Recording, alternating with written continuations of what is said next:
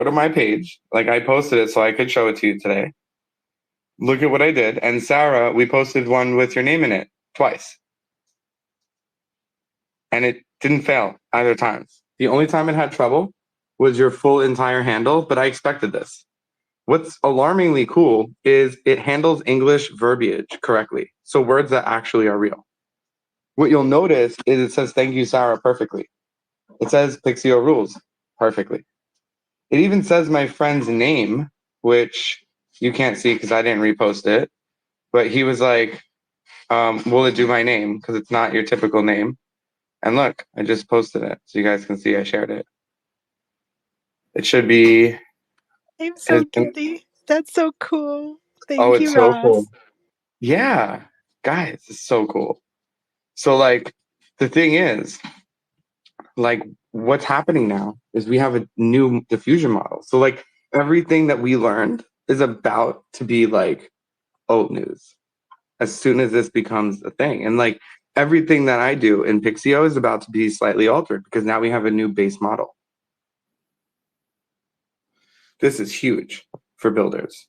This means your app could potentially harness the power of Stable Diffusion 3. And in a world where it's best to be first, well, you're literally first. Like Pixio is probably the first mainstream app that's going to have Stable Diffusion 3, like ever. They don't even have it in their app. This is actually really important for folks to pay attention to, because TSI has such strong partnerships. You know, Josh mentions this very frequently, that collaboration is currency, right? It's because of what Ross is doing in real time and how many people are watching in real time the evolution of education. And he has such powerful relationships to be able to have Stable 3 before everybody else. That first mover advantage, even if it's just 1 week, puts you ahead of the pack, especially if, let's say, you're an influencer that needs to have those clicks or needs to have people paying attention to you, right? This is how many of the AI influencers have grown, is because they have first mover advantage. To be able to play with this right now is such a powerful thing. And it's humbling to think that it's the democratization of tools. We don't have to be famous in order to play with them or have special, access in that respect. It's because of what these guys are doing behind the scenes and the partnerships and the consistency. They've shown up for 15 years. These are not relationships that have just, come out of nowhere. It's because of their consistency in building these kinds of open source, open playgrounds, digital maker spaces that have afforded us the opportunity to play today. So I just wanted to say thank you, because I know what goes into that, and it's pretty damn impressive, Ross. Congratulations. You're doing something incredible. So I'm putting that out there because I know you won't mention it. Well, I really appreciate that. We all do. Our whole team definitely appreciates that. But, it's true. Everything that we're doing here is backed by 15 years of technology, 15 years of education, and then the hybrid of it together. And later on, I have something really cool I'm going to tell you guys, like later towards the end. So I don't want to derail, because that will happen if I tell you now. But Josh and everyone, look at my profile. This is a real-time demo. I just did it. Look, it's perfect. 1 shot, 0 shot, no regenerations. Can you imagine? How is that? How are we there? That's so cool. See, this is really cool. I just wanted to note, look at, marketing is through the roof. Sarah, you pointed out earlier all the products on GitHub that people may have built, but they haven't figured out how to market them to people who can actually use them. Some of these tools will really be helpful in helping you to connect your product, your MVP, with the ideal customer. And some of this stuff, because you can tailor into the words of it, you can actually create meaningful ideas on different type of art. Ross, this is definitely different than before. Being able to have this level of calibration on there is awesome. No, Josh, this is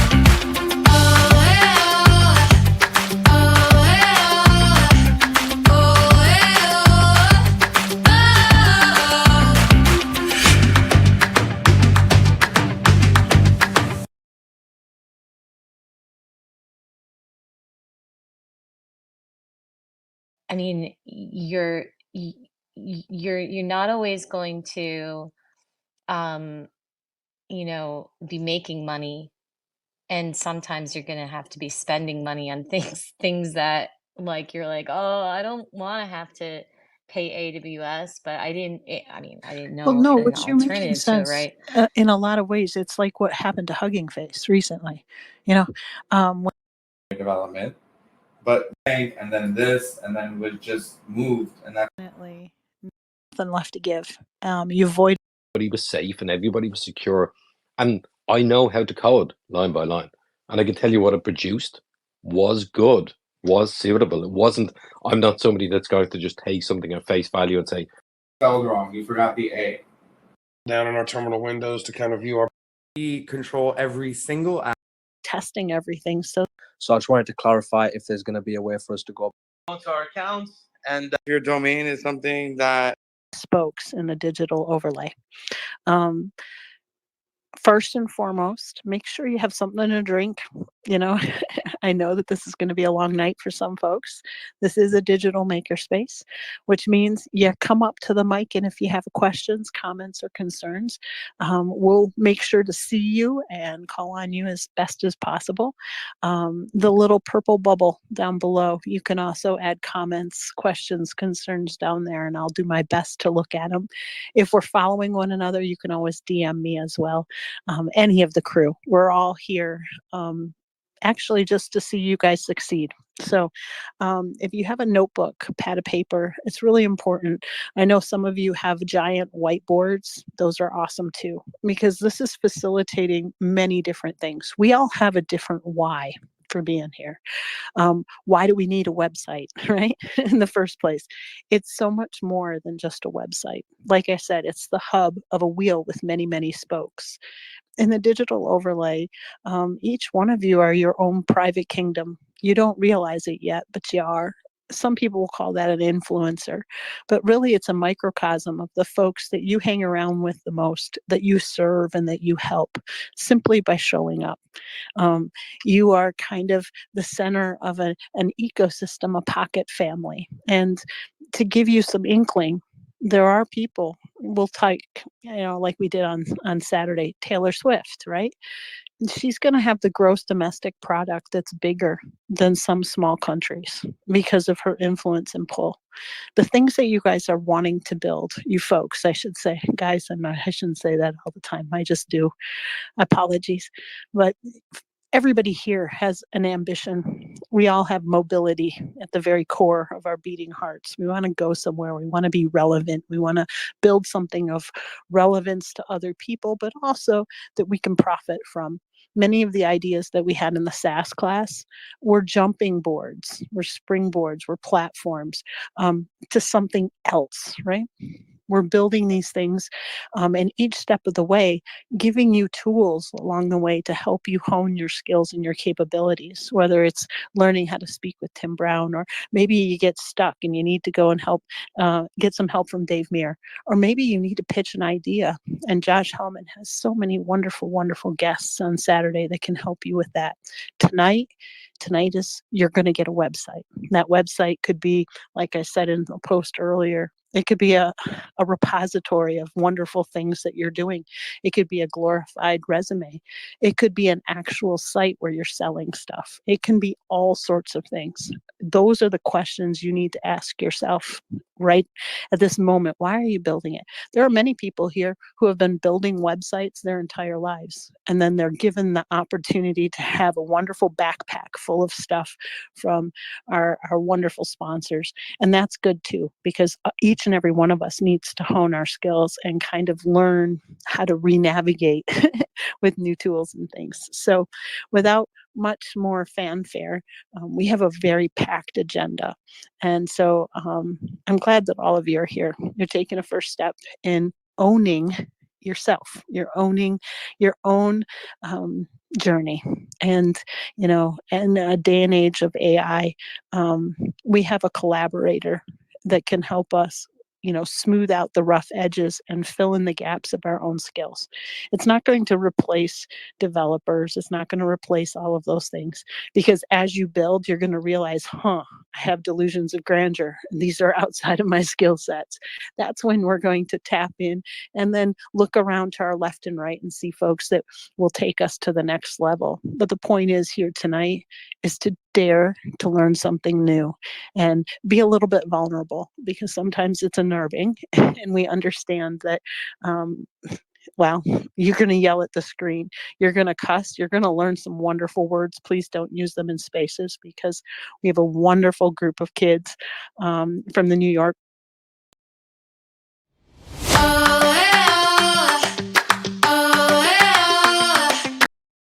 that are joining us. So be on your best behavior. This is a Montessori classroom of sorts, right? So keep it family friendly. But I will tell you, yes, it's going to test a lot of folks, especially if this kind of stuff is new to you. But don't worry, we're not going to leave you behind. And no question is dumb. We want all of the questions to be in the recorded line, especially since this is a beta test, right?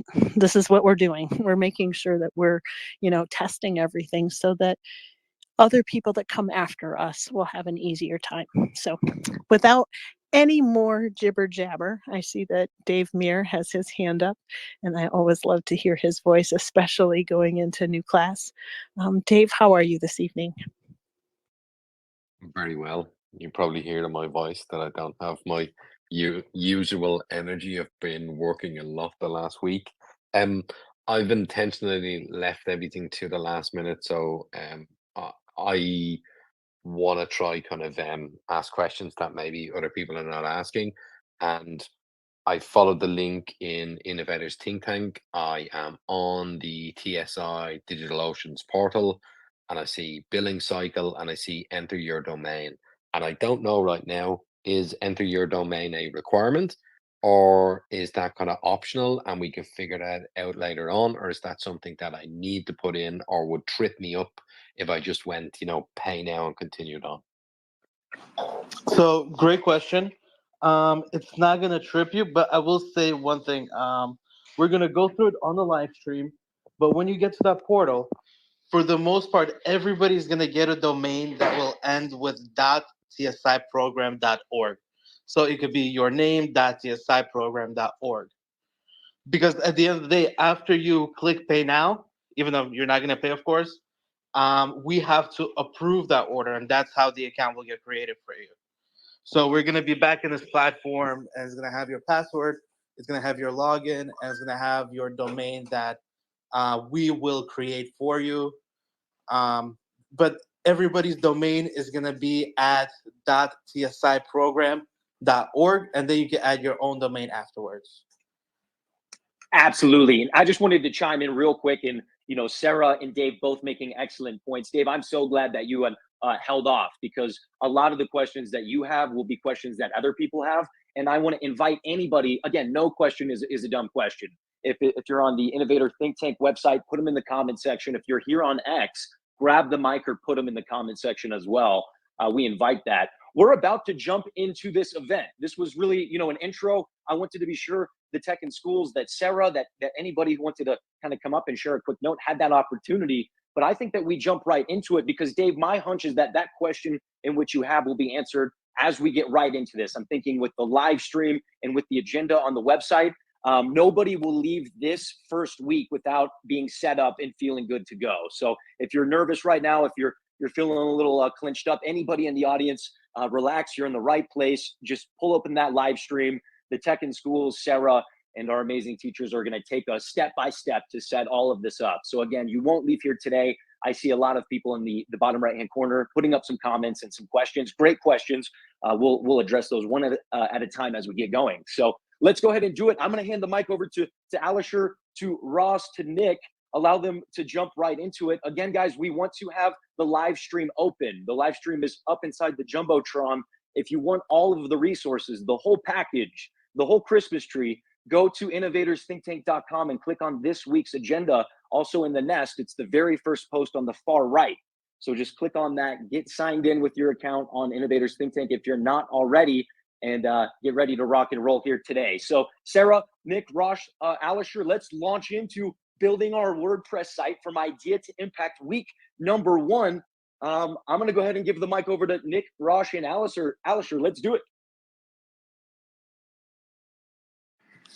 So guys, here's the thing. If you don't follow this process right now, you're going to actually not leave here safe and unbothered. You're going to be like mad because you didn't do it if you don't pay attention right now. And this is not a recording thing. This is a real time, you take action type of situation. Then after, week 2, 3, of course, if you can't show up at the first 10 minutes or stay the whole time, we understand it's all live stream. But it's really, really, really important that you get the authentication and you get the servers and you're able to do all those things. So if you haven't had the opportunity to sign in, get the link, sign up, purchase a thing, get to $0, and where it says unpaid, if it says unpaid, you did the right thing. If it does not say unpaid yet, you need help. This is your time to raise your hand, come up and talk, and we have the live right here. We can actually simulate and show you what you should be doing.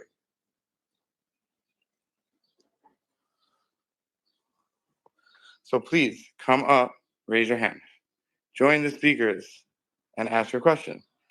This is interactive learning, not a lecture. Some initial people up on stage that grabbed the mic. We have Jeff, Dan, Lucia, Brad. Welcome on up here. Good to see each and every one of you, and our co-host Mattia grabbing the mic as well. Sharon grabbing the mic. Let's see. We got Mukshad. Guys, I'm getting everybody up here. Apologies on the delay. All right, Mattia, I see you got a hand up.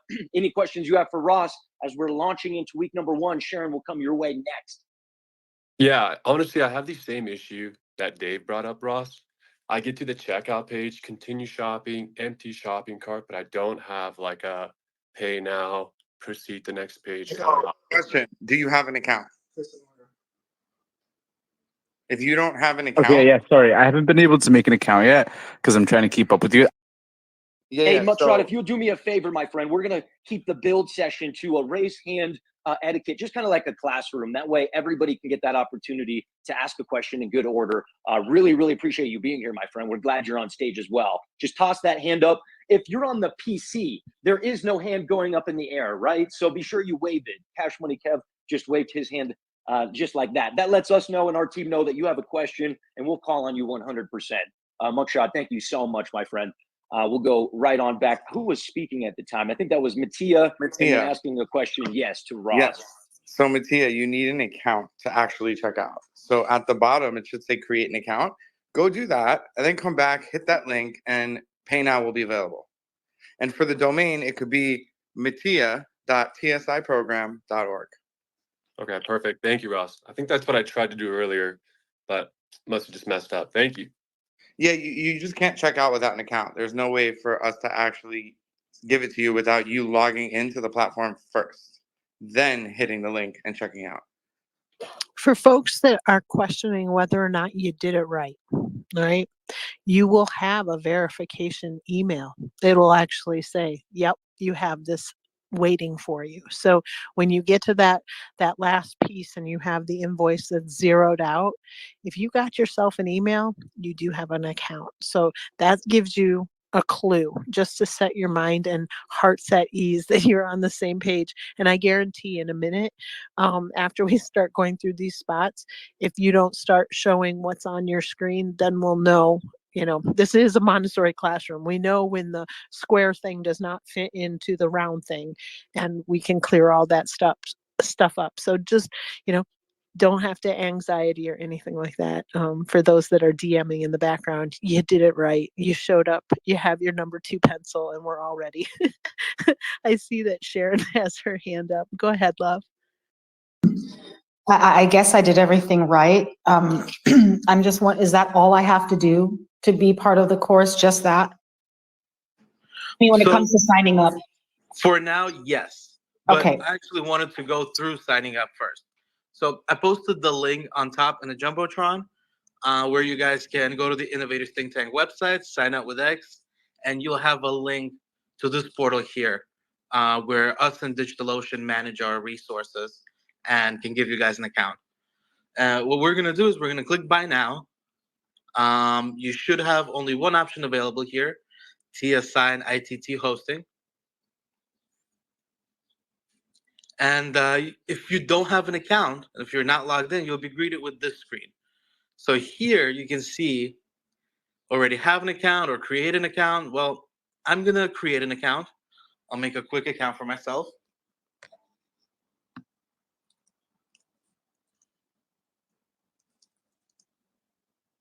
You guys can fill out your real info, but I'm actually going to fill out my real info as well, in case I want to receive any emails.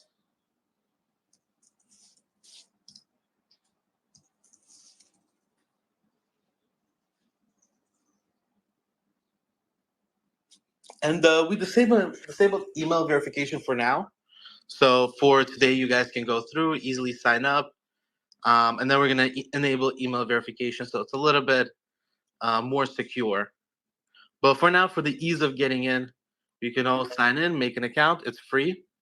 Now from here, you want to go to place new orders, and you want to get back to TSI X ITT if you just signed up. And then I can click buy now. And we're going to have this option to enter a domain.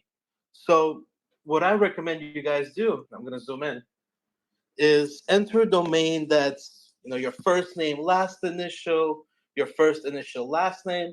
So for me, it's going to be afarhadi.tsiprogram.org.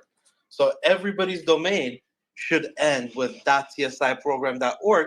If it doesn't, we'll automatically, when we're approving you, paste in a domain for you.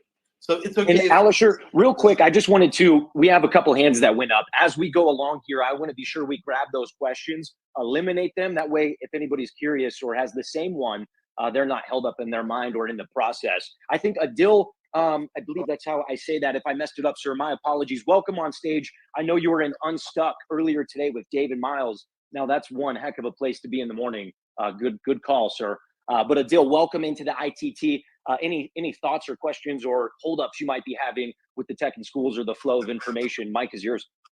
Hi, Josh. I'll try and make this quick because I know we're trying to keep this moving. Thank you very much for having me here, guys. Just two questions. Number one, as it is in the UK, I'm on a bit of a tight schedule tonight, so I'm not going to be able to stay for the entire duration. I'm conscious that I might miss out on some of the signing up processes and things like that. Is there going to be a recording or anything like that that I can watch tomorrow later in the day and be able to catch up on any steps that I might miss? And number two, I was on the phone with Morgan earlier, a fantastic lady, and I was going through this exact part on the checkout. And the enter your domain, she said, you don't need to put anything in there for now. It's okay. So I just continued without actually entering anything in there, which it allowed me to do. So I just wanted to clarify if there's going to be a way for us to go back and change that for me as well. Thank you. Yeah, so you'll be able to change, but we're actually going to set that for you. So everybody's going to get a domain that ends with .tsiprogram.org.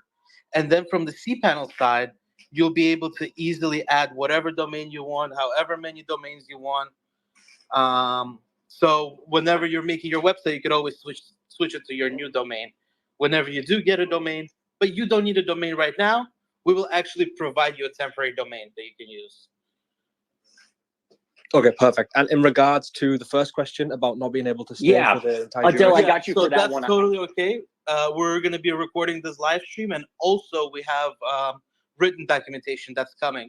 So I already wrote up the first part of it where it describes how to get an account and how to claim your free cPanel. So I'm gonna write the next part of it, which is how we're gonna make the WordPress, how to access cPanel, and also how to edit your WordPress website eventually. And Alisher, I want to just double down and make sure everybody knows also, Adil, that you're not able to sign up after week 1, although the recording will be available. So we'll have a full recording with the audio, with everything you're seeing on the live stream, Adil. But folks listening now, or even if you're listening back, you will not be able to sign up after week 1. So make sure that you're locked in, you have your account, you have everything you need. But I get that it gets late across the pond, my friend. If anything, we welcome you in here during the 6-week course, and I'm glad you stopped by today. So Alisher, excuse my interruption. Adil, did you have another note before we swing it back around to Sharon? No, that was it.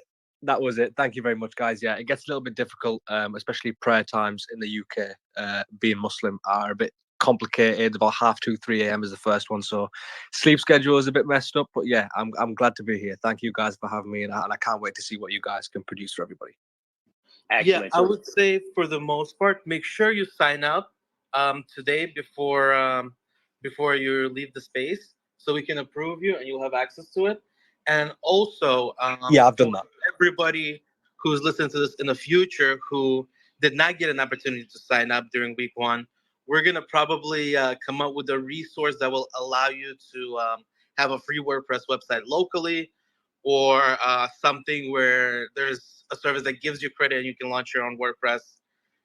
So if you weren't here for week one, you still will be able to continue with the website. And of course, if you're maybe listening to this in the future and you want to repeat this and you no longer have access to the cPanel, well, then you can launch your own local server or your own cloud server that's free. So we'll figure out some sort of free resources where you aren't left behind if you weren't here for week one. Beautiful. Sharon, I see you got a hand up. We'll go right over to you for a question. And Sarah, my dear Sarah, feel free to never put that hand up. You are leading this course. If anything, I got to pop a hand up now and again. I'm sorry, I'm stepping on toes. I want to get these questions answered and be sure that we're continuing to move in the right direction. Sharon, what do you got for us?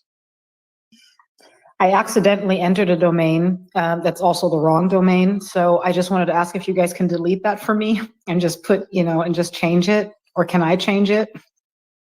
We're going to change it. We're going to go through everybody's request and we're going to approve it. And that's when the account is going to get created. So we're going to be changing everybody's domains anyway if they don't fit the format. Thank you. And it's going to be something simple. It'll be something like yourname.csiprogram.org. There are no mistakes, Sharon. Well, there are, but we can fix them and reverse them, so don't worry about it. I've done the same, so I was like, oh, I misspelled it. I just wanted to make sure that down below that Umuksud, I know that you had your hand up, honey, and I didn't see and hear your question, and I didn't want to overlook you just in case you're on the laptop. Did you still have a question for Ross before we continue on to Katie? Sarah, I had noticed that I think he dropped off the stage. I know that the X Spaces has been one heck of a challenge recently. We're going to fight through it. You have no idea. I will tell you. Yes. Yes. Okay. So I just wanted to make sure, because we do have phantom people in the speaker box. And so if you're listening to the recording, we were thinking of you. So hopefully your questions are answered. I see that Miss Katie has arrived, and I wanted to tell her her new PFP is stunning. So welcome to the stage. How are you, my friends? What question do you have for Ross? Oh, that's very kind. Thank you, Sarah. It is. Thank It's you so great. much. It looks Oh, lovely. thanks. I'm very, very proud of you. Yes, go ahead. So kind. Two things. When I first signed up, I did not use my Twitter account to sign up, so I'm signed up through my email address. Is that okay? Absolutely. Yeah, that's absolutely okay. As long as Okay. your name is there, we're going to know you're coming from here. We know most of the people that have signed up already, so we're able to place most of you. And yeah, I don't think we have a Twitter sign up here, but when you go to Innovative Think Tank, you do have a Twitter sign up, and that's kind of like a way for us to verify that you're coming from Twitter, which is thank you, Luke and Josh, for providing that resource. Is that okay then? So I'm okay in the position right now, just having signed up by email. You're absolutely okay. Okay, and the other question that I had was, I definitely do not have a... Unlock the power in your digital seat. Right?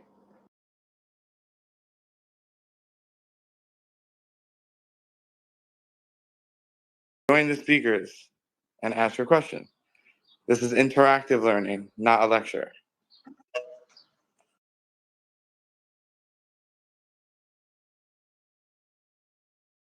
So I hope you guys really enjoy this, and I look forward to all the introductions. I love hearing about all the cool people that make this happen.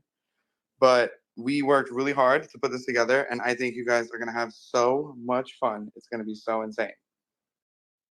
Ross, I absolutely love it, and I will double down on that. Like going from the first idea to impact series, or you could say course, to this one, folks, we've leveled it up a lot. Go to the link in the nest at the very top. and swipe to the far right. There's only 3 things in there right now, right? So go to the very far right. You'll see all resources and live stream link with a couple arrows pointed downwards. Folks, that'll take you right to the Innovators Think Tank website where we have the video up, all of the resources you need, the agenda. And like Ross said, if you're not on X with us right now, you guys can head on over to the Innovator Think Tank website and use the comment box in which our team and Ross's team will be able to see your comments, and we're happy to reply in live real-time audio from here. If you guys want to come over to X, click on the link in the upper right-hand corner of the Innovators Think Tank website. You'll be taken to the X space. Request the mic and feel free to come up and grab it at any point. As Ross mentioned, we're live on many different platforms. We're trying to bring as many people into this event and make as big of an impact as possible. So look, you don't necessarily need to be inside this space right now. You could be on the Innovators Think Tank website, listening to the audio, putting some comments in there. And guys, I think that this is a really, really great way to evolve what we're doing and take a bold step into the second course of this series. Without further ado, let's get Sarah in here to talk a little bit more about, some thoughts she's having in terms of taking ideas to impact WordPress sites for innovators. On an individual level or even businesses. Sarah, my thought is you might not only have a great intro, but also be able to touch on the ways that people might want to use what's in front of them right now. So Sarah, thanks for joining us. I'm stoked what we're doing, and Mike is 100% yours. Well, greetings. Congratulations to each and every one of you that are here. You got to be present to win today, folks. There's a couple things housekeeping things. I want to make sure we're all on the same page when we start this. How many of you, raise a hand, I know that you're on laptops, so you can just kind of wave, have already signed up for tonight's class, and we want to make sure that you have all of your tools before we begin opening up this segment. So if anybody does not know what the heck I'm talking about, that you did not link your Twitter account or sign up for an account for this evening, we need to know now. This is one of those things that we need to know now. So it doesn't mean that you're going to be left behind, but some of you are new and may have not heard our talk on Saturday night. Maybe you were just invited by a friend, and maybe this is your first time on Twitter. I know that we have some anonymous listeners, and we also have listeners across multiple platforms, right?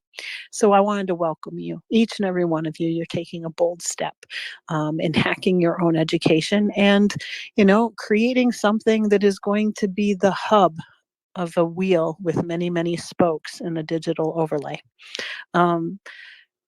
First and foremost, make sure you have something to drink.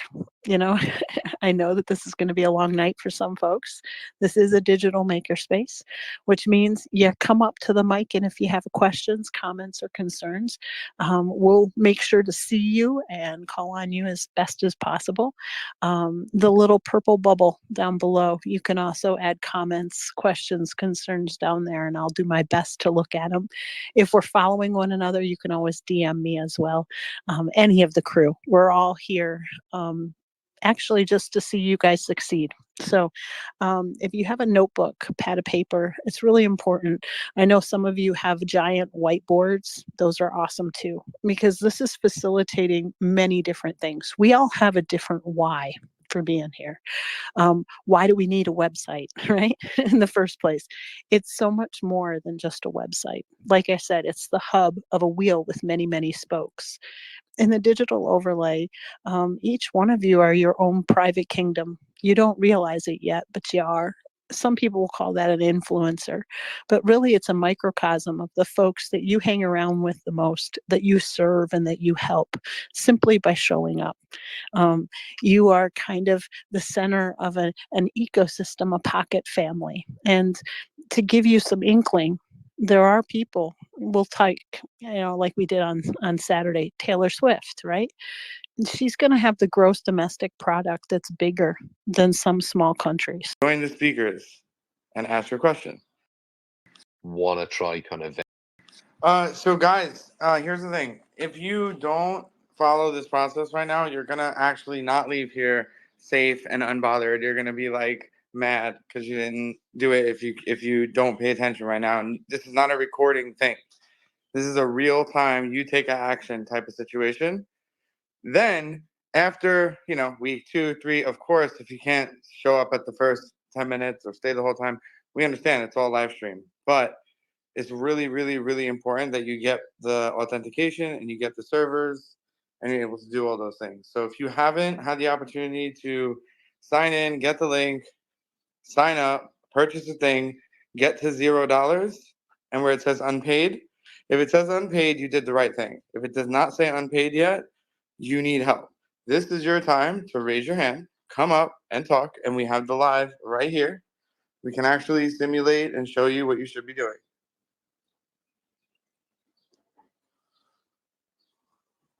So please come up, raise your hand, join the speakers, and ask your question. This is interactive learning, not a lecture. Some initial people up on stage that grabbed the mic. We have Jeff, Dan, Lucia, Brad. Welcome on up here. Good to see each and every one of you, and our co-host Mattia. Mattia grabbing the mic as well. Sharon grabbing the mic. Let's see. We got Mukshad. Guys, I'm getting everybody up here. Apologies on the delay. All right, Mattia, I see you got a hand up. Any questions you have for Ross as we're launching into week number 1? Sharon will come your way next. Yeah, honestly, I have the same issue that Dave brought up, Ross. I get to the checkout page, continue shopping, empty shopping cart, but I don't have like a pay now, proceed to next page kind of option. Question, do you have an account?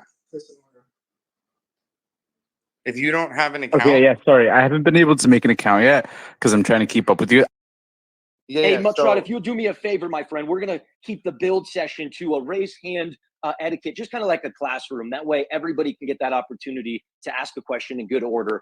Really, really appreciate you being here, my friend. We're glad you're on stage as well. Just toss that hand up. If you're on the PC, there is no hand going up in the air, right? So be sure you wave it. Cash Money Kev just waved his hand just like that. That lets us know and our team know that you have a question, and we'll call on you 100%. Mukshad, thank you so much, my friend. We'll go right on back. Who was speaking at the time? I think that was Mattia. Mattia. Asking a question, yes, to Ross. Yes. So Mattia, you need an account to actually check out. So at the bottom, it should say create an account. Go do that and then come back, hit that link, and Pay Now will be available. And for the domain, it could be mattia.tsiprogram.org. Okay, perfect. Thank you, Ross. I think that's what I tried to do earlier, but must have just messed up. Thank you. Yeah, you just can't check out without an account. There's no way for us to actually give it to you without you logging into the platform first, then hitting the link and checking out. For folks that are questioning whether or not you did it right, you will have a verification email. It'll actually say, yep, you have this waiting for you. So when you get to that last piece and you have the invoice that's zeroed out, if you got yourself an email, you do have an account. So that gives you a clue just to set your mind and hearts at ease that you're on the same page. And I guarantee in a minute, after we start going through these spots, if you don't start showing what's on your screen, then we'll know, this is a Montessori classroom. We know when the square thing does not fit into the round thing, and we can clear all that stuff up. So just, don't have to anxiety or anything like that.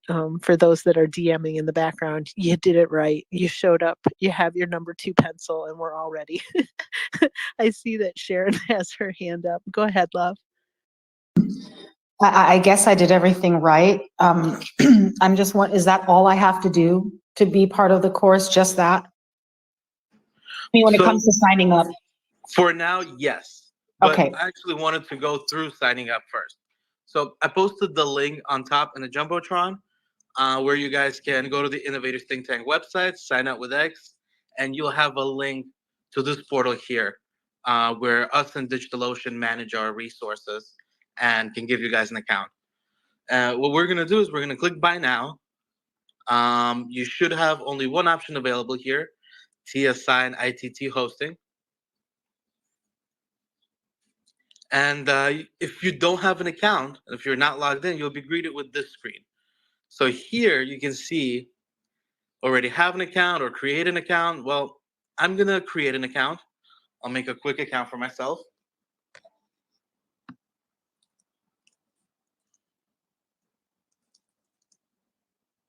You guys can fill out your real info, but I'm actually going to fill out my real info as well. in case I want to receive any emails.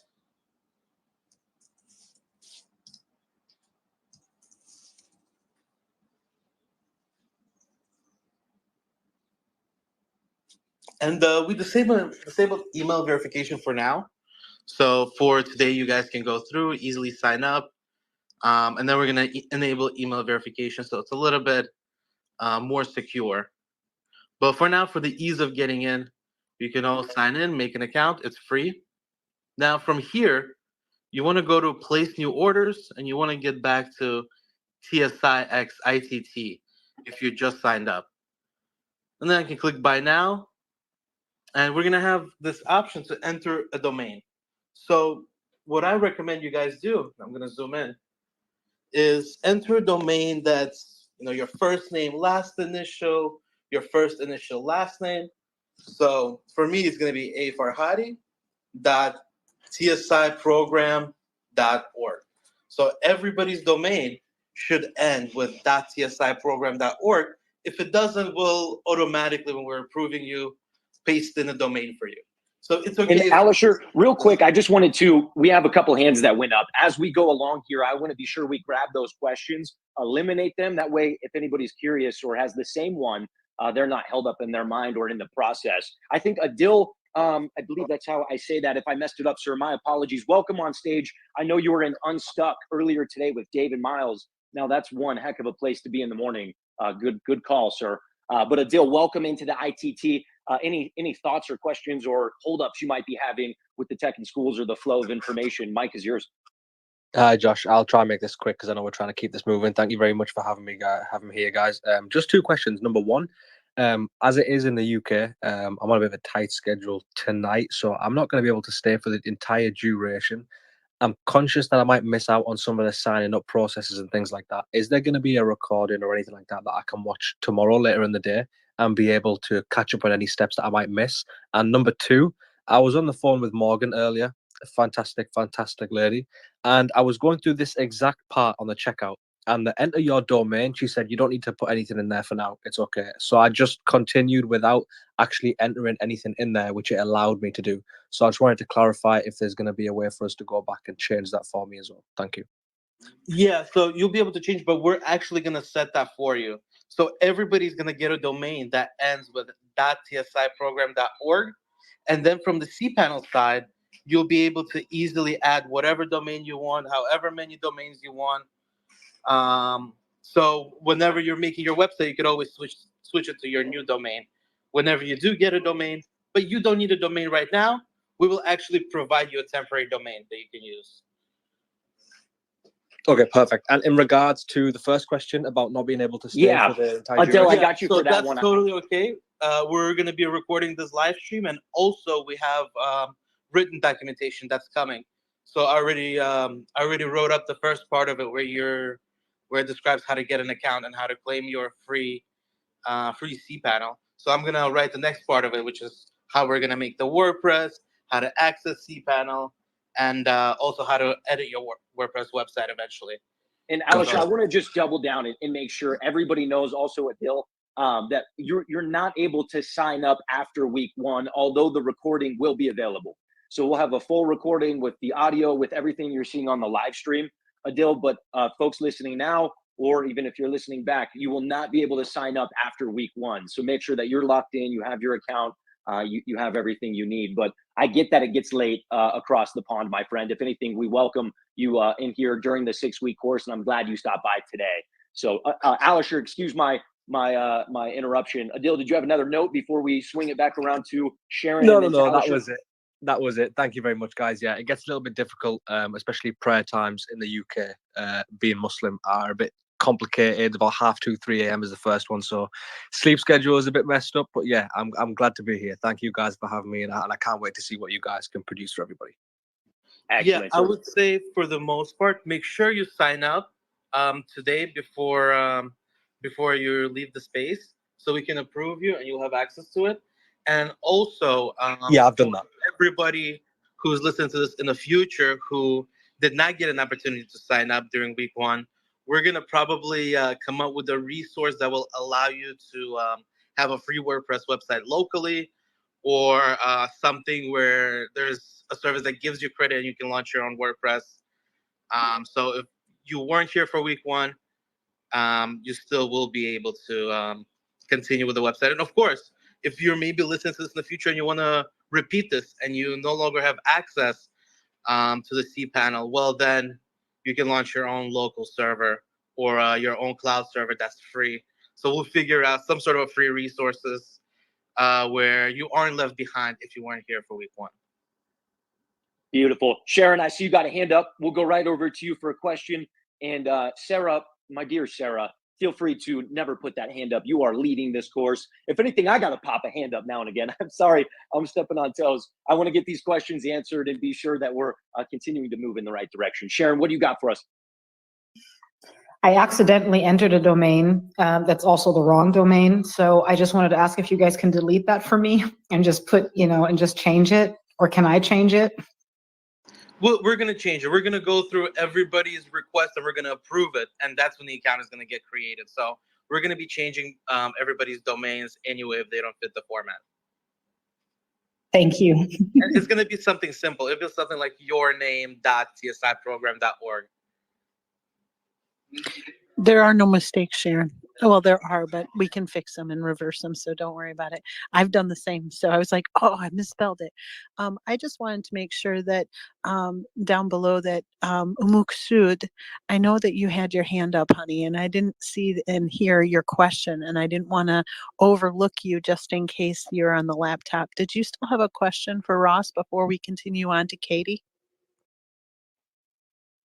Sarah, I had noticed that I think he dropped off the stage. I know that the X okay. Spaces has been one heck of a challenge recently. We're going to fight You through have it. no idea. I will tell you. Yes. Yes. Okay. So I just wanted to make sure because we do have phantom people in the speaker box. And so if you're listening to the recording, we were thinking of you. So hopefully your questions are answered. I see that Miss Katie has arrived and I wanted to tell her new PFP is stunning. So welcome to the stage. How are you, my friends? What question do you have for Ross? Oh, that's very kind. Thank you, Sarah. It is. Thank you It's so great. much. It looks Oh, lovely. thanks. I'm very, very proud of you. Yes, go ahead. So kind. Two things. When I first signed up, I did not use my Twitter account to sign up, so I'm signed up through my email address. Is that okay? Absolutely. Yeah, that's absolutely okay. As long as Okay. your name is there, we're going to know you're coming from here. We know most of the people that have signed up already, so we're able to place most of you. And yeah, I don't think we have a Twitter sign up here, but when you go to Innovative Think Tank, you do have a Twitter sign up, and that's kind of like a way for us to verify that you're coming from Twitter, which is thank you, Luke and Josh, for providing that resource. Is that okay then? So I'm okay in the position right now, just having signed up by email. You're absolutely okay. Okay, and the other question that I had was, I definitely do not have a domain yet as part of the process I went through to sign up. Is that okay at the moment? That's okay as well. Everybody's going to get a domain that ends with .tsiprogram.org. Perfect, thank you. And when he says, shout out to Josh and Luke, he's really saying shout out to Luke in the audience, who is the developer of the ITT. And everything you see on that Innovator Think Tank site was brought to life in amazing ways by Luke. And even a lot of the design was done by the great Dave Meir, who we have on stage. So guys, give him a follow. We're building out these sites. Don't hesitate to reach out to some of the people in here who have put together world-class sites before. I highly recommend it. Dan, my friend, thank you for being in here. Also, I see 30, 35 people on the site right now. Guys, well done. Go over to that site, get all the resources you need. Dan, my friend, welcome up. Any questions you got? Mike is yours. Oh, my hand up, but hello. I was just awaiting the next step. I think I'm caught up. All right, no problem. It was a phantom hand. It just, like Talladega Nights, Will Ferrell style, just put those hands up there. Kathleen, I see you got a hand up. Any thoughts that you have for Ross or Nick? We welcome them. Thanks for being on stage. Mike is yours.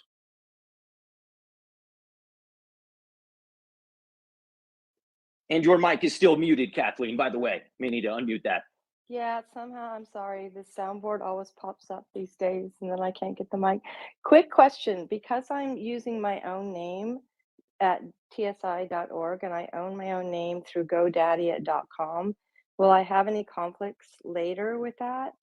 No, Or you will not have any conflicts. What we will show you how to do in the following weeks is how to connect your own domain, how to bring your own domain from GoDaddy and connect it to your cPanel. But you're not going to have any conflicts. You're all set. Most people are going to have the same domain. It's going to be something like their name.tsiprogram.org. Okay, that's great. Thank you. All right, the board of questions seems to be clear. If you don't have any big questions, guys, and we have any more folks that are requesting, don't feel offended if I move you down and we bring somebody else up. We're just rotating the questions that we can take. So, Alicia, I'll bring it right back over to you. Sorry about stepping on toes. My thought was let's just answer these along the way and make sure everybody stays totally up to date with us. So, sir, Mike is yours. No, that was perfect. And the next step for us is you can click pay now on the screen, but you're not really paying. This just puts in an order in our system, and it essentially lets us know you're here, and we're going to approve it, and it'll automatically make a free cPanel for you. So I'm going to put in my order, and from here, you can go back to the client area, and you're going to notice you have an order, but it's pending. So what we have to do now is me and Nick, we're going to go into our accounts, and we're going to start approving people and setting usernames and passwords for everybody and setting your domains. And in the meantime, you'll learn a little bit about WordPress. So as we're approving you, you're also going to learn about WordPress, cPanel, and then we're going to jump straight into WordPress. So I'm going to hand it over back to Ross, and I'm going to go start approving everybody. We're talking about duplicates because they're going to see it.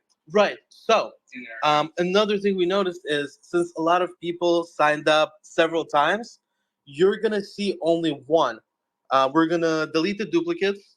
So if you signed up 4 times and you don't even know about it, you're only going to see one order in there that will be active, that will have all your info leading to your cPanel.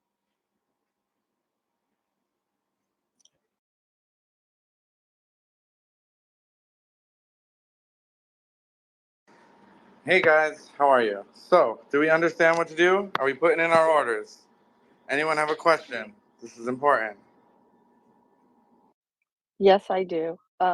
So I already do have a .com that I put in yesterday, so I guess you guys can delete that one, and then it'll keep the tsiprogram.org, right? Yeah, so any duplicates we'll delete, any misspellings we'll delete, any wrong domains we'll fix. We're only going to activate the ones that actually are good to go. And hopefully by the end of this process, everyone has a shiny new fancy cPanel.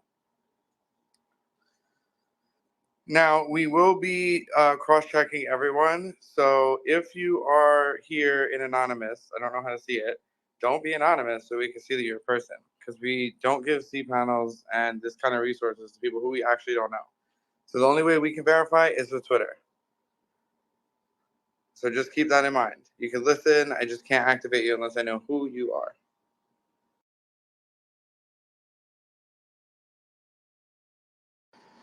Any questions at all? This is the time to ask random questions. Because what I don't want to do is like start doing what we're doing or week 2, and it's like, how do I set this up? I have a question, Ross. Sorry. Go ahead. Nope. You go first. Just for clarification, Ross, I'm waiting for Nick to approve me in the background, and then when my status changes for pending, I'm good to go. Correct. Yep. And you'll be issued Thank you. a server, an SSL, a domain, databases, and all the other resources which we're going to start to claim together. But if we can't claim it together, and it's like me and 6 other people doing it, and then like 35 of you, 40 of you not being able to do it, that's no good. And if you're listening not inside Twitter, you need to come to Twitter. That's it. So you need to take yourself from wherever you are and come to Twitter, and you can get verified. And we can give you a cPanel too. This is the first time we're actually broadcasting kind of everywhere, which is kind of fun. So we're making a lot of new friends tonight. Ross, to jump in, there are a number of folks that have one device. So they are on a laptop only and are watching the live stream through Innovators Think Tank. Is there any way that they can give you a heads up or a tap if they cannot listen to both at the same time or access Twitter? But they can, because no matter where they are, they're hearing spaces. True. I agree. Okay, So if so they're I'm on going the to make live sure stream, that they're not on one or the other. Maybe yeah, they'll well, have if to you're mute one or the on your other. Yeah. computer, right, and you're on your computer and you have the live stream open and you have spaces open, just mute the live stream and you're good to go.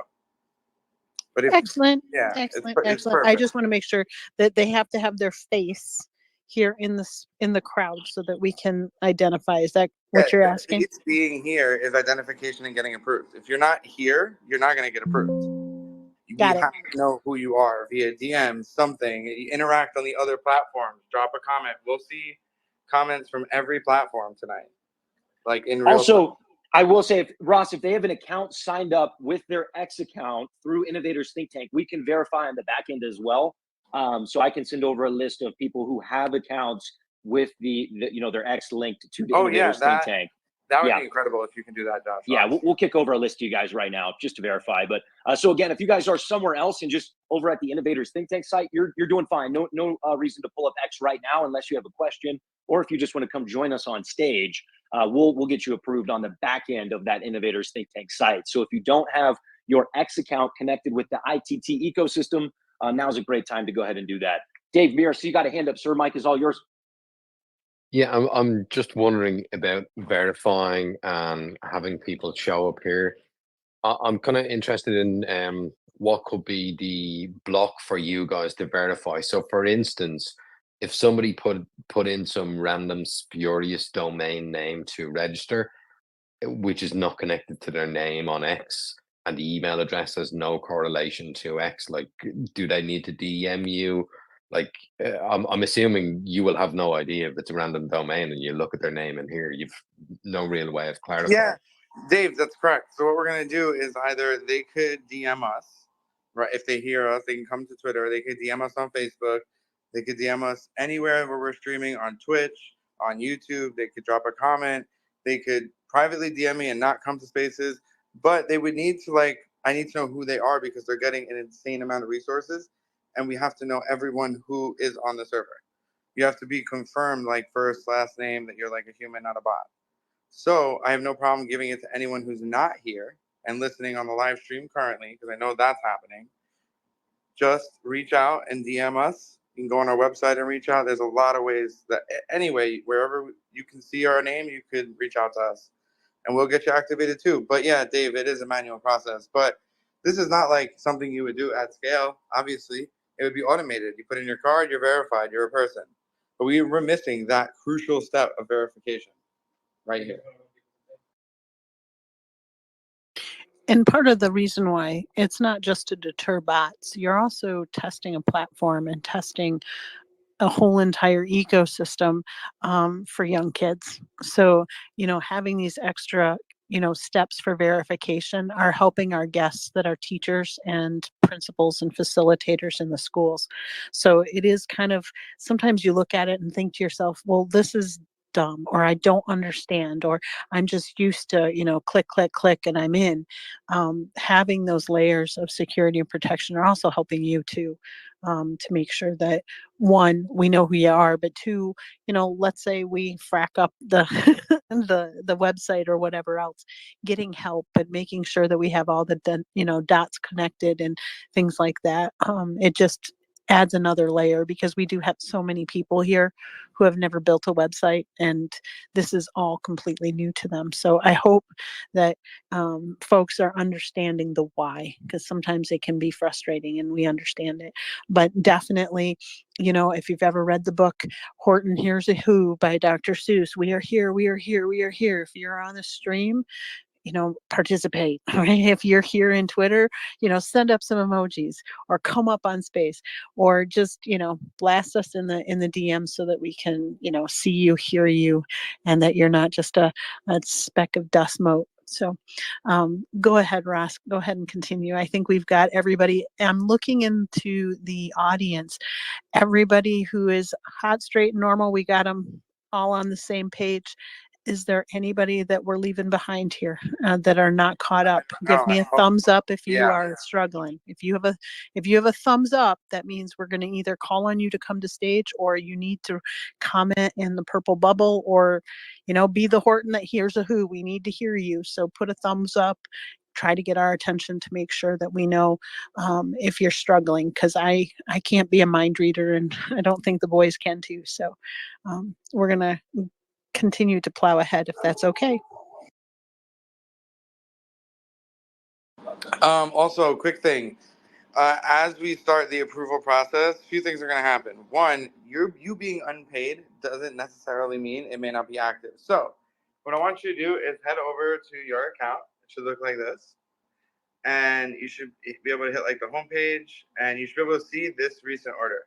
So don't pay attention to the invoice right now tonight. The invoice may or may not change for you tonight. It may change later on or in the morning, but that's not going to mean it's not going to work. Look at recent orders. If it says active, you have been given the magic, amazing activation. If it hasn't, keep refreshing.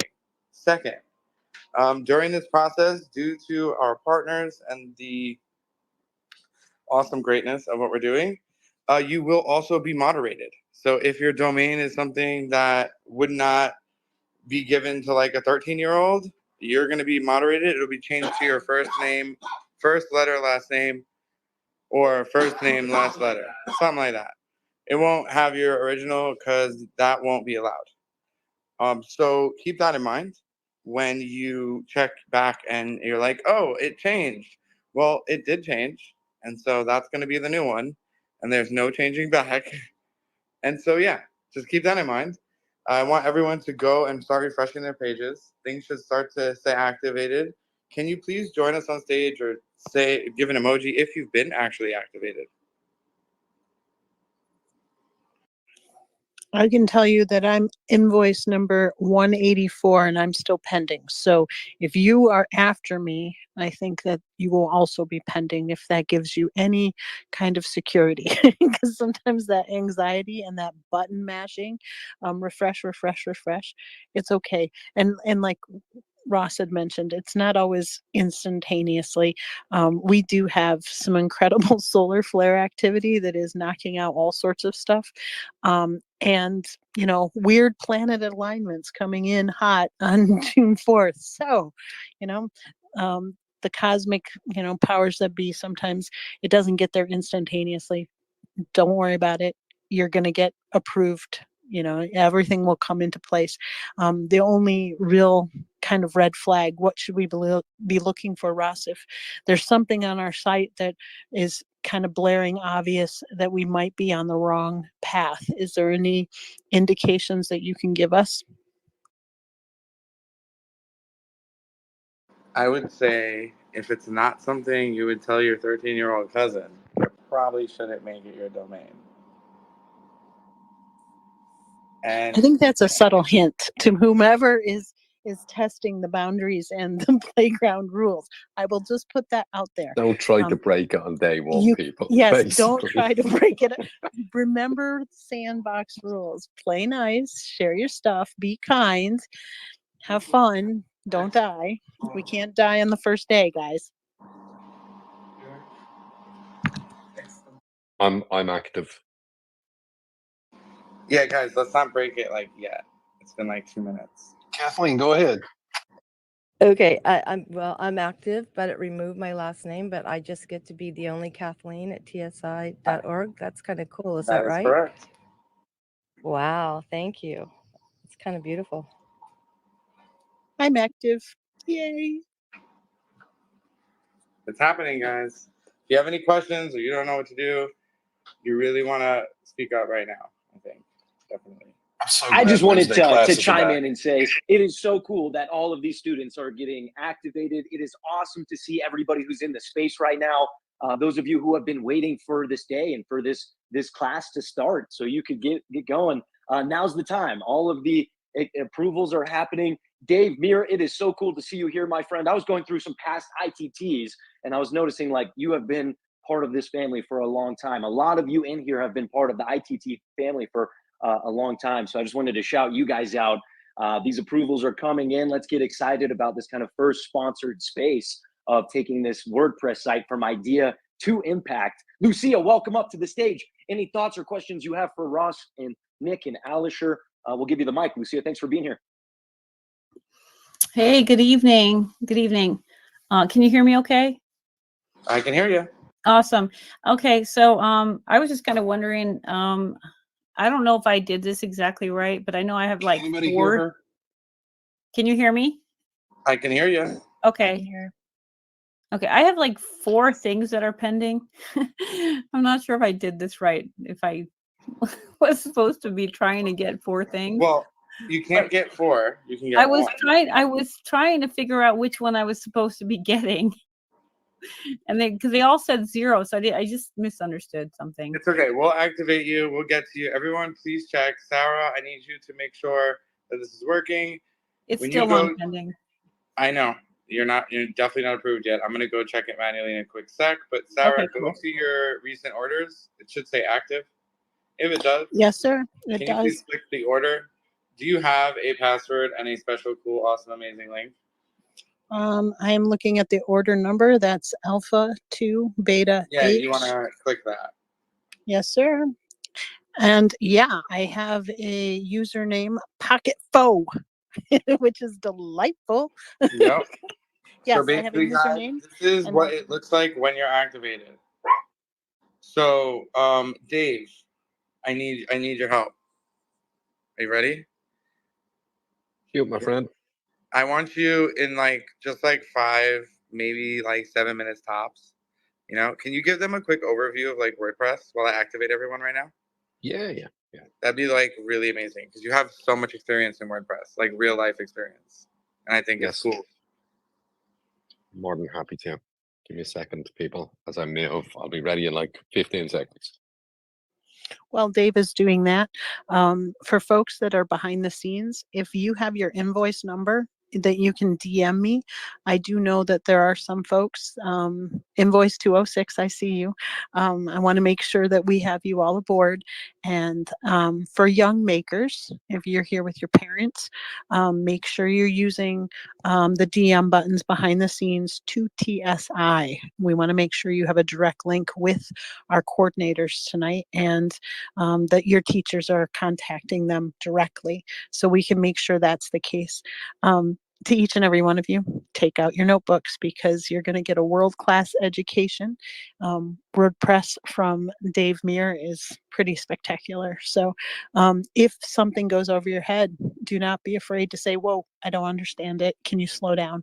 We're trying to make sure that we are accommodating all of the different folks that are in the system tonight. So if you're hitting any speed bumps and you're not getting that active symbol, just like Ross had said, when you have your invoice that says in the little far corner pending, you keep refreshing. And when you refresh, it should say active. And when you have that active, go off to the left-hand side, and you're going to have the kind of invoice number. If you click on that, you will have your status active and a username. All right. So for the giggles of it, mine is Pocket Folks, but it's just Pocket FO. So if you are following along and you can see things, if you need me to post my screen, I can do that. Go ahead, Dave. Thank you for filling that gap. So I've been designing websites for maybe 15 years now, and I started making basic websites and eventually graduated to WordPress websites. And I'm kind of now at a point where I do really highly bespoke, customized websites, but they're still inside WordPress because it's so easy for people to use. And just to put it in context, WordPress websites power about 48% of the internet, which works out at nearly 500 million websites, 500 million websites that are live.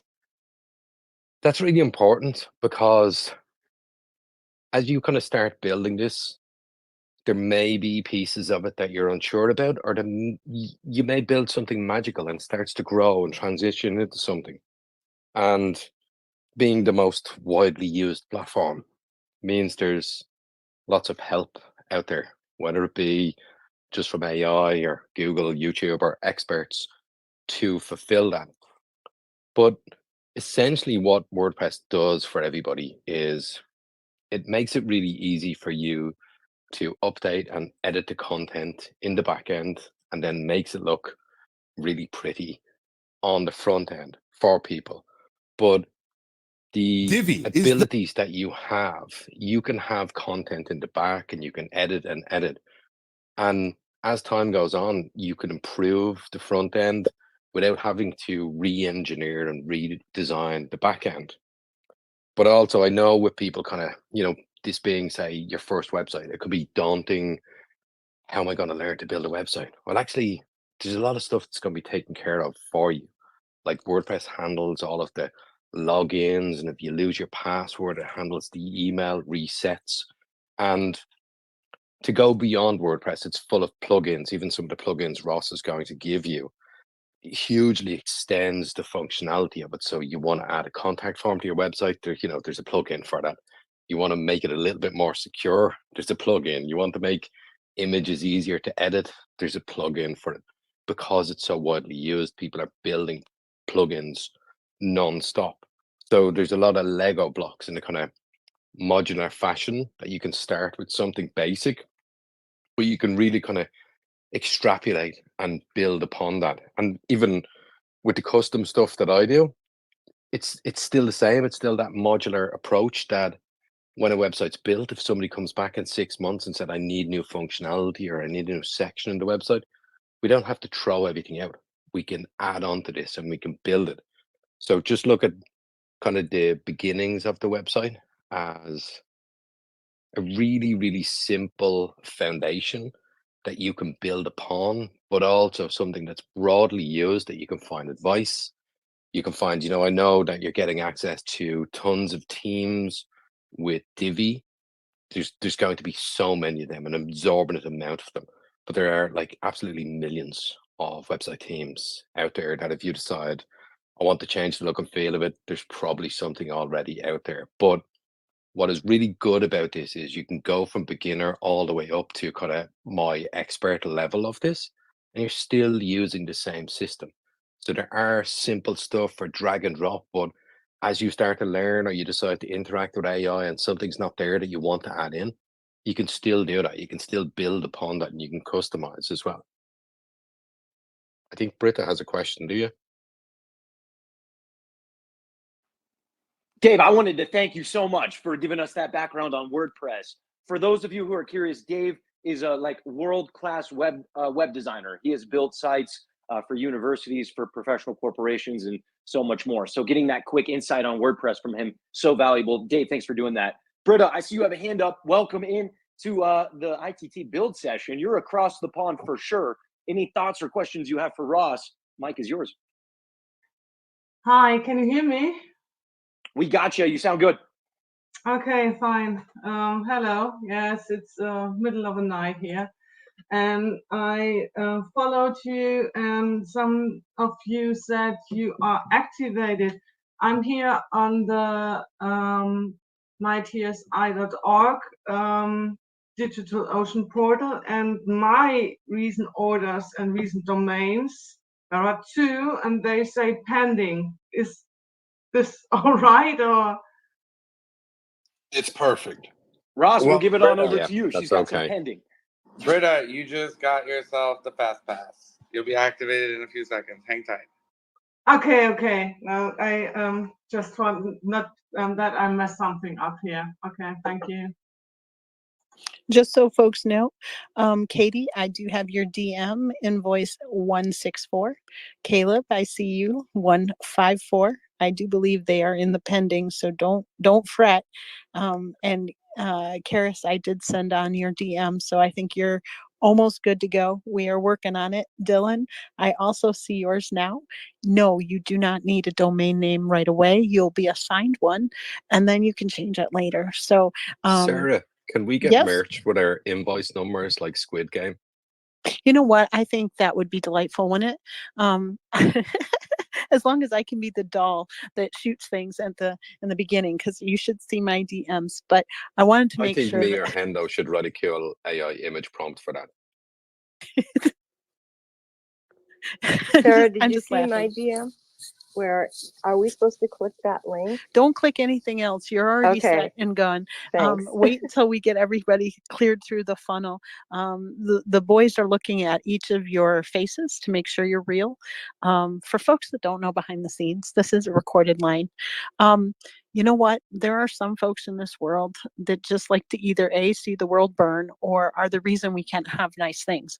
But we usually don't mention them simply because I don't believe in anybody stealing my joy or anybody else's in the room. If I'm having a bad day, you will never know it. That is my sole mission in life. And so those folks that do decide to push buttons, I'm a 50-year-old woman with children that knows all of the trinkets and trash and secrets. And so if I can suss it out pretty darn quick. So just so you know, it takes a real lot to get us flustered. But making sure that, yes, everybody's getting their approvals.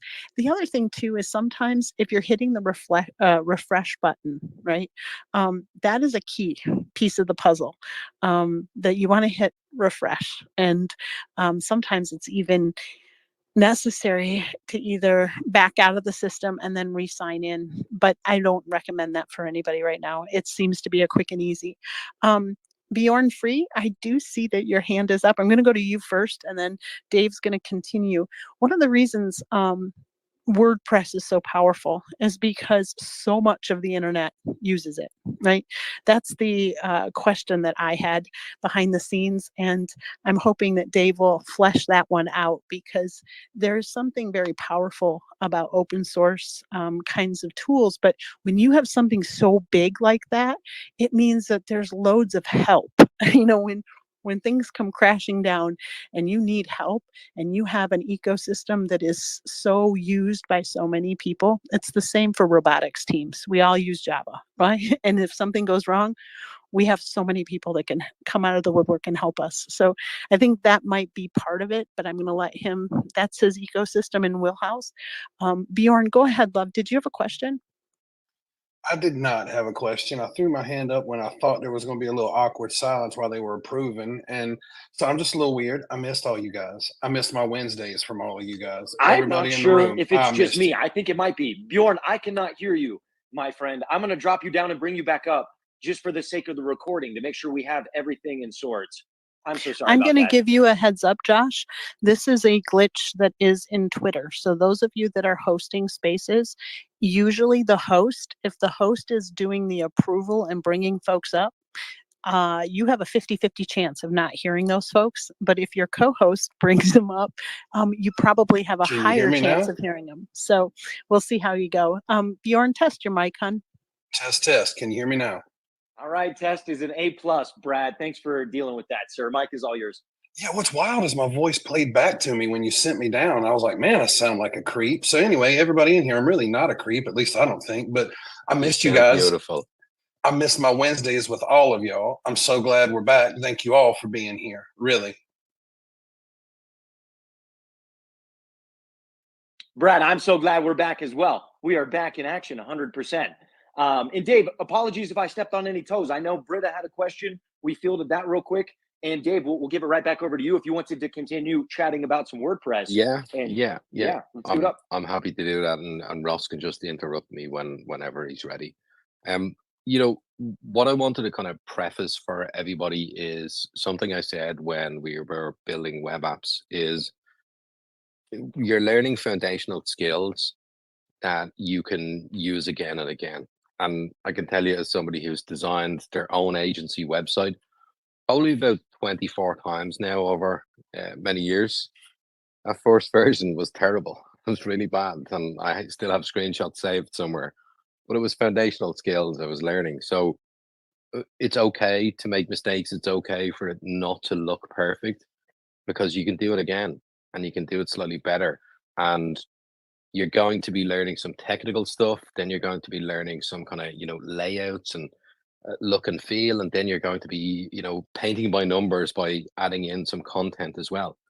There are lots of different skills, and they're all different foundational skills. And don't put too much pressure on yourself, because that's what's really good about WordPress is I can be good at design. Maybe somebody else is good at coding. Maybe somebody else is good at writing copy. I'm lucky I've spent a lot of time and years doing all of those. So I'm kind of an all rounder on it. But lots of other people may bring me in because they couldn't do the coding part, or they weren't great at the security part of it, or it was too, they wanted a lot of technical functionality.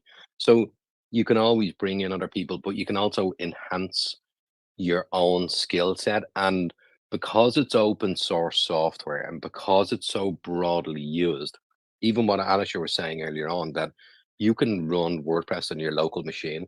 Every single website I build for a client, I build it locally first.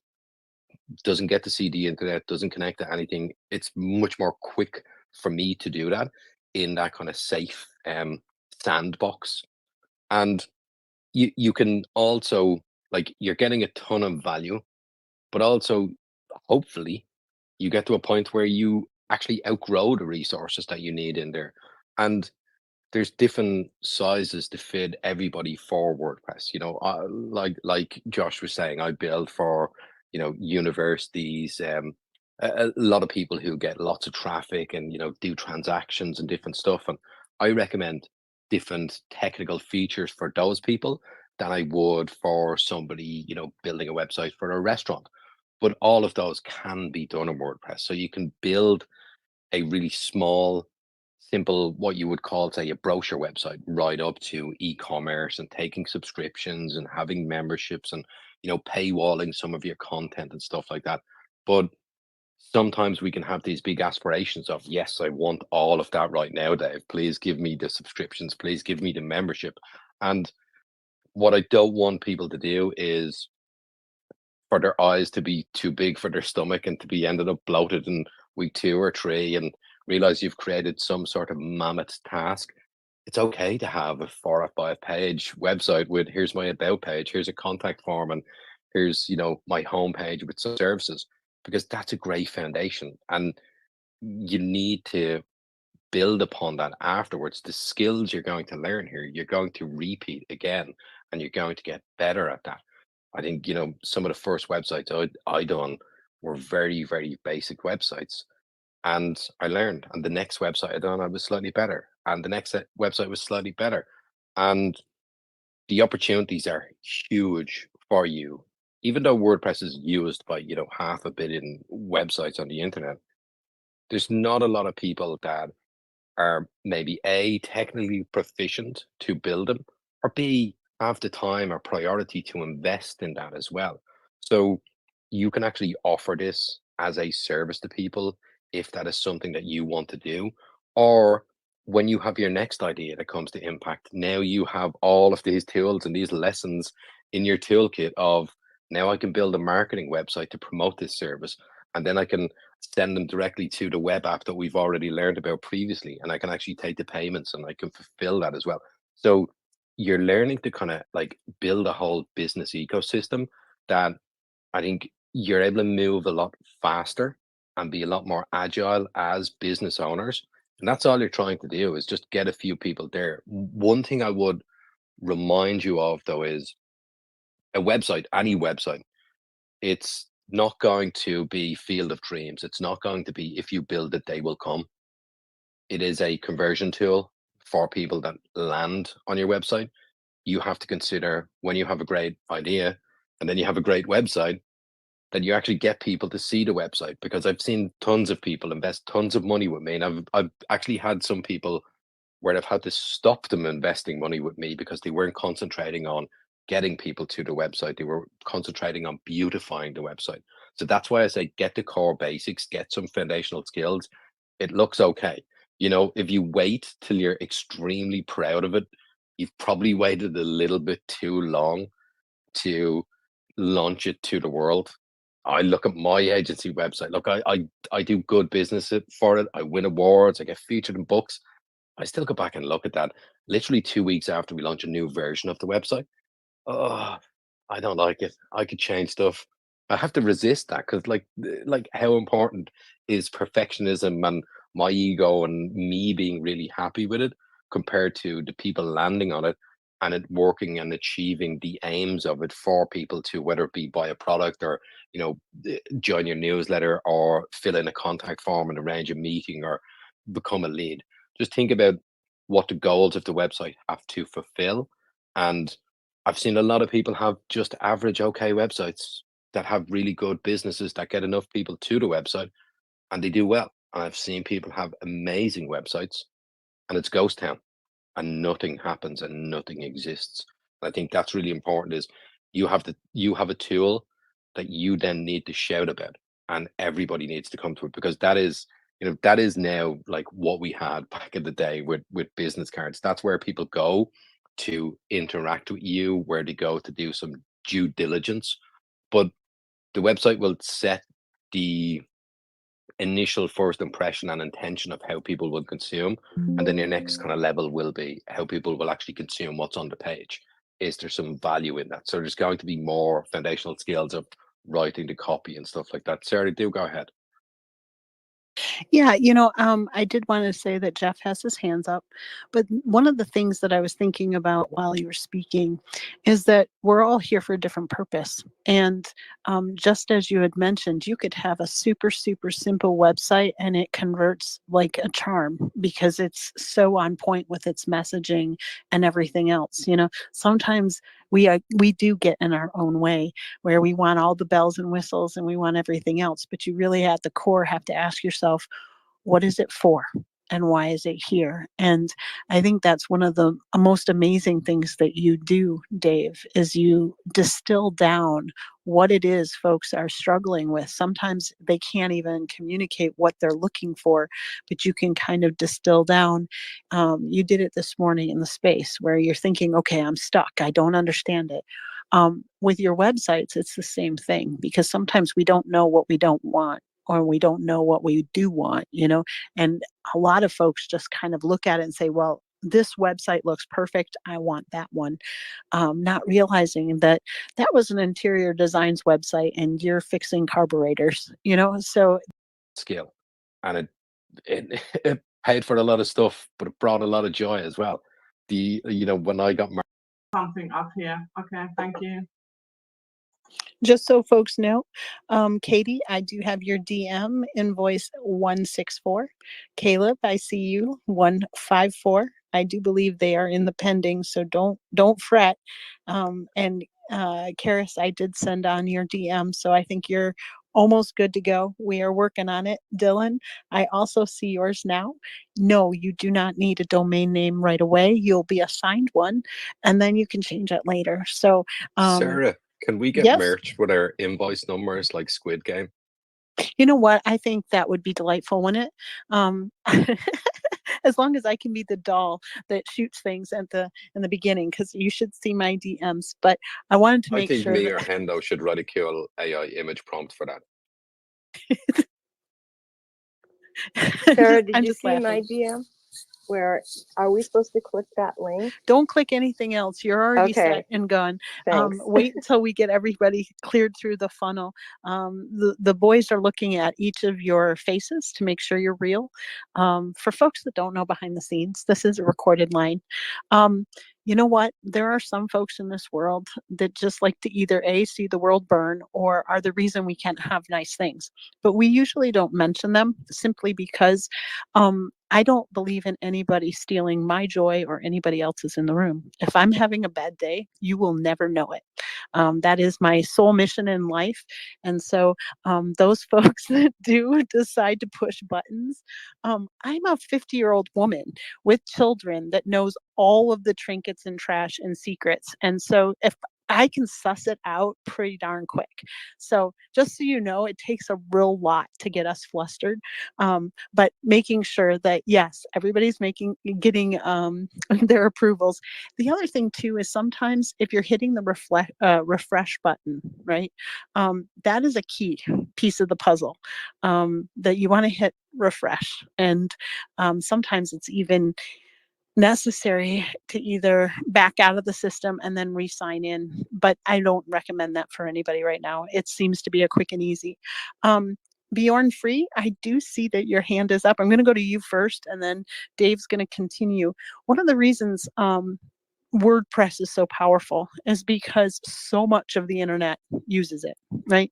That's the question that I had behind the scenes. And I'm hoping that Dave will flesh that one out, because there's something very powerful about open source kinds of tools. But when you have something so big like that, it means that there's loads of help. When things come crashing down and you need help, and you have an ecosystem that is so used by so many people, it's the same for robotics teams. We all use Java, right? And if something goes wrong, we have so many people that can come out of the woodwork and help us. So I think that might be part of it, but I'm going to let him, that's his ecosystem in Wheelhouse. Bjorn, go ahead, love. Did you have a question? I did not have a question. I threw my hand up when I thought there was going to be a little awkward silence while they were approving. And so I'm just a little weird. I missed all you guys. I missed my Wednesdays from all of you guys. I'm not Everybody in the sure room, if it's I just missed me. you. I think it might be. Bjorn, I cannot hear you, my friend. I'm going to drop you down and bring you back up just for the sake of the recording to make sure we have everything in sorts. I'm so sorry I'm about going to that. give you a heads up, Josh. This is a glitch that is in Twitter. So those of you that are hosting spaces, usually the host, if the host is doing the approval and bringing folks up, you have a 50-50 chance of not hearing those folks. But if your co-host brings them up, you probably have a Can you hear higher me chance now? of hearing them. So we'll see how you go. Bjorn, test your mic, hon. Test, test. Can you hear me now? All right, test is an A+, Brad. Thanks for dealing.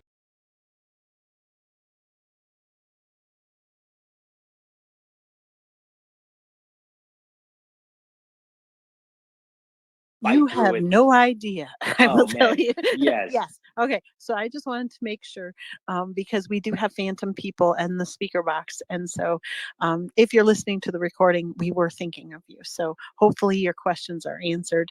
I see that Miss Katie has arrived, and I wanted to tell her new PFP is stunning. So welcome to the stage. How are you, my friend? What question do you have for Ross? Oh, that's very kind. Thank you, Sarah. It is. Thank you It's so great. much. It looks Oh, lovely. thanks. I'm very, very Oh, proud of you. Yes, go ahead. so kind. Two things. When I first signed up, I did not use my Twitter account to sign up, so I'm signed up through my email address. Is that okay? Absolutely. Yeah, that's absolutely okay. As long as Okay. your name is there, we're gonna know you're coming from here. We know most of the people that have signed up already, so we're able to place most of you. And yeah, I don't think we have a Twitter sign up here, but when you go to Innovative Think Tank, you do have a Twitter sign up, and that's kind of like a way for us to verify that you're coming from Twitter, which is thank you, Luke and Josh, for providing that resource. Is that okay then? So I'm okay in the position right Yeah, now, just you're- having sent it by email. You're absolutely okay.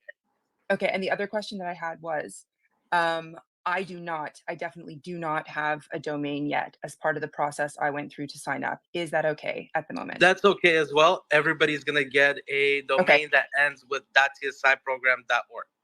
Perfect. Thank you. And when he says, shout out to Josh and Luke, he's really saying shout out to Luke in the audience, who is the developer of the ITT. And everything you see on that Innovator Think Tank site was brought to life in amazing ways by Luke. And even a lot of the design was done by the great Dave Meir, who we have on stage. So guys, give him a follow. We're building out these sites. Don't hesitate to reach out to some of the people in here who have put together world-class sites before. I highly recommend it. Dan, my friend, thank you for being in here. Also, I see 30, 35 people on the site right now. Guys, well done. Go over to that site, get all the resources you need. Dan, my friend, welcome up. Any questions you got? Mike is yours.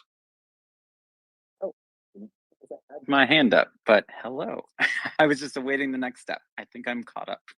All right, no problem. It was a phantom hand. It just, like Talladega Nights, Will Ferrell style, just put those hands up there.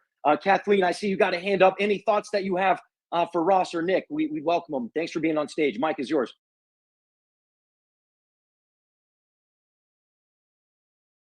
And your mic is still muted, Kathleen, by the way. May need to unmute that. Yeah, somehow, I'm sorry, the soundboard always pops up these days and then I can't get the mic. Quick question, because I'm using my own name at tsi.org and I own my own name through GoDaddy at .com, will I have any conflicts later with that? No, you will not have any conflicts. What we will show you how to do in the following weeks is how to connect your own domain, how to bring your own domain from GoDaddy and connect it to your cPanel. But you're not going to have any conflicts. You're all set. Most people are going to have the same domain. It's going to be something like their name.tsiprogram.org. Okay, that's great. Thank you. All right, the board of questions seems to be clear. If you don't have any big questions, guys, and we have any more folks that are requesting, don't feel offended if I move you down and we bring somebody else up. We're just rotating the questions that we can take. So, Alisher, I'll bring it right back over to you. Sorry about stepping on toes. My thought was let's just answer these along the way and make sure everybody stays totally up to date with us. So, sir, Mike is yours. No, that was perfect. And the next step for us is you can click pay now on the screen, but you're not really paying. This just puts in an order in our system, and it essentially lets us know you're here, and we're going to approve it, and it'll automatically make a free cPanel for you. So I'm going to put in my order, and from here, you can go back to the client area, and you're going to notice you have an order, but it's pending. So what we have to do now is me and Nick, we're going to go into our accounts, and we're going to start approving people and setting usernames and passwords for everybody and setting your domains. And in the meantime, you'll learn a little bit about WordPress. So as we're approving you, you're also going to learn about WordPress, cPanel, and then we're going to jump straight into WordPress. So I'm going to hand it over back to Ross, and I'm going to go start approving everybody. Which one about duplicates? Because they're going to see it. Right. So another thing we noticed is since a lot of people signed up several times, you're going to see only one. We're going to delete the duplicates. So if you signed up 4 times and you don't even know about it, you're only going to see one order in there that will be active, that will have all your info leading to your cPanel.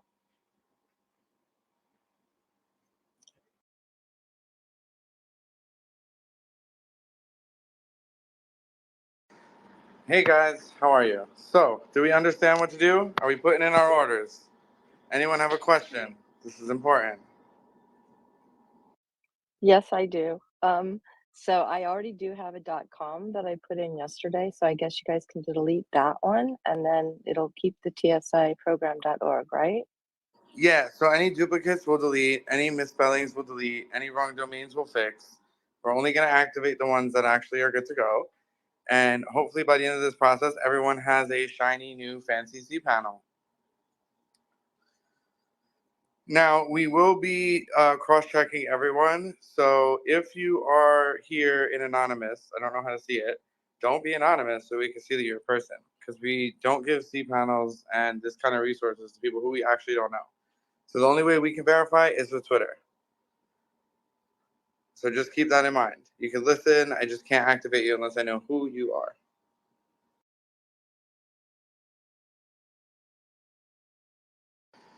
Any questions at all? This is the time to ask random questions. Because what I don't want to do is like start doing what we're doing or week 2, and it's like, how do I set this up? I have a question, Ross. Sorry. Go ahead. Nope. You go first. Just for clarification, Ross, I'm waiting for Nick to approve me in the background, and then when my status changes for pending, I'm good to go. Correct. Yep. And you'll be issued Thank you. a server, an SSL, a domain, databases, and all the other resources which we're going to start to claim together. But if we can't claim it together, and it's like me and 6 other people doing it, and then like 35 of you, 40 of you not being able to do it, that's no good. And if you're listening not inside Twitter, you need to come to Twitter. That's it. So you need to take yourself from wherever you are and come to Twitter, and you can get verified. And we can give you a cPanel too. This is the first time we're actually broadcasting kind of everywhere, which is kind of fun. So we're making a lot of new friends tonight. Ross, to jump in, there are a number of folks that have one device. So they are on a laptop only and are watching the live stream through Innovators Think Tank. Is there any way that they can give you a heads up or a tap if they cannot listen to both at the same time or access Twitter? But they can, because no matter where they are, they're hearing spaces. True. I agree. Okay, so I'm going to make sure that they're not on one or the other. Maybe they'll have to mute one or the other. If you're on your computer, right? If you're on your computer and you have the live stream open and you have spaces open, just mute the live stream and you're good to go. But if Excellent. yeah, Excellent. it's Excellent. I perfect. just want to make sure that they have to have their face here in the crowd so that we can identify. Is that Yeah, what you're the asking? face being here is identification and getting approved. If you're not here, you're not going to get approved. We Got it. have to know who you are via DM, something. You interact on the other platforms. Drop a comment. We'll see comments from every platform tonight, like in real time. Also, I will say, Ross, if they have an account signed up with their X account through Innovators Think Tank, we can verify on the back end as well. So I can send over a list of people who have accounts with the their X linked to the Oh yeah, Innovators Think Tank. that would Yeah. be incredible if you can do that, Josh. Yeah, we'll kick over a list to you guys right now just to verify. But so again, if you guys are somewhere else and just over at the Innovators Think Tank site, you're doing fine. No reason to pull up X right now unless you have a question, or if you just want to come join us on stage. We'll get you approved on the back end of that Innovators Think Tank site. So if you don't have your X account connected with the ITT ecosystem, now's a great time to go ahead and do that. Dave Mears, so you got a hand up, sir. Mike is all yours. Yeah, I'm just wondering about verifying and having people show up here. I'm kind of interested in what could be the block for you guys to verify. So, for instance, if somebody put in some random spurious domain name to register, which is not connected to their name on X, and the email address has no correlation to X, like, do they need to DM you? Like, I'm assuming you will have no idea if it's a random domain, and you look at their name and here you've no real way of clarifying. Yeah, Dave, that's correct. So what we're gonna do is either they could DM us, right? If they hear us, they can come to Twitter. They could DM us on Facebook. They could DM us anywhere where we're streaming on Twitch, on YouTube. They could drop a comment. They could privately DM me and not come to spaces. But they would need to I need to know who they are because they're getting an insane amount of resources, and we have to know everyone who is on the server. You have to be confirmed, like first, last name, that you're like a human, not a bot.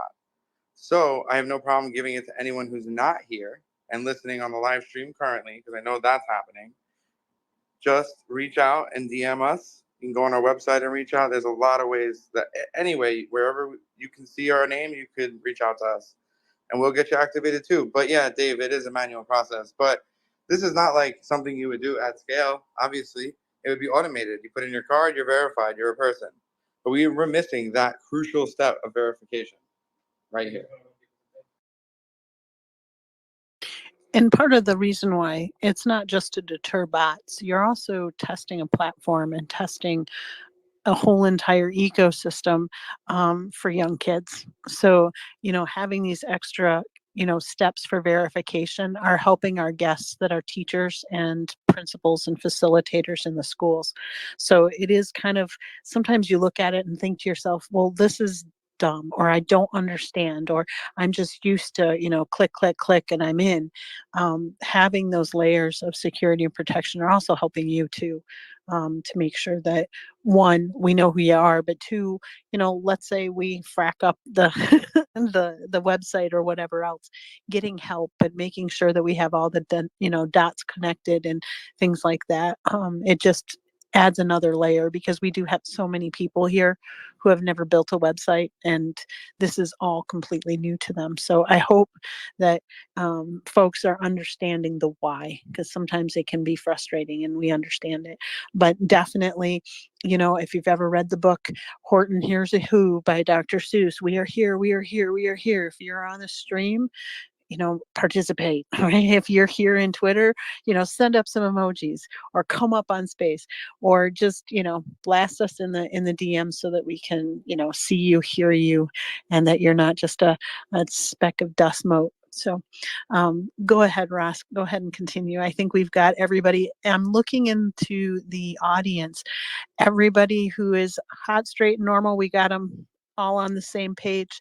Is there anybody that we're leaving behind here that are not caught up? Give me a thumbs up if you are struggling. If you have a thumbs up, that means we're going to either call on you to come to stage, or you need to comment in the purple bubble, or be the Horton that hears a who. We need to hear you. So put a thumbs up. Try to get our attention to make sure that we know if you're struggling, because I can't be a mind reader, and I don't think the boys can too. So we're gonna continue to plow ahead if that's okay. Also, quick thing.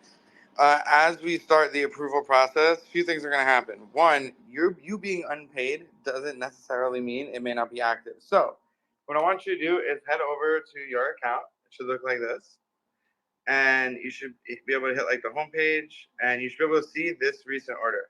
So don't pay attention to the invoice right now tonight. The invoice may or may not change for you tonight. It may change later on or in the morning, but that's not going to mean it's not going to work. Look at recent orders. If it says active, you have been given the magic, amazing activation. If it hasn't, keep refreshing. Second, during this process, due to our partners and the awesome greatness of what we're doing, you will also be moderated. So if your domain is something that would not be given to like a 13-year-old, you're going to be moderated. It'll be changed to your first name, first letter, last name, or first name, last letter, something like that. It won't have your original because that won't be allowed. So keep that in mind when you check back and you're like, oh, it changed. Well, it did change. And so that's going to be the new one. And there's no changing back. And so, yeah, just keep that in mind. I want everyone to go and start refreshing their pages. Things should start to say activated. Can you please join us on stage or say, give an emoji if you've been actually activated? I can tell you that I'm invoice number 184 and I'm still pending. So if you are after me, I think that you will also be pending if that gives you any kind of security. Because sometimes that anxiety and that button mashing, refresh, it's okay. And like Ross had mentioned, it's not always instantaneously. We do have some incredible solar flare activity that is knocking out all sorts of stuff. And, you know, weird planet alignments coming in hot on June 4th. So, you know, the cosmic, you know, powers that be, sometimes it doesn't get there instantaneously. Don't worry about it. You're going to get approved. You know, everything will come into place. The only real kind of red flag, what should we be looking for, Ross? If there's something on our site that is kind of blaring obvious that we might be on the wrong path, is there any indications that you can give us? I would say if it's not something you would tell your 13-year-old cousin, you probably shouldn't make it your domain. And I think that's a subtle hint to whomever is testing the boundaries and the playground rules. I will just put that out there. Don't try to break it on day one, people. Yes, basically. don't try to break it. Remember sandbox rules. Play nice, share your stuff, be kind, have fun, don't die. We can't die on the first day, guys. I'm active. Yeah, guys, let's not break it like yet. It's been like 2 minutes. Kathleen, go ahead. Okay, I'm active, but it removed my last name, but I just get to be the only Kathleen at tsi.org. That's kind of cool. Is that right? Correct. Wow, thank you. It's kind of beautiful. I'm active. Yay. It's happening, guys. If you have any questions or you don't know what to do, you really want to speak up right now, I think. Definitely. I just wanted to chime in and say it is so cool that all of these students are getting activated. It is awesome to see everybody who's in the space right now. Those of you who have been waiting for this day and for this class to start so you could get going. Now's the time. All of the approvals are happening. Dave, Mir, it is so cool to see you here, my friend. I was going through some past ITTs and I was noticing like you have been part of this family for a long time. A lot of you in here have been part of the ITT family for a long time. So I just wanted to shout you guys out. These approvals are coming in. Let's get excited about this kind of first sponsored space of taking this WordPress site from idea to impact. Lucia, welcome up to the stage. Any thoughts or questions you have for Ross and Nick and Alisher? We'll give you the mic. Lucia, thanks for being here. Hey, good evening. Good evening. Can you hear me okay? I can hear you. Awesome. Okay, so I was just kind of wondering, I don't know if I did this exactly right, but I know I have like Anybody four. hear her? Can you hear me? I can hear you. Okay. Okay, I have like 4 things that are pending. I'm not sure if I did this right, if I was supposed to be trying to get 4 things. Well, you can't get 4. You can I get was 1. I was trying to figure out which one I was supposed to be getting. And because they all said 0, so I just misunderstood something. It's okay. We'll activate you. We'll get to you. Everyone, please check. Sarah, I need you to make sure that this is working. It's When still you go, on pending. I know you're definitely not approved yet. I'm gonna go check it manually in a quick sec. But Sarah, Okay, go cool. to your recent orders. It should say active. If it does, Yes, sir. It can you please does. click the order? Do you have a password and a special, cool, awesome, amazing link? I am looking at the order number. That's Alpha 2 Beta Yeah, H. you want to click that. Yes, sir. And yeah, I have a username Pocket Foe, which is delightful. Yep. Yes, So I have a basically, guys, username. this is And what it looks like when you're activated. So, Dave, I need your help. Are you ready? Shoot, my friend. I want you in just 5, maybe 7 minutes tops. Can you give them a quick overview of WordPress while I activate everyone right now? Yeah. That'd be really amazing because you have so much experience in WordPress, real life experience, and I think it's Yes. cool. More than happy to. Give me a second, people. As I move, I'll be ready in 15 seconds. while Dave is doing that, for folks that are behind the scenes, if you have your invoice number that you can DM me. I do know that there are some folks, invoice 206, I see you. I want to make sure that we have you all aboard. And for young makers, if you're here with your parents, make sure you're using the DM buttons behind the scenes to TSI. We want to make sure you have a direct link with our coordinators tonight, and that your teachers are contacting them directly, so we can make sure that's the case. To each and every one of you, take out your notebooks because you're going to get a world-class education. WordPress from Dave Meir is pretty spectacular. So if something goes over your head, do not be afraid to say, whoa, I don't understand it. Can you slow down? We're trying to make sure that we are accommodating all of the different folks that are in the system tonight. So if you're hitting any speed bumps and you're not getting that active symbol, just like Ross had said, when you have your invoice that says in the little far corner pending, you keep refreshing. And when you refresh, it should say active. And when you have that active, go off to the left-hand side, and you're going to have the kind of invoice number. If you click on that, you will have your status active and a username. All right. So for the giggles of it, mine is Pocket Folks, but it's just Pocket FO. So if you are following along and you can see things, if you need me to post my screen, I can do that. Go ahead, Dave. Thank you for filling that gap. So I've been designing websites for maybe 15 years now, and I started making basic websites and eventually graduated to WordPress websites. And I'm kind of now at a point where I do really highly bespoke, customized websites, but they're still inside WordPress because it's so easy for people to use. And just to put it in context, WordPress websites power about 48% of the internet, which works out at nearly 500 million websites, 500 million websites that are live. That's really important because as you kind of start building this, there may be pieces of it that you're unsure about, or you may build something magical and starts to grow and transition into something. And being the most widely used platform means there's lots of help out there, whether it be just from AI or Google, YouTube, or experts to fulfill that.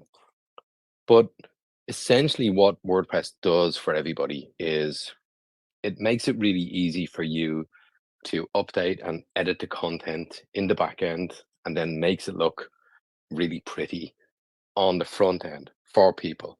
But the Divi is the abilities that you can have content in the back and you can edit and edit. And as time goes on, you can improve the front end without having to re-engineer and redesign the back end. But also, I know with people kind of, this being, say, your first website, it could be daunting. How am I going to learn to build a website? Well, actually, there's a lot of stuff that's going to be taken care of for you.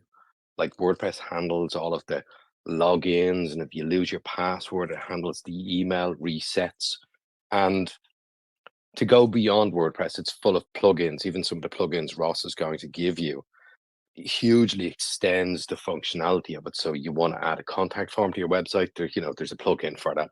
You want to make it a little bit more secure, there's a plugin. You want to make images easier to edit, there's a plugin for it. Because it's so widely used, people are building plugins non-stop.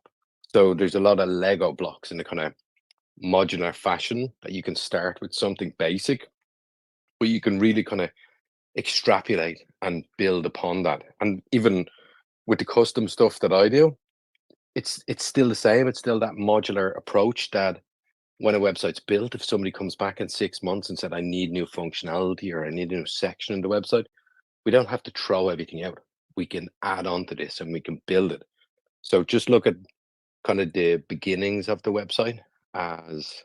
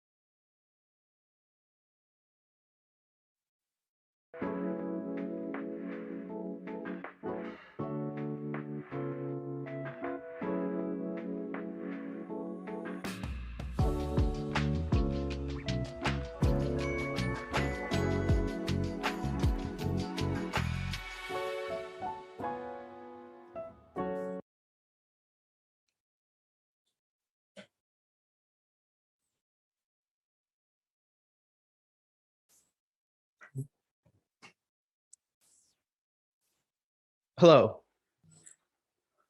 Hi, how are you? I'm Ross. And I'm Alisher. And we are Tech in Schools Initiative, a nonprofit organization that aims to empower developers and students and learners of all ages by creating state-of-the-art curriculum and web-based free companion apps. And over the past 5 years, we've built our own online infrastructure with over 70 apps, including web builders, design tools, app generators, and much more, taking several businesses online, including our fellow education companies, growing from just a few classes in 2017 to thousands of students now going into 2023. And we have been through the trials and tribulations of scaling and expanding online infrastructure. So whether you're just starting out or about to grow into the giant company that you're meant to be, we can help you understand what steps you need to take. Now, starting a business can be scary enough, and certain questions will make you feel uncertain. For example, can my server handle it? What am I going to do with this domain? How can I connect everything together using my VM? Now, in this presentation, we're going to go through the process, being more hands-on with it, just having control, using the right open source tools and building on top of them. And what we really pinpointed that makes the cloud scary in general for everybody is the learning curve. At every step of the way, you'll be hit with learning new concepts, learning new ideas. So we've narrowed it down to 3 main categories. Number 1 is you want to choose the right hosting, something that will grow with you as you're expanding. Number 2, you want to gain more control, end to end, being able to see how your apps perform, how your hosting is doing, what kind of load it's taking. And number 3 is being able to create your own tools to empower your organization and really customize your own software.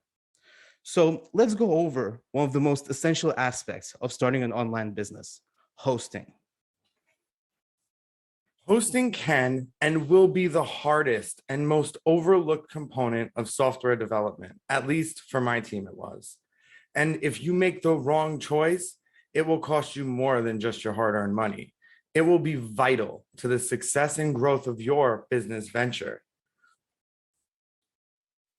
We learned this the hard way, but with good backups and rapid recovery and an all hands-on deck approach, we were able to bounce back pretty quickly from a cyber threat that had wiped out over half of TSI apps and our main infrastructures. Without good hosting, I'm not able to create the high-performing apps and scale them to thousands of students within the TSI network. I will definitely not make that mistake again. And let me explain to you how you can identify these hosting platforms and what you can avoid. Big known brands such as GoDaddy, HostGator, DreamHost, and so many others, they all share one thing. Their hosting is shared. And that means all the users are using the same server, and their tools like website builders, for example, don't let you modify and or download your code. And that's not good because let's say something goes wrong and you need to move servers, you actually no longer have a website. And high fees are my biggest problem. So there are high fees for everything, but mainly there's high fees for things that are actually free. So things like Let's Encrypt and SSLs right in cPanel and WHM, that's all free to set up. And these companies will charge you $100 a year per domain. What happens if you have 5,000 domains? It becomes insanely costly. And horrible UI just further mystifies the consumer to how the server works and what they actually could do. But hey, at least there's 24/7 phone support, which might I add is absolutely useless because they can't help you with anything. All they can do is check what credit card you have on file. And then you have GCP, AWS, Azure, and the big players in the game that run things like Netflix. And they offer great services, but it comes with caveats. This concept is a personal struggle I faced as the owner of TSI. Each service is separated, which is great and compartmentalized, but it comes with high costs for basic things like shell access, which should be free. So why is there a service $100 a month just to access the server shell? And as powerful as these systems are, they come with risks. Because tickets that you create with support can have up to 20 representatives assigned to them at any given time, problems can take from 30 to 60 days to actually get resolved, even major outage problems. And hidden services can be the downfall of a server admin. Hackers were able to get into the management of our big hosting provider, not our code. And for us, we have 100% uptime is mandatory for our students. So 60 days offline would not work. And then you have the happy middle is what we call it. DigitalOcean allowed us to scale without the fear of obscure, unclear costs. Building without limits of hidden services and limitations is what we were missing in our infrastructure stack. And deployment is so fast and easy. Sometimes when I build things, I'll build 3 to 5 droplets at a time with different configurations until I'm happy with the proper configuration that I chose. And DigitalOcean's amazing backend UI is what we needed. It's as if the people at DO creating this dashboard actually like their customers, which we at TSI truly appreciate. And end-to-end control, being limitless, is what we love. And Alisher is going to tell you more about that. So your smaller brands like GoDaddy, HostGator, DreamHost, they will make you feel like they're on their side. They heavily market themselves as the mom and pop shop of the hosting providers. However, things slowly start to unravel as you dig deeper and you actually start using them. So smaller providers like GoDaddy, they'll force you to request changes to the server. For example, if you want new versions, that's something you'll need to request and potentially even pay more for. And then there's an issue of trust.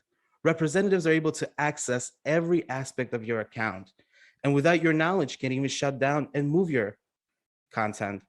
And in general, you're going to face a lot of limitations with shared hosting, whether it's a domain, the number of subdomains you're allowed to create, or just the SSL that they charge you astronomical amounts for. Now, the big names are not much better. You get control, however, you don't get much direction. They're completely uninvolved. Personally, for us, we had a situation with a big name provider where our account got hacked. And unfortunately, we were not able to recover any of our infrastructure simply because representatives did not know how to get in and how to recover it. Or there's so many levels of management between us and the person in the engineering department that we need to help us that it'll just never get to them and get lost in a stack of papers. Now, what we found to be the most useful when it comes to management and what we've used for years, even when we were on the shared hosting with GoDaddy, is cPanel. Now, cPanel is available in the DO marketplace. It's available in almost every marketplace, and the installation itself is fairly quick. You can achieve it with just one command line. Now, companies like GoDaddy and HostGator actually use cPanel and WHM to resell you the shared hosting, but we use it to have different apps separated from each other and be able to manage everything with ease. If an app is down, I'm able to go and pinpoint exactly which app is down, what part of the server it's affecting. It also has free add-ons and free SSL, something companies will typically charge you upwards of $300 a year for. Now, it also has easy management of domains. Now, you're able to manage your domains in GoDaddy and whatever other domain name service provider that you use, but with cPanel, you get that end-to-end control of your domain. And it comes with great packages as well. So if you're just starting out building an application and you want to test it in the different versions of the software, such as PHP or Node, and whether it works or not, it's quite easy to install the right package. Now, we understand that not every small company is going to be able to afford cPanel. It could get quite costly if you don't qualify for their nonprofit pricing. So we found great alternatives throughout the years as we've been working with different infrastructure. When we were just starting out building the Ubuntu server, we've learned that CyberPanel is a great alternative that's also available in the DO marketplace. And CyberPanel allowed us to quickly boot up an app. And although it's limited compared to cPanel, it still has great integration, up-to-date extensions, and everything you need to start your app. Now, FastPanel is another fantastic alternative. FastPanel is growing and it's only going to grow bigger. They have over 3 million servers already running and managed. Now, it works great with Debian and Ubuntu.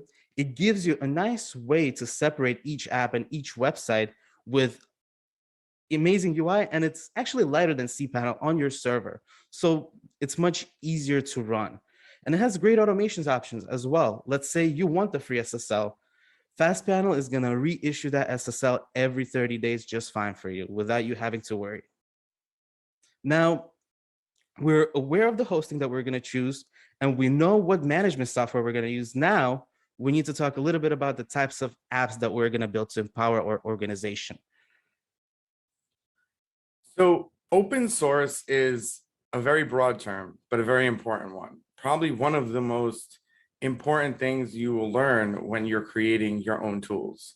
It can allow you to instantaneously create company-specific web solutions and your own tooling.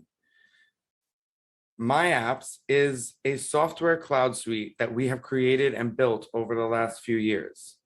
All the apps are built by open source technology, meaning we control every single aspect of them and we can produce updates and fixes as necessary.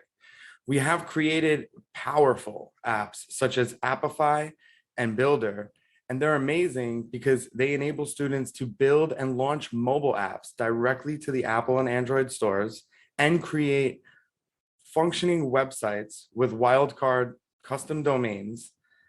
And they can publish all of this live directly using these tools. Another tool I want to highlight is Web AR. I'm not sure if you guys know about augmented reality, but you can create augmented reality directly in the web. And we created that solution and gave it to our students so they could learn how to create augmented reality in the future as future developers for their products.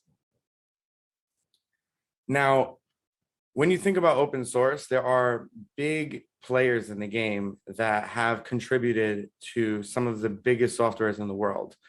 Salesforce being one of them is how you would manage all of your employees, all of your company information, your products. And an alternative to that is available directly in Installatron, which is a sort of a suite of open source software that gets installed directly within cPanel. And you could basically create everything Salesforce has to offer for free. And for LMSs, which is a learning management system, in college, very popular is Canvas. And Canvas is actually open source and completely free if you know how to build it. And we personally at TSI, we use Moodle as our exclusive education software because of how malleable it is and what it allows us to do as far as implementing our own custom apps into Moodle. And when you think about building a website, well, you can pay thousands of dollars, or you can just get WordPress and build it yourself for free. And we love WordPress because mytsi.org is built on WordPress. All of our websites and most front end that we build is in WordPress because of how amazing it is and easy to use. And Shopify is quite expensive, and you could alleviate the cost entirely by using PrestaShop and selling your products. Open source is so clearly the only way to go when you're building your own technology and creating your own tooling. And WordPress is just an amazing tool of creation that can just build pretty much anything from actual software to front-end websites.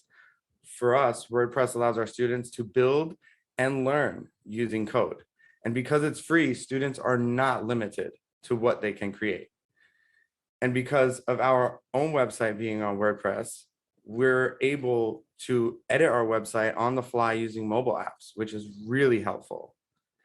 And Moodle, being as expansive as it is, allows the students to go through their coursework while being fully integrated to the TSI ecosystem of applications. And because it's open source and built with powerful scripting engines, you're able to do pretty much any sort of scripting language on Moodle. Additionally, I want to highlight that you can just go on GitHub and you could find code that might serve a purpose for you. And if not, you can even buy open source scripts on the internet that you can just install directly on your server. And it's solutions like these that become important, because the software that you buy and that you own for your organization, you can freely modify that code and make it more substantially useful as an internal tool for your organization. And Alisher is gonna. So how do we ease the uncertainty and make cloud less scary for ourselves as we're starting out? Well, to conquer this heap of knowledge and learning necessary, we really need to focus on these three things, and then we'll be able to succeed. Number one is come in knowing what you want from your hosting. Find the provider that will grow with you, that will allow you to test, experiment, and even downsize if you have to. Those are hard to find because once you're tied in a specific tier of pricing, that's it. Can't go down, you can only go up. Now, seek better control of your infrastructure through software. We personally use cPanel. We've used it for years, but you can find something else. But you just want to stick with it. You want to stay consistent. And that way your development team is able to understand the software better and give you better control. And then you also want to supercharge your infrastructure and empower your organization through software that doesn't have to be costly at all. Applications like vTiger, Moodle, and even the open source version of Canvas are all free as long as you know how to launch them. So now you guys are able to follow us on social media, on Instagram, Twitter. You could also email me and Roz directly. You can also visit our website, which will have more information about what we do, such as our curriculum development and our application development. You could also join us for an additional Q&A in Discord after this session, where we'll be giving out exclusive access to some of our web apps and our very first alpha for the VR museum for the Oculus Quest. Yeah, so if you head over to Discord, we will actually let you into some web apps and you could see what you can really do with open source technology. And I think now it's time that we could perhaps spend on some questions. Yes.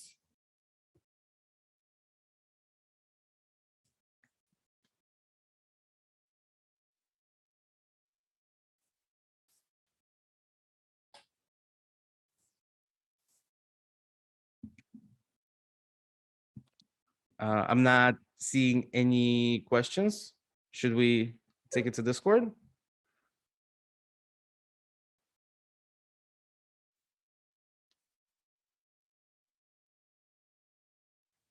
Okay, no problem.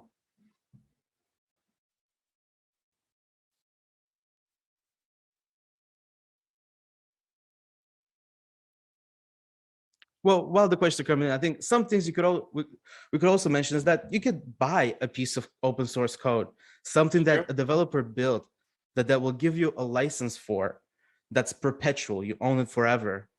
And what happens is you can build on top of it. There's plenty of sources that are available for, say, $50, $60 that you can buy a piece of code and easily build on top, white label, and make it part of your organizational information systems. Sure, that's literally how we did it. Please head over to Discord and we will be there to answer any questions and give out any demos. Yep. Thank you so much. Awesome. So thank you so much, everybody, for joining. And we'll see you guys in Discord. And look out for links to our new software that you can try out in the Discord.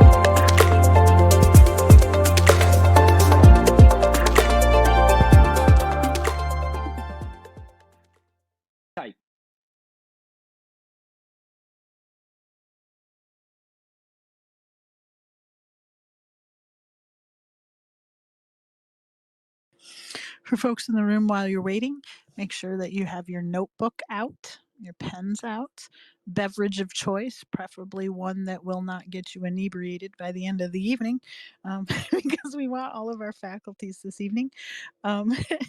Make sure too that you have your laptop available and already opened to our innovatorsthinktank.com, obviously.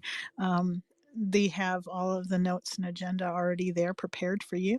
Hopefully, you've seen some of the tweets that we are going to be hunting and gathering this evening. And it's going to be a little bit different because we're hunting and gathering for ourselves sometimes, and instead of everybody else. And so we'll be on different paths during the course of the night. Similar paths, but different nonetheless. And so there are going to be some deviations, which means hair pulling and gnashing of teeth and, all of the swearing and muttering under your under your breath. But just be encouraged, because this is not an easy thing that we're doing. All of us are learning side by side. You're not alone in the journey, and you are not going to be left behind. So we'll figure it out as the evening progresses, as we've done in the previous. If you have any questions, comments, or concerns, you can always DM any of us, and we'll make sure that all of that happens for you. So please make sure you have your laptop up, that your innovatorsthinktank.com is open, because that really is kind of your compass, right? It's our roadmap for the evening. So if you get lost, that's where all of our hub of information is going to be. If you have any questions, comments, or concerns, just yell, wave your hand. We do know that you're on a laptop, okay? So I will do my best to try to spot you in the crowd, as Alisher and Nick and Ross are fielding behind the scenes, and we have Cash Money Kev and Matea and Josh, all keeping an eye over the ecosystem and making sure that everybody is accounted for and taken care of as we go through the evening. The other thing too is that if you do have questions, add them to the purple bubble. That is a way that I can find you. Maybe sometimes it's easier if I'm ignoring you or I can't see you. You can tag me in the main timeline and I can see a pop up that way. Those are really helpful to put your questions there because they're attached to the space. You can also communicate in the Innovators Think Tank, of course, and of course also in the Discord channels. This is an omni-channel presentation, so you have lots of moving parts. We all understand it. Most of us are on our phones listening into X Spaces. So, let the games begin. I hope that each and every one of you have come here with a heart wanting to learn and the disposition willing to laugh, because sometimes things can be frustrating. Just know that we will make sure it gets done, and nothing is forever. You can't break stuff that we can't fix, and that's always a positive. So Josh, welcome to the space. Cash Money, I love you guys. Matea, Alisher, I don't know who's behind the tech in schools, but Nick and Ross, you are loved and appreciated. I do think that you're going to have a Morgan out in the wild showing And Sarah, up what as I'll well. have to say is we're gonna love to have you share some more and do that intro again, maybe at like 5:10. I love all of those You're notes. a dork. No, I love it. I love it. I was just generally, if we kind of let maybe 5 or 10 minutes, I want everybody to be able to come in and hear all the amazing words that you have. So I just wanted to share, if here when we do the intro and when we start, if you want to share some of that again, I think it would be well placed. I could totally 100%. try. I'll make it up as I go along. But yes, I just want to. Dead air is very disconcerting to some folks, and I am one of those people because Twitter has been awful all day today, and there have been a number of spaces where literally half the room can hear and the other half can't.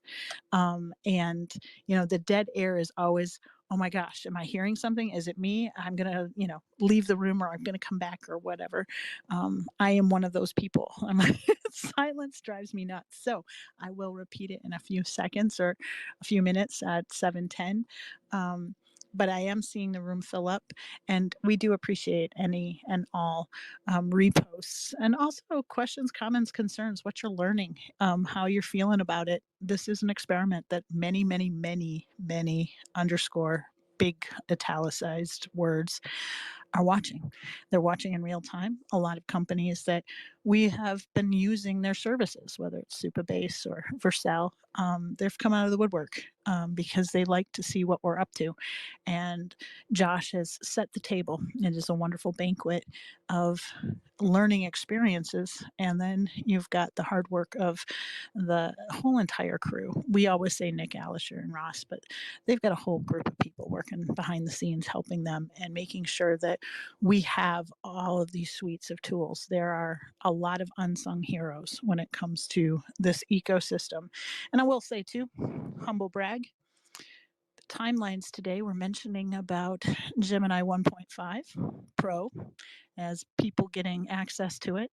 And I am particularly proud and smitten with the fact that I've been playing with it for about 2 weeks, courtesy of my AI tutor. The tools that you get to learn here are usually first mover advantage. You have access to tools that other people do not have. And yes, they make people jealous.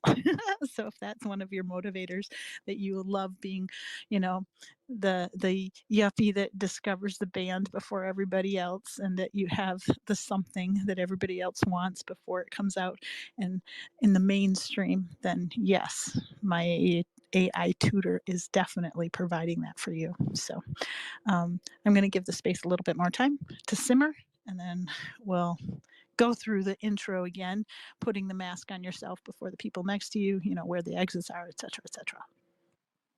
I love it. And guys, take a moment for yourselves. Like and retweet the room.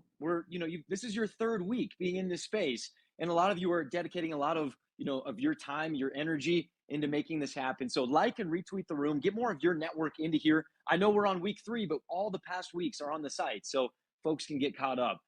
Here in maybe a minute and 30 seconds, we'll go ahead and start the third ever Build a SaaS from Idea to Impact. We'll do a quick intro, and we're going to get right into it. So those of you who have been here since 5 o'clock, hanging on tight, you guys rock. Thanks for being in your seat on time. That's well appreciated. Go ahead and like and retweet the room. We'll pull in the rest of the students, and we'll get rocking here in just a minute. Oh, and for those of you who are requesting the mic, guys, we will bring you up here in the next 2 or 3 minutes. I promise. So really great to see a number of faces, and those of you grabbing the mic, I promise the stage, we will open it up here in a moment.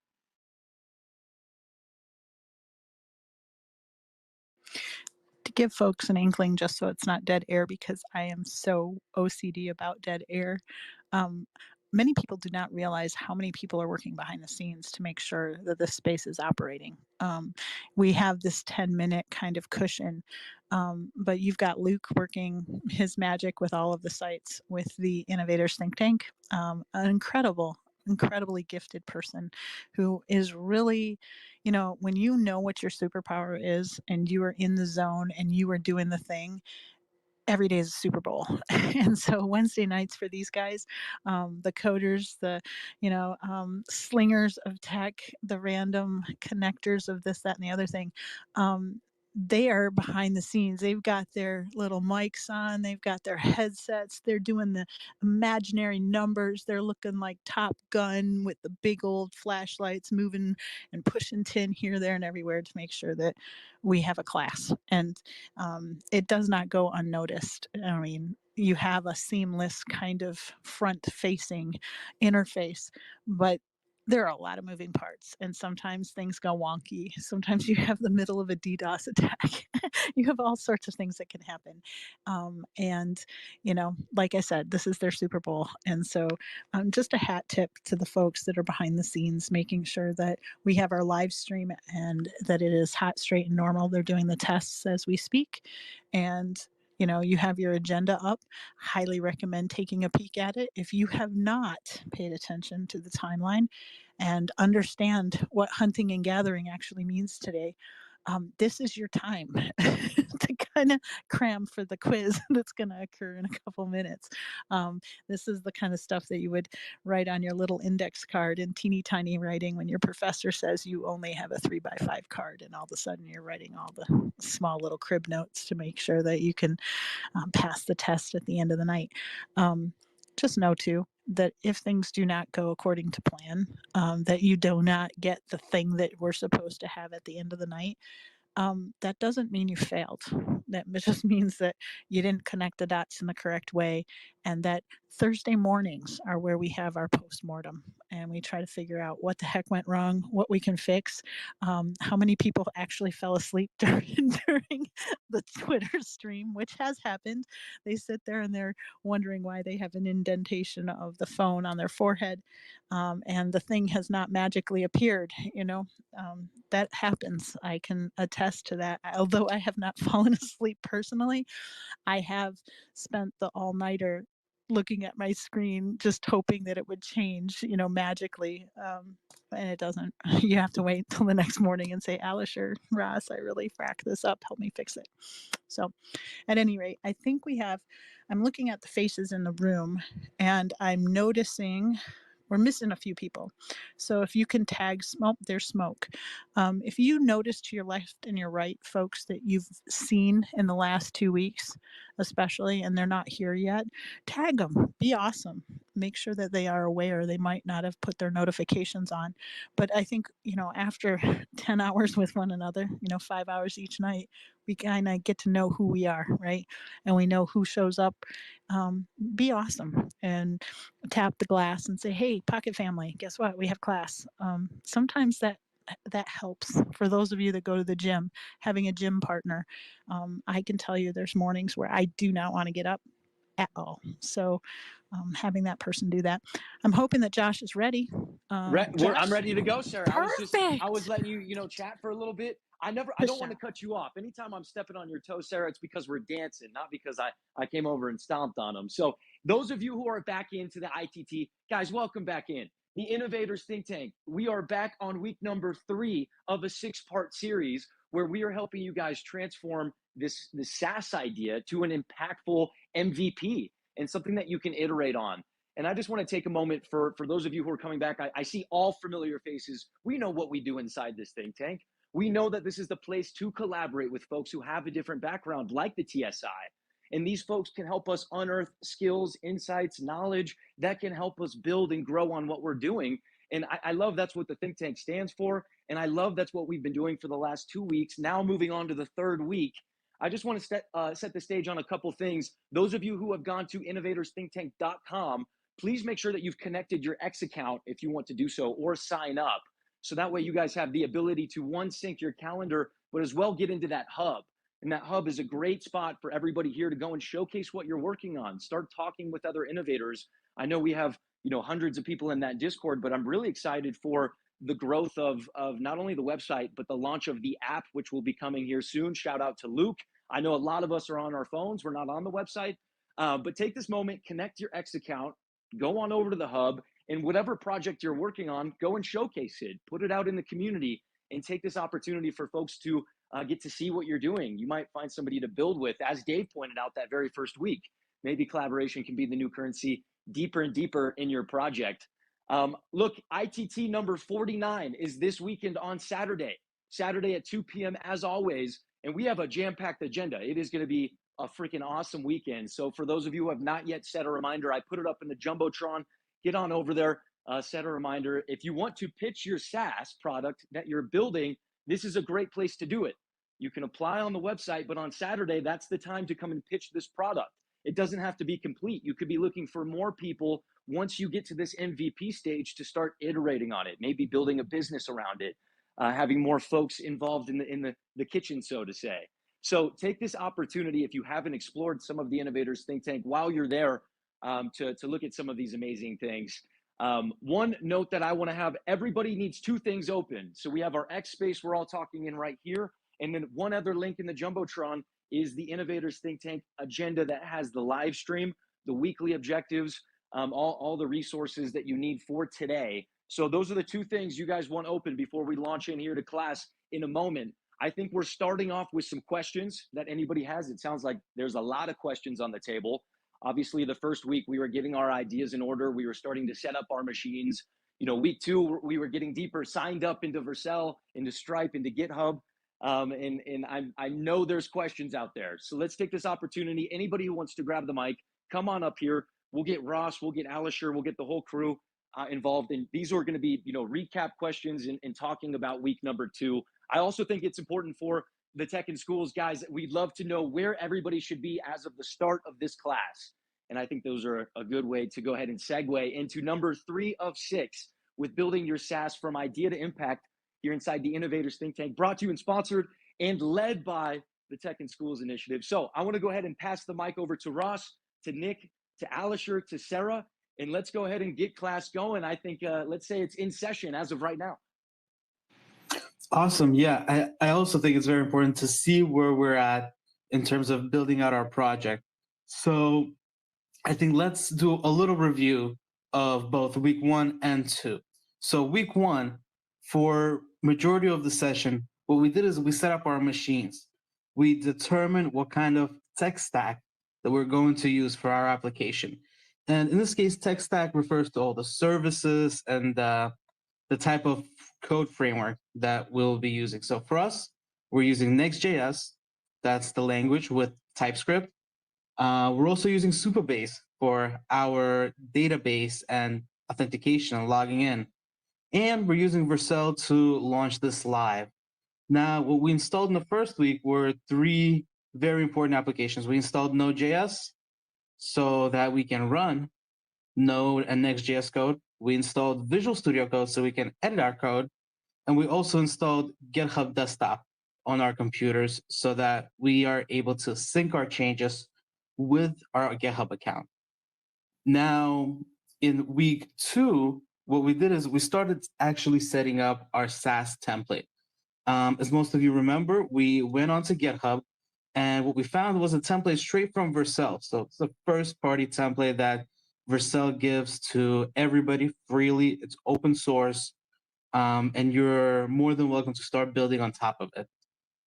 With this template, what we needed to set up was our Supabase so that our users can log in, and we also needed to set up Stripe so we can start processing payments. And as far as for week 3, we're going to continue a little bit with the Stripe setup, and we're also going to dive a little bit deeper into actually starting to build out our ideas of what we want our SaaS product to be, the actual function of that idea. So now what I think the best time is probably to open up the floor to any questions for week 1 and 2, because we have a very packed session today. I love it. I love it. I see we have Smoke, we have Sharon, and then all the friendly faces here ready to build. Christelle, Cordell, Mr. E, Renan, back inside it, Rutro. I look at everybody ready. Kathleen, Dave. Guys, any questions, anything that you need to get clarity, now is the time to come up for week 1 and week 2. Any questions at all? And if you're on the PC, put those emojis up, wave that hand. Even if you just want to come up and tell us where you're at, what you're thinking, how you're feeling, let's get the tone set for class number 3. We're going to be here a couple hours, and I think we're going to make a lot of headway today. So I see a couple more people grabbing the mic. Cordell, Sharon, Smoke. Any thoughts, guys? Feel free. Okay, Cordell, I see a hand. Welcome back in here, brother. Always good to have you in the think tank. Let me say that, Cordell. You bring special energy wherever you go, and I love it. What do you got for us, man? Any questions or any comments for the Tech in Schools? What's going on, Josh? What's going on? What's going on? It's beautiful to be here. Hello, Sarah. Hi, Sharon. Hi, Cash. What's up, Atia? What's going on, people? What's up, Ross? I am super excited. I had a thought a minute ago that was like, oh my God, I get it. Well, so it was because I thought about Supabase is like literally like a foundation, your like little foundational uh game board that you can set down. And then like you were thinking like, oh yeah, then you're a Stripe. It's like, oh, well, if you want people to pay to be a part of this thing that you're building that you have, like this is the next layer on top of that. So I started like thinking of all the sites and like, what is GitHub for? It's like the place where you get to store all these projects. And it's sort of like, so I'm finally starting to conceptualize all the pictures of all the websites, and it's which is really helpful for me. I don't know if other people are more visual in general. I'm very visual. I'm a choreographer too, so that's why it's all visuals. Like, oh yeah, what does that look like? So I don't know. I'm really excited that we're getting even more help in building, not only building, but like understanding what it is we're building to, like, you know what I mean? All that there's like so many new parts, and so it's like people can be talking um uh, e- French when you're like, I've never learned French in my life. I know like a few words, but like this is so I think it's really interesting, super cool, and it's really cool to process and find new ways to learn and then like actually understand what it is that we're doing. So I think this, I hope that makes sense. So I'm just very grateful, excited, and I guess the question would be, um, what what questions were going through your head while you were what questions are going through your head while you're building? I think ask them. Most people uh probably same things too. Also, really quick, I want to highlight one quick thing you said. Though your rants are always amazing, and I love how you see the world because everyone sees the world differently. But what he just shared is super important. It's called the click. When the click happens in your head and you start to understand what you see and you see the repetition and you start to understand what you're doing, everything starts to click. So you guys should all strive to make it make sense because it does make sense. So you need to get yourself to the point where it makes sense and things click and you understand why we're using everything. So I just really quickly wanted to highlight that. But yeah, if anyone has any questions, even you, Cordell, this is a great time to ask them because we're about to move forward like a freight train, guys. So One thing I want to say, ask it looks now. like we got a couple hands, but Dave, when I think about learning new things and then applying them to my project, I always think of, focus drivers and think about focus modes and what you're doing over there. And it's so interesting inside sessions like these, we're being challenged in real time to learn and then build. It's like builder standing, right? We're building while we understand or something like that. And I think that that is amazing. And guys, there's so much growth that happens in these sessions. Those moments of click and when it's all falling into place, I think has already happened over these hours. Dave, I see you coming on up. Would love to have you up. Sarah, and I'm so sorry I was stepping on toes in the first place. Feel free to unmute that mic. You're running the show. You're making it happen. I just was making sure we had the classroom all filled up before we got your amazing voice in here as well. You were sharing such gold, such gold. So don't let Oh, me hold Pisha, up what you're that's doing okay. here. Feel I free actually to just run it. wanted to jump in. For those of you that are in the room, our friend Jonathan's grandma, she comes in and she's been here from day one. She has a migraine tonight. So if you guys can send up some healing vibes, she is going to be listening in on the recording. And I wanted her to know that we are with her and that I don't want her to stress. I don't want to give her a worse headache, that we will catch her up.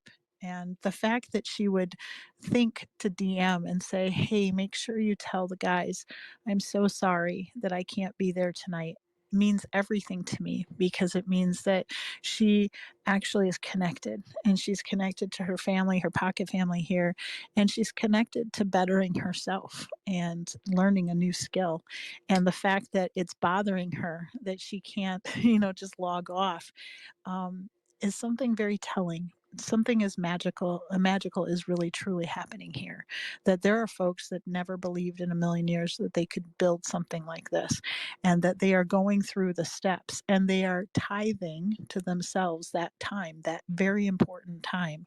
Um, Carving it out of their schedule and fighting for it tooth and nail to make sure that they can better themselves and improve their mind. It's the maker mindset. As an entrepreneur, you are always in a state of learning. You don't always know it all. You're always continuing that education and hunting and gathering for the information. And I just wanted to put it out there that yes, Jonathan's grandmother, we hear you, we see you, and we wish you well. May peace find you this evening. Mr. E has his hand up. I don't have a question. I'll be super quick. I wanted to just say thank you. I had some problems last week. Ross was really great, with some DMs just to give some directions to poke around. I found 2 problems and was able to resolve those, get my SQL tables set up. But it was in Supabase. I could actually go in and see that, okay, I had the tables there, but there were empty, no products in my tables. So I could figure out where the hang up was.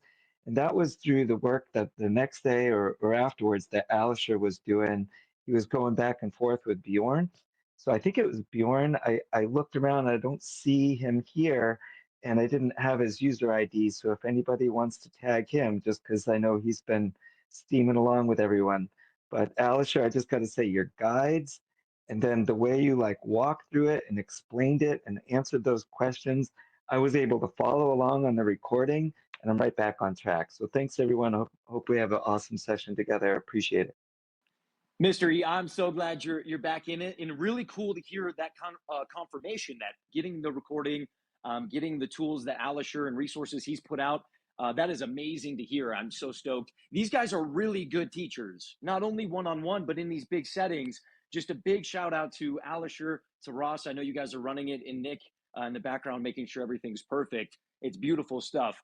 I don't see too many more hands. Please do put up emojis if you had anything. But Dave Meyer, do you have any advice for these folks? We're doing 3 hours of hardcore focus. It breaks every rule in the book, but we're learning new things while trying to apply them in some sense. But really, it is learning. Any like quick notes or advice for a tank full of people about to take this on? Yeah. Look, we're not breaking rules. We're just kind of overworking our brains a little bit. Just be prepared for, tomorrow you may be a little bit more dull.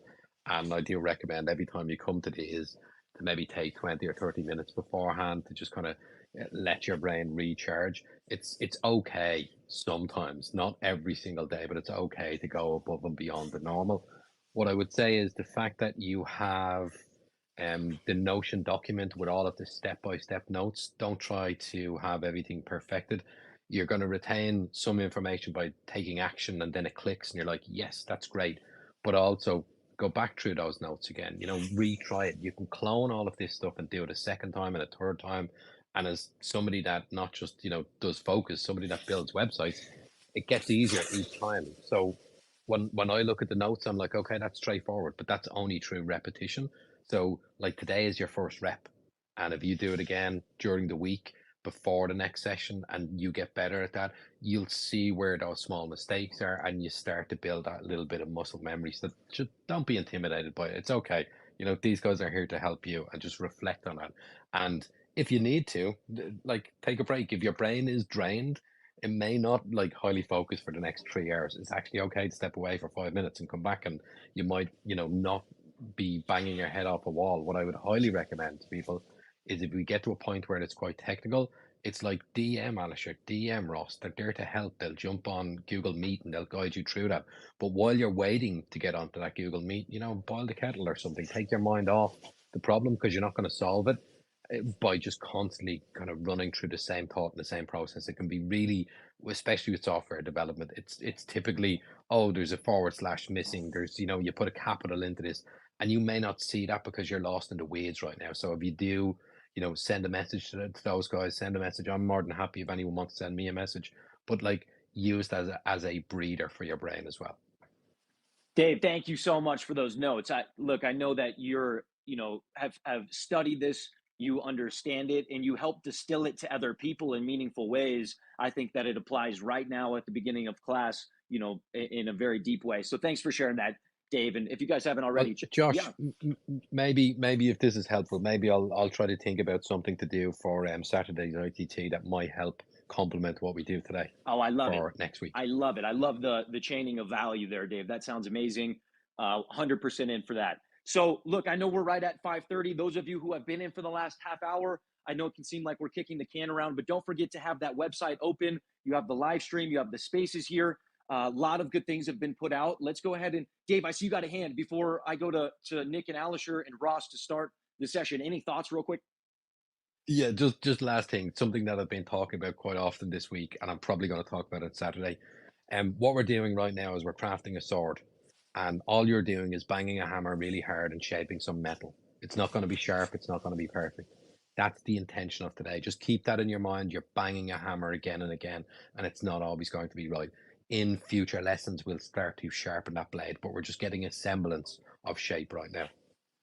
I love that note. I love it. Let's get forging away. If anybody's looking at the agenda, we're on number 3, finishing Stripe setup, configuring the customer portal. I'm going to go ahead and hand it over to Alisher, to Ross, and also to Sarah. Sarah, feel free, jump in whenever, I at was any just going time. to jump Cash in Money and right now. Mattia, no problem. Cash Money and Mattia, they will be looking out for hands. They'll be scanning the audience for people who want to come up and talk and anything like that. So Sarah, feel free to I do just whatever. wanted to say thank you to Mr. E.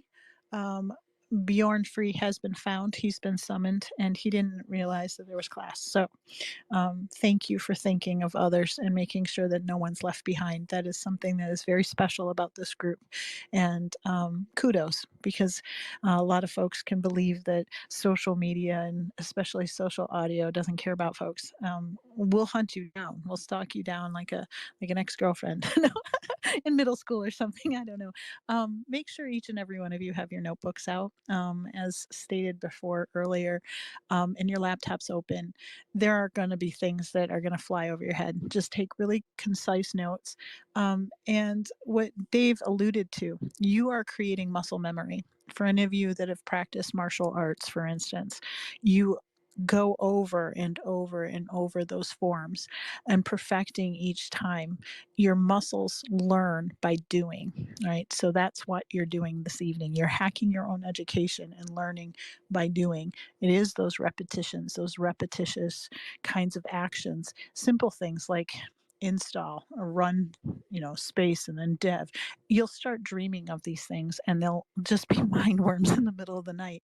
It's your head actually decompressing and downloading that information into a stored memory as opposed to a fleeting thought, right? And as you get older like me, fleeting thoughts, you have to capture those bad boys and make sure that they are properly attached in ink to the pieces of paper, preferably in a notebook where they can't be scattered later on. I also wanted to welcome our 6 other listeners, maybe 7. Whether you are bots, just know that we treat our AI kindly. For those that are listening in the back end, you're welcome also. And so I just wanted to make sure that you're acknowledged and that you know that you have a place at the table as well. If you have any questions, comments, or concerns, even if you're listening anonymously, you can put questions in the purple bubble as well. So go on to greatness this evening. Nick, Alisher, it's time to go. Yeah, and I just have to agree. It really is about repetition, a lot of it. I think the first week, what we did is we launched a website that didn't really have any EMVs. It was just a basic, your typical static web page that you could have edited into anything you wanted to. I think for the most part, most of us just changed the title. And week 2, we did the same thing. We launched a website that was a SaaS template using all the same techniques, by first getting it synced up with our local project and then running those 2 commands, npm install and npm run dev to run it locally. And then we again repeated it to set it up in Vercel and have it live. Except that time around, we added some services that connect to our app, such as Supabase and Stripe. And so this week, we're going to be doing something very similar. We're going to be finding an app. We're going to be, we're going to be setting up the app locally. Then we're going to be adding in the ENVs into the app, except this time we're going to keep going into the next week and the following week and actually taking a lot of the code from that app and adding it to our SaaS template. This week, we're also going to kind of continue from last week and finish up the Stripe setup as well. And if anybody has anything to add before we move on and start getting Real into quick, finishing up we're our still Stripe. in practice mode for Stripe, correct? Some people may have been approved, but we want to make sure that we're still in practice mode so that we're not fracking anything up with Stripe. Is that correct? Yes, absolutely. We're still in test mode for Stripe. We're going to stay in test mode up until the end. And then after that, we'll show you guys how to move everything into live mode and change your webhook and everything you'll need to make it work live. Excellent, Smithers. I see that Born Free has arrived. Just know that Mr. E was not going to leave you behind. Your hand is raised. What do you want to tell the people? So thank you everybody for worried about me. Honestly, I was nose deep in my screen. And if I could share some wild news with you guys, initially I came to the table with a piece of real estate software I had built that the customer I thought had quit paying me. Come to find out, the main person that I was working for that I didn't have much contact with was actually paying me, but their CEO was scraping the payments. Long story short, me and him got together today, and between the real estate software I've built, he looked at the portfolio site that Ross and Alisher helped me with a couple weeks ago. I demonstrated some other abilities today. He's hired me for 2 other projects. One of them is getting AI to look at blueprints and help do takeoffs and estimates, like how much sheetrock goes on this floor of a hotel, blah, blah, blah. And then the next project is he's got a roof software that we would like to use Google Images and set some vectors on the roof and try to come up with a roof score.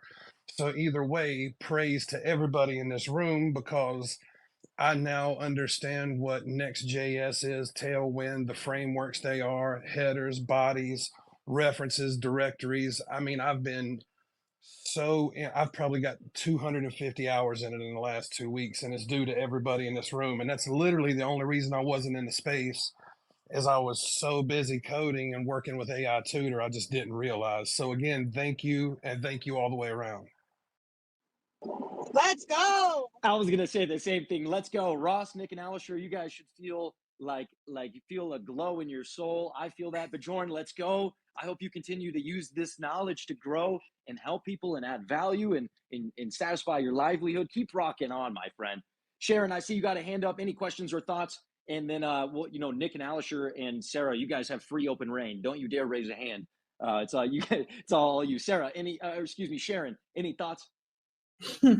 Yeah, I'm happy to be here again. I just wanted to ask regarding Stripe. I think you have to verify your account in order to go live. I didn't do that yet. Do I have to do that? You don't have to, but eventually you're going to need to. So you can start the process because it does take a week to 2 weeks. Okay, so shall I do activate account now, and it takes a couple? Yeah, I would just let it go, and then we'll operate in test mode until you get approved. Thanks so much, Ross. Thank you. All right, Ross, Alisher, Sarah, let's blast off. Week 3, let's make it happen. Alisher, mic is yours. Before we go do anything, I just really have to highlight what Bjorn just said. It's so cool, but we are glowing. But what's crazy is it's not the first time I've been glowing. This is something this happens all the time, and we're so excited that you took this seriously, because if you do, you can change your whole entire life.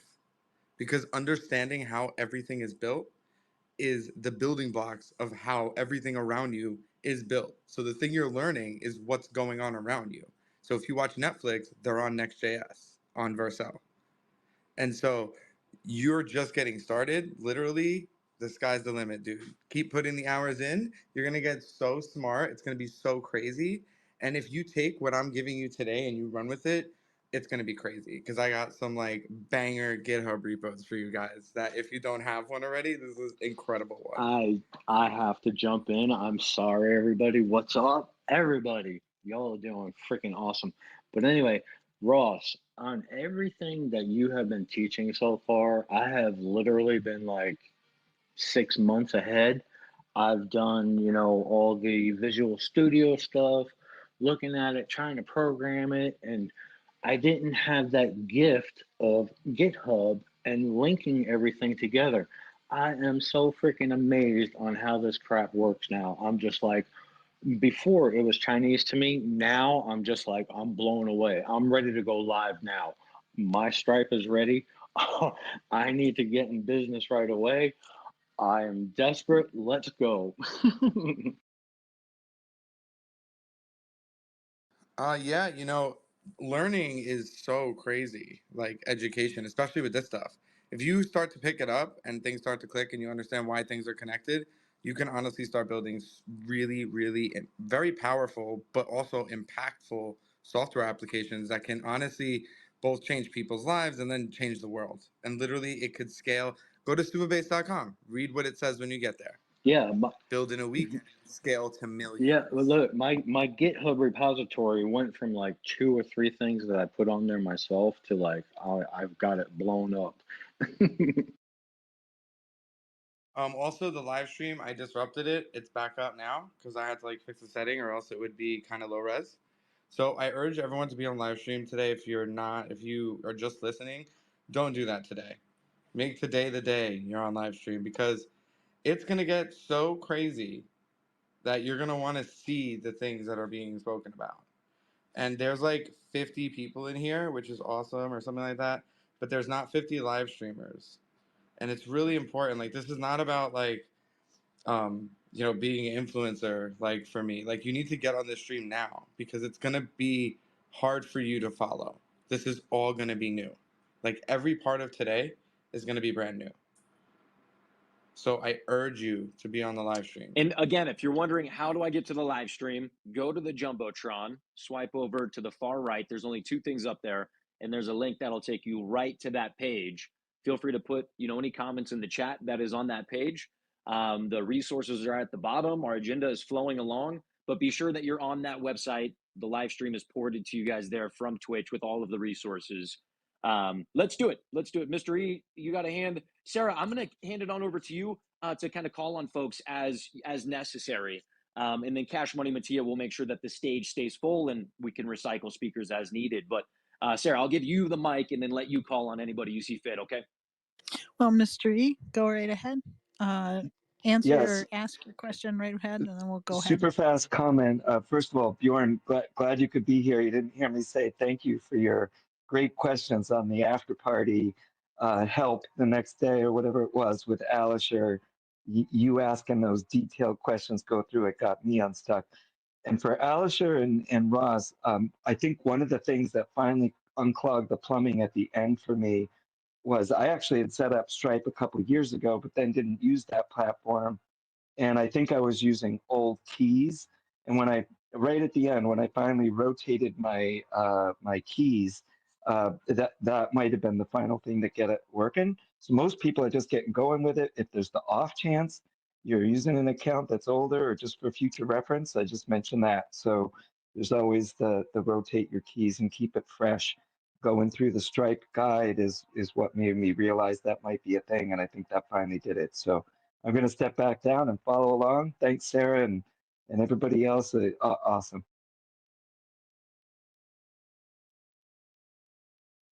That's your cue, Alisher. Fire away.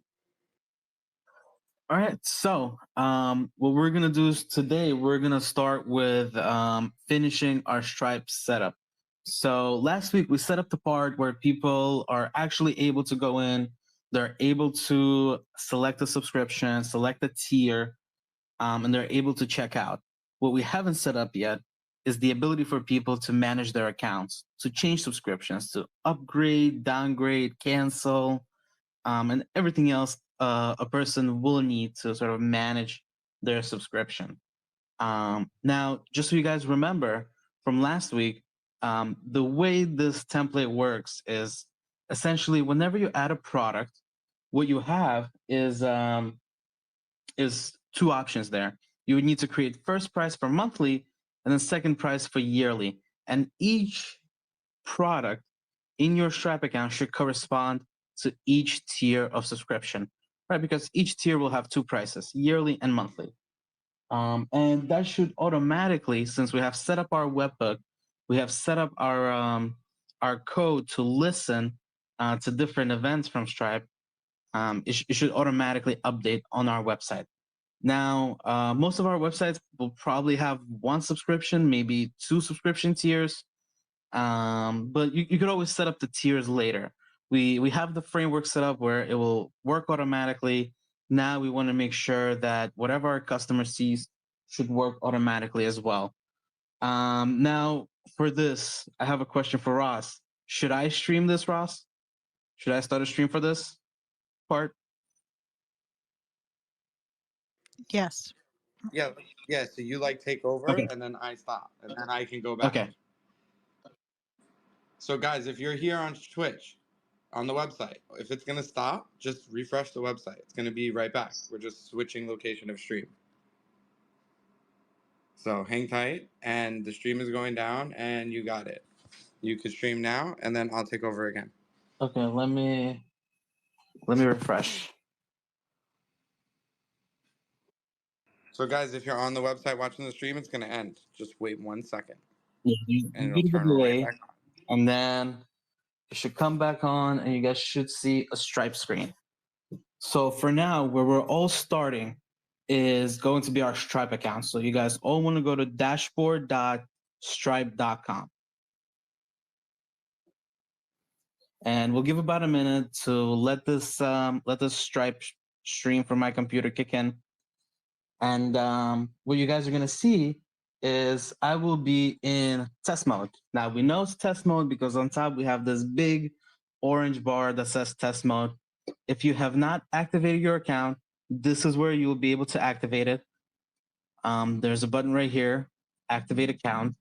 But for now, we'll stay in test mode because we don't want to accidentally have a live charge that doesn't potentially even pertain to any of the tiers that we're setting up.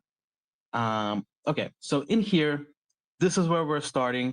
And give me a thumbs up if you're logged into your Stripe and you're ready to move on. We're gonna go set up what's called customer portal. And this pretty much makes setting up any of the pages you need for subscriptions, canceling, moving tiers. They'll have these pages automatically set up. All we need to do is activate it and input some settings that will reflect our brand, reflect our platform, and the SaaS product that we're building. Also, quick thing, everyone can see the stream, right? Because I see the stream, and it's Alisher's screen. So if you can't see the stream, let us know, but it's good. If you can't see the stream because I have this on a different computer here next to me, what you want to do is maybe refresh the page, and then it'll pop up. And for folks that are curious, make sure you're looking at the very top of your screen. There should be a rust colored kind of banner looking thing. That tells you that you are indeed in test mode. That's very important. So if you're trying to figure out whether or not you are, it has that kind of, it looks like a burnt orange or a Texas Hold'em kind of looking color for those that are looking for it. But just make sure that you're in test mode.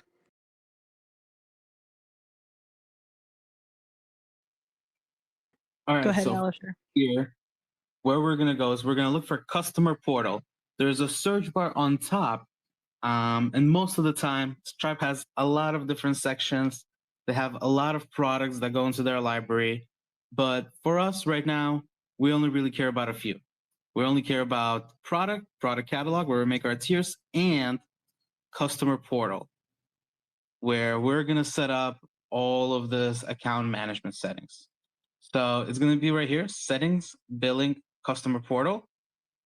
I'll leave this up so you guys can find it, but you can just start typing customer and it'll start popping in the results.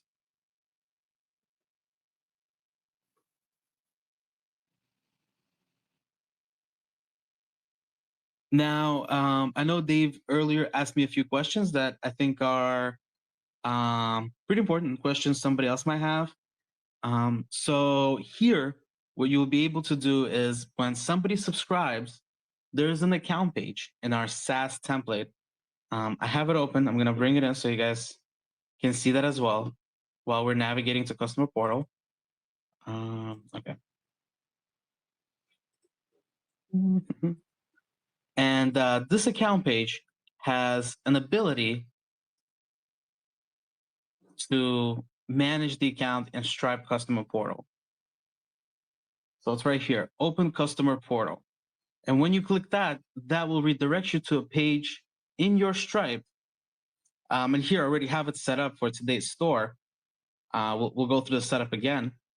But in here, if any of you guys have AI Tutor, if you have Pixio, and you've ever switched plans or you went on and canceled to re-sign up for any reason, you would have ended up on this page, right? This is the Stripe customer portal. And in here, as a customer, you're able to see, what card you paid with. You're able to actually edit this payment method. You're able to update any of your information. You're able to see the invoices that are generated every month. And of course, you're able to update the plan. You're able to change from monthly to yearly and between different subscription tiers. So that's what Customer Portal allows us to do. And of course, cancel as well. And then we can go back. And I haven't set this up yet, but the idea is that it would redirect us back to our page. Let's see. Awesome. So we're going to navigate to our Customer Portal. And let me deactivate this link. And for most of us, this page will look something like this. So we have our settings here on the left. We have different previews we can choose here on the right. So you can see what the page to update the plan looks like. You can see what the portal homepage looks like. As you guys can see here on the right, looks very similar to what we have already seen earlier. So in here, in our customer portal, you want to click on this button that says Activate Test Link. Now, I was going to say Activate Test Link because we're in test mode. But besides using the test payment credentials, this is almost as good as live. So when you click Activate Test Link, you'll be given this link.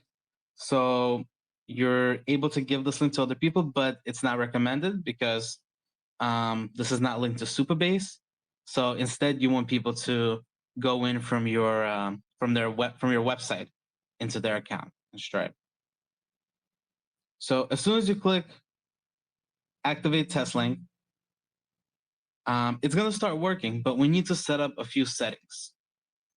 So give me a thumbs up if you are in Customer Portal and you clicked Activate Test Link, so we can go through some of these settings one by one and see what each one is responsible for. So nice. I'm getting a few thumbs up. I'll give you guys a minute to set this up, but essentially this is how most products that use Stripe will manage any sort of billing, any sort of updating, canceling, and switching tiers. And overall, this provides a pretty good customer experience. We've had several customers in our AI Tutor and Pixio platform, easily switch between tiers, whether they want to upgrade or downgrade. They don't use some of the features anymore. And does anybody have questions while we're waiting for a few more people to get here and activate the test portal? So even though we've activated the link, Alisher, we can still go through these settings underneath and they'll still change to that link. We don't have to deactivate and reactivate the link after doing these settings. Yeah, you don't have to deactivate and reactivate. There's a Save Changes button in the top right that after we change some of the settings, you'll be able to click and they'll update it. Yeah, these are some of the beauties of connecting different APIs and different cloud services rather than building something, from scratch using code. You don't have to rebuild it. It will most likely connect as soon as you save the changes, in that services interface.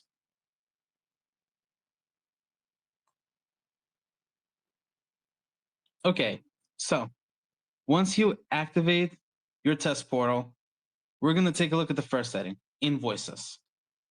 Do you want invoice history and for your customers to be able to download and see invoices or not? And that will correspond. Let's go to my customer portal example. That will correspond to this section right here, invoice history. So that's our first setting. And for most of these settings, yeah, you want to give customer as much information and control as possible. The more information they have about their subscription, the less questions they'll potentially have for you. So the next setting is the customer information. what information is the customer allowed to edit? Are they allowed to edit their information at all?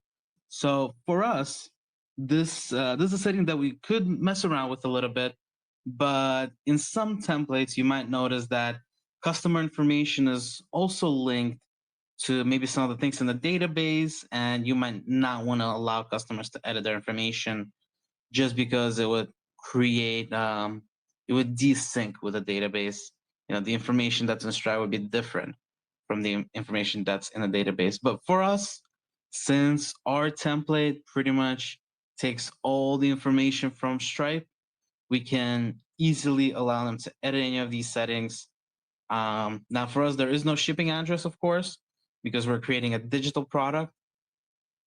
And there is no tax ID because we're not really using this field for anything. We're just charging subscriptions. So really the only things we care about are name and anything pertaining to either their account, which is email address, or their payment method, which is their billing address. So customer information, are the customers allowed to edit their information? And so you guys are able to see what that refers to in the portal. That's right here, billing information. And when I click update information, I'm able to pretty much change most of these fields.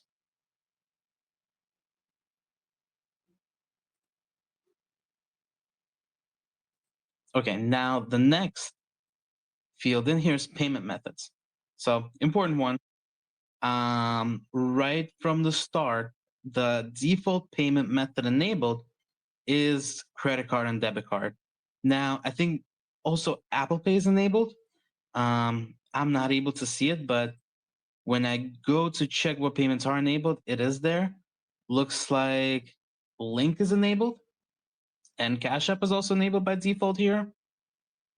But if you click Manage in Payment Methods, you'll be able to see all the different methods that are available to you, depending on what country you're in, or depending on what you yourself want to accept. So for us, we can start scrolling down. So we see that card is active. That's probably the most important one. That's going to be majority of the customers. We see Apple Pay is active. Cash App is also active.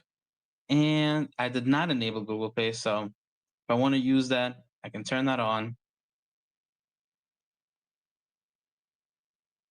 And there's a bunch of other payment methods that are used by different countries. And then you have some of these sort of say layaway payment methods like Affirm and Klarna.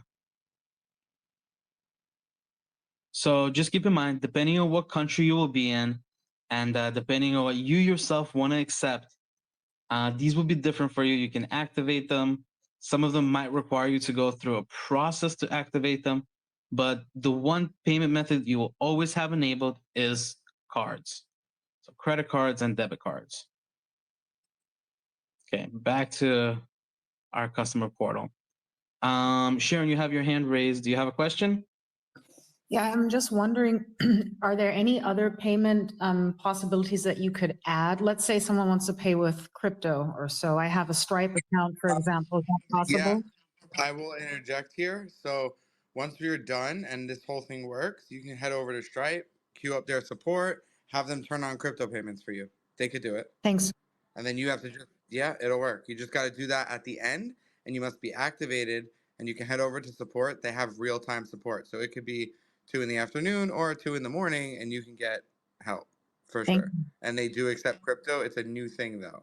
So it's not enabled right off the bat. And you're so very, very welcome. Thanks so much.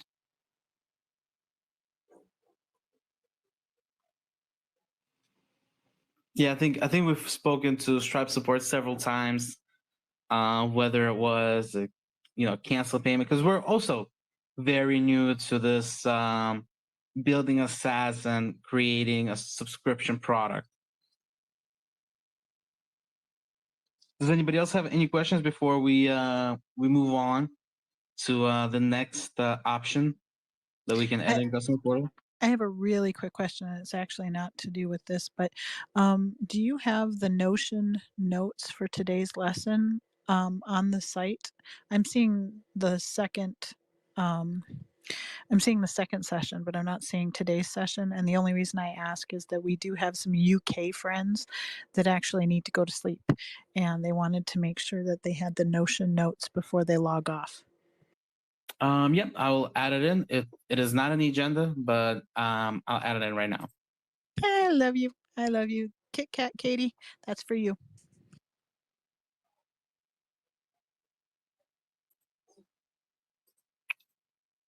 Does anybody else have any questions while I edit the agenda?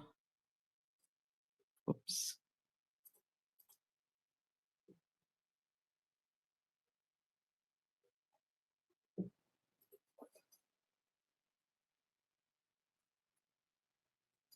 For folks that are listening in, we understand that there's no perfect time zone, and never feel bad for chiming in and saying, look, I have no bandwidth left and I've got to sleep. It's perfectly okay. We do have a rehashing session in the morning where we go over it again, and it's distilled down. So it's not a 5-hour session. You can kind of plunk your way through it. And the Notion notes that are built around these lessons are really, really awesome, and they're just awesome to have to toggle your memory, etc. I actually printed mine out, and I have them in a notebook that's very specific for these kinds of lessons. Anytime I have a lesson with my AI tutor, whether it's the ones that we're going through now or our one-on-one session when you have your onboarding call, as you're learning each of the tools, let's say in my AI tutor or in Pixio, you want to jog your memory and understand what these things do. It's just like what Cordell had mentioned before, that magic moment where everything clicks, because now you see the way that everything is connected and how it flows. And I know sometimes that doesn't really come across at the first go, but you're going to see this many times over. And once you've done this, the pricing, the billing, and understanding how all of these things work with Stripe, that integration is going to be so much easier, because here on X, that's the only payment that they're accepting. So if you intend on, being an influencer, making money here on this app specifically, these are things that you're going to have to know whether you build out SaaSes or not. You have to understand how people can pay you and how you can make sure to modify those subscription and tier models. So I just wanted to put that out there. Never feel guilty about, taking time to recuperate and rest, and make sure that you're in your best fighting shape, because we all have to do it. And, we're not supermen and women. We try to be, but, there it is. Go ahead, Alisher. Yeah, and I was gonna say I did add it to the bottom of the agenda just now, and I want us all to use this agenda as sort of like a one-stop shop for everything we need for the week, right? For today's lesson and for you guys to review, so you're able to go back and either watch the recording, go to the link, go to the link X space, listen to the space, and also be able to go to any links that you will need, any guides. Okay, so and yeah, guys, feel free to raise your hand. I am on the phone, so I do see hands when they are raised, and yeah, feel free to interrupt me. We don't have a lot of things left to set up in Stripe, so I'm gonna continue, and yeah, just feel free to interrupt me anytime. I am paying attention to my phone, and if Sarah, you or Ross, you guys see questions, just feel free to call them out. Okay, so we enabled our payment methods. Yes, you could enable crypto. You just have to activate and contact Stripe. They have amazing support. They're all about starting a business, create and supporting small businesses. That's kind of what their platform is built on, is allowing to do that with ease for anybody who wants to start charging for their product. So after payment methods, we have an option here called cancellations. And this will allow the customer to cancel their plan. And of course, you want to do this because you are charging a subscription, and this person will be charged every month the same amount. So they should have the right and the option to cancel the plan. Now, here, some of these are completely up to you. So do you want it to cancel immediately? And I'm going to zoom in a little bit. Do you want it to cancel immediately, which means their access to the platform will disappear as soon as as soon as Stripe processes the cancellation? Or do you want it to be canceled right before the next billing period, right when their subscription for that month is done? So that's up to you guys, depending on what you want to set up. Most places like Netflix or any subscription platforms, you typically cancel, and then at the end of the billing period, the user loses access. If you cancel immediately, then you might want to also offer an immediate refund. If you want to collect the reason as to why the person canceled, maybe there's some sort of an interesting feedback there that they have for you. You can definitely enable this. I know we definitely read the feedback of anybody who cancels a subscription to, whether try to retain that customer by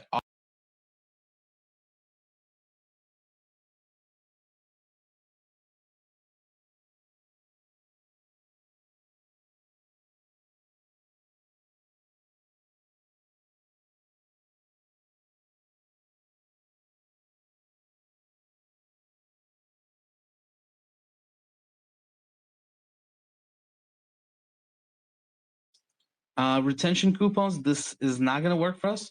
I think this is for a paid Stripe subscription. So whenever you guys activate and for their premium and to be able to use some of the premium packages, you guys can do that, but it's not necessary because there's other ways to offer coupon codes to customers. So right now, what we're doing is we're in cancellations here in Customer Portal, and we're setting up how the cancellation process will look like for somebody who wants to click cancel plan in the portal. Now, I just have it set up fairly basic, what any other subscription platform would do, which is cancel at the end of the billing period. And of course, you as the business, you get that $10 or whatever the subscription is from the customer instead of having to refund them.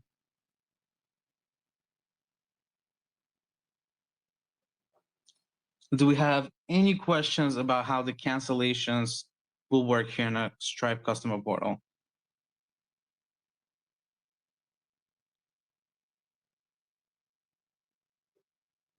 And of course, you as somebody who has access to the Stripe portal, you're able to help your customers out by whenever they call you for a support call, and you from the admin panel here in Stripe are able to also manually do it, cancel the subscription, and it will be reflected in your platform whenever they lose access, or whether you update their plan and whenever their access gets an upgrade to see all the pages that are included in the other tiers. Quickly jumping in, Alisher, one of the things that you should marinate on, just in general, once you learn how to do this, having this kind of template helps, right? Keeping track of each of your products that you're going to have is really important too. And, give your future self a gift of a lifetime by keeping track of all of these things, right? So, because Stripe is going to be used for many, many different things. Having a set aside folder for, whether it's an Excel spreadsheet, whatever it is, right? Something other than just your Stripe, right? Something that has a big overview of all of the little side hustles that you have. Your future self will love you for this, right? Because there's certain things like, you know, you have expiration dates of certain offerings and things like that, and I know that there are other people in this room that are far more gifted when it comes to this sort of stuff, but I'm married to an accountant and I drive him nuts. He earns his keep around here by me not doing what I'm supposed to. So just think of your future self and think of all of those mundane little lists and, password books and all of these things. Set them all out, because I guarantee you're going to sift through these back later and you're not going to understand why you're doing one thing for another thing. And, but I do see that Dave has his hands up, and I'm sure that he's going to fill you in because he is the So I organizational would say person. before we go to Dave, one thing I do want to remind you guys, for this specific project that we're creating right now, the SaaS template, you should probably not have anything else besides the SaaS, the SaaS product tiers that you will be charging, because this template, once you start updating the prices to all your other products that are not related to this template, will also start pulling in those products. So what we set up in week 2 is we actually set up a new account. I have it right here, this box. As you guys can see in my box, I'm just waiting for the live stream to catch up, because this is very important. You only want to have in this Stripe account the 3, 4, however many tiers your SaaS product will have. Right. So awesome. In the live stream right now, if you guys look at this box that I have in my top left of the screen, you guys can see I have my TSI store, right? That is the store that we use to manage our AI Tutor and Pixio subscriptions. And you're not really going to find anything else in there that's not related to AI Tutor or Pixio. And that's very important, because for this specific template, you don't want to accidentally start pulling in products that have nothing to do with it. I have my own developer account where, I'll put whatever. You're going to find hundreds of products in there because, I'm in the middle of a development of a platform that has to generate a lot of products. And then I have Wednesday right here, specifically for this class, where I only have the 2 products that we set up. If we go back, it only has the 2 tiers that we have set up. So I have, let's see. So I have my test subscription and test 2. Right, we're playing around with setting these up. These are the only 2 tiers that I have in this account. So that's very important, is that's one way for you to better organize yourself, but also not accidentally have random products pop into your SaaS platform. And go ahead, Dave. No, this is Sarah. Can you explain why or how you would pull in other data, just for folks that may not be familiar at all? Because I never really thought of that until you just said it, and I thought, ooh, that's definitely something that we should asterisk and put somewhere. Okay.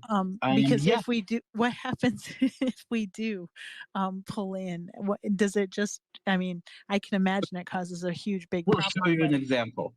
Thank So you. I'm right here in my Stripe. I go to product catalog. Let's say I continue using this Stripe account after I set up my SaaS product for something else. Whenever I click add product and I create a product in here, let's call this unrelated. Right? This product is in no way related to what I'm doing. And let's say this is also a monthly product that costs $10. Again, this is not related to my SaaS platform. As soon as I click add product, and I go to my platform and I refresh the page, I will see that unrelated product. So I'll wait for the live stream to catch up so everybody can see. Because we're not entering these manually using code into our website, into our template, these are pulled in live from Stripe. Sure. I think it's important that people know that you can set up more than one Stripe account. You're not setting up a Stripe account for your business and that's it. You're just setting up a Stripe account for this web app, and then you can set up another Stripe account for the next web app. I would say and then you can be another way more to think of it specific. It's is a not store. one Stripe account for one business. Yeah, exactly. A store. Yeah, instead of a business. Yeah, that's, I think thinking of it as a store is a good way to think about it, because let's say, okay, this is our SaaS store, right? This is our SaaS product. You could have a store that's completely separate from this that just has, singular quantity-based items, not subscription-based items, that could be a whole different Stripe account. But yeah, Dave is absolutely right. You are not signing up for a new account. Instead, what you're doing is here in the top left, you have an option to click the plus on a new account. And by the way, if you have people on your team, you're able to share these. So me, Ross, and Nick, we all share this Stripe account. We're all able to go into it and see all the information. But yeah, it's not a new account in terms of you having to sign up again, putting in your email and all that. It's under the same email, except you're almost like creating a separate store.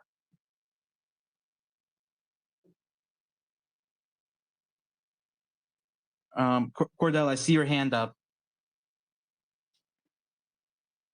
Yeah, question. So, as we're looking at the store, because I just did the same thing to mine, on my Stripe, and I noticed that I still have like my buy me a coffee or my eggs, or a lot of that's also inside of like when I pull that up. Do I need to make a new? It says new account. Do I need to make a new account for it? Yes. Yes. Okay. So I need to make a completely new account. You will need to make a new account. You will need to make a new webhook. You will need to connect the APIs again because it will give you new API keys, and you will need to create a subscription product again. Well, I get it. This is because I've had this Stripe for a bit, and it has all these other things on it. Okay, I see. Okay. Thank you. Yeah, for testing purposes, you don't have to, but when you go live, before you go live, you would want to do that to keep everything properly separated, and so that you don't get any unrelated subscriptions in there. Because if, let's say, you have products and you already had monthly products, as soon as you edit the price, it will start coming into your platform. You don't even have to create a new product. You can edit the price of an old product and it will come in and you'll start seeing it. Well, you're also future-proofing this as well. Like if you set up a web app today and it turns out to be doing phenomenally well, and then you sell the business, you give them the Stripe account as well. It's just one Stripe account for that web app. You're not giving everything across there as well. Yeah, I absolutely agree, and it also makes it a lot easier to keep track of the monthly recurring revenue. So it's yeah, and payouts can go to different bank accounts and stuff like that as well. That as well, yeah.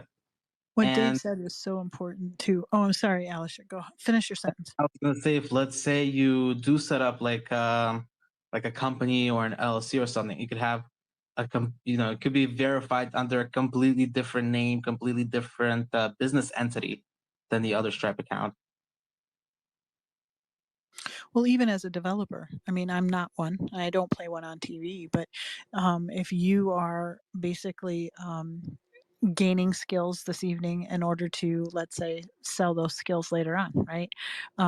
Having separate Stripe accounts, I started thinking about that. I do have separate Stripe accounts, but I never really thought of it in that perspective. But keeping very good records is always a key piece of the puzzle. And when you start a project like this, making sure you have all of the assets, not just the Stripe account keys to your kingdom, but the domain names and everything, making sure that they're one package. I think I never really thought of that until Dave just said it. And I think it's really important, maybe something for your notes, that when you're planning these whole entire projects, to make sure from tip to toe that you've covered all your bases. And when you decide to exit and start, sell it off, that you have it as a complete package like that is separate from your own personal stuff, I suppose. Go ahead, Dave. Yeah, I like what you said. It's kind of like, yeah, take my business in a box and there's everything you need. But also what I said on the first session we done on this, with the potential to collaborate with other people, also having that segmented. Should you decide to bring somebody in, then you give them access to this Stripe account and then they get to see all of the sales, and it's very, very transparent. But also you're not showing them everything else for all of the other collaborations or all of the other individual projects you have as well. So I think it's kind of like, just think about it like I'm building a business in a box, and one Stripe account is going in there as well inside that box. But I have a separate business in a different box and I have another Stripe account. So smart. So smart. On many different levels, that's so smart. And especially for those of you that after you come to all successions and now you have something to actually sell, right? You're going to pitch it in Josh's space, and you're going to have that all-encompassing, wonderful little package with a bow in it. And it's really important to be able to segment it, because good fences absolutely make good neighbors. A lot of you, I know, I'm looking at faces here that are in Web3. We mentioned pirate money and crypto, right? If that's how you're going to be paid and everything else, you have to be incredibly transparent, but also, making sure that all of those fences are put in place and that the commingling of funds doesn't happen. That's why each of those in those boxes matter.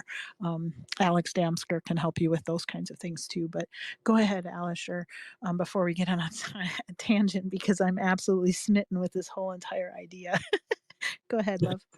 Yeah, I mean, I actually love that idea, is just packaging the whole thing as a business and selling it off with all the cloud infrastructure. I think that's really cool. One thing I do want to add, to manage Stripe, I've been logging into Ross's Stripe account for years, until a few months ago we discovered that we can actually share the store with other users and people with other email. So if you're getting a little confused in Stripe, you're not alone. They don't always make it as obvious. Okay, so we're almost done with setting up our customer portal.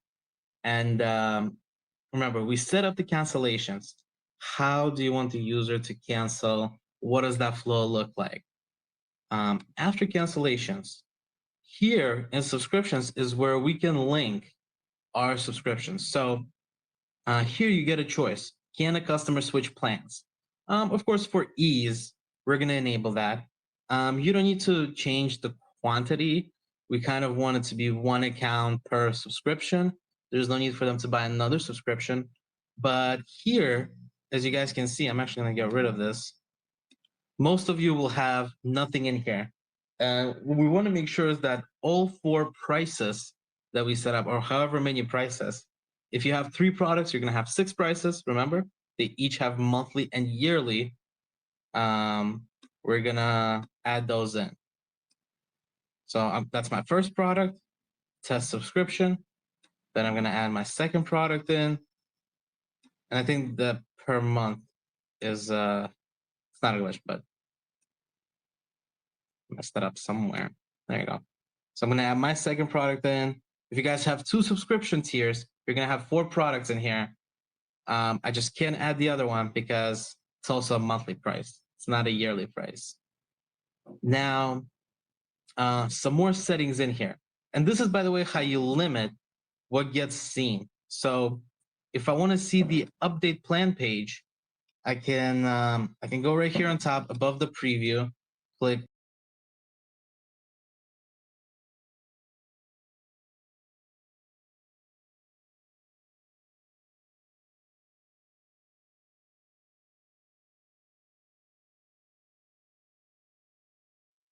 Did we just lose Alisher?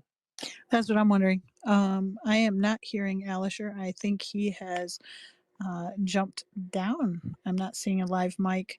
Ross, can you chime in, love, so I can? Can we read? Stick me out for a second. We found him. And so strange, when I went back in, I heard myself on a delay. Okay, so here we have our update plan, and you can preview what it will look like. Instead of having to go to your platform, you get this little window where we can see, okay, now I can switch between the 2 different tiers in here. And can't really click in here.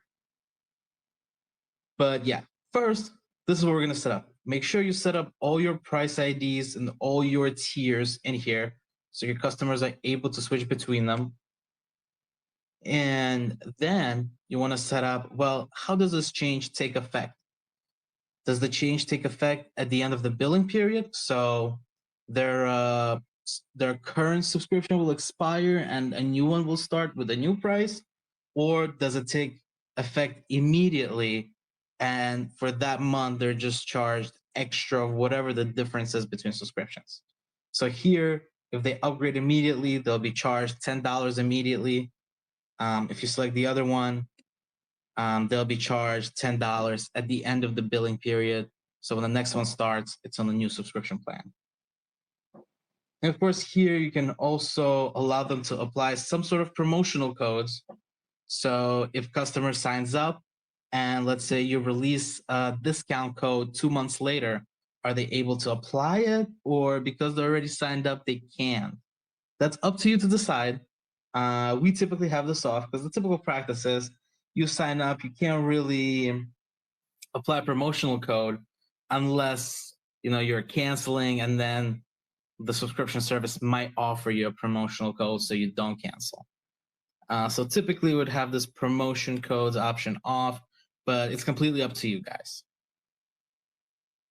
Stripe kind of gives us that freedom. I have a question. Yeah. Sorry. Under subscriptions, I think that's what we're at, right? Under subscriptions on shortcuts, or am I wrong? Or what? Are we under subscriptions, like under shortcuts? Because I'm trying to find out where this. So you can click on subscriptions, and it will open a whole new little section, like a drop down.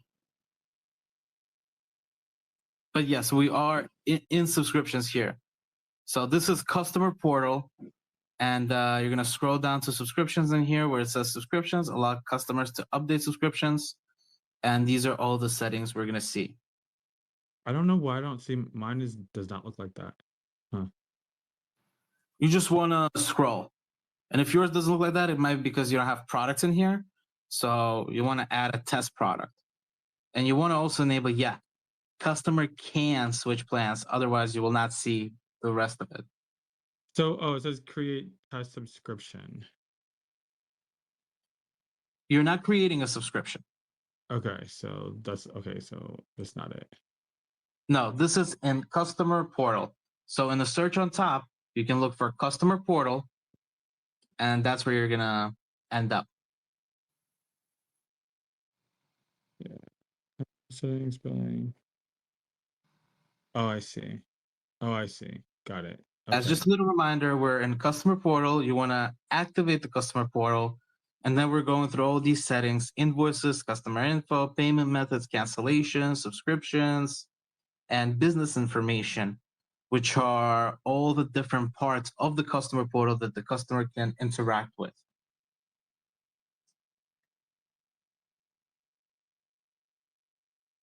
Okay, so just make sure to reiterate, you want to enable customer can switch plans, so they're allowed to downgrade or upgrade between the different tiers.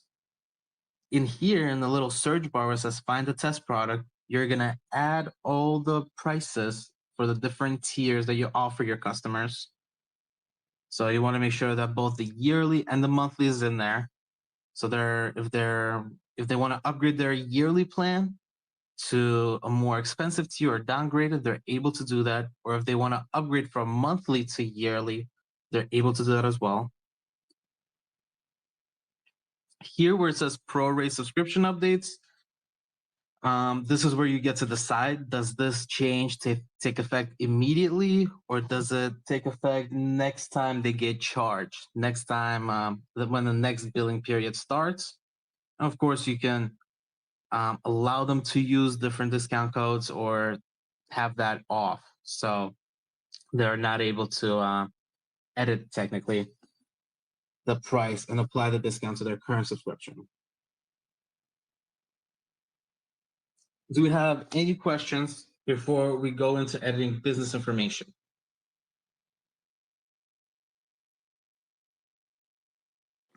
I'm not seeing any hands. I think you're good to go, love. Awesome. We're almost at the end of this section, and then we're going to go into exploring GitHub and finding some cool projects. Okay, so in here, this is our business information. Similarly, you can click on it, and here we have a few options. We have the portal header, which, as you guys can see, is this heading here that we're gonna kind of use as almost like the store name. So if you have your company name, product name, whatever this SaaS platform is called, this is where you're going to add it in. Now, this redirect link is going to correspond to the back button that we see on the website, on the customer portal. So you want this redirect link to be your link, or let's say your live link /account. So they're able to get back to the account page whenever they're done using the customer portal. Press a redirect link is the link to the account page on your website.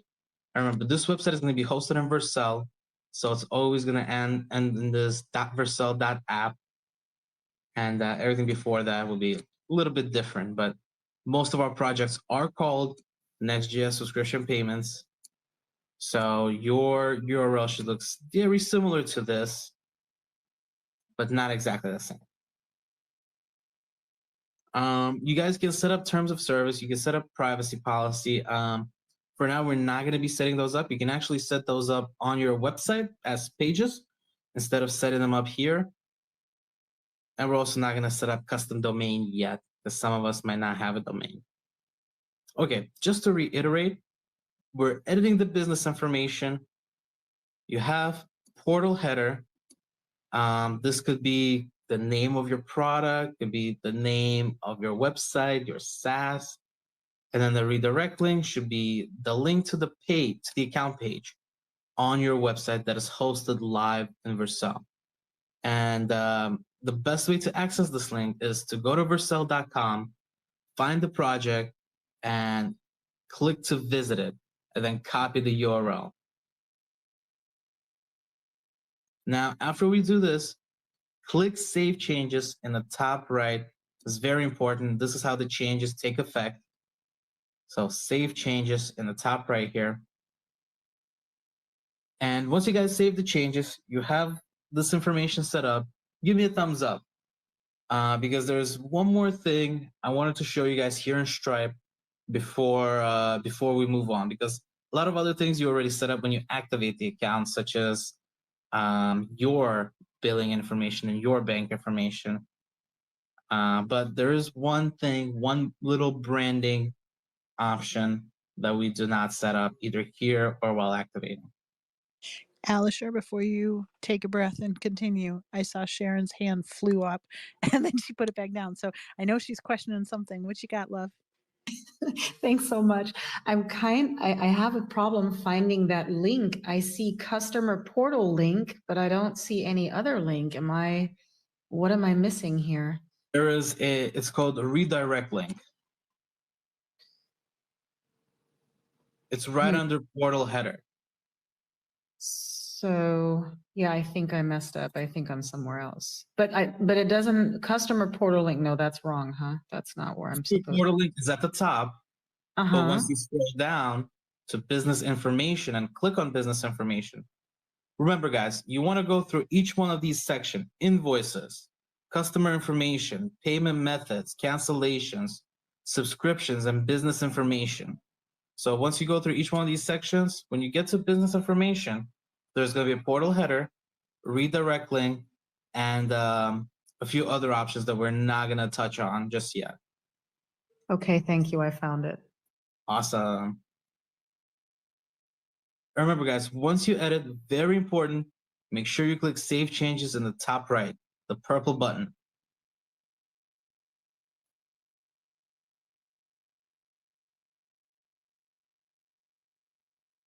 How many of us were able to edit majority of these settings?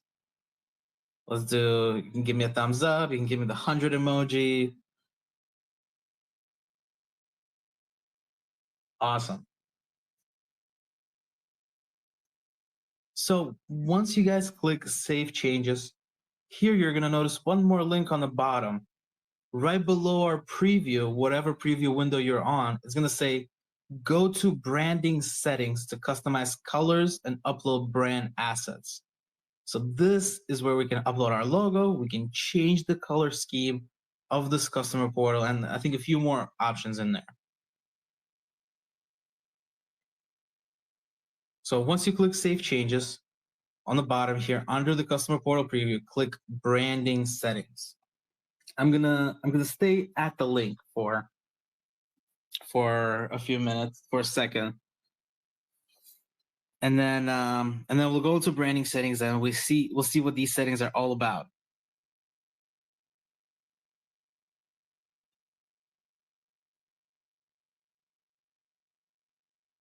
Okay, so in branding settings, and so you can orient yourself. This is in dashboard.stripe.com/settings/branding. Here is where we can further customize what our Stripe checkout will look like. So we customize what the portal looks like, and part of that portal experience is the checkout. Here we have the branding elements. So you can add an icon in, you can add a logo in, and then you can change the color. So for me, let's see what I can set up here. I'm gonna make it green. Why not? Accent color, orange. Let's see. Okay, so that's the pay button. And it gives you this nice little preview on the right where you're able to see what your window will look like instead of you having to actually go and check out the product. So depending on your swatches, depending on what kind of color scheme you're using for branding, you'll have a different color scheme here. Now there's a few more things here on top. You have email receipts. This is what the receipt will look like. The invoice. You have customer portal. So this is what the customer portal will look like with all these colors. It doesn't look too bad with green. You can see what the invoice looks like, and that's about it. You can see what logging in and identifying looks like as well. So once we set up these color settings and an icon, if you do have one, you don't have to set up right away, but just keep in mind, once you have your logo, you want to get back in here and you want to set it up here so that you have kind of like a unified brand throughout, whether people are going to Stripe or not. You can click Save Changes. Very important. Most of these pages in Stripe will have save changes. So Stripe doesn't automatically save your changes. You do want to click this button. And that should take effect almost immediately. And so that's how we set up our customer portal. If you want to check out what the portal looks like, go to your website. Now, you will need to sign up for your website. So you'll need to go through the sign up process, and then you can go to, well, I'm already signed up, but you can subscribe. And when you subscribe,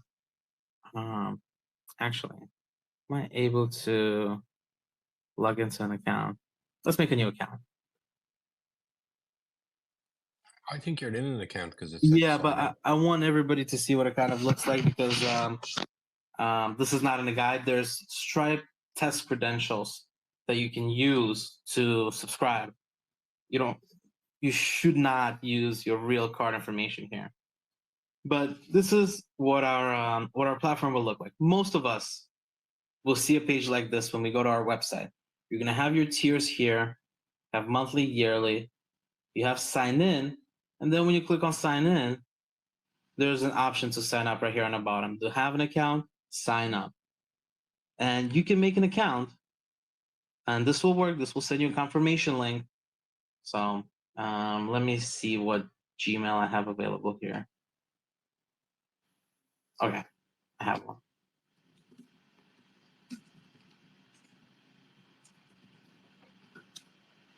You're gonna fill out your password. You're gonna fill out your email, click sign up. You will be sent a confirmation link. So I just got a confirmation link in my email. Just like a real platform when you're signing up, you want to confirm that this person is real, have them go through the confirmation process, and this is all powered by Supabase. And then from here, once you confirm, you can just click sign in and log into the account you just made.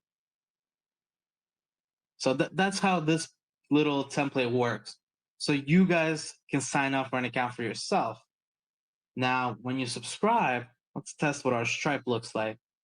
This is going to redirect us to a Stripe checkout. And as you can see, it's green. It's applying all those settings that I messed around with in branding. It has the logo that I set for the product. And then the test information to sign up for Stripe is just a bunch of 4.2s. So it's 4.2, 4.2, 4.2, just until you can't type in 4.2 anymore. And then for the rest of these, the information doesn't really matter. And then you'll be able to click subscribe. Sharon, do you have a question? When trying to sign up, I get some kind of error code. It says email rate limit exceeded. What does that mean? So you might already have an account. You might have tried to test sign up last week. Oh, okay. Thank you. Yeah, guys, as we get more comfortable with these platforms, we're going to learn how to manage our Hey, users. Alisher, just Yeah. I'm interrupting and I hate doing that. Mr. E had sent me a DM behind the scenes. I don't know if he's able to speak, but he had a very good take on Cordell's issue, and I just wanted to make sure. I know we kind of passed it already. It's a little bit past, but if Mr. E can come off mic for a second and explain what he discovered for Cordell, that would be cool. Mr. E, can you come off mic or no? All right, so I'm going to find it and I'm going to read it out loud.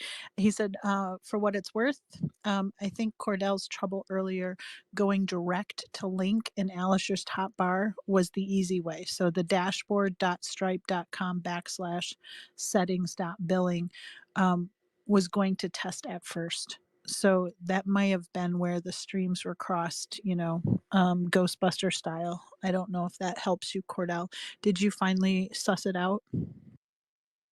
I think it's just that I already have a Stripe, and I was just in the wrong space earlier. But I think I'm fine now. If there's another issue, I will ask about it. But Cool beans. But yeah. I just want to make sure that we're all hot, straight, and normal, because sometimes it's just the weirdest things that you'll start to think about and then you'll start to doubt. And then the time has passed. And it's very easy for me to just say, hey, by the way, I'm going to play the bystander that doesn't know anything and just kind of spit out random stuff to help everybody. I think for that issue, Stripe has a lot of pages. So there is a subscriptions page, but there's also a subscriptions section in Customer Portal.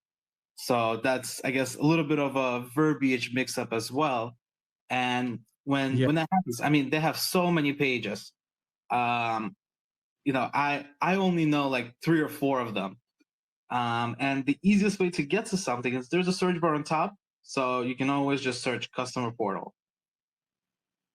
It is an ecosystem that is very robust, right? There's a lot there because it encompasses a ton of different business models, a ton of different, ways of doing things. It really is kind of one of those things that you have to know the secrets. It's like when I ask my AI tutor, I'm like, can you suss this out for me? Because I don't know Windows. I'm a Mac person.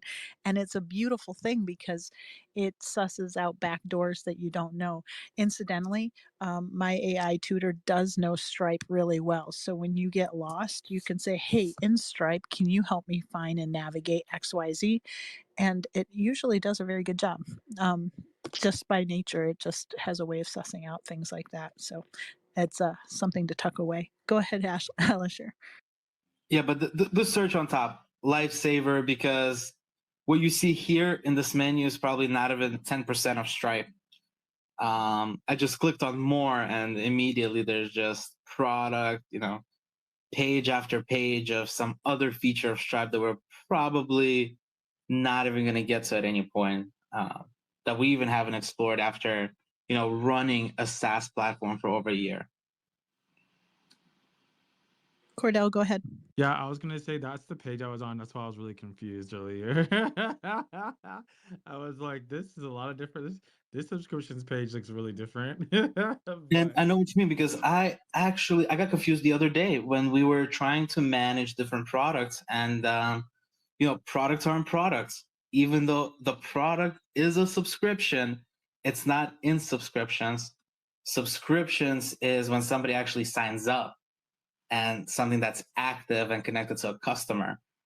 Yeah, I was working with this the other day, and it's confusing even me. I don't feel so bad now if it was confusing you. I do have a question. One more question though, if y'all don't mind. Go ahead. I'm trying to. Okay, so I'm back to where I am trying to add yearly subscription, a yearly product now, because I saw like the one product that's on here, but I don't know if I needed to go back into Vercel or Superbase or what to add. You don't need to go back into any of that. All you need to do is, let's say, here's test 2 that I have. Here's a product, test 2. I go into test 2, and there's 2 prices in there.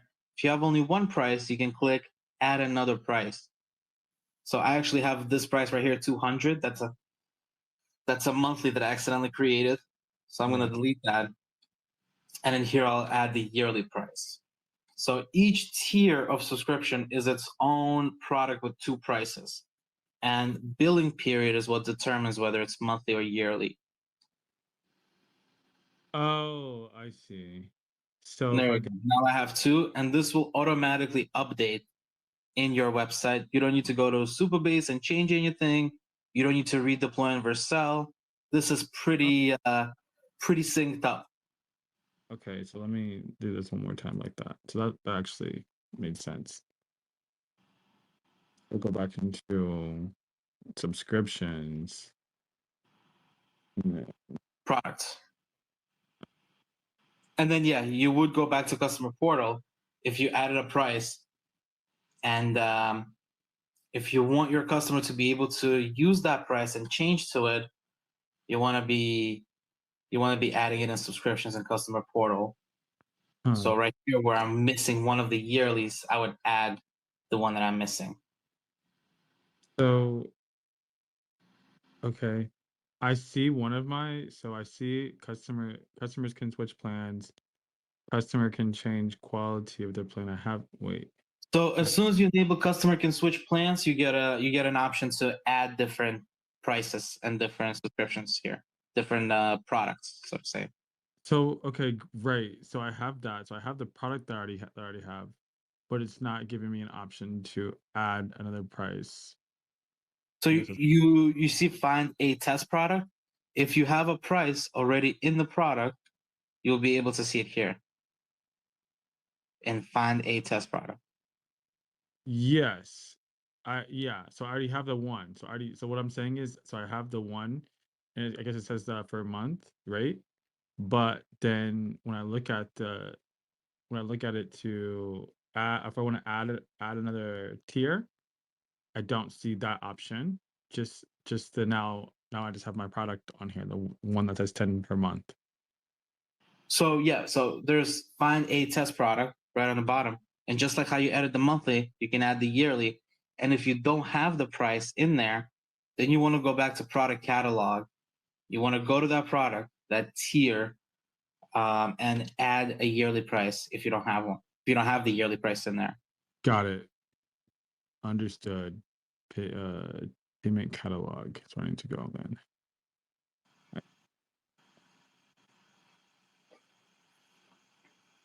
Okay, thank you. That was helpful. Awesome.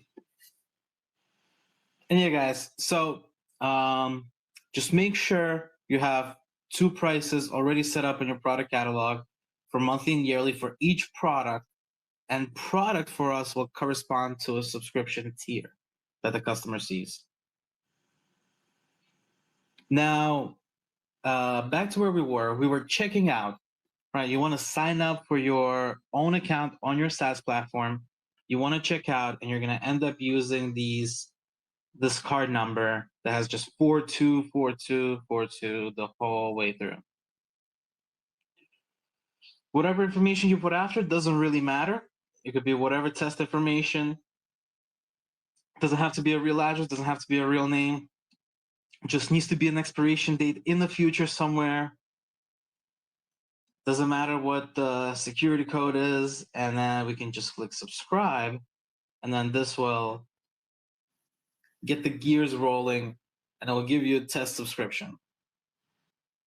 And it's going to be something that's reflected directly in your website. You'll be able to see this on the account page.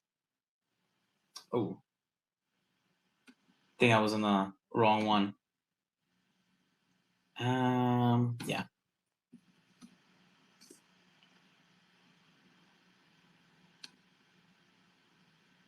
And if it takes you to localhost 3000, what I suggest is just go through some of these settings again and see where you might not have a link, or where it asks you for a link and you haven't included one. And now in here, once you subscribe with the test credentials, you'll see your plan. You'll see $10 a month or whatever your plan is.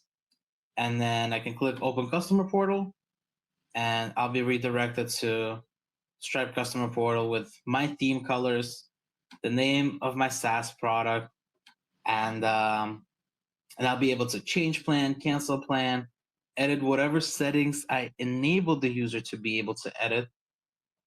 And then, yeah, this doesn't redirect yet. Then we can just go back and, yeah, back to our platform.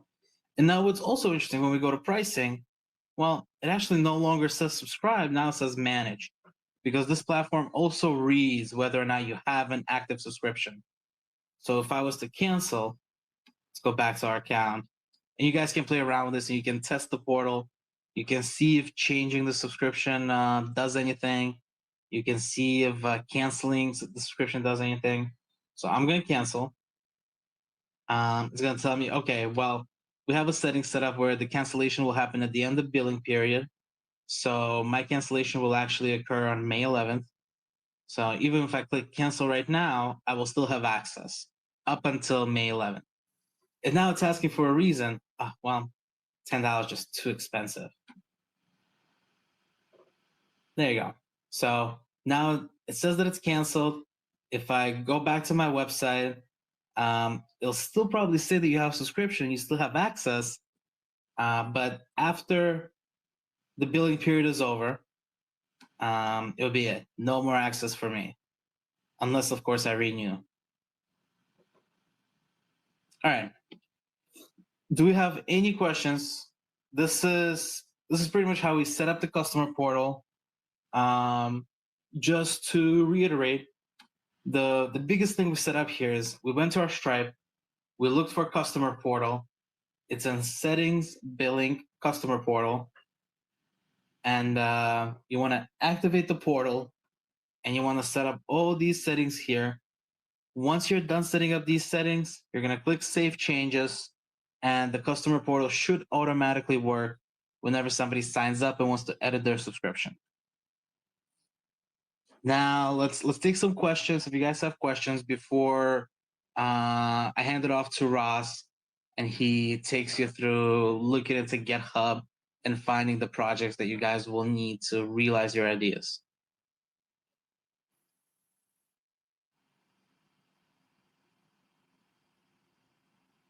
Okay, was everybody able to set up the customer portal? Give me a thumbs up.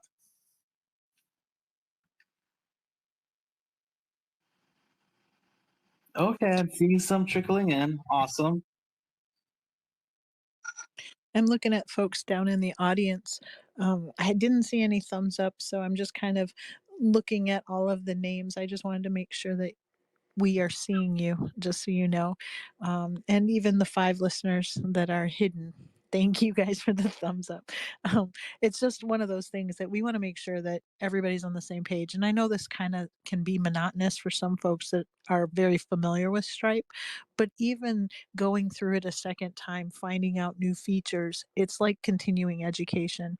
You are really exercising your muscle memory and understanding, oh yeah, maybe I haven't done this in a while, or I set up an account 5 years ago, or whatever.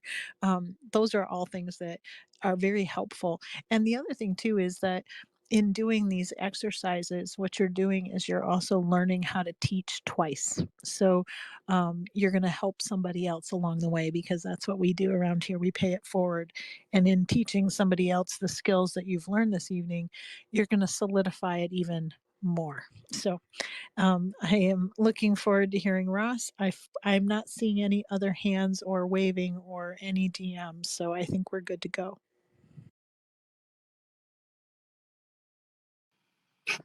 Awesome. And yeah, guys, keep in mind, you can always DM me, you can DM Ross, and tomorrow we are going to have a review session. I'll spend maybe 15 minutes just reviewing how to activate the customer portal and what each setting means. And also the step-by-step guide, it does explain majority of the settings that we need to enable and what they mean. And yeah, I'm going to give it to Ross to take you guys through the world of open source and to start finding some code that matches your idea, that matches what you want to do and what you want to build the SaaS product into. Take it away, Ross. So before I override you, did you stop streaming? 1 second. I did not end the stream yet. I'm ending it right now. Just ended. Okay, cool. Yep, and I can confirm I see it as ended on my screen, on my second screen here, my second laptop. Also, we will not be doing anything with Stripe as of this point with me right now as we move forward. If you have Stripe questions, come up to the stage right now. Alistair is here. He can answer any quick question that you have. But we are actually moving to the next phase, and we will not be on Stripe.com right now.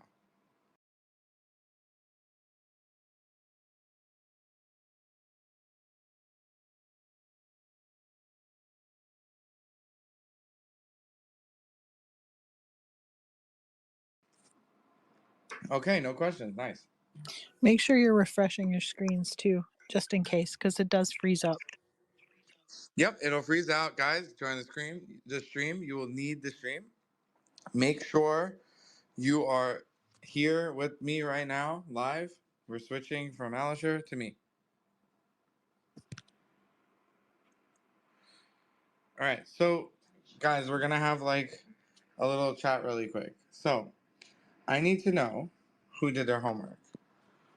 Who did their homework? Emojis if you did your homework. If you did not do your homework, we'll have an emoji situation for you. Don't worry. But if you did do your homework, put an emoji right now. Did you guys do your homework? What was the homework? Did I miss something? Oh, you definitely missed something. The homework was to find GitHub repos. If you're clean slate right now and you got nothing and you didn't do your homework, I got something for you. Don't worry. You're coming up next. But if you did your homework, give me emojis right now. And if you hated your homework and you found that process painstakingly difficult, give me emojis too, because you tried. And that's cool too. You definitely get points. There's also brownie points for folks that tried to do their homework and then went down rabbit trails, because there's so many really cool things on GitHub. So I will give Yeah, I you a just call it 1-800 like So went justify. down rabbit holes. yeah, There is a like 1-800 guys, justify. You might not have found what you're looking for, but you definitely found something interesting, right? I call it lost in translation. When you get too far in GitHub, you just get to a point where there's no turning back. You're in that dark cave, your flashlight ran out of batteries, and you're like, what's actually happening in life right now? I need a coffee. And then you need to restart, because that's how it works. So, who did their homework? If you did your homework, I want to hear from you actually before we continue. You need to come up and be speaker. And if you're a speaker right now and you didn't do your homework, don't be speaker right now. We need speakers that did their homework. I want to hear from people. I want you guys to connect with each other a little bit for like 5 minutes. And I want to hear what you guys did. This is collaborative and you guys are learning. And if you don't get to voice your opinion or tell us what you did, other people can't learn from it. Because the way I do it, I'm going to find the best GitHubs always really quickly. But you guys are not. So I want to hear from you. I'll start it out. What was really fascinating for my exercise, I've played on GitHub a little bit, right? So I was kind of understanding the navigation and, trying to understand it. But what became really apparent to me was our first lesson, when we were all giving what project we wanted to create, and you were giving the thumbs up or thumbs down because you kept thinking, I have to think through that lens. Is this possible? And I realized when I was looking for various repos, I was looking at it and going, wow, the thing that I originally had in my head was either A, far more complex, or B, maybe it wasn't a great idea because a bunch of other people already had it, and so I found myself editing my idea and actually modifying what I was thinking about, which was not what I was supposed to do. But in essence, I mean, I took more notes in looking at various things than I had ever imagined I would, because I didn't really realize how many things were actually out there and how many things you could riff off of in a much more efficient way than trying to reinvent the wheel. And for me, that exercise was absolutely priceless. It was time well wasted, as they say, because I thought to myself, wow, my idea was so obsolete by the time I had scrolled through, because somebody else had thought it through in a much better, more concise, more efficient way. And I just looked at it and went, wow, this is damn near perfect. I don't need to modify it in any way, shape, matter, or form. But it definitely helped hone my own understanding of what I'm asking. Good questions, Go ahead, Dave. And Dave, yeah, he can talk in 1 second. He can always talk, but I just need to reiterate. This is the last warning you're going to hear from me because I'm not going to be repetitive. We have a lot to do. If you're not on live stream right now, you're going to be lacking in what's going on there. Because we're going to be actively searching GitHub repos and showing you how you should be searching. So please hit that live stream right now. If you've been just on audio or you didn't make the switch from last live stream to this one, refresh that page. Go to the Innovators Think Tank website. Get on stream. You need to be on stream for what we're about to do next. Dave, please ask away. Oh, I cannot wait for you to make GitHub search easier for me. It's so frustrating. Exact word searches, no fuzzy search. Yeah, kind of similar to Sarah. I went down some rabbit holes, but I think I'm quite intentional when I'm project focused. I always ask a question of how or where will I use this right now? And if I can't use it, I literally just saved it to the Notion document kind of later on. Like that's like, treats that you can look into later. What I did find I had to do when I was looking at my idea was there was nothing kind of out of the box there. So I had to use what I call up, down, and across thinking, kind of going up a level further. Is there something else that's already being built that, may have some of the components I have, or going a level down, which is, well, I'm building a quotation app. What do I need for the quotation app? I need somebody to approve it. So I needed somebody to fill in a form. So then I started looking at forms and stuff like that because I know they're an essential piece of what I have. So I kind of found small bits and pieces, but to actually decipher which one is absolutely amazing and which one is a piece of trash, I'm looking forward to how you can help me with that. I have one thing I want to share with you, Dave, my friend. I think I shared something last week, but I just shared it again and tagged you in it so that you have no excuse now. So, like, if you don't see it, like, I don't even know. But look at what I shared. I shared a thing for builders, which is all of us, and I tagged you in this one just so you see it. This is like really cool, actually. Do you see it? Yeah, I'm looking at it right now. This is open source, dude. I saw that and I'm like, yo, this is what Dave wants. Dave needs this. You can probably make a few Yeah. small changes, Dave, and your whole entire app is built. Yeah, change the word invoice to quotation and I'm done. Yeah, I kind of Dave, like do it. you see the power of open source, my friend? Oh my God. I know you know about it, but like, I will never, it will never be like old news, and it'll never be an old feeling for me to see like open source just like win. Can I kind of like really annoy your brain now and go Sure. specific? So I want a PDF at the end. I have a lot of customers who are like, I need a PDF for approval, but how I sell is options. It's not take what I'm giving you in a PDF. It's like build your own quotation. Check this box, check this box. That's where I make a ton of my revenue is optional extras. It's add on, Yes. add on. Would you like the shiny extra? Yep. So I will tell you for sure. In this process, during this session, I know you're a seasoned engineer, so you're going to understand this. We have just did a soft launch today without a major announcement of Gemini 1.5 and AI Tutor. And we're slowly moving it, and it's available for everyone as of right now. And we're slowly putting it in all the apps. But if you just paste the entire code, like each page one after another, and just like we're gonna talk about how you do this, and it's so easy, but you just name the page at the top in a comment, like // and then you can give it all the pages and just tell it what you want it to change in this open source app. It will make the changes and you'll be good to go. So Like so this you is would paste the content of the actual each yeah. file rather And than the best uploading part, files. yeah, and we're gonna do all this live. So like what you're gonna do is with a million contacts, Dave, you can paste every single page. Like not just one. And Yeah, then you I'm down for this. yeah. Dude, like you're gonna be able to alter that app that you just forked, right? And you're gonna make it do what you want because that's the power of GitHub and AI together. But let me tell you, Dave, I just got you 85% there, I feel like. Ross, before you continue, Beyond Free has his hand up, but I also wanted you to make mention and have in the recording how Oh, important it is about the disappearing. You know, yeah, yeah, I'm gonna talk about that and right the now. Actually, but before, ephemeral nature of them. yeah. Okay, Bjorn, go ahead, love. Oh no, he was just wanting to talk about the No. GitHub stuff we had Tell me, found. tell me. Oh, No, tell me right now and then I'll hit that. Tell me your question, please. oh no, it wasn't a question. I just had it up to go next. Where you were just saying, mention the GitHubs that you had found or the repos you had found, and I was just going to go after Dave, but no, Dave's was much more interesting. Go back to that. You know, really quickly too, one of the things that Dave said and Bjorn said that I think is really important.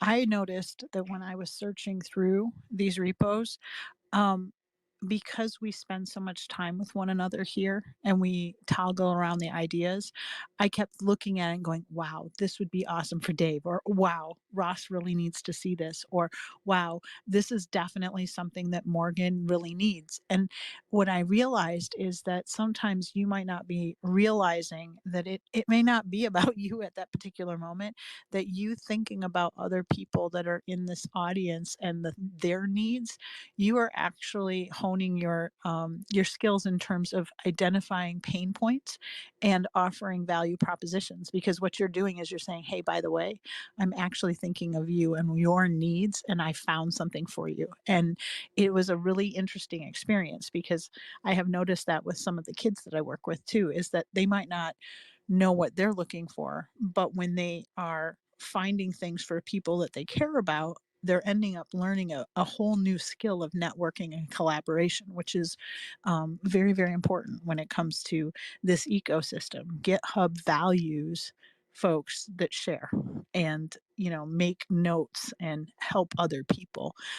You actually gain a reputation, and it's a skill set that a lot of people have to learn because they don't really readily understand open source and that kind of hat tip to one another. So it is a valuable skill. But go ahead, Ross, I'm sorry to interrupt. Uh no, you're never interrupting because like guys, sometimes I can get a little crazy and I can start talking tech, start talking code, and just drive everyone into the forest with no guide. And Sarah comes here and she's like, "Wait, what did you just say? Like, can you do that like again? Just like, but wait, but in English." And that's really important. And the thing is, like when we work with organizations or schools or anyone really, we really take this into consideration. But sometimes it's hard. when you're building, and especially in a space like this where there's like so many people, it's really important that everyone follows. And sometimes like it's really hard to like remember this when you're like in the weeds building things. So it's really important. And guys, if you didn't do your homework, like, okay, so first, not good, but you need to take this seriously, because if you do, you can gain a whole new entire skill and change everything about what you're doing if you understand and it clicks. But without doing your homework, the next phase won't click. So I'm just gonna like, let's see, random tests, live stream. Okay, so there's 20 people on the live stream. That means there's a lot of people that are not seeing what I'm seeing, which is okay. I can't force you. But again, this is my last and final warning because we have a lot of things to do. Go on the live stream. You're gonna be not understanding what we're talking about. But if you're not looking at it and you're like, I'm gonna watch it later, that's fine too. But if you're real time doing this, you need the live stream right now. We're gonna do stuff that is so visual that you need to watch. So, without further ado, do you guys see my screen? Yeah, when I click on it, it Sarah, took me to Twitch.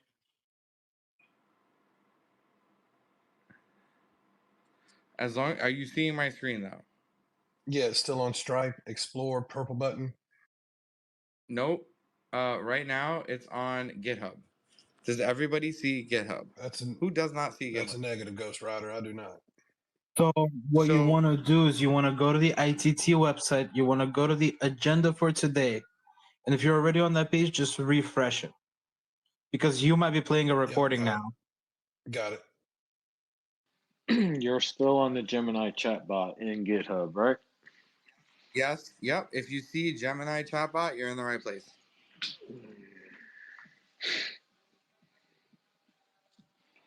All right. So we ready? Guys, if you're not on the stream, get on the stream. All right. So a lot of things happened today. So before we even go into anything, first, what I need you to do, and this is so important, if you don't do this, I actually really can't help you. Like, because I can't see what exactly you're doing. So this is like your opportunity to get help. So what I need you to do is you could make 3 comments in this space. You could make one comment after another. You could put it all in one. I need your GitHub repos. Post your GitHub repos now, like right now, in spaces in the purple pill or whatever you want to call it. I don't care what you call it. Just post it. I need to know what you guys are thinking. And I don't want you to raise your hand and tell me because search sucks in GitHub. Like, I need a repo or it doesn't exist.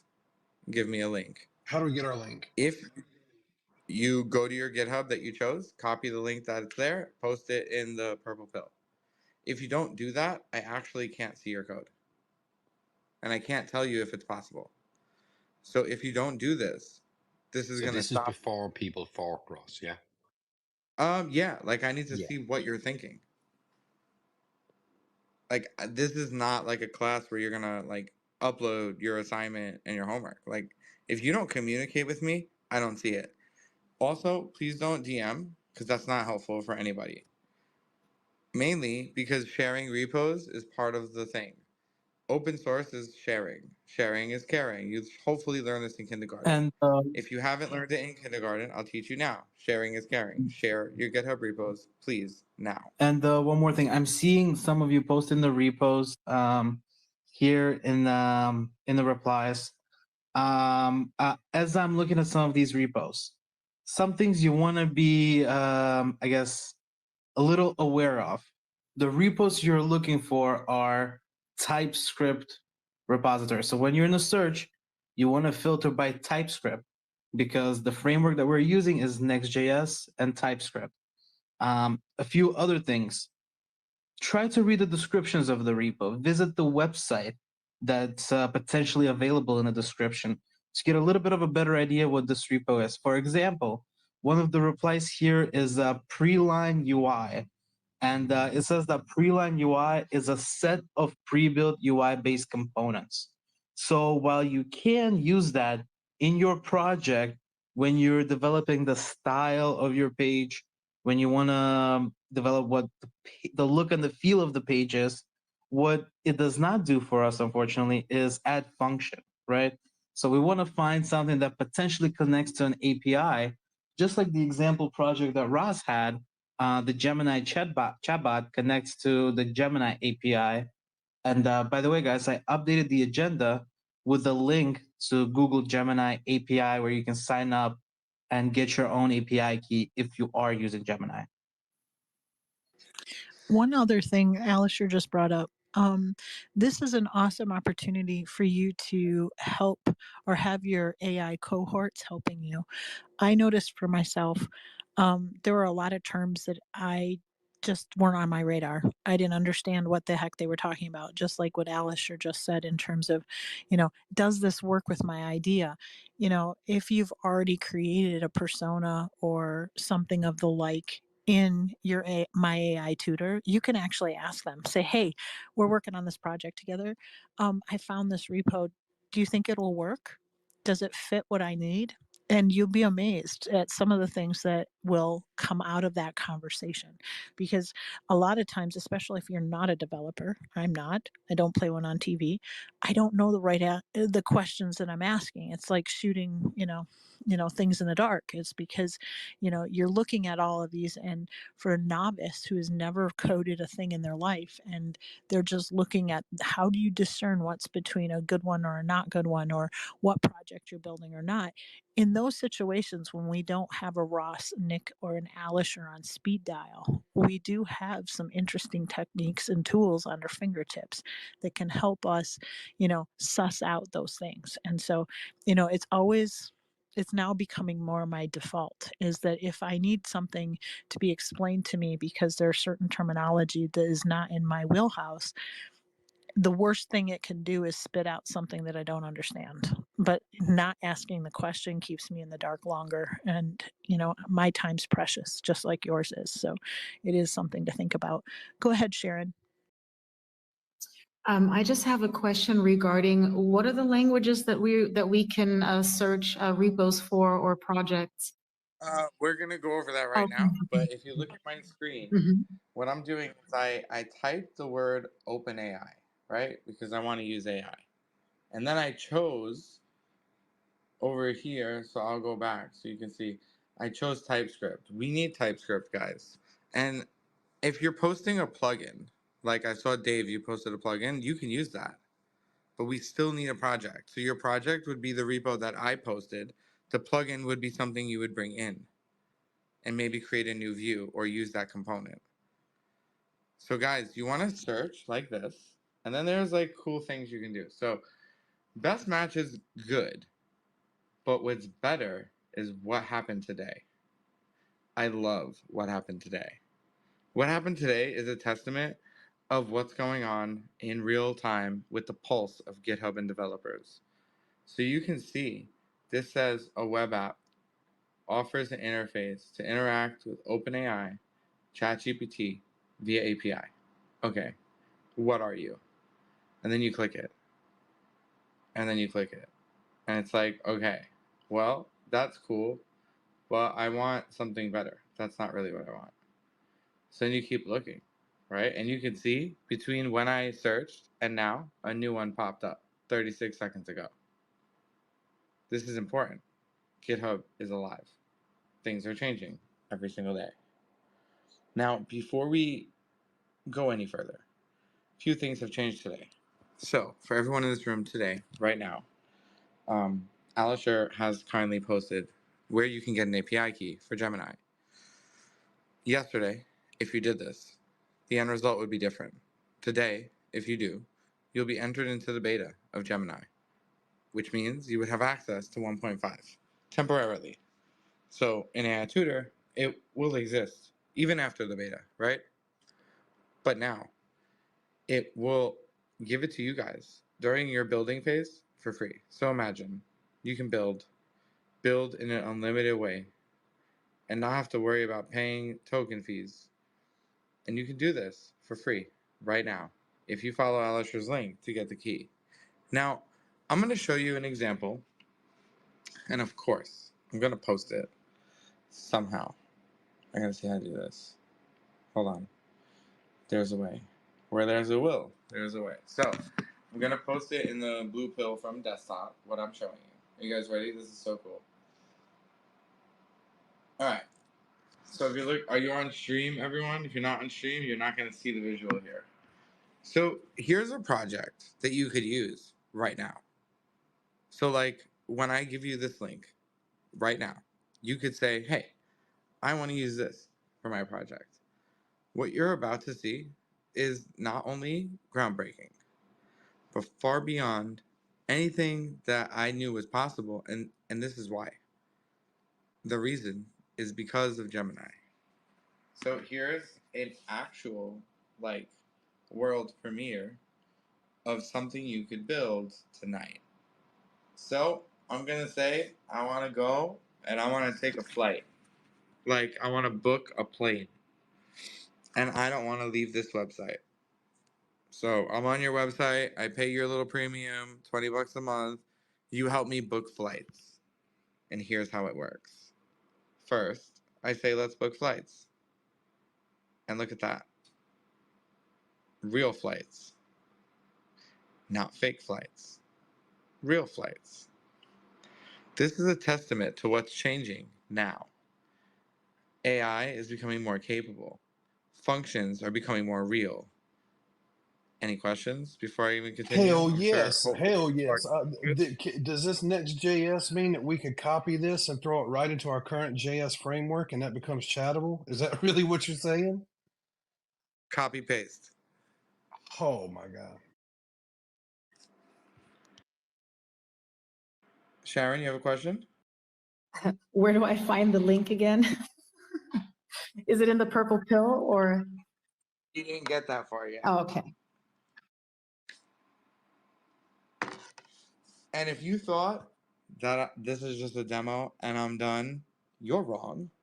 We're booking the flight. Hold on. It's accessing and interacting with the website that you're ordering from? We're interacting with the API at American Airlines, my friend.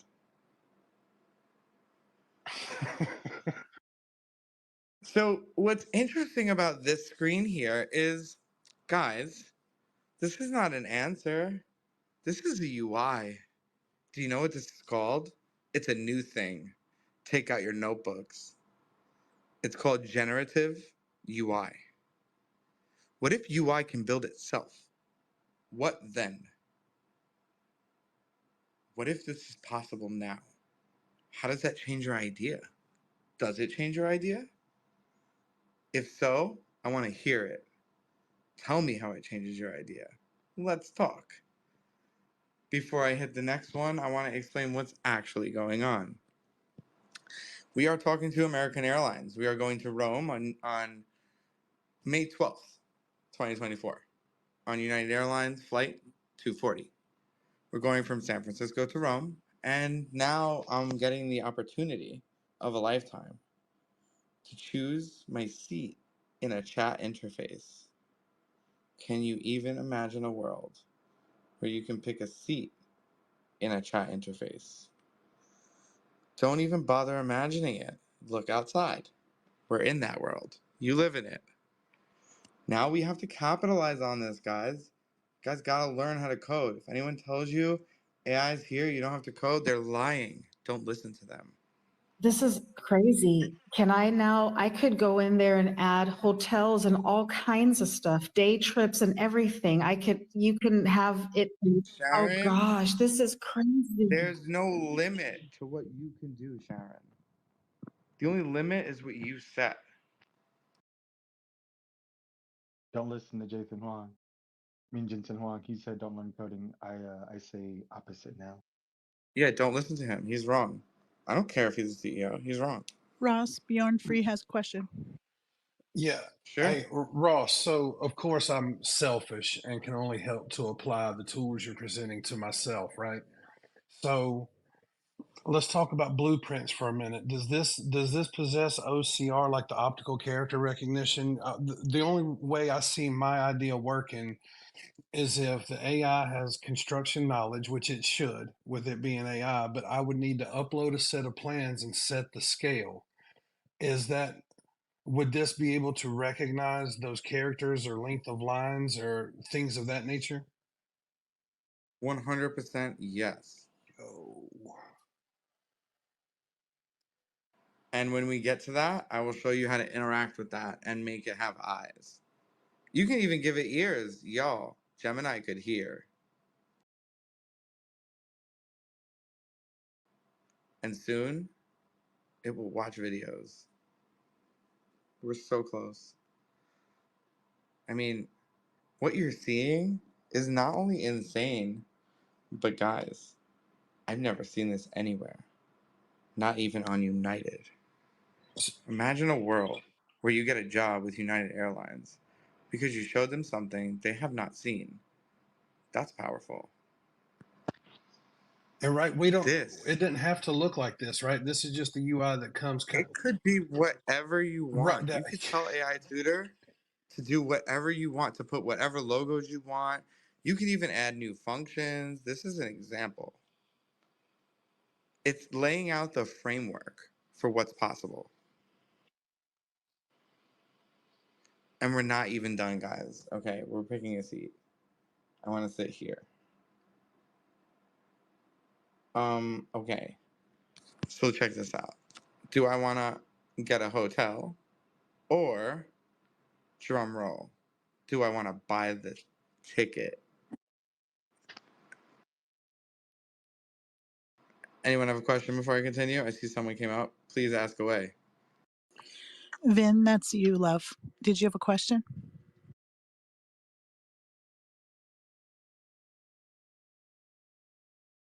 Vin, you have to take your off mic.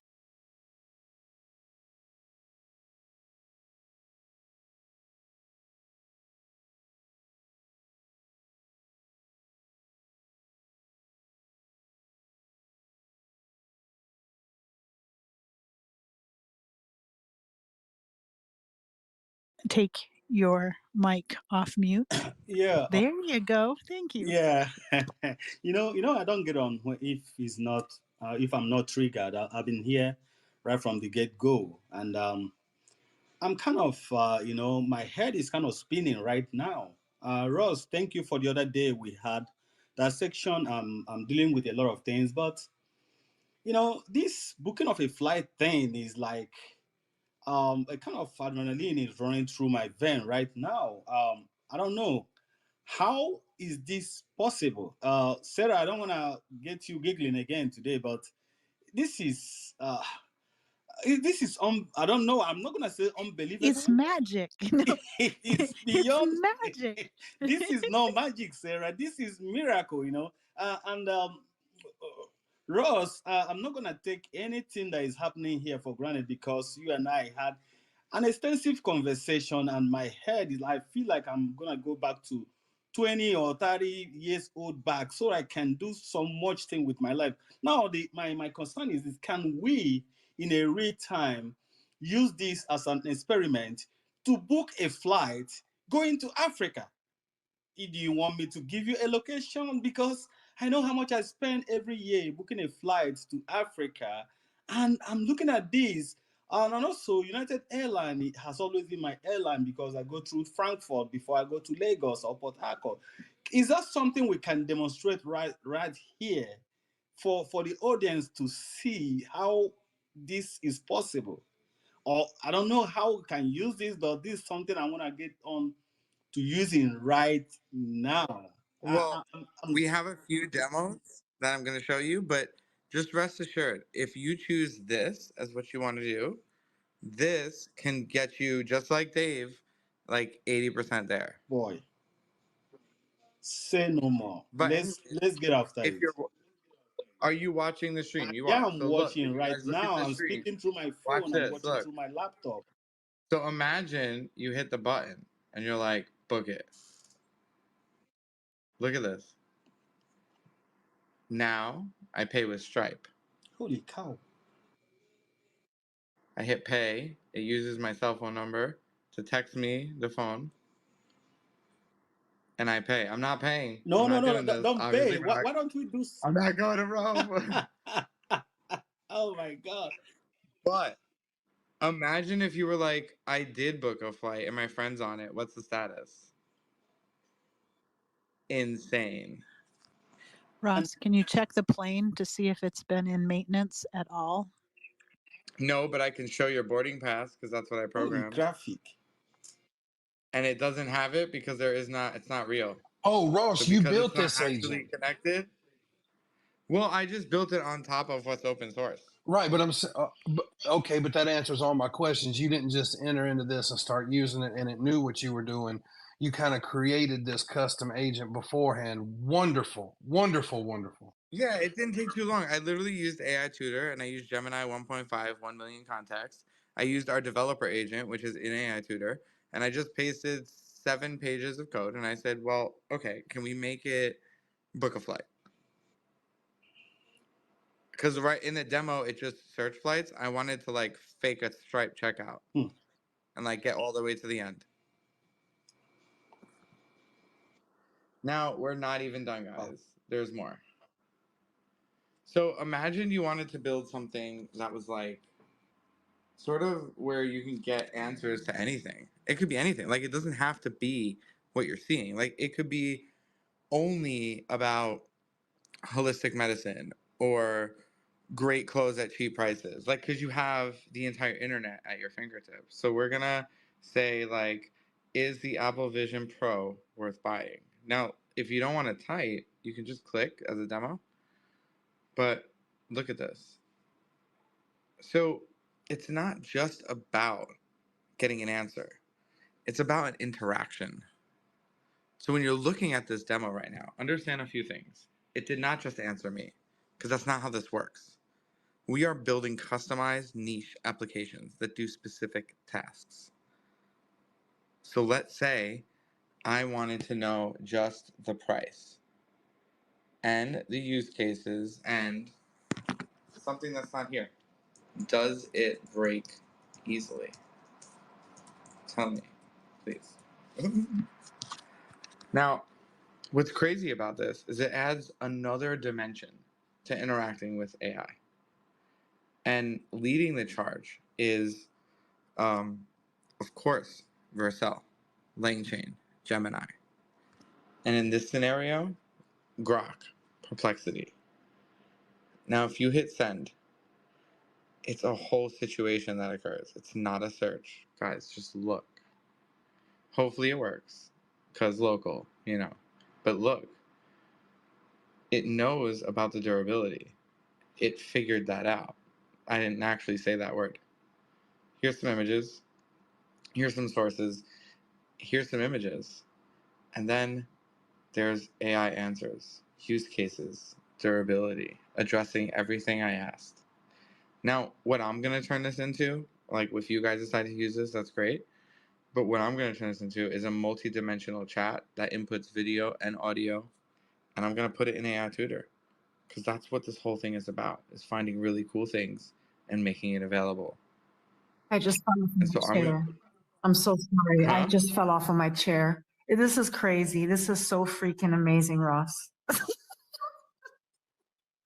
don't know what else to I say. mean, this This is is stuff people crazy. don't tell you. It's like the secrets of the universe. This is so freaking amazing, Ross. But the ability to package it up in your own package and Oh make it my look like it's yours is worth gold. It's like this. I love Vin's So, laugh. It's so contagious and wonderful. You make me smile, Vin. so guys, like imagine your idea in this format. That means you don't have to search no more. I have repos for You you. know, you know, Ross, I know you are still talking. Please, I, I think I'm gonna quit No, my you're job good. and come to be an apprentice under you. You know,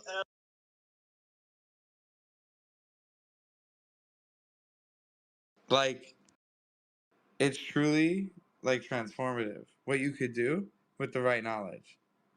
Honestly, like if I didn't know that I could like do all of these things, I don't know if I would have built AI Tutor and Pixio and all the 120 applications for students that we built over the last 10 years. I don't know if it'd be possible, but luckily I had some people and I had some really good opportunities, some mentors that helped me. And I was like, well, how does the world not know this? Like, how is this a secret? Like, I just don't get it. Because when you do stuff like this, like anyone could turn this app into anything. And then what's crazy is it contains like really cool features. Like I said, I want to make sure it's durable, right? Okay. So now it's continuing, which is so cool. And it says beta, not because it's a company, because it's just beta. Like this is a repo. Like you guys can literally fork this, and we're gonna go over that in a minute. But once it finishes its answer, I'm gonna show you something. Okay, so here's the related situation, right? And I'm gonna say,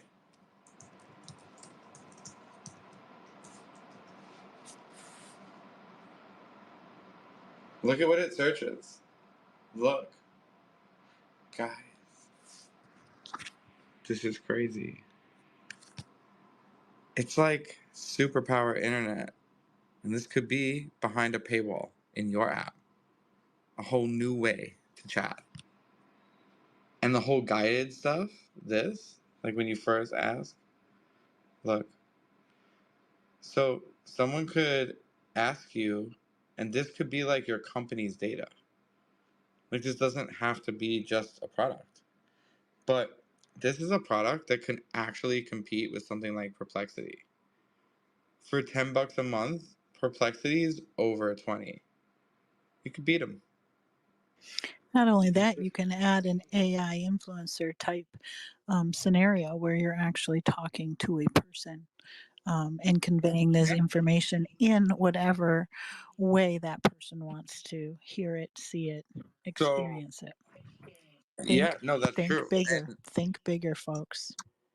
I don't want to continue this process before what I want to do next, which is if you're really participating and this is like real for you, which is great. I saw some good stuff. Everything must be addressed. If it's not addressed, I can't tell you if it's gonna work. And Right? guys, yeah, as far as that goes, I went through all the replies in this space and I replied to most of you on whether or not it will work within our SaaS template or it will not work. So look carefully at those replies and remember what we're looking for in GitHub is something that is TypeScript and Next.js, because that will have the easiest time integrating into our SaaS template. Yeah, and so Smoke, yours is really good. I've actually built that. It's super cool. The one part that's missing is being able to do it with multiple people. So that would be like the only part that you would have to like build. So if you want a no building solution, I would pick something else, but it is cool. Like you should build it for yourself, not a SaaS product, just you. That would be like really cool, I think. Like, because the thing is, it's not designed in a way where you can have multiple people doing Diffie. If that's your idea, Smoke, like you want people to make bots, shoot me a DM and I'll show you a repo that can do the same thing, but for SaaS with Stripe. So just DM me if that's the situation that you want. I know a few that will work.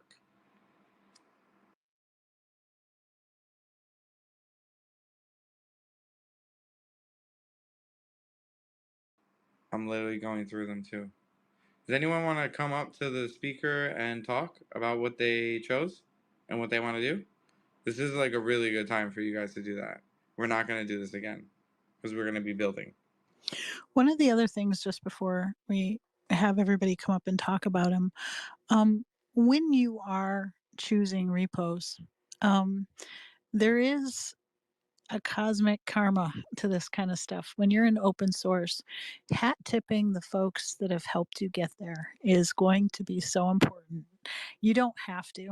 You can hide it. You can, cloak it behind your fork and do all of those things. But I will tell you that in the very near future, those social currencies are going to matter, and especially in these kinds of communities. Many of you that are listening in have never been in a collaborative environment like this or an open source community.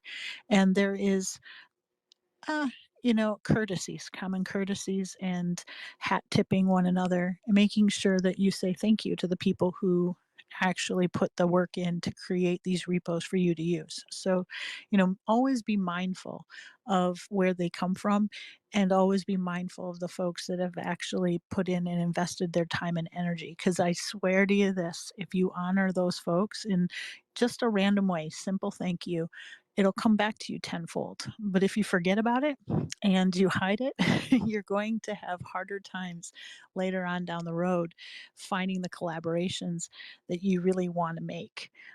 There is something about this, and I can't emphasize this enough amongst this community specifically.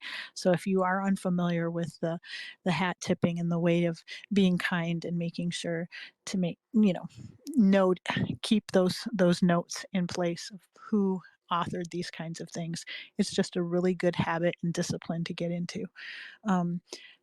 I have seen that Rosemary did come up, and I haven't heard her yet. And I wanted to make sure, there were some questions in the purple bubble about where the live stream is. The link is up top. You actually have to go to the Innovators Think Tank, and you have the live stream there. And you'll be able to access these after the fact as well. So, Rosemary, did you have any questions? Are you all hot, straight, and normal? Are you thinking about all the wonderful things that you're going to be building?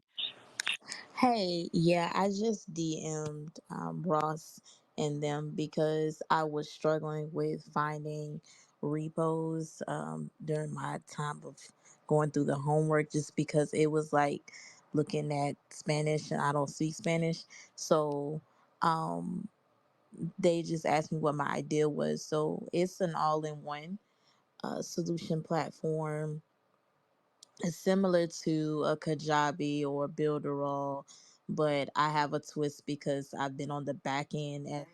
Wait, hold on. I don't know what those are. So you got to actually tell me. Okay, so it's an all-in-one platform. So it's like a CRM, invoicing, and management for your business. So it's like a if you were a coach or someone selling online digital products and facilitating communities and cohorts and such, you want to have one place to handle all of your business, meaning taking you from lead generation to facilitating lifetime buyer cycles with your ideal clients.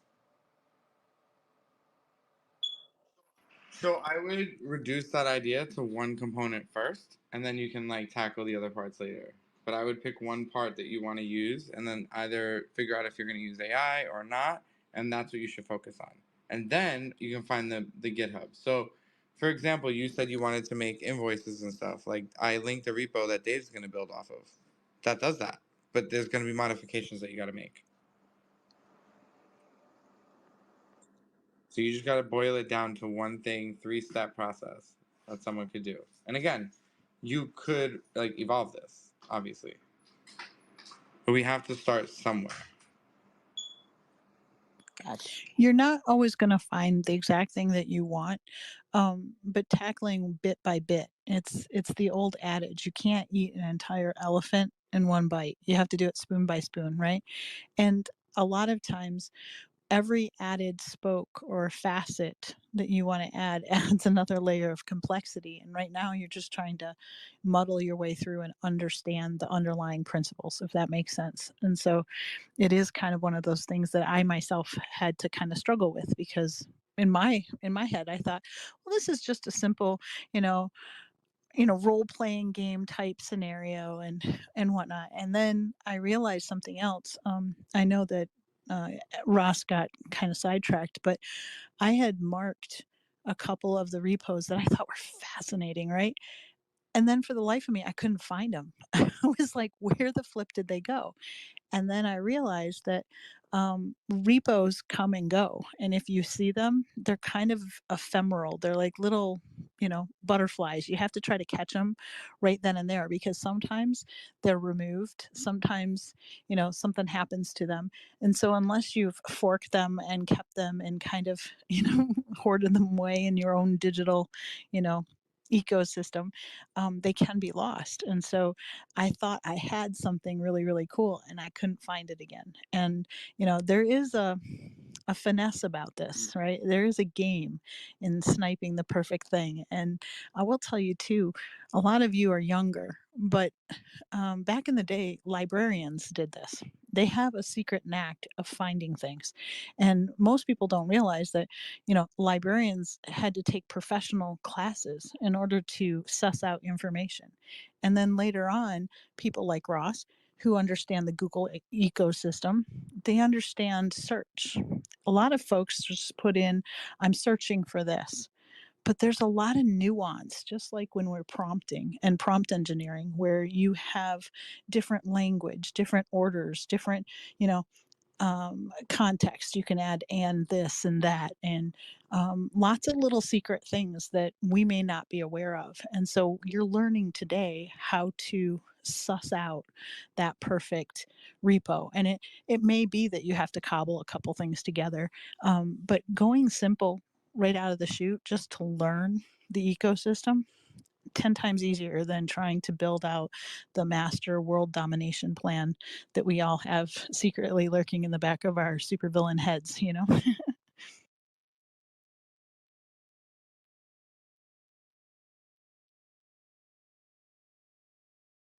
Right. Yeah, it's so important, guys. What she's saying, even though she's actually does not, as she says, act and pretend to be a developer in the daytime, but there's definitely a part of this that it's not just like technology and development. It's understanding, it's gaining the skill to learn again that maybe you feel like you've lost, because just because you're not in class doesn't mean you couldn't learn like a sponge, like a 5-year-old.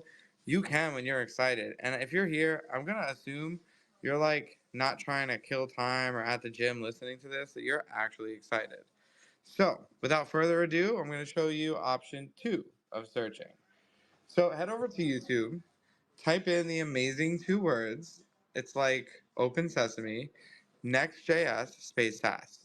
And there's going to be a lot happening here, but we're going to go through a vocabulary list right now. We're going to take you guys to school a little bit. And if you don't like work, well, I don't know why you're here. So take out your notepads. We need to know the buzzwords. So, bun. Also, extra points if you know what any of this is. Anyone know what bun is? If anybody says, like, something you put butter in and you eat with dinner, it's not that. Anybody know what bun is? Okay, so bun is the same as NPM. Does anyone know what NPM is? Okay, that's bad. I don't see emojis. Sarah, is there emojis? I A was library of taking notes, executables. man. Yeah. Network Do we? programming manager or something? No, it's Node No. Package Node Manager. package manager. Crap. We are so past NPM, guys. Do we know what this means? I just said what it was. Yeah, you're right. Yay, But does because I everyone had to, else know? but they're what you can't ask them questions when they're writing notes. This is very Yeah, but difficult. they can't write the notes if they don't understand what True, NPM is. true, true. So bun is another variation of a package manager. So think NPM, but instead bun. And honestly, if you go look up bun Next.js, it has the most adorable logo. It's basically Don't bundled be up nodes, right? don't be fooled by the cuteness. It's sort of complex. And if you don't, and oh my god, this is so important, guys. This drove me wild for days when I first learned this. So your computer, right? Can we do emojis if we have Windows? Emojis for Windows. I don't see emojis, and I'm on an That's because iPhone. I hate This is Windows. bad. Anybody have Windows? Okay, Yes, good. we have Uh, Windows. if you have Mac, put an emoji. Okay, both of them are not supported. So that's fun. Is it Linux? So both those things. It is, yeah. And so we're not going to cover this today, but like next week when we are like in the weeds building, we're going to cover things like this. But buzzword number 1, vocab list. You guys should have a list. If you don't have a list and check it twice, you're not getting a gift. You're just not going to learn. You're not Santa Claus. But you have to check it like a bunch of times. And if you plan to do this in a capacity where you're making $300,000-$400,000 a year, you must understand these things. So bun is equal to npm, but not equal to as the same. Bun is faster, 96% faster. Does everyone understand so far? Yes. It's the same exact thing. So you could do like bun install whatever, bun run dev, and it will work. Now here's the other thing. Vercel supports it, which means you won't actually have to code to get it to work. Now if you have Linux, that's great. If you don't, you need WSL. You can look this up. We're not going through it right now. This is not being covered in this section, but we will cover it at a later date. But if you're one of those people and you're in this room and you have Windows or Mac, you absolutely need to know what WSL is and install it. But we're not doing it today. So if you want to go Google, go for it. Now, when you see the word bun, that means you can't run it locally. So no matter what you're going to do, it's not going to work unless you have WSL. So the next thing we're going to learn, the next word, right, is neon. Neon Tech is a database. It's a free database that you'll be able to use for your website. In addition to Supabase. Why do I tell you both? They're the same thing. That's stupid. It's not. Because let's say you download a template and it's using neon and it's using something in neon that Supabase does not have. You want to know what neon is so you can get an account. And you're going to see it quite often. Neon and Supabase are pretty much like the top 2 database engines out right now. So they're common. NGRock.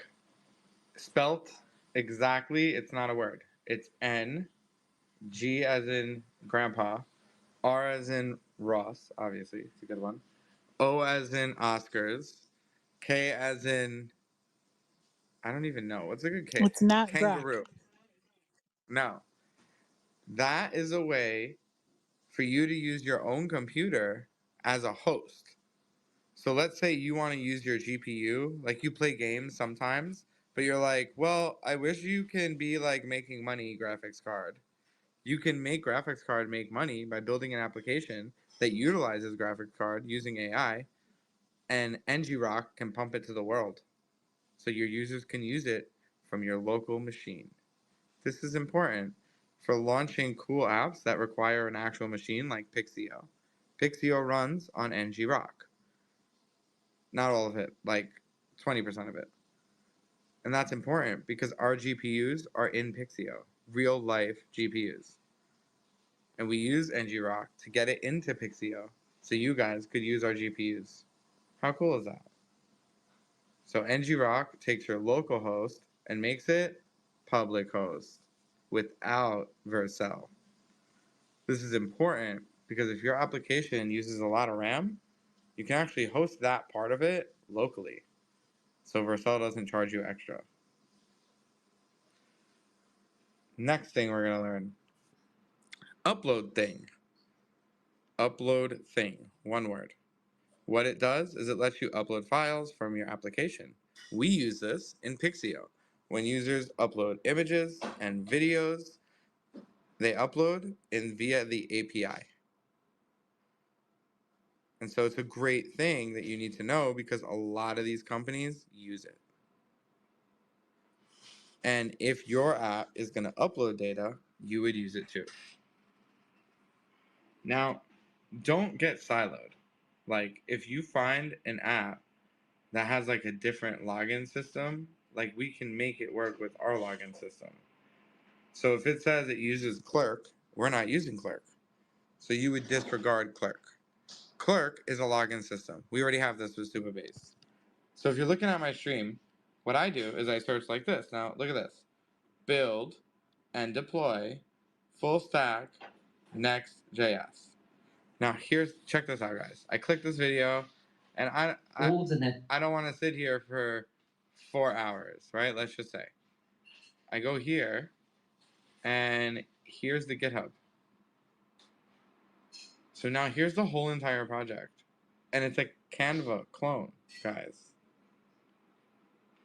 It's like really powerful stuff. Like you can see, he normally does a demo like right in the beginning. I'll mute it so we don't hear it. But like, look, just look at stream. This is not Canva.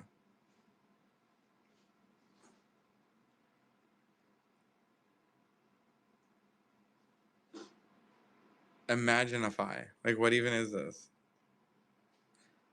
It's a whole thing. It uses AI. It's a whole entire SaaS platform. Like, start to finish, built, done for you.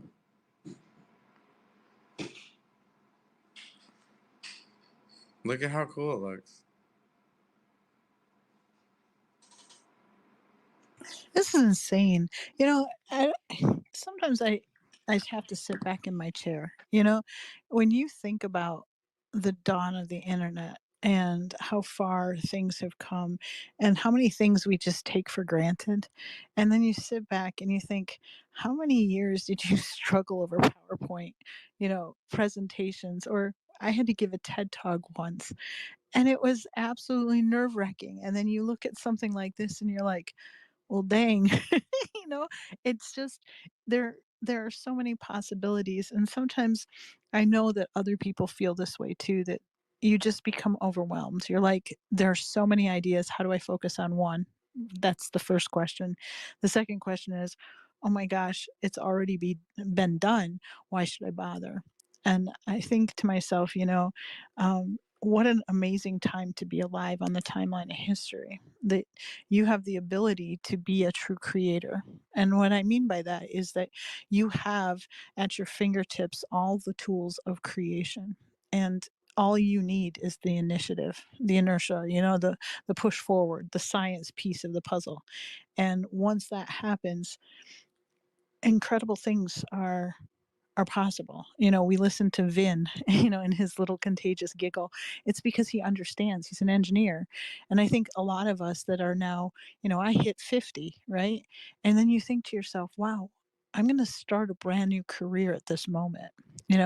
You've had this whole entire kind of way of existing, and now you actually can create and generate the most amazing things, and generate in revenue income on a different level. I had heard earlier in a space about someone saying it's not universal basic income. It's everybody's going to have these tools, and they're going to be able to generate whatever income they need at that particular time. And truly, I mean, you look at Bjorn Free and you can hear it in his voice because it clicks for him. He knows exactly what he's going to do with it. He's already realized a huge, powerful win when you consider the fact that he's been in class for 2 sessions, and he has made, he put it down below. I'm not going to say his dollar figures because I was brought up correctly in life, but it's like one of those things. You don't necessarily talk about money, but you definitely elevate wins. And for him, that's life changing at that particular moment, because now he's thinking to himself, how am I going to capitalize on this? How am I going to build it? When Ross tells you you can build anything, you can, and you will. The only thing that's stopping you is yourself. And a lot of times people can be, have that paralysis, because the thing is what if you actually get everything that you've ever wanted? And that's truly the question of the day, because I'm looking at this and I'm thinking, everything that I do is going to be going through the prism of this, the augmented integration. It's not necessarily artificial intelligence. It's an augmented integration into whatever it is that we want to build. And it's just incredible. And the fact that you're sitting here with so few people, you have the first mover advantage. If you had my AI tutor, you had Gemini Pro before anybody else. You've had it in your hands for what, 2 weeks. We've been playing with it every Saturday night in Josh's space. You've had first mover advantage. You could go home, you could work all night and create something and have something that's very, very profitable in a really, really quick amount of time. You know, it's absolutely humbling, and wow, you just get a lump in your throat because it is that amazing. It really, truly is. And as everyone's talking, I'm just like streaming cool projects. Like what you just saw was a website builder, like similar to Wix. Like it's so crazy how you can build these. They're right on YouTube, just like hanging out, waiting for you. Like all these cool projects, like anything you could even think of. Look, email newsletter platform. Literally, it's like a whole platform. Look, image generation. Look at this. You could build this and charge people. Check this out. You know, one of our demos in AI Tutor and Pixio came from this. I started from this, and I built out something really cool, totally different from this. Like you wouldn't even recognize it. But check it out. You put in your Stripe, the user can do AI, generate music, generate images, generate video, generate code. They pay per generation. It's a framework to show you how you can do this. Guys, this is just on YouTube. Like, I swear I'm not even joking. If you don't believe me, I will literally take my search. So it's like my search, so it should be equal for you guys. I will post it in the nest. I won't because I have too much going on. But I will post it in the comments because there's just way too much going on here. But I think I can post it in. Yeah. Okay. Good. So you can execute this search and you can see. But basically, like a headshot app. Like imagine you want to like make an app where people make their own headshots. This dude is gonna show you how it's done. Let's skip ahead so we can like see what it builds. Look, stable diffusion. Check this out. Look at his headshots. You could charge people for that. Hey, is that Cash Money Cap at the bottom right? No. But you can see, look, he's deploying it on Vercel, and it's like, okay, I don't care about you right now. Where's your code? Because all I care about is the code, because that's what I care about. Boom, look, I will link it right here in the everything I find. I will just link for you guys. Look at this. By the way, I updated and I posted the search, and I also posted the Gemini bot that I showed earlier, and I posted the headshot starter, which allows your users to actually create real headshots. I'll show you what it looks like in a second. Configuration done. Okay. Where did you post this stuff Okay. at? That Gemini bot from earlier? All in the comments of this space. This is a shop. So let's say you want to like sell stuff and you don't want to pay Shopify because that's super annoying. Check this out. It's free. Look, here's the quick demo. If you have questions, come up now. Talk to me. This space right now, this particular space will be the last time we talk about like repos and choosing. Like we're building next space. So this is your shot to like tell me what you want to build, and if you have trouble searching, I can help you search live. But this is a full shop. Like you can actually launch a business from this demo. And it's not just a demo, guys. It's a 5-hour video tutorial, 4 hours, and it comes with the repo. So here's the repo to the online store. I'm posting that too. You can literally just sell products, and it's free. You don't have to pay no one. There's no middleman. Just you and Stripe. These are just ideas. You have to spend time and find your own ideas. And Alistair and I will comment on them and look at them all. But I hope this was helpful, and I hope people aren't like, oh, I hope we coded right now. Like, I'm trying to be really understanding of the idea that potentially this is the first time you've ever did this. And I hope that us going slow is like a good thing and you're not wanting to like move faster. And if you are, please tell me. Feedback is key. This is a literal experiment. We've never done this on this scale on social media. We've done this with rooms full of 400 people, but not social media. So you guys have to help us. If this is like too fast, tell us. If it's too slow, tell us. But do we all have some type of repo, or we're still not We don't have one. That's Next.js and TypeScript because I gave you all examples that are TypeScript. So you can head over to YouTube, find a cool tutorial, like you need to find something. You need code. And it's all on YouTube. Like, look, you can build Dropbox right here.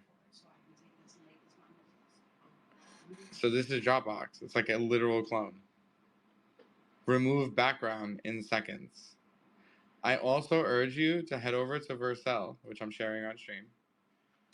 You can go to your account like this.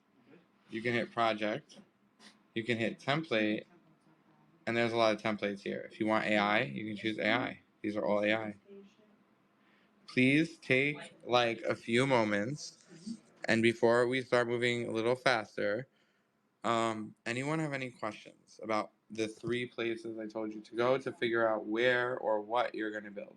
It's very important that you take this part super serious because this is what you're building. With a show of hands. Oops, sorry. Go ahead, Bjorn. Oh, no, it's okay. I can't find that Gemini bot link in the comments at all.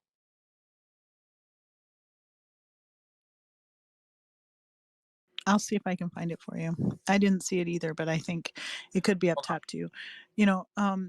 For those of you that are listening in, and I know that there are a couple, I've read the DMs behind the scenes. Just seeing today, you might have done your homework and everything else, but for some reason now, seeing these things live, things are clicking for you. And then all of a sudden it becomes, whoa, it's okay to modify. It's okay to kind of look at all of the evidence and the data and the things that we've discovered together this evening. When you're getting ready to kind of go to the next step and kind of flesh this thing out and build it out, having these steps, these stepping stones, and these like little breadcrumbs that you're following, it's okay if you're changing it a little bit. Sometimes when you are hit in the face with a better idea, that is the universe saying and conspiring with you. You may not know it at that particular time because you really might be stuck in thinking one thing or the other. A good friend of mine, Chris Anderson, his dad wanted to build the windshield wiper, and he was so stuck in it that someone else had that idea and took it and run with it because he was so hell-bent on making it perfect. If something is striking your fancy and all of a sudden you're realizing, oh my gosh, I was thinking in a totally different direction, it's okay to adjust your sails. We're in this iteration project, and I can tell you a lot of people looked at GitHub differently 5 minutes ago than they did last night. And that's okay. That's what we're supposed to be doing. And when you're learning in an open environment like this, that is the cross-pollination of ideas. That is the iron that sharpens iron. And sometimes it means that your steel was not standard. You know what I mean? That you had to up your game a little bit, or maybe flesh out the ideas that you were originally thinking. Or in some cases, like our friend Christelle, she came to a Saturday night, and AI had basically progressed so much overnight, that a new model had been unearthed and her entire idea was already solved. Those are the kinds of things that can happen. I see that Evaflow has his hand up. We'll go to you, and then I see that Rutro has come up too. So Evaflow, how are you, love? What can we do for you today? Hey, what's up? Thank you very much for everything. And I really appreciate the space and everything. Actually, there's a few quick questions for Russ. Now, I had remembered last week, I don't know if you mentioned something about a limitation to the amount of apps we could be able to build just based on, I'm not sure which one of the pieces of the stack that limited the number of apps that we could build, but I wanted to know if there is a limitation to the number of apps. That's my first question.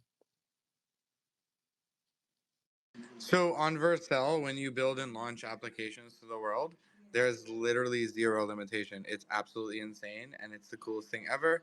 And I'm so happy to perpetuate their awesomeness to you guys. And like, I'm not a paid affiliate or anything. I just don't know how I would have done without what I did without Vercel. You can have unlimited projects. It's crazy. Perfect, perfect. Now I have another question that's similar. Um, is it possible to build multiple apps within one app, but they're similar? So let's say you have like you could have somebody has an app, but in that app they could generate images, but they could also generate lyrics, but then they could Yeah, also like create a store. yeah. So like think about Pixio, an AI tutor, right? So I know you have AI Yeah. tutor. You log in and you have an app within an app. Yeah, you can do that. Okay, perfect. I have another last question. How does what we're doing now with software as a service based on like a subscription model, how can that be integrated into, because I think OpenAI, they just like they have like a GPT store. I'm not sure if I'm getting it right, but I think there's a newly launched store, AI store, where like it's basically like the app store all over again, but it's presenting a grand opportunity to develop AI apps that are useful and make them available to the public. Yeah, like just like my demo, man. Like you saw, like I was chatting, but then I was booking a flight. I think things like But I that think are gonna also change. just like something like AI Tutor, Yeah, instead of using ChatGPT, we use OpenAI API. So we make an this is API true. call to get whatever sort of AI response you want. And typically, the API models that are available to you are better than the models that they provide you in ChatGPT. And another thing to consider as in order for you to use any sort of plugin or a GPT, you might need a GPT Plus subscription. And in this case, you're charging a subscription directly from the user instead of having to rely on OpenAI to charge a subscription. So basically, if I do what Ross was doing right now, which is basically doing a deep dive on YouTube for ideas, going on GitHub for ideas, and I see 3 different ideas that I like, that I want to test. I don't know which one's gonna work, but hey, you never know, right? I can go ahead and implement my multiple ideas and pitch them. Yeah, it's really just going to be different pages and different files, but they could all be within the same project. And they could even all use Yeah, OpenAI. yeah, yep. And you could use all different things. It doesn't just have to be OpenAI. Like you could generate songs. You could take the lyrics and generate a song, and then generate the singing person. You could literally build Suno. Guys, can I just share with you like the coolest thing that I just tweet Squirrel, right now? I squirrel, mean, I didn't squirrel. tweet. No, listen, you guys got to see. I don't care, squirrel or not. And you got to see. So okay, so the reason she's saying that is because my brain is like a squirrel. It finds things and will derail your conversation if what I'm about to We're say talking is music, useful. And that's why. Yep. let me tell you, what I'm about to show you is useful. Are you ready, y'all? Check out the latest comment. You know that new thing that's like breaking the internet right now that like everyone's talking about music? Guess what? Guess where they made it? Look who posted it. Wait, what video? Look who actually posted that tweet. Vercel? Nope, not Vercel. I just saw the Vercel thing. Nice try though. Try again. Anyone know? Who knows? Super bass. How insane is that? That we're here Insane. learning about the thing that's literally breaking the internet as we speak tonight is made in Supabase. Who also Yeah. tagged Ross because he thinks what we're doing here is so Okay, that's amazing. true. Yes. They're definitely following this whole thing, guys. Supabase and their entire team and their community manager is all following what y'all are doing in this space. So much so that I forgot to share it, but Supabase is happy, and they told me in DMs like they're happy to like showcase your projects when you finish on like their website in their community area. So it's really important when people are watching that you actually build something kind of cool because you have like Paul Copperstone who's actually watching you guys tonight. And that's crazy. And he's the CEO of Supabase. And they're just giddy people. You know, when you understand the kind of culture that they cultivate there, they're giddy about building. They're giddy about builders. They're giddy about, trying to test the boundaries and push the envelope. And that's exactly what you're doing when you have these like digital maker spaces. You're using the tools in ways that they never anticipated. You're thinking outside of the realm of their use cases. And it's fascinating because when they watch you build, it spurs their creative teams also. It is that iron that sharpens iron. It's like we've used the analogy before where you're running a race and you're chasing this guy, right? You're chasing him down and you're trying to better your score and you're better your time, and you finally catch him. And the first thing that you ask him is, well, who were you chasing? Because that's what happens, is that you're spurring innovation on by constantly having this wonderful game of, it's not one-upmanship necessarily. It's pushing the technology, and they think it's delightful. I mean, we're using social audio in a way that was never intended.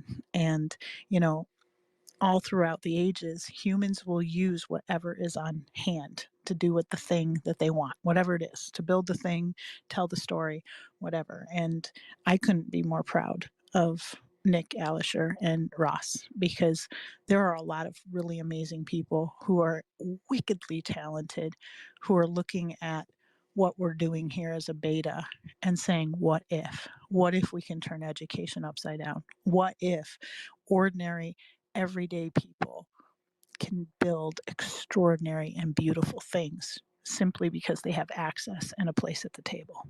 That is incredible. It's powerful, powerful. Rutro, your hand is up. Are you lost? Do you need help? How can we help you? Well, oh my God. So when I was doing the homework, I sort of did what you did. I went, oh my God, people have already sort of done this. So I was like, and then it's really hard to make a decision. And then now seeing all the stuff that's happening here and how you can get the YouTube thing, etc.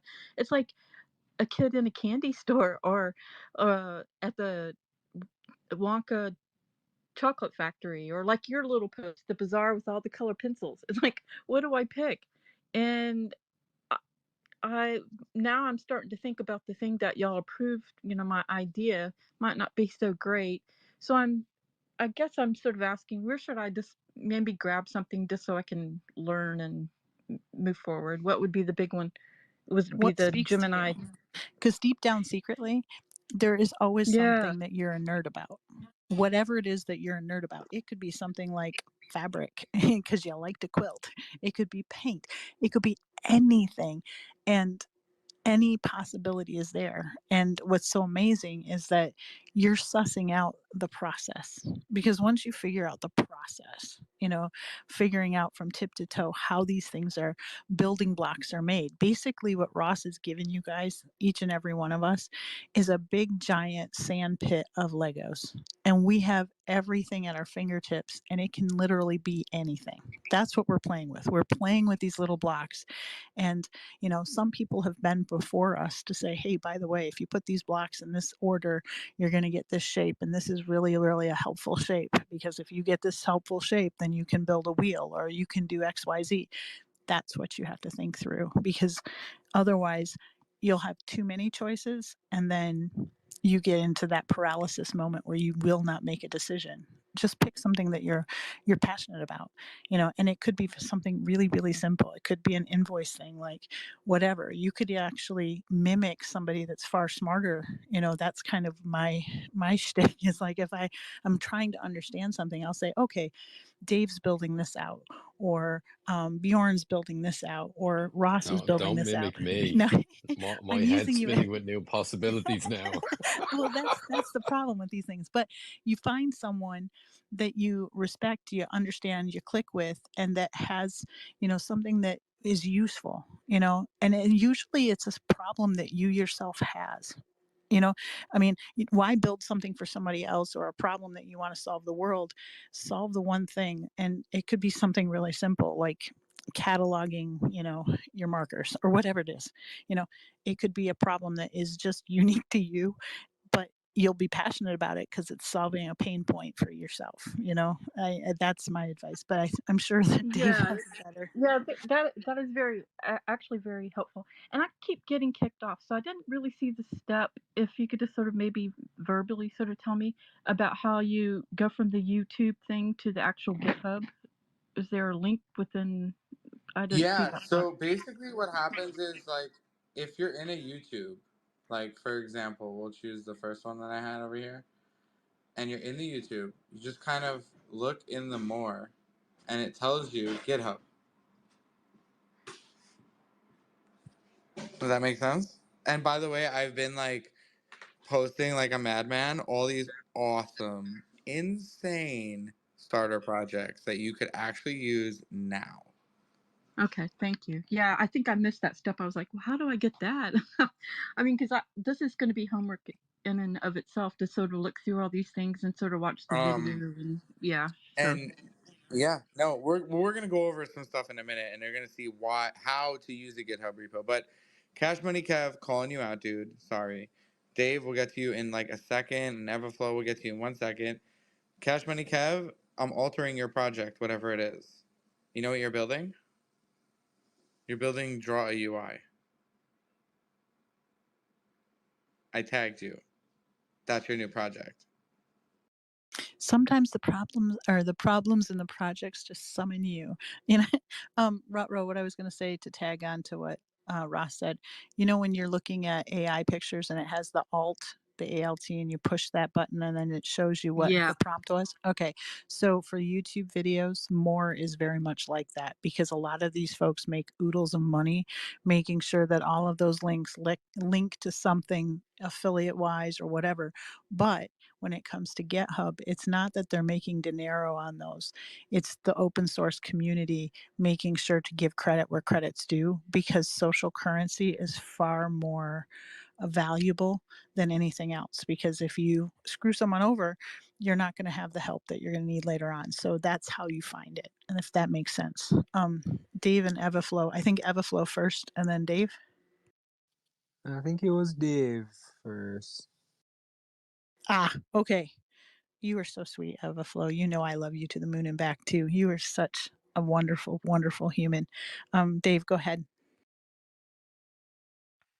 Yeah, on the YouTube stuff, you'll probably find bigger creators and with bigger followings are going to share GitHub stuff, and you'll probably find some smaller creators are probably trying to actually monetize the code. You'll see in some of the descriptions it will be buy this source code as well. So obviously we don't want to follow those projects if it's behind a paywall and you don't actually know, you can't really assess it. Nobody can give you advice on it.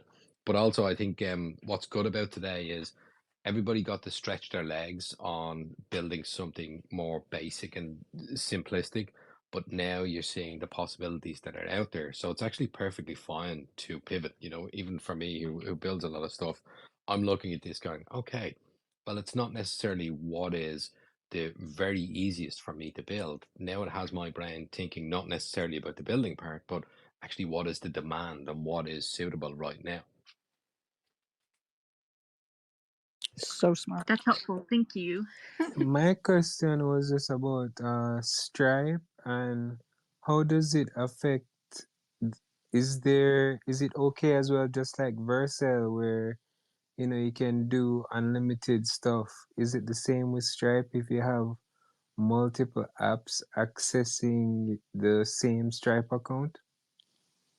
Yeah, so because it's API driven, it can be like all different apps using one key.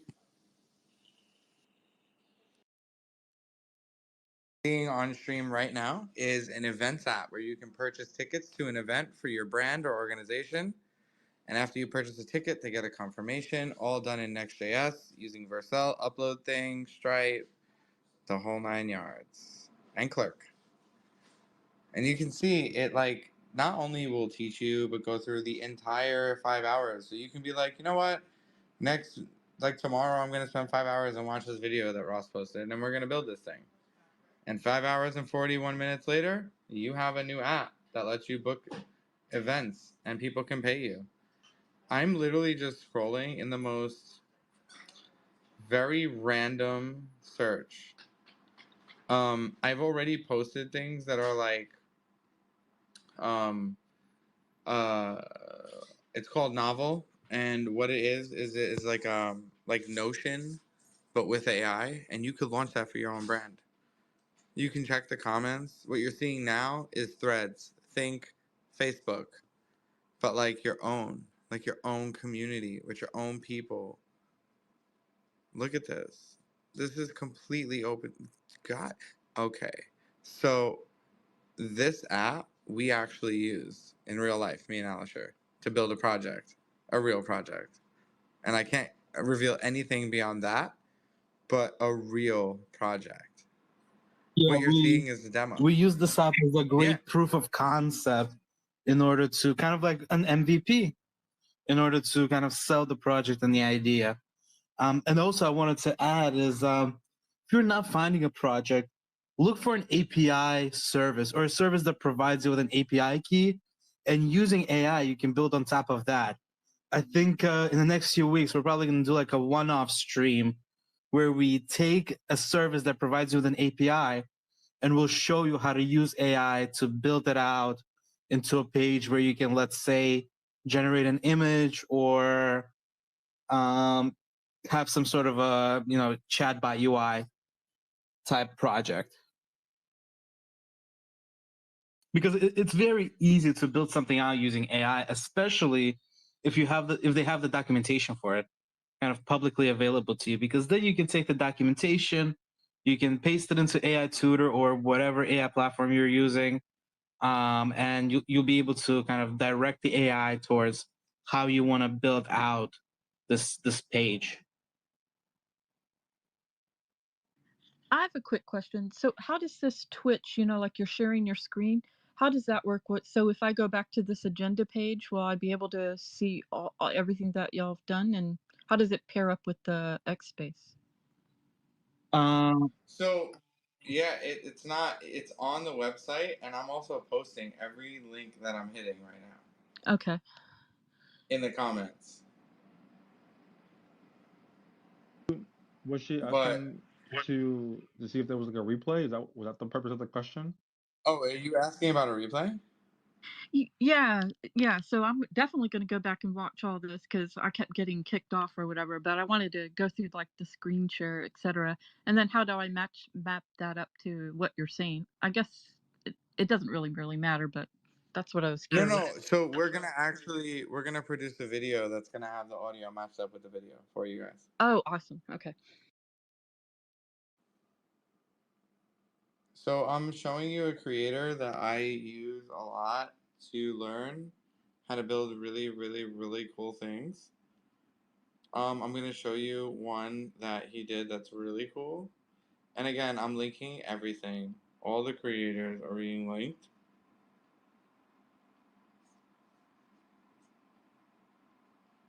But I want you to see what he built. Look at this. It's open source, guys. Like this entire soul project cycling for coding. He got the music going. He got the attitude. This is a creator whose tutorials we have followed in order to get a greater understanding. And most of the time, he built out an app from nothing into a full-on SaaS platform that's usable and completely working. Go ahead, Ross. Yeah, I mean, you could even see the implications here. You're chatting with people in different languages. So one person speaks a different language, you speak a different language, yet you only see your language and they only see their language. And the whole thing is backed by a paywall with Stripe in Next.js. And it's open source. And it's crazy. So I want you guys to really, this is your last opportunity to sort of pick a starting project. So for me, what I'm going to pick is, where is it? So Cash Money Kev, do you see my screen, dude? This is your project, by the way. So I want to go over a few things before we do literally anything. because all this is nonsense unless we understand. So let me find one of these things that can help me.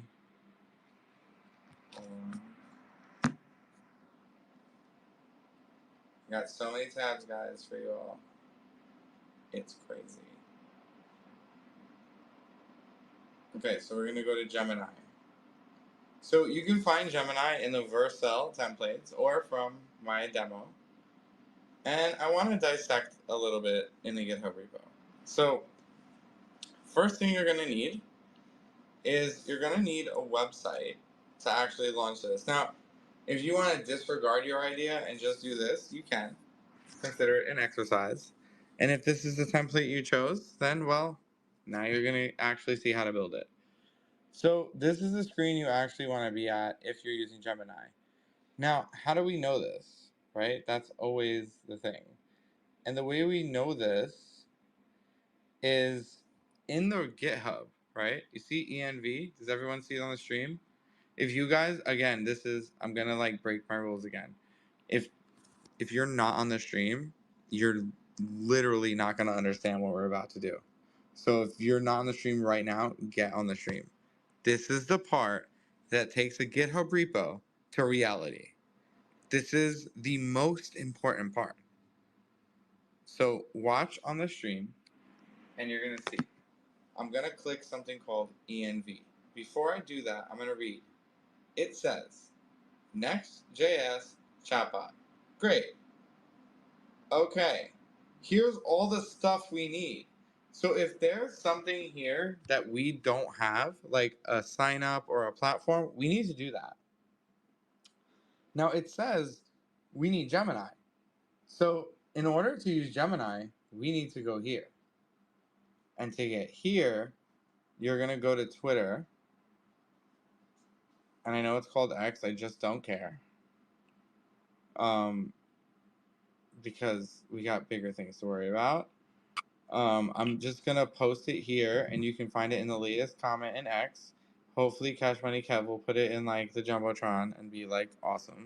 Can we also snag them to put them in the notes and attach it to the Innovators Think Tank notes on the screen for lesson 3, just to make sure that they're captured?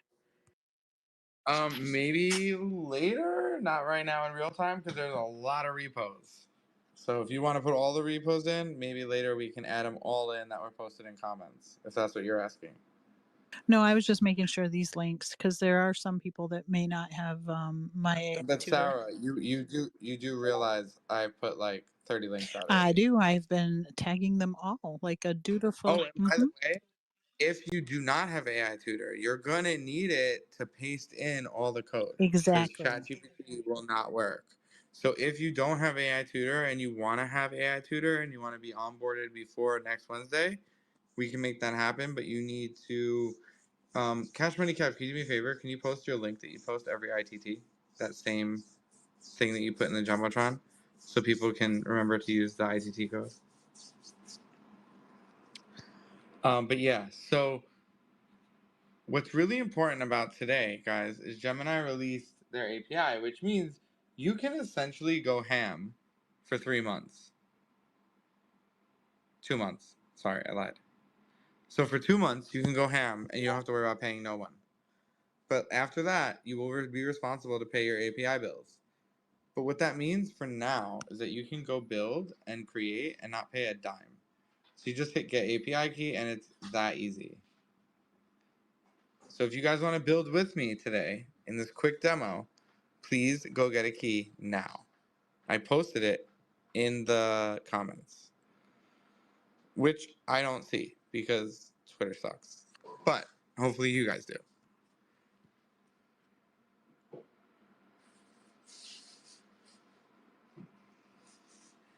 And also, I will add this project to the agenda. This is the Gemini chatbot, correct? Yeah. Okay, I will add this to the agenda for today, so you guys can easily find this link.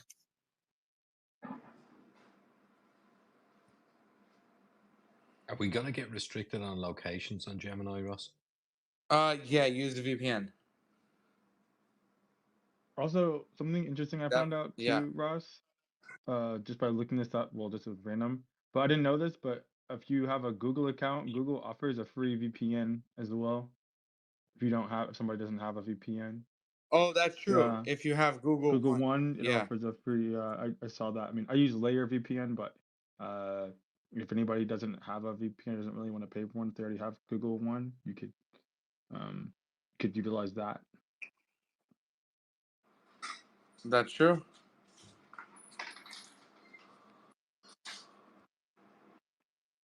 So you all here? You see where I am? You got a key? Yes, I got my key. Okay. So what the key's gonna let you do is build out an application that's like for just like your own self. So for your brand or for your own self, you could build, and the limit here, guys, is groundbreaking. It is 1 million tokens. But again, they will charge you eventually.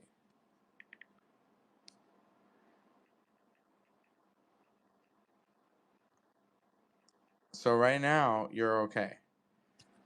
So for this app that we built tonight, if you were to release it to all of your friends and be like, yo, look what I made, you're fine. You could spend hundreds of dollars an hour and no one's coming after you. But they will tell you when it's going to happen. But for now, you can build it. So we got our key. Now we're going to go back here and we're going to look. We're going to like learn a little bit. So, okay. I see like a bunch of stuff that I don't know. Like I actually don't know what's going on. But new vocabulary word. ENV. Who knows what that is? You get 5 fake points if you know what it is. Environment. Yes. What goes there? Your Anyone framework.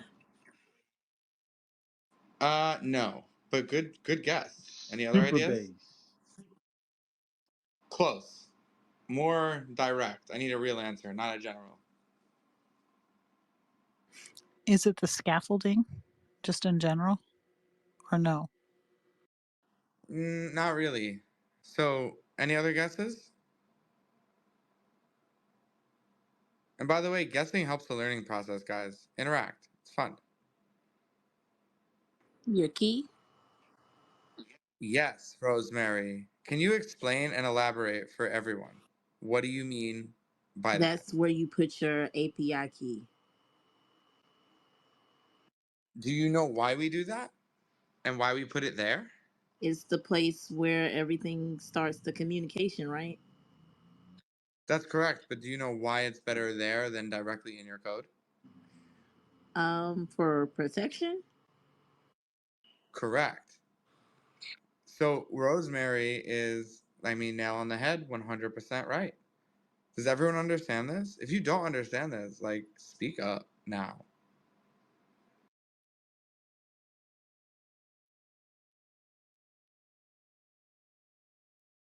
Because doing this wrong can, like, get you in trouble with whatever company you're interacting with. So you gotta be really careful. Does everyone understand? Now, if you look at my screen, there's a few things there. Can anyone tell me what's what? Anyone know? Anything? Just guess. You can guess. Who knows what's what? Anyone? I When you see say what's Vercel. what, So I see line 2, line 5, line 8, 9, 10, 11. What are they? Code.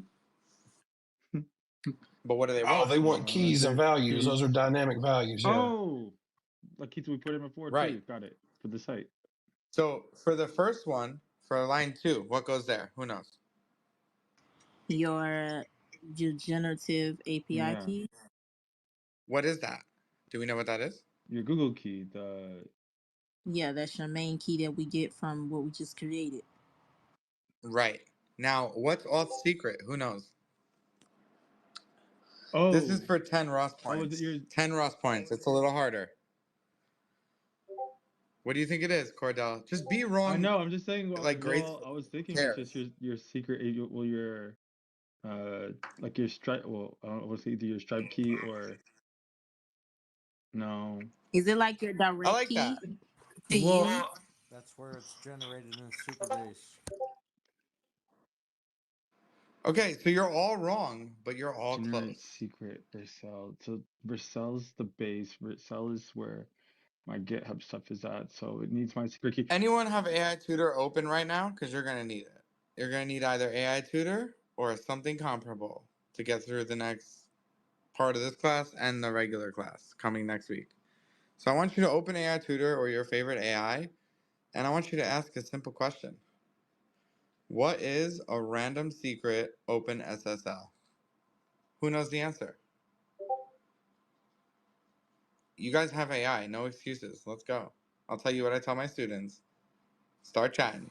Ross, can you not hover your mouse over the site name? Smoke Love, we can't hear you. I moved it. He wanted me to move the mouse. I got you. And AI Tutor, it says it's still generating, but the secret for SSL, it says in the context of SSL/TLS, which are protocols used to secure communications over computer networks, a random secret. Cool. Oh, okay. Yep. Now, Rosemary, follow-up question. Can you say I need to create a base 64 random secret and just tell me what it says? We all need to learn, guys. And I don't know what the proper definition is, so that's why I'm having Rosemary use AI Tutor, because it will And you know. said I need to create a base. What was the rest of it? Base 64 Uh-huh. random open SSL secret. Okay. I got a part of it. So it's saying, all right, creating a base 64 random secret is like making a secret magic spell out of a mix of letters and numbers that only certain people can understand. It Since you're, feels like yeah, a seed phrase for a crypto wallet. Kind yeah. of. Since you're secure, I'll show you how to do. I'm using. So It's Not saying your it's like keys, a not that your is crypto. it's it's saying that imagine it's saying that your secret it's like a secret clubhouse that you want to keep safe so that a secret code only I don't get it. I guess like just like a code well. for I'm confused. Well, if your Clubhouse is your app and it's telling you to secret code, what is it saying? Oh, it's like the code to my clubhouse. Oh, like you put in the code going to oh, Bingo. I get it. I'm sorry. That's so simple. I was thinking it was so much It's I was thinking it was so much guys, more this harder than is this. It's so so simple. simple. And that's why I'm telling you, use AI Tutor. It breaks things down really simple for you. Oh, okay, yeah. Oh my gosh, Cordell. In this process, AI Tutor is going to be very helpful, I promise you. Yeah, it actually is. It's good, especially if you when you tell it to break it down like you're a 5-year-old. I love that it talks about magic spells. That's part of the training that I gave it. Because I told it that what we practice is open sorcery, the wizardry of the web. I So love it that. kind of draws from that. Yeah, which is I'm pretty here for cool. that. So, okay. Now we have a new problem. What in the good Lord is KV? Like, sweet God, what is that? So we're going to go to the README and, like, figure this out together. What is going on up in here? Okay. So, guess what? They don't tell you about it. How does that make us feel? They don't really go over it too much. I see one thing. This. What's that? Chat history. Rate limiting. Okay, what is going on? Who can tell me what that means? Anybody? Guys, don't make me talk to myself. Let's go. So What does when you're chat? chatting with AI right now, it kind of saves your chat history forever, kind of like you did with AI Tutor, and I'm assuming that's token oriented. And then the session storage. So I guess that's meaning you're going to have some storage capability somewhere to house the chats. Okay, that was really good. You get like 20 points. Does everyone understand what he just said? That is 100% correct. Now, Who handles this? So we don't even have to click it. Who handles this, guys? Versal. Also, can we bring Artie up, please? Is that possible? Or is it like full and that's why? You can take me off as a speaker and bring Artie up.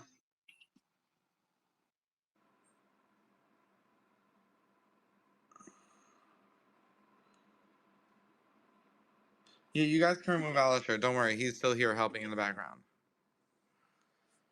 Artie, how are you, sir? Hey, I'm good. I'm good. I don't want to interrupt where we are, but I still have questions on the GitHub repository that I'll use ultimately. No, give everyone like a 2-minute breather. Ask me your question. Yeah. So, okay, I want to create a wellness app where people can have private conversations with an LLM, but I don't want it to go through, OpenAI or Google or anything like that. I want privacy for the people so that they can feel, so they can have vulnerable conversations with the LLM, so that they can have, like mental health kind of conversations without worrying about Google ultimately knowing.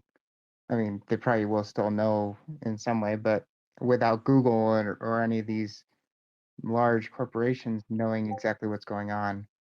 And I'm just struggling to find what repository I would use for that. Okay, so all of them, Artie. So basically, you get to make a decision. So as the builder of TSI and AI Tutor and Pixio, Alistair, myself, and Nick, we ultimately had a choice to make. Do we create an environment where everything is sent to OpenAI, Anthropic, all these companies? Or do we limit the back and forth? We chose to limit the back and forth. You can do the same thing. Just because it goes through OpenAI doesn't mean it has to actually live on their servers. It could happen on your servers. That's the beauty of what they built. So you could actually use any language model, right?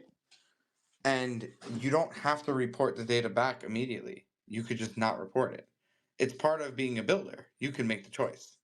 They tell you that if you use moderation, it's cheaper. So your calls are cheaper with every LLM when moderation is enabled. Your calls are more expensive when moderation is not enabled. But that also means it's private. And I would say another thing to consider, especially with an app that deals with mental health, is that models like ChatGPT might not allow you to have certain conversations. So in that case, you want to go to some open source models, maybe something like Mixtral, or Llama. And you can find those models on Replicate, or you can even run the model yourself on a computer.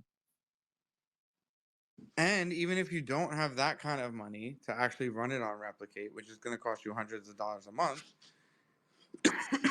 there's services that will put these models up for you and you could use them. And services like Local LLM can turn your graphics card into an LLM machine for your customers.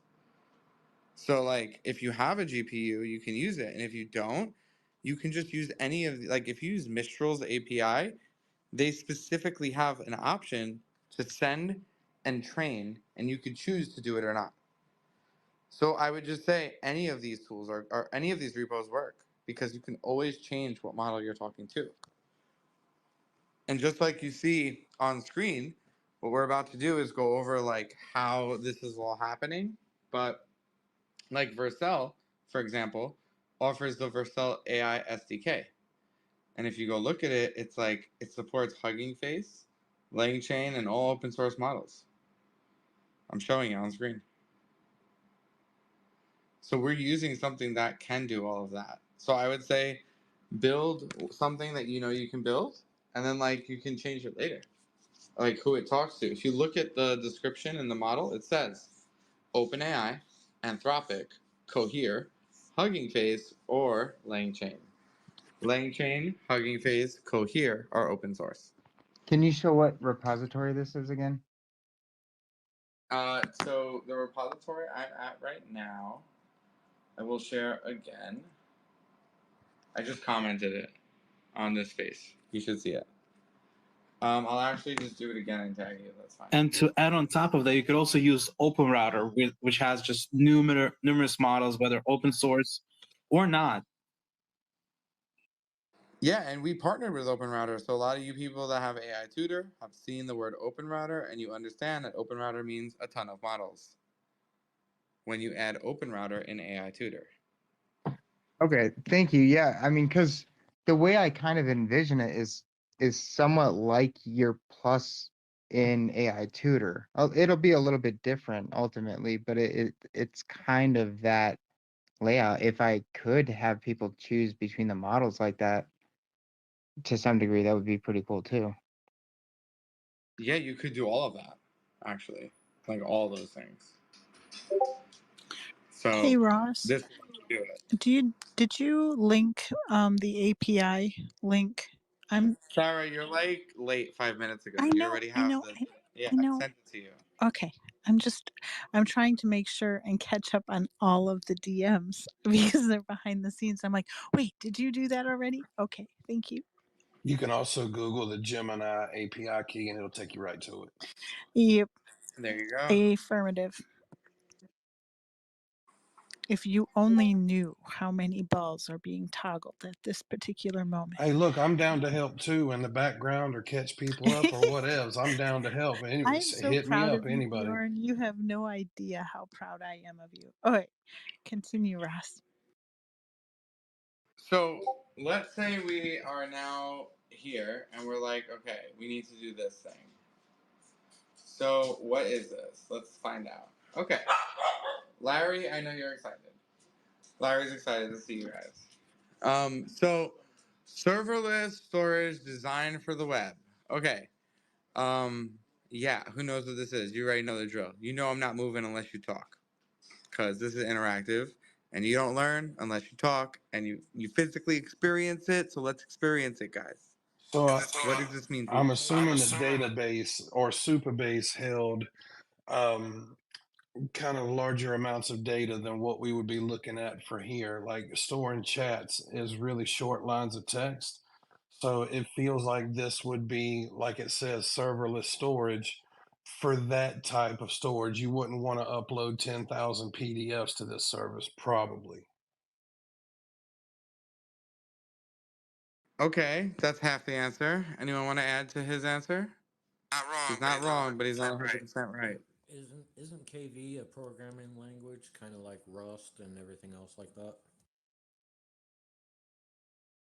So it's not a programming language in itself. It's something different. Anyone else have any ideas? I'm giving you some keywords right here on stream.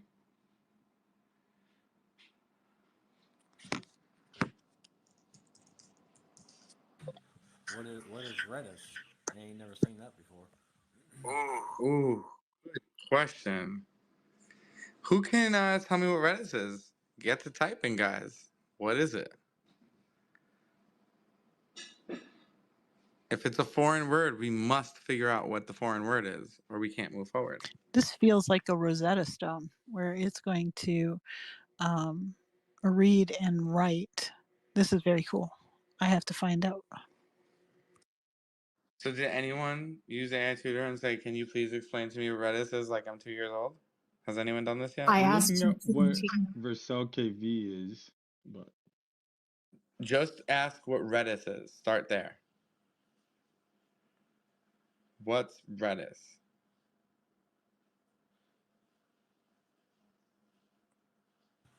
I could tell you. Redis and That's not Vercel are two separate technologies, but they can be used together to build highly performative and scalable web applications. This is true. Redis is an in-memory data store that provides highly efficient way to store and retrieve data. And bingo. remote Now can you say dictionary that again server. in English? Can we say this in English though? Not just like the fancy words. Who can break it down? What is it? It says a remote dictionary server. So a place to store lots of information about your server. Not about your server. What is the information? Redis also provides other features such as messaging, queues, set operations, and analytics. Which one of those are we using? Wait a second. This is serverless. Messaging. Messaging, and yes, this is serverless. Now, Vercel KV is just a rebranded Redis. Let that sink in. Redis is open source, my friends. It's a GitHub repo that turned into $1 billion organization. I forgot to add that part. So we need something called Vercel KV. Okay, well, we don't know what that is. So let's try to deploy it. So here we are, Vercel Labs Gemini chatbot, part of the templates. So you can go to templates, AI, and oh my God, customer reviews. This is so cool. Okay, next week. We'll do this next week. But guys, look, this is a repo, Morphic. I shared it today. I shared Gemini today. This I did not share today, but super cool. It takes all the reviews of your product and summarizes them for your new users to understand what kind of products you sell. Summarize with all your reviews. Okay, so we're gonna go here. So there's like a deploy button. So when you click this, there's like a few things that are gonna happen. First, it's going to tell you you're going to create a new GitHub and you're going to make it private. You don't have to make it private, but since it's going to have your data, I would, unless you want to open source it. So once you do this, you're going to hit create. After you hit create, you're going to have to do a few things. So who's on my screen right now? Because guess what? You don't actually need to code here. Vercel owns KV, and they're just going to put it in for you for free. So who's on this screen?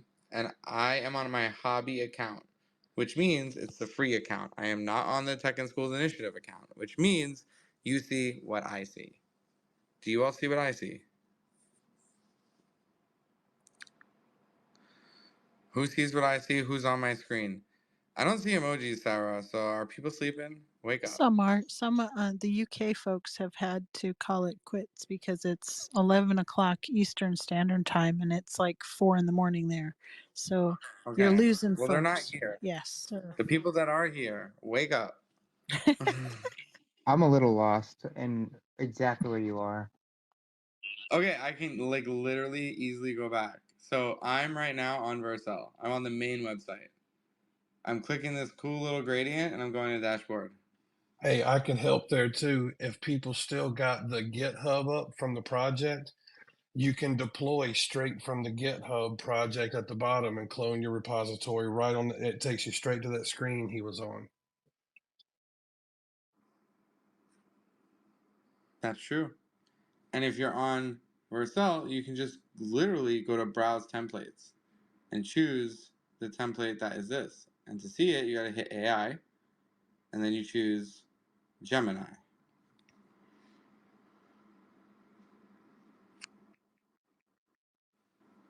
I'm still kind of lost. So I'm on Vercel, right? And then I just go to search repositories and projects, or where do I go? So you're going to go to, from here, you're going to hit, like from your dashboard, you just hit browse templates right here. That's you can hit add project and then browse templates. Yep. Can you say that true. again? So you want to hit add project. If you're on Vercel homepage, it's going to be in the top right. It's going to be a black button that probably has like a plus that says add project. Yeah. I'm on a complete different page. I have to figure it out. It's just So I see you shared wanna- 2024 projects and I'm trying to go to the homepage, but it just jumps to this and I'm not You can really just sure go where- to Vercel.com. Okay. Vercel.com. And then the top right, you have add new, and you're going to select project. Yeah, it just keeps jumping back to yeah, I see. It's just not doing it. I don't know what's wrong, if I have to erase my cache or something. Hey Sharon, do you Take a have the screenshot. GitHub? Do you still have the GitHub up from this I do. chatbot? Yeah, I You do. do. Scroll down, you'll see where it's got the white screen that you could click on and see what it is. Scroll down a little bit further, and you'll see a little black box with a triangle in it that says deploy.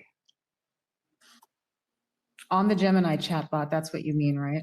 And on the GitHub page for the Gemini chatbot, scroll down. You remember where Ross was clicking in the env file? Yeah, I got that. Okay, scroll down into the information and you'll see a black box there with the Vercel logo in it that says deploy. Okay, I'll do that. If you click on that, it takes you straight to where you want to go. Make sure it's private and just click and then click continue. Yeah, I am. Yeah, now I'm there where where Ross is. Show me again where you were, Ross. Create? Is that the word? Yeah, right there. So Create. Yes. Yeah, thanks so much. you hit create. Thank you. Thank you. And then when you do, you want to add the KV database. So you hit add. And then once you do that, you'll get to here. Here, you want to put your key, right? And you want to put a random number here. And then we're going to go over that random number next time we meet. But this is how you build. We haven't even downloaded anything. Our computer was never actually used. We've deployed from GitHub to Vercel and never opened it on the computer. So because that's the power that we have right now. we're clicking on create, right? Because I'm jumping through between different screens. I'm not that fast, but I clicked on So you create. want to hit Yeah, create, okay, and then you want to hit add to the database, perfect. Okay, and then you want to put in your key. let me go on advanced options. Or do I do that by database name? No, that stays, right? Yeah, you can just hit next on that's database right, and that's get to here. You want to get to keys. Once you put your two keys in, which is your API key and a random numbers, you hit deploy, and then you build your first project from GitHub. So I'm creating a KV database, right? And then, okay, Yep. And then you hit and then I next. hit connect, right? Yep. Okay. It's going to do all the work for Okay, you. there we Awesome. go. Thanks so much. Thank you. Yeah, you're good, Sharon. We got you. So guys, I'm not going to deploy it because I already have one. You guys deploy it and share your link. You just built an app, a full stack app that can go inside your Stripe. And you can charge people for this inside your other app that we made, which we're going to connect next week. Hey, Ross. So we're not actually going to do any coding today. Hey, Ross. Unfortunately. On Yes. my configure projects, underneath it, where it says name or where you're supposed to put your keys and stuff for at.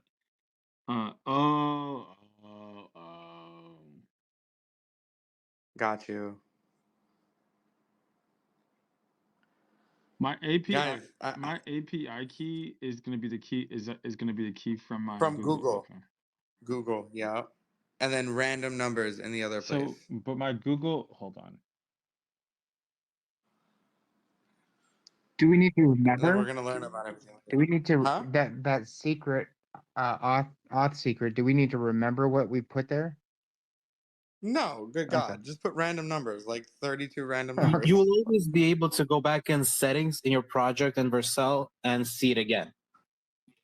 Yeah. So the other number is just a random number? Wait. But 32 of them, Sharon. I don't get it. 32 random. So Just type 32 numbers. Just type 1 1 3 3 7 6 6 4 5 5 3 2 1 1 until 32. You can also just go and ask the AI, give me a string of 32 random numbers, 32. Oh, that's good. Alice, you're swooping in. Ask the AI to give you 32 random string characters. Okay, cool. Where am I getting the Google generative AI key from? What? So we already posted where you can get your API. You got to go there and just get a key. Is it on? It is, Sarah will DM it it to is you. aistudio.google.com. Okay, there we go. aistudio.google.com. That's it. Cordell, he tagged me and Kathleen in it too, so you can check also under that. Rosemary has her hand up, love, and then Bjorn also has a question, a quick one. Go ahead, Rosemary. Okay, I got a little lost. I'm on the page where it says configure project Gemini dash chatbot. Um, that's what I see, and the big white deploy button. What's my next step? Because that's where I got confused. There's three things. You gotta name it, connect the KV, put your keys, and hit the play.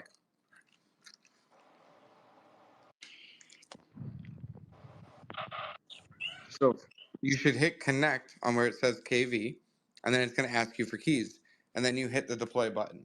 If it does not let you hit it, you got to do the step before. I'm trying to look at where it says connect because I don't see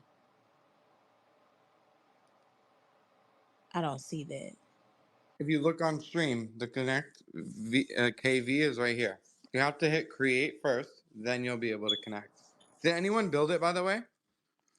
Yeah, mine's live. I had a question about that. Can you link it? Can I see it, please? Thank you. Yeah, sure. So What it's was your obvious. question? So There you go. it's travel plan focused. If we wanted to change that, how would we go about it? We're gonna learn that next week, but it's in the code. Understood. I'll get to the bottom of that.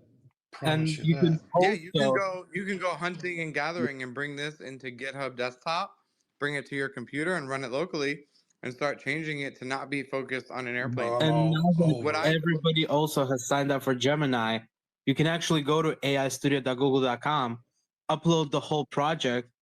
So download it from GitHub, upload it to Gemini, and ask Gemini questions about your project. This is true too. Yeah, so mine's linked right now in the chat or in the bubble or in the purple I'm gonna go messages. check it out. I gotta find it. Where is it? I hate this stupid I Twitter. just posted mine too. I'm so proud of you guys. You guys are doing so awesome. And the other thing too is that when it is posted in the purple bubble, it gets attached to the space. So folks that are listening in will be able to kind of follow breadcrumbs, and it really is a kindness. So if you do post those things, and also, we have a lot of folks that are watching, right? Whether it's from Vercel or Supabase or any of these other sites. And so, sometimes they can follow what normal everyday folks who do not have the training or anything else are doing. And it helps hone their skills too in terms of teaching. It's not just Ross and Nick and Alisher and learning how to communicate and teach other people. It's also these big companies, because a lot of times folks forget that when you're immersed in a specific kind of language or whatever, fill in the blank, we sometimes forget that outsiders have no idea what we're talking about, right? And so sometimes you have a rude awakening when you go in a group of people and they look at you with deer in a headlight look. Rosemary, go ahead, honey. I see that your hand's up. Yeah, I was gonna give up, but I'm just gonna be honest. I don't see what y'all see. I'm still stuck. So Take a listen, just screenshot. don't even worry about it. Rosemary, just come tomorrow and we got you in the morning, 10 a.m. Okay. We'll fix you. Can you come 10 a.m. to the after party? Is that Eastern or Central? Eastern. Okay, yeah, I'll be there. So 10 to 11, we'll do one-on-one and help you. Me and Alisher. We got you. Okay. No worries.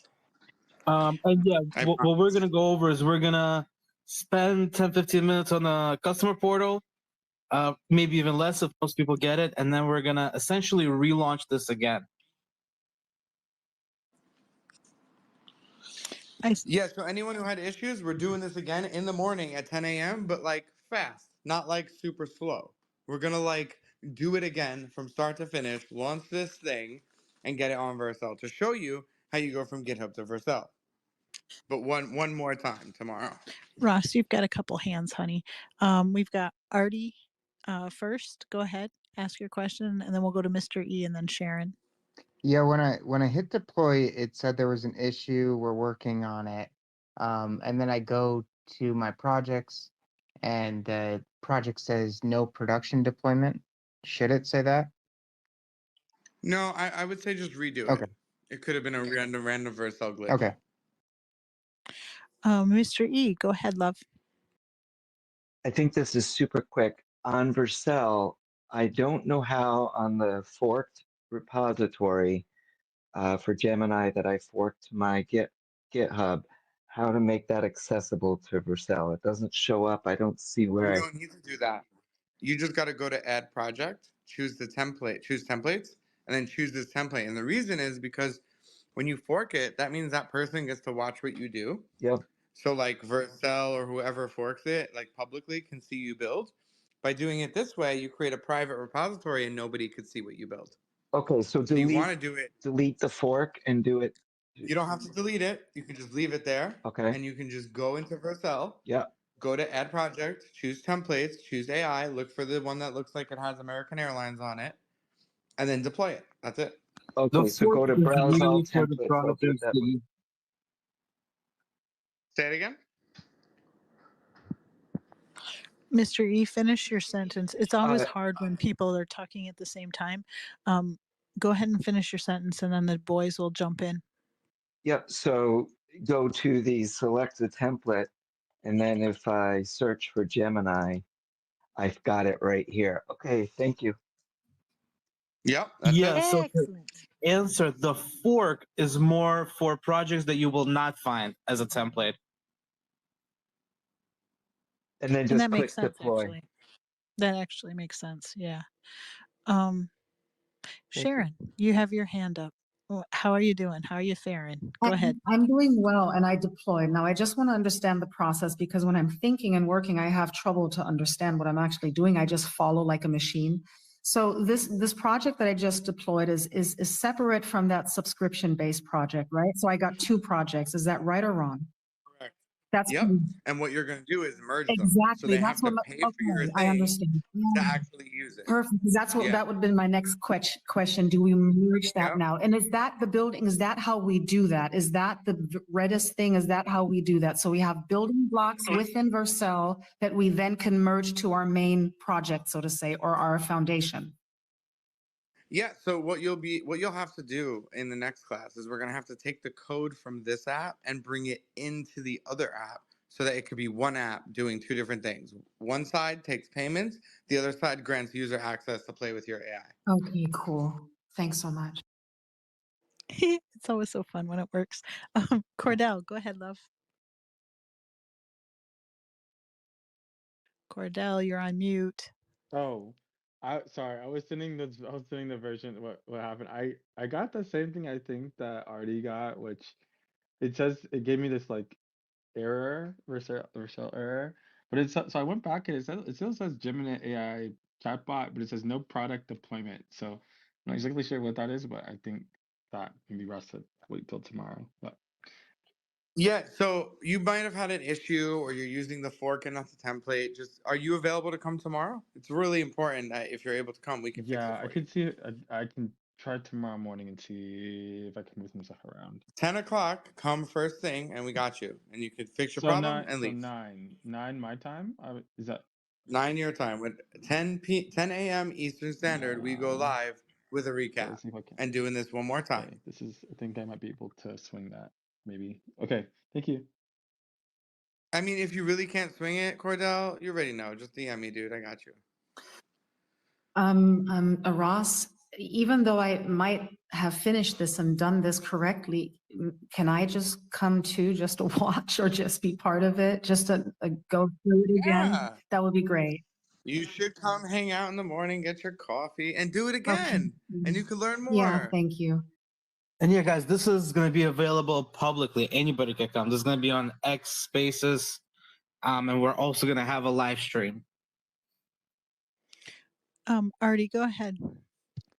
Yeah, so I deleted my project, the old one, and then I'm trying to create this new one, and it's telling me that I reached my limit of one of the VC types.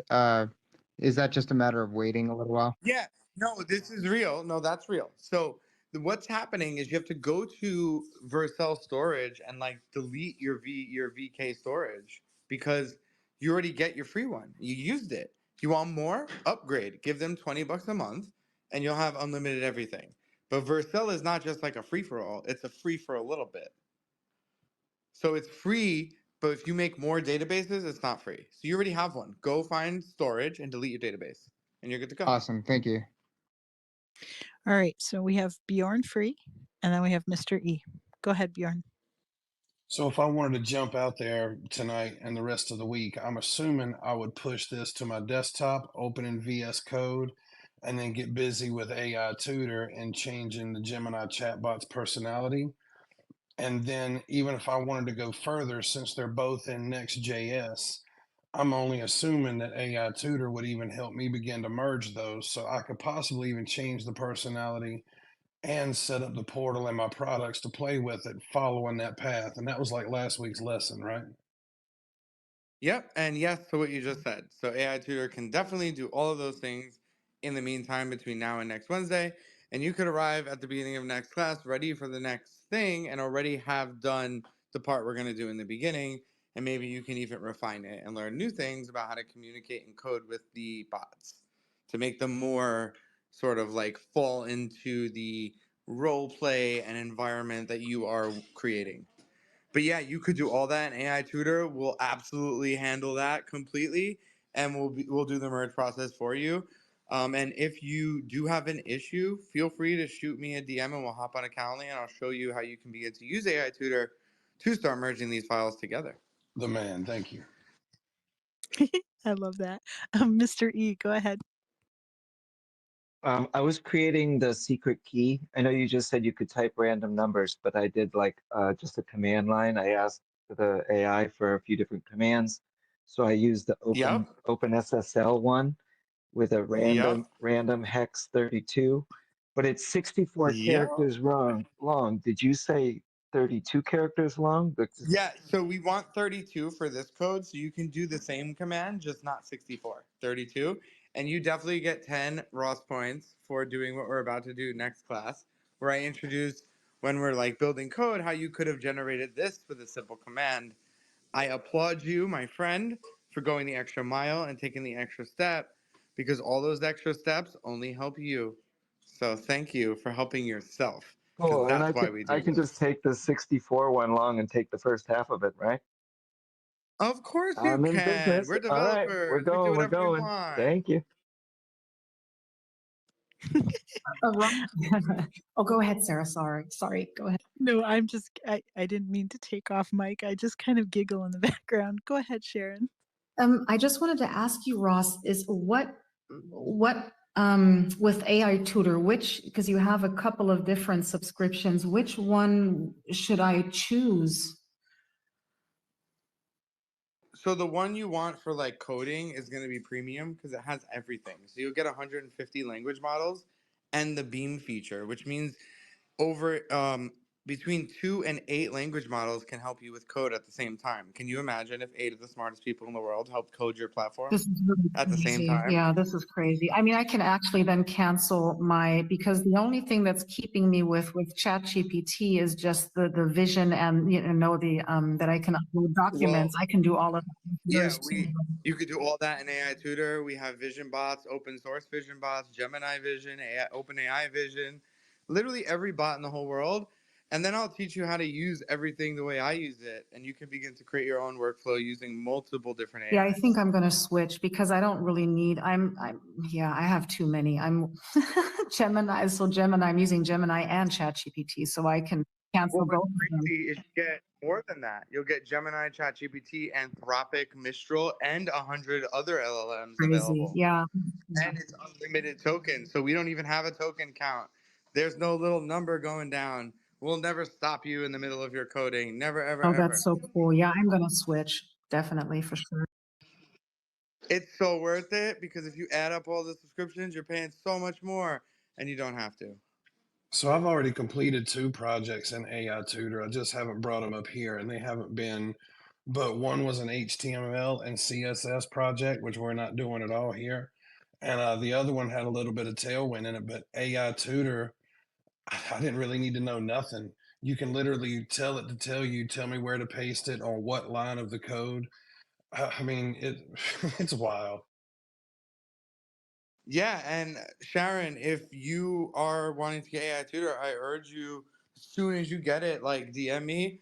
I will get you into onboarding sooner than my Calendly, so you can like get in there quicker. Because my Calendly is kind of like insane right now. Because literally in the last few days, over 40 people have signed up, Oh, yeah. which is Yeah, I'm crazy. definitely going to do this. I don't know if I'm ready to do this tonight because I'm so tired. I need to take the dogs out, but I'm going to do it tomorrow latest for sure. And I'll let you know as soon as I do it. Thanks so much. Yeah, of course. You know, we created these tools to increase access for people like you that want to just like build and not have to deal with like 40 messages and you have to stop talking.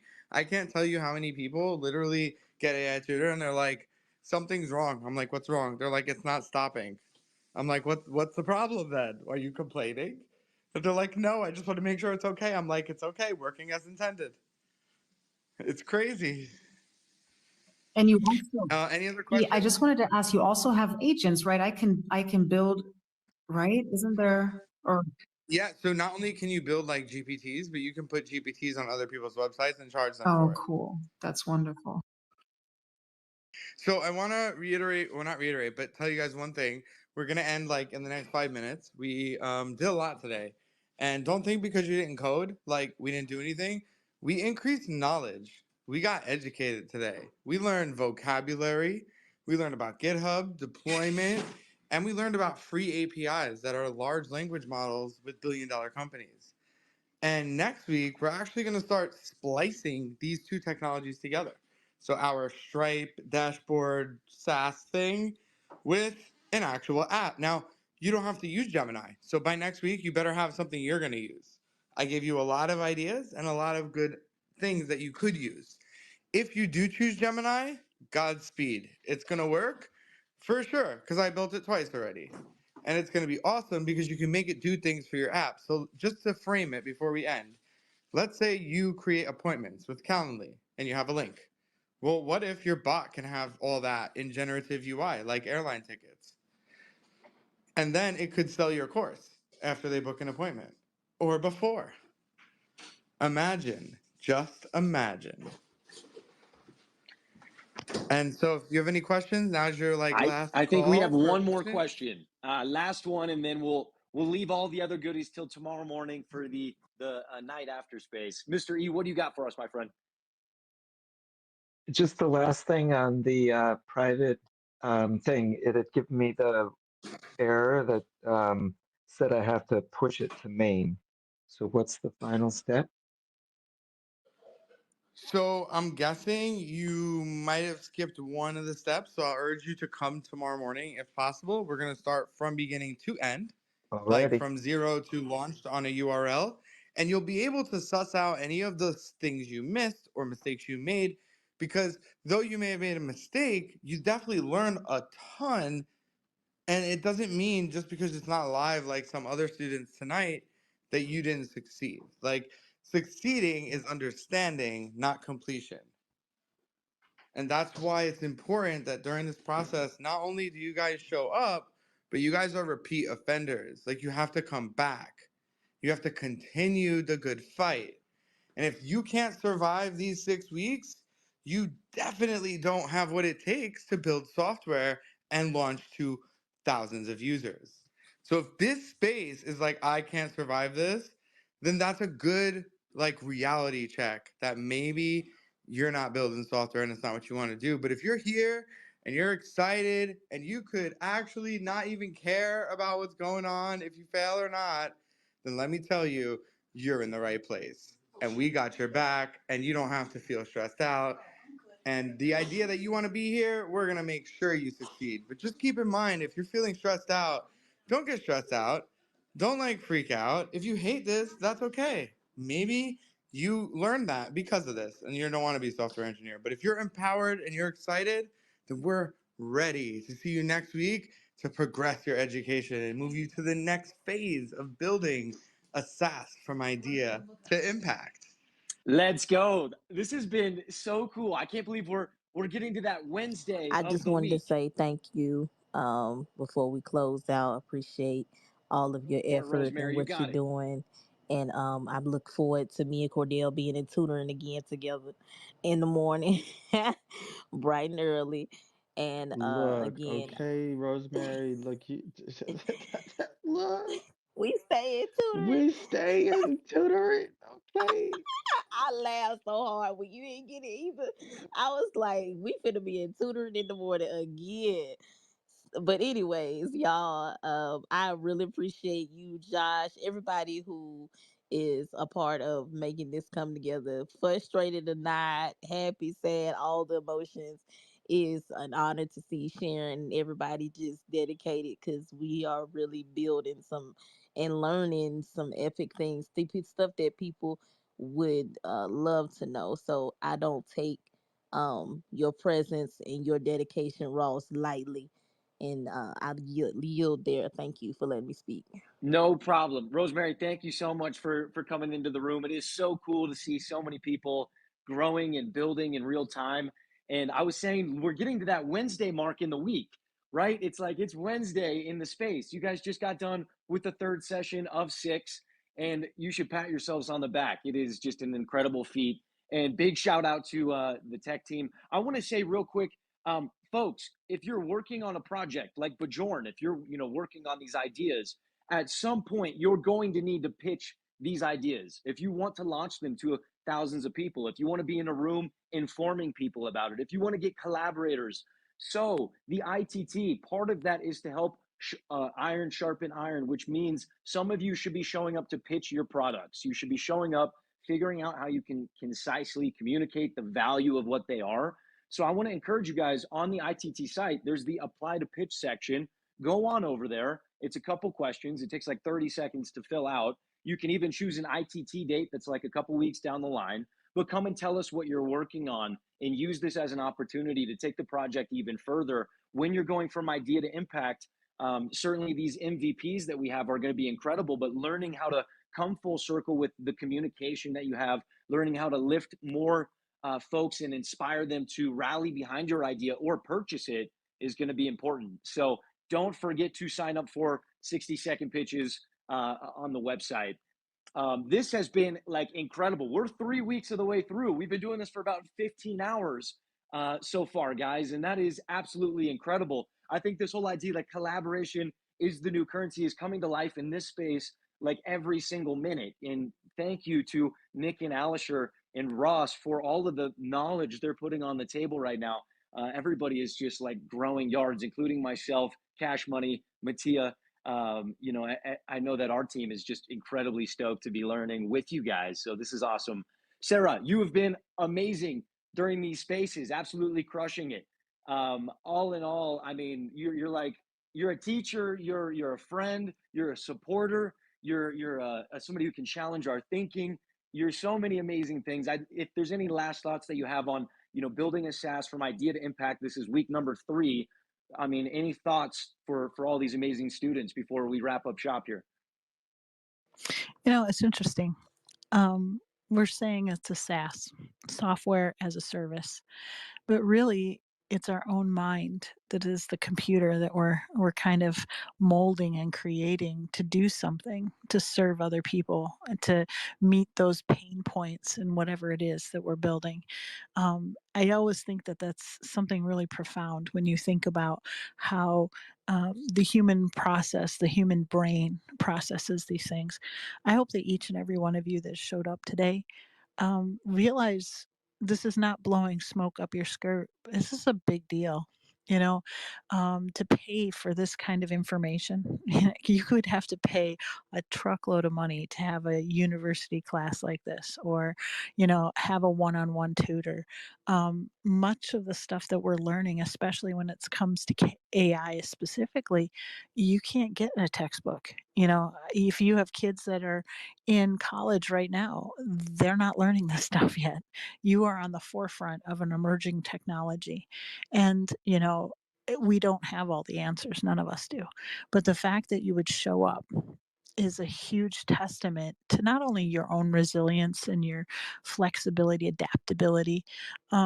You're going to need those kinds of skills, those soft skills, like we are talking about a SaaS, software, soft skills that, are preparing you for a new age. We were talking about being literate in the next age, this next iteration.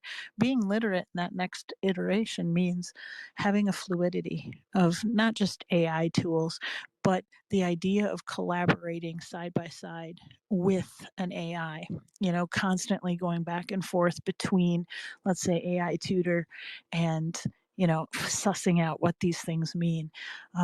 It's a powerful thing.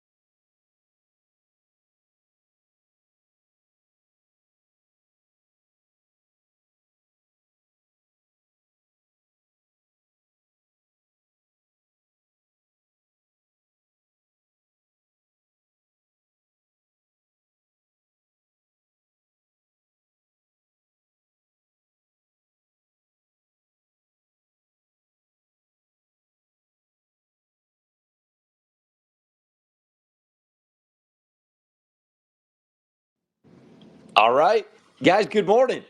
Good morning. After amazing Wednesday number 4 of Build a SaaS from Idea to Impact, Jonathan's grandma, Artie, Dallas, Rutro, Vladimir, Sarah, so good to see all of you this morning.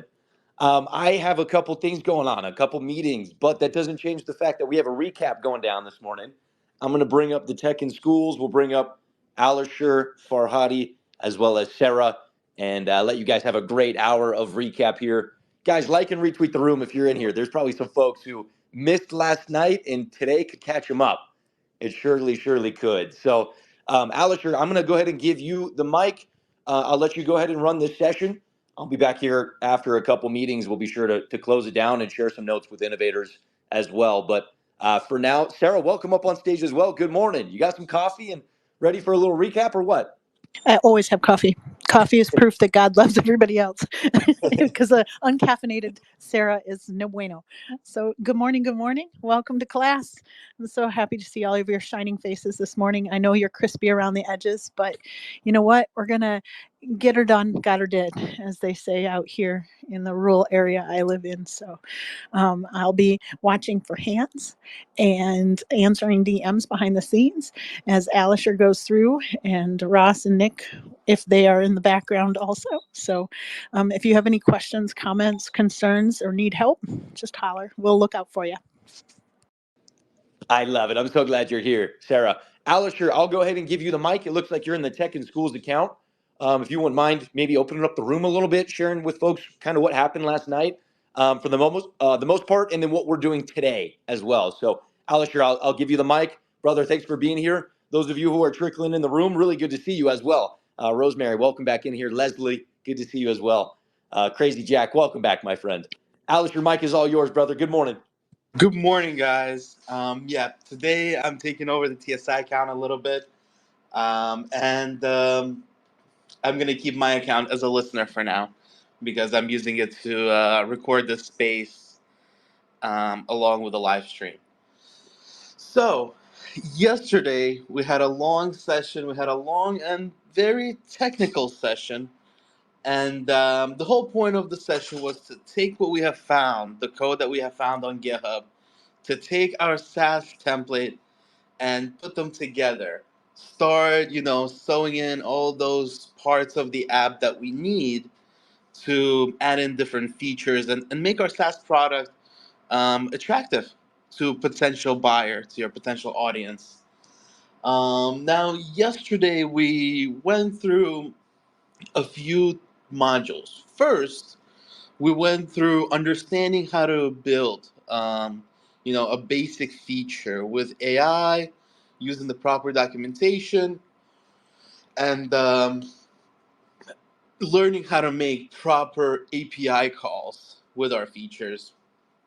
And then we took that and we started to combine that into our next subscribe payment template that we got from Vercel. And what ended up happening is we got through most of it. And at the very end, we just had a few things in terms of just different types of app structures and adjusting to that. Well, gladly, AI was able to help us.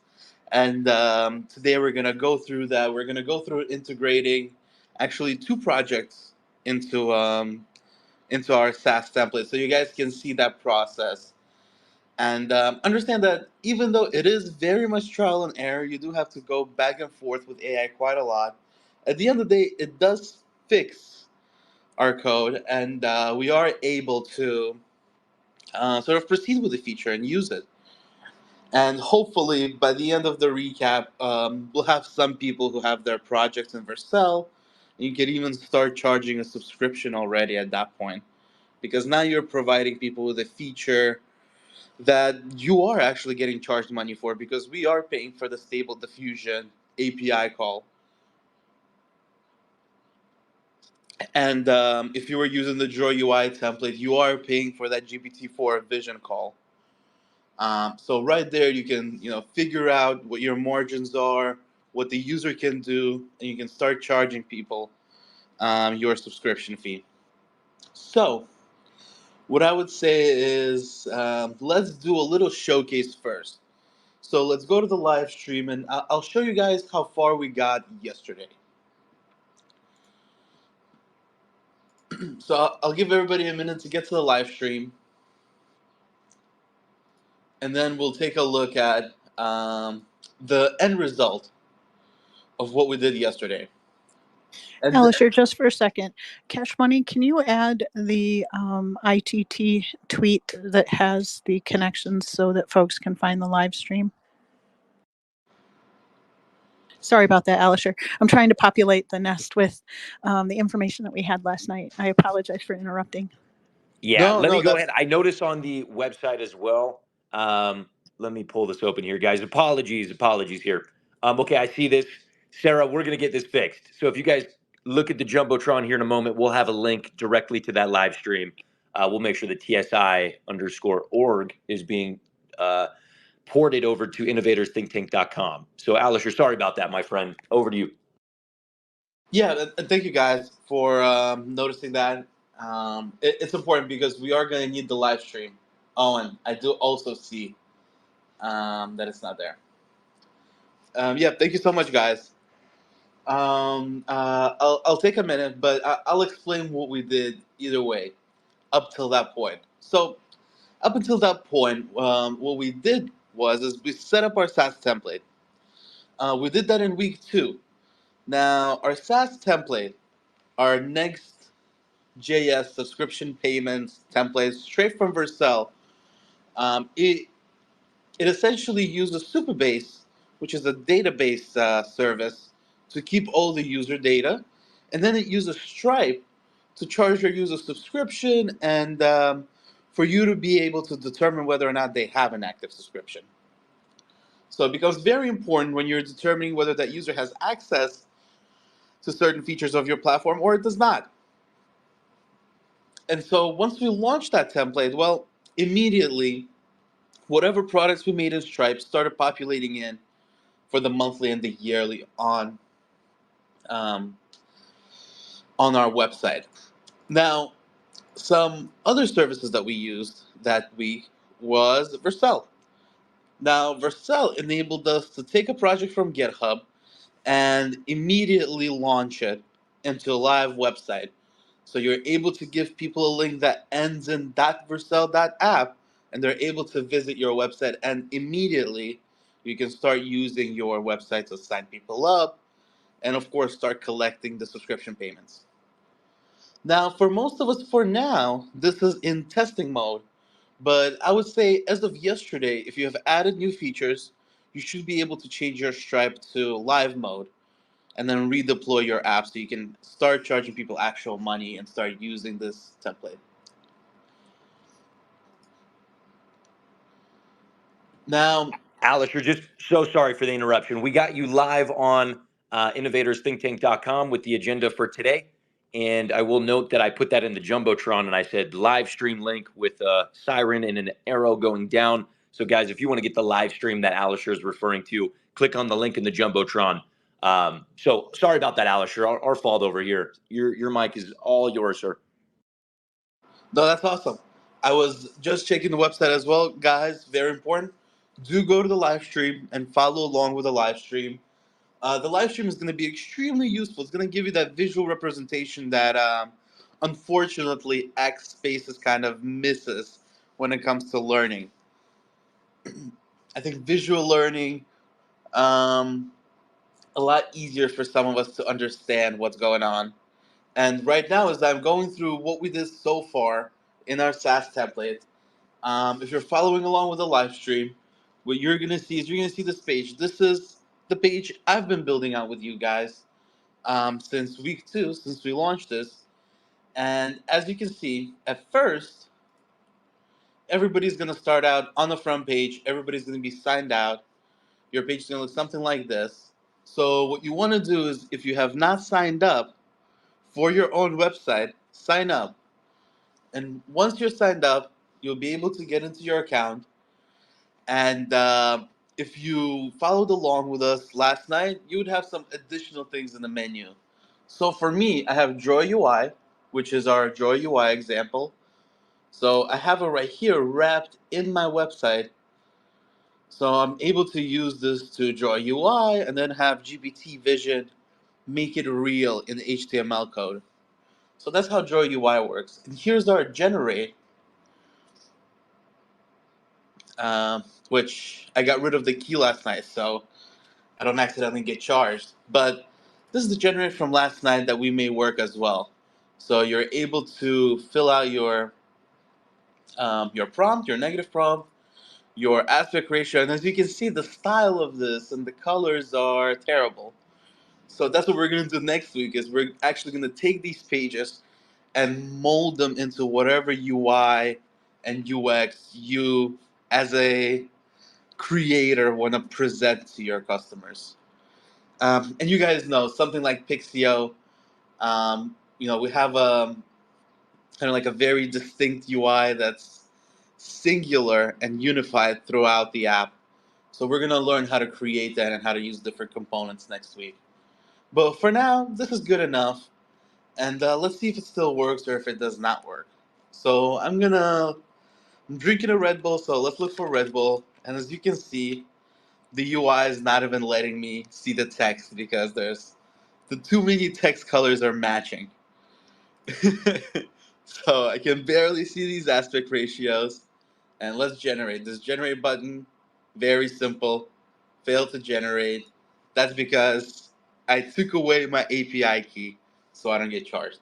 So by the end of the day, this will work for all of us. So that's our SaaS template. Now, yesterday, what you guys did is you started out with Ross by going through the Stable Diffusion 3 project that Ross himself open sourced to you. So let's take a look at that. So here, I'm going to go to the agenda from yesterday. So Ross open sourced the project to us. It was, here it is. No? Oh, I went back too far, I think.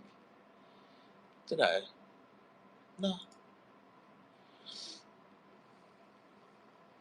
There it is, Ross project. Okay.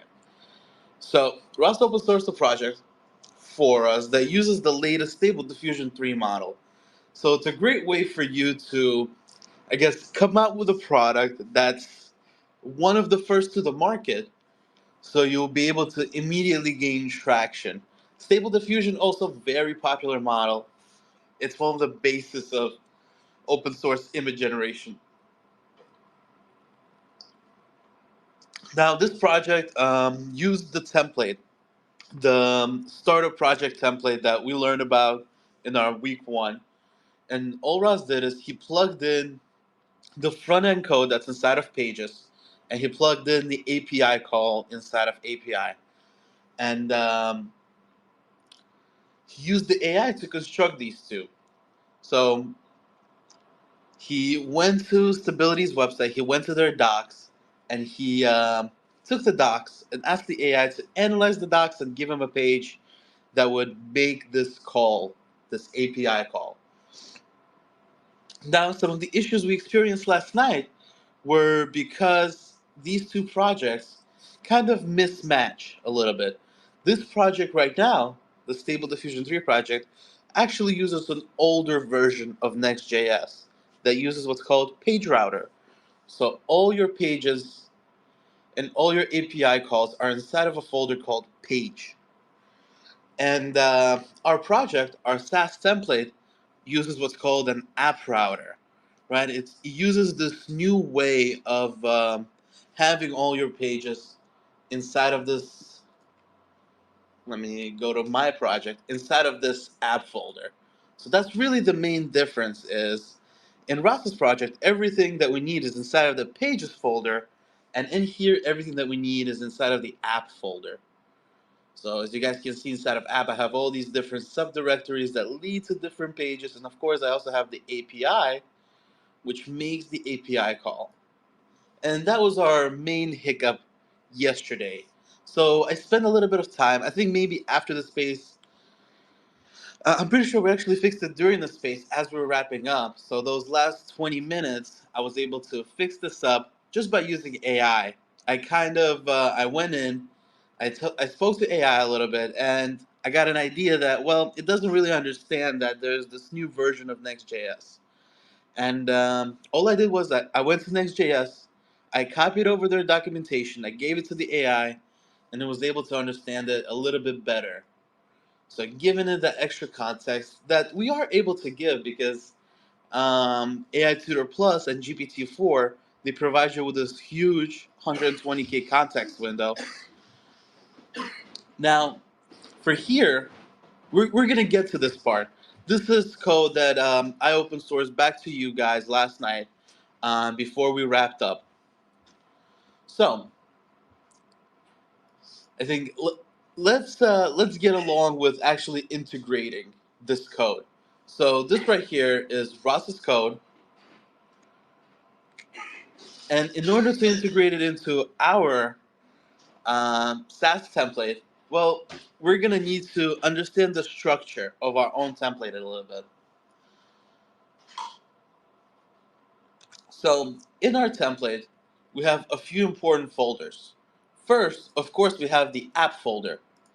So since our template uses what's called app router, all of our pages and our API calls will be inside of this folder.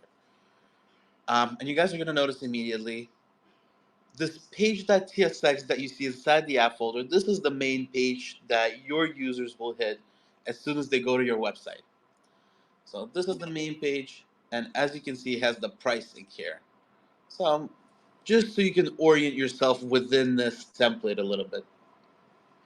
And then inside of this app folder, we have other folders. So for example, our template, Alisher, yeah, Alisher, I'm sorry to interrupt you, love.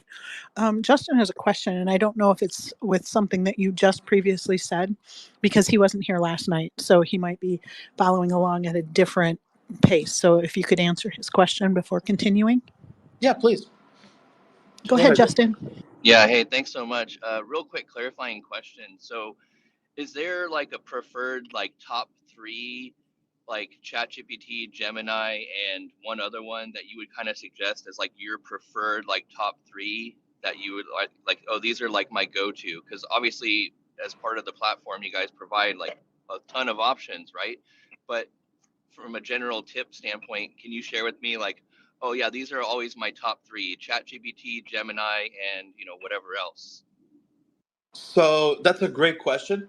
I think for this type of work, last night, and what I personally use the most is the developer personality and GPT-4 Turbo from 0125, so from January. Those are probably your best combination.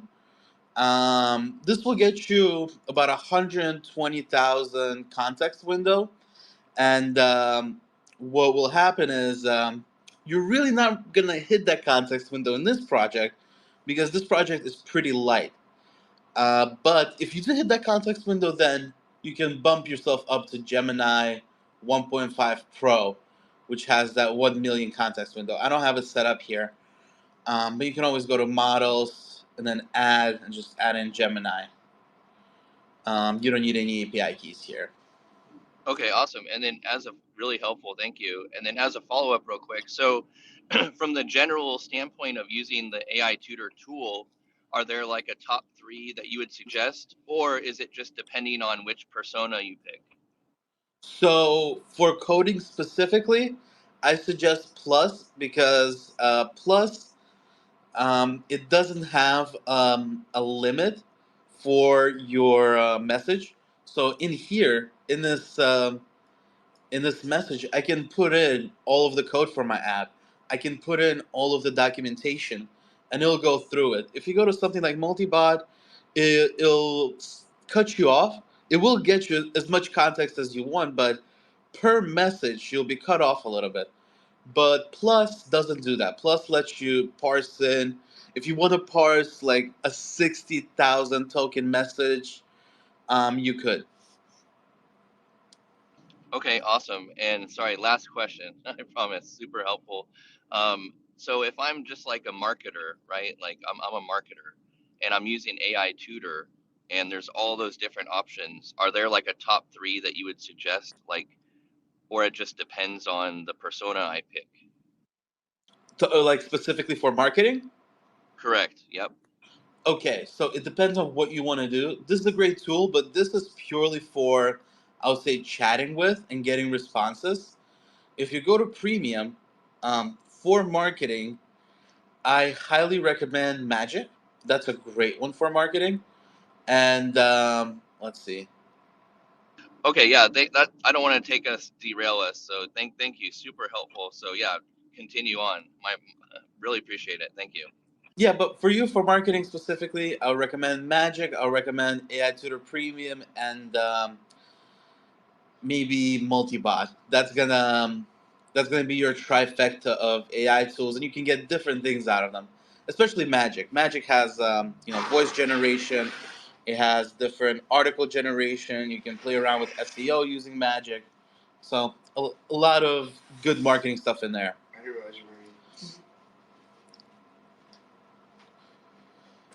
But yeah, that's actually a great question. How do we use these AI tools? That's kind of I guess that's the lesson today.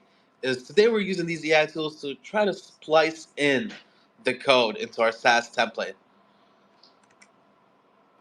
Well, to give folks a better kind of word picture, we have traditional Legos, and then we have the other Legos. And you know what I'm talking about when you go onto Amazon and you see the other Legos that are compatible with the legit Legos. Now, sometimes when we're cobbling together, bits and bobs of open source code, they technically are supposed to fit together, but sometimes they're a little wonky, or they might have a different kind of connection in some ways.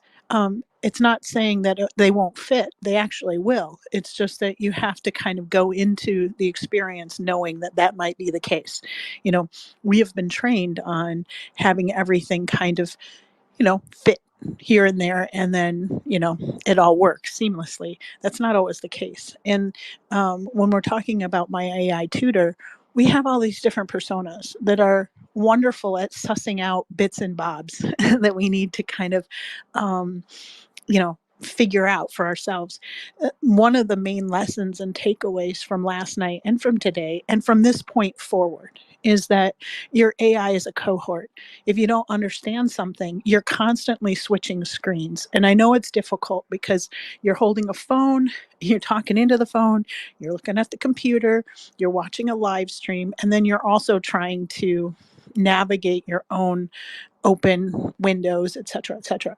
I mean, last night I told the whole entire class that I was an idiot, that I was trying to fix the screen that belonged to Ross, because that's what happens when you get tired and things like that. I understand that it can be difficult, but you do want to have your My AI tutor opened on the side. And this is not a pitch necessarily for their product. It's just that it's the best one. There are other alternatives. We did talk about that last night. If you have other AI systems that you're paying subscriptions to and whatnot, go ahead. But you don't have the suite of tools, and those suite of tools can play off each other to really suss out the code. And for those of us that are not developers, I am not a developer, I don't play one on TV either, I need that AI to kind of interpret as if I'm a 5-year-old artist playing with coloring crayons, right? And that was one of the beautiful things last night too, that Ross did have, the step by step, and it was through the vision of a wizard, right?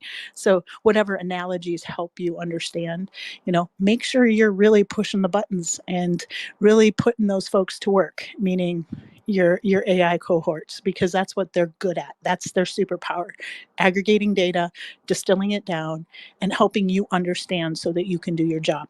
Visual Life, I did see you wave. Did you have a question? I can bring you up if you need to.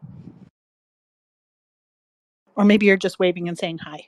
Or if you're on a desktop, I know that you can't raise your hand. So there you are. So go ahead, Ross. Or not Ross, Alisher. Sorry. Continue, love. Ross is here too. But I'm sure he is.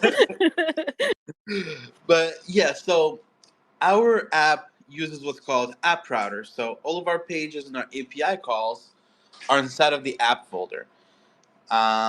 And now think of pages. Pages are your front end code, and everything inside the API folder is your server code, your back end code, your API requests. So that's how our app is set up.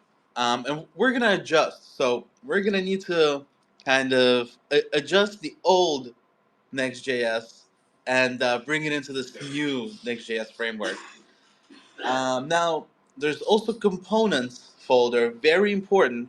That's another piece of your front end code. And typically in these different React frameworks, so if it's React.js, Node.js, um, Vite, Nuxt, all these different React frameworks, they're going to have components that make up the pages. So components are your different UI elements.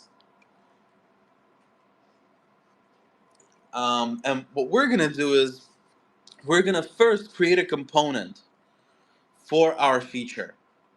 And then we're just going to use that component within a page. Um, so we're creating kind of like this wrapper where it becomes very easy to integrate different features and not change the structure of our pages too much.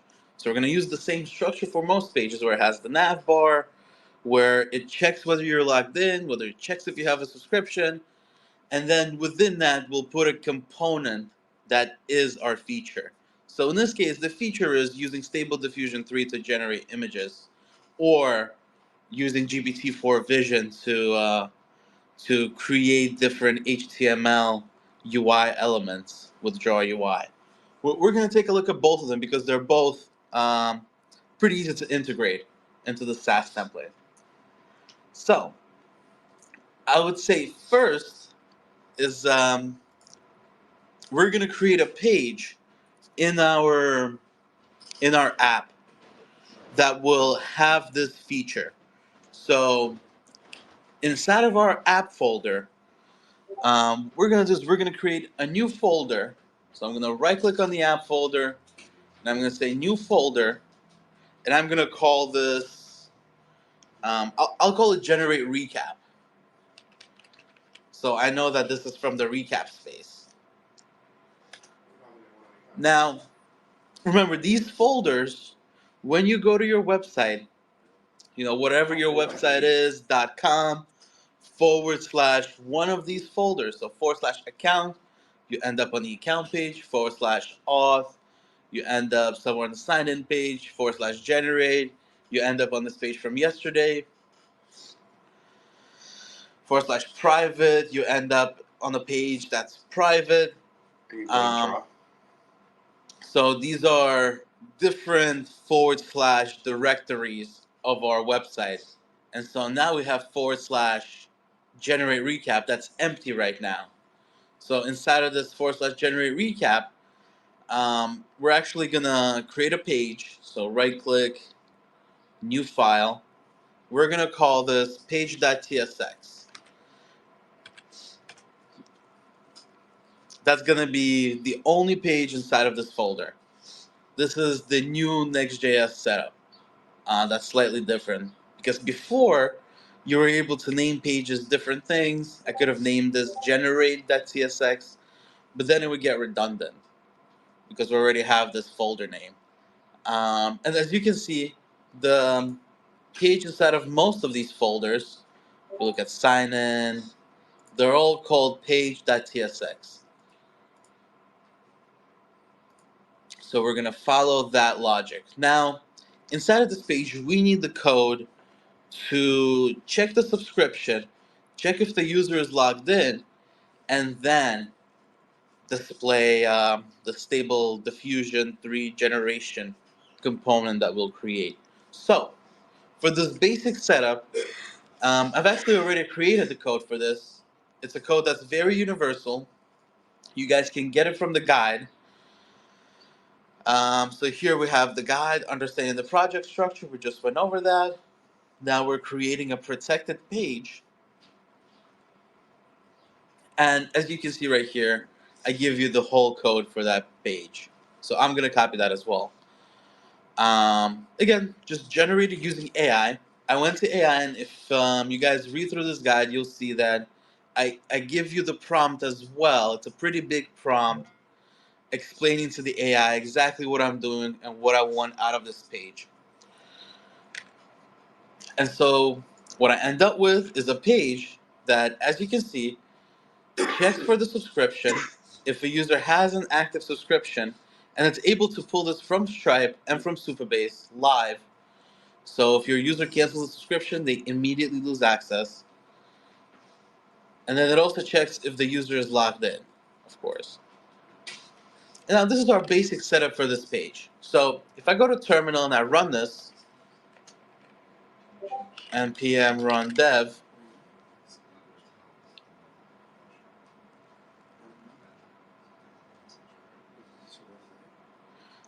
if I go to this website and I go to / generate recap, I'm going to end up on this private page. So let's go here, / generate recap. I'm going to end up on a page. It should say private page, but I'm actually not signed in. So it just shows me the pricing table. So let's sign in. And now I should end up, when I go to generate recap, on the page that says private page. Perfect. Most of us should get here. So, just to give you guys a little recap, I went to the app folder, I right click on the app folder, I create a new folder, and then inside of that, and then what you name that folder is whatever you want to use the user to go to. So if you want the user to go to /generate, you'll name the folder generate. If you want the user to go to /SD3, you can do that, and whatever the name of your feature is. And then inside of that folder, so I created generate recap folder. So inside of my folder, I right click on it and then I click new file and I make a file called page.tsx. And then the contents of that page, well, I give you guys an example for the contents of that page. You can really do whatever you want in here, but the example starts you off with a basic setup where on the page, it checks if the user has a subscription, it checks if they're signed in. Otherwise, they'll display the pricing table. So otherwise, here, go buy a subscription, sign in, and then you can view this page. So that's our setup for this page. That's how we create this private page that's only accessible to subscribers. Any questions so far? Because now we're going to start integrating our code into this template. So any questions, guys, just feel free to raise your hand. I am on the phone, so I can see everybody.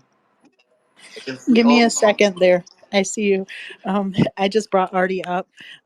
It took me a second. I was like, dude, it won't come up. And I said it just like that under my breath. Dude, it's not coming up. Alisher, Artie is on stage. I do believe he has a question. And I'm bringing up Rutro is also. Hey, Alisher. I've gone through and I've copied the code from the GitHub repository that was most recently updated. Every time I try to run this locally, if I go to /generate or /generate recap, I still get the pricing plans page. I don't get anything else. Yeah, that's because, are you signed in? Am I signed Are you in? signed into your own website? Over here in the top right, does it say sign in or sign out? It says sign in. So you're not signed in, so you need to sign up for your own website and buy your own subscription. Yeah, so Artie, it's working. It's just you're not able to see it because you didn't pay yourself yet. You got to pay to play. It's not pay to play. You can use the Stripe test credentials. Yeah, I yeah. don't You know got what you're saying, pay to play. well, fake pay. You got to fake pay. Stripe test credentials. It's just Okay. because it's not letting you see the private page because you have no subscription. How do you get the Stripe test credentials? It's the card number is 424242, just continuously. And just make sure the date is in the future. Okay.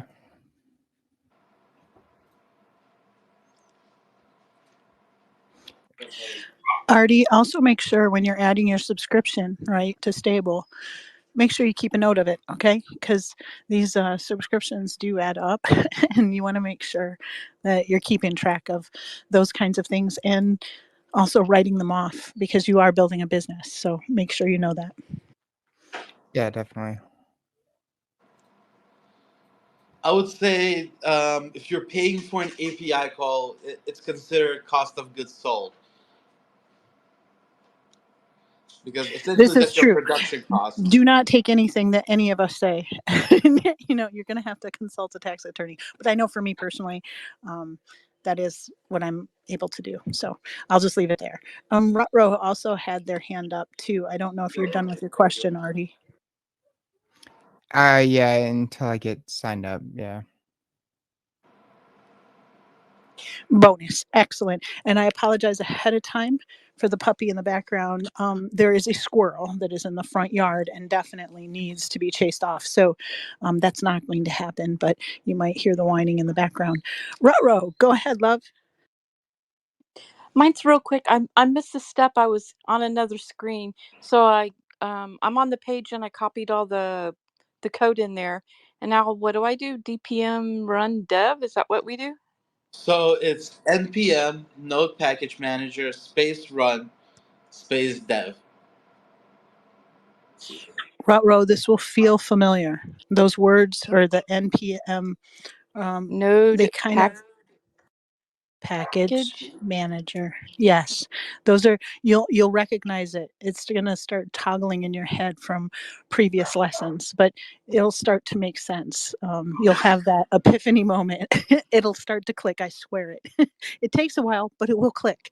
But yes.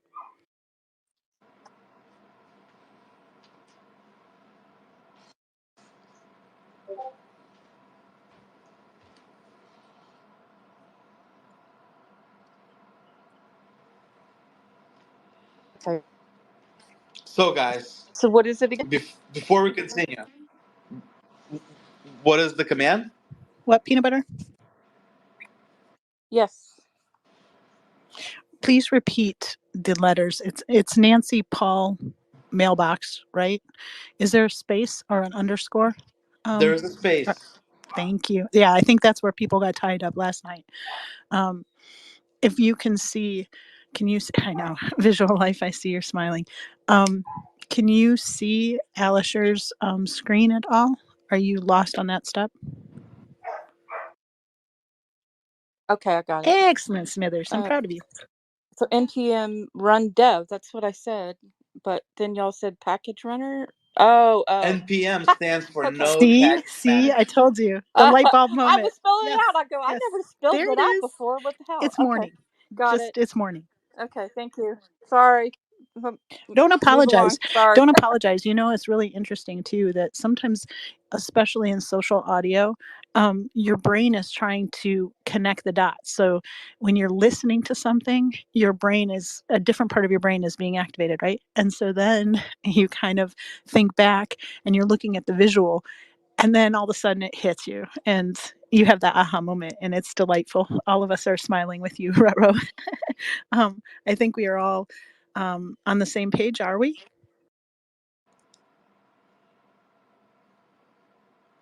Give us a Thumbs up thumbs to the up if you folks guys down got this below. far. Yep. Is anybody in the listening audience, if you can send emojis or thumbs up, that also helps us as visual cues. Ruh-roh needs some help, Alisher. Oh, there she goes. She was just putting the thumbs down so that I would know. Mashing buttons. I love this. Okay. Just chime in if you need help. Go ahead, Artie. Yeah, I feel like an idiot because I just can't.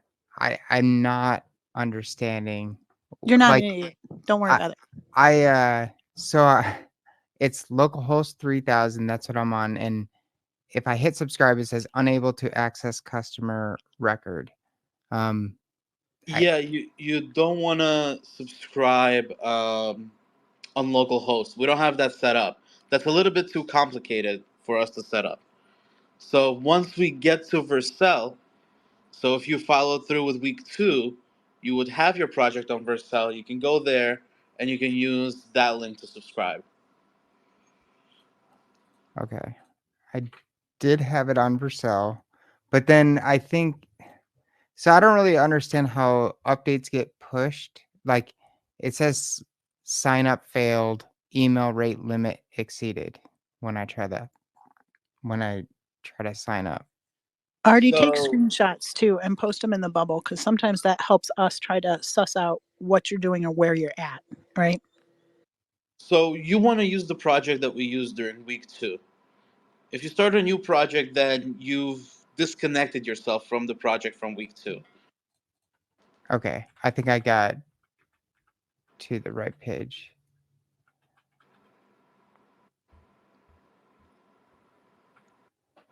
And the updates get pushed through GitHub Desktop.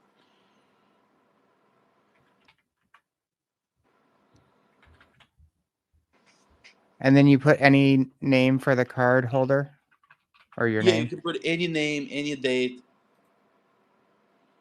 Yeah, we can't do it locally because locally we don't have Stripe running. It's gonna be a little too many steps for us to install Stripe CLI and then have a local listener. It is in the guide though. If you go to week 2 guide and you follow it step by step, as I was testing everything for week 2, I made a note of each step that I took to get to the end goal. So if you follow that week 2 guide, when you're reviewing, getting up to speed, it will help you drastically. Okay, I think I'm good now.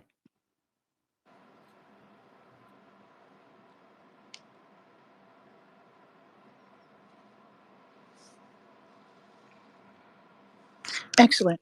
If we're all caught up and on the same page, don't hesitate to chime in. If I don't see your face or anything or your hand, don't worry about it. Just, you know, chime in.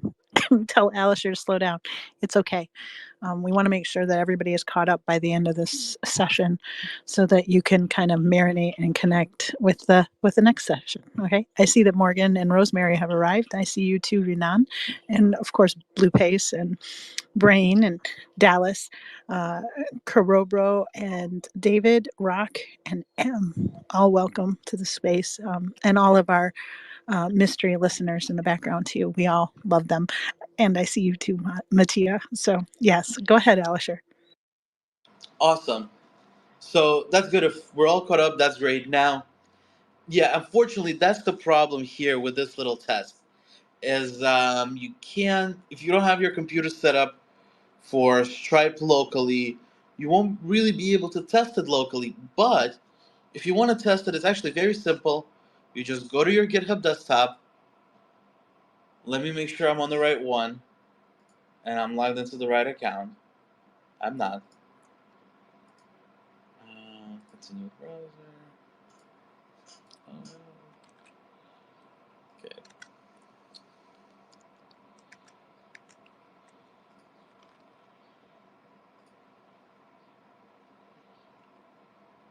All right, so you're gonna go to GitHub Desktop if you're trying to test this and you haven't signed up and tested the subscription. You didn't get to that part in week 2 and 3. So here, I'm gonna have this one change since we just created a page. We haven't gotten to integrating our feature yet, so we should only have one page change. If you have other things here, uncheck them and make sure you only keep this one little thing here. It tells you what changed is you added a page inside of app generate recap folder. And then when you commit to main and you push, this is how you add changes to the repository that we have connected in Vercel.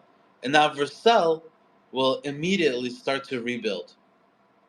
So I can go to my Vercel, I can go to deployments, and I'm going to see there's the rebuilding.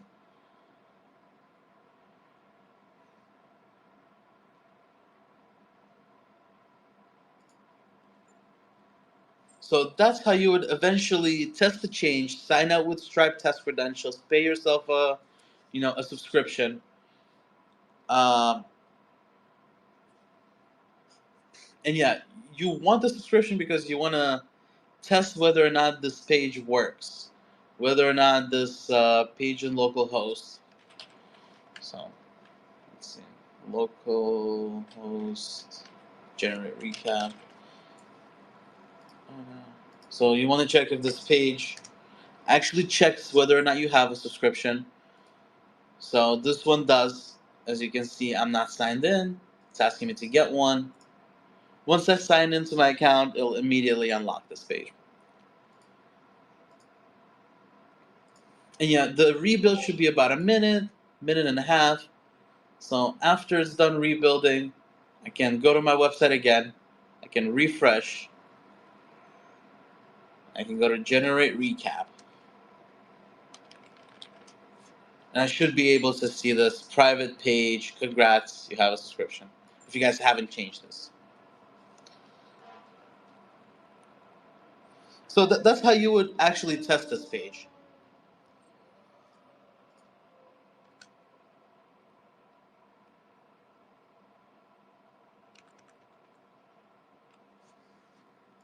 Now, back to our code. So the integration for Stable Diffusion 3 is pretty easy. There's really only 2 pages we need to add to um, our app, our SaaS template, to make it work. We only need to write maybe about a line of code and install 1 package. So fairly easy integration. All it does is it sends an API request to the Stable Diffusion 3 endpoint that they have, and then it returns you an image. So what I have here is my components folder, and the way we're going to do it is we're going to create a component that has the entire page first, that has that form that we fill out with prompt, negative prompt, and aspect ratio. And then we're going to use that component inside of our page that you need a subscription for. So does that make sense? We're kind of wrapping our page in a component and then reusing it inside of our actual page that people have to pay and have an active subscription to get to. And then you can also reuse that component in whatever other page you want. So if you make another page that's paid and you want to reuse that form there and add more things to it, you could. So it creates this reusable component that you can really use anywhere in your website. So very important, you're going to go to your components folder, you're going to right click on the components folder, and you're going to create a new file in here. And I'm going to call this file also generate recap. And in terms of naming convention, just make sure you keep it consistent. So for me here, it's called generate recap.tsx. It must be .tsx. That's your front end TypeScript code. And the G in generate is capital for me, and the recap R is capital for me.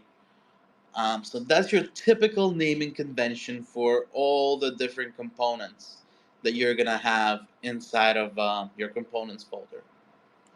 And that's also how we're gonna call it on our page.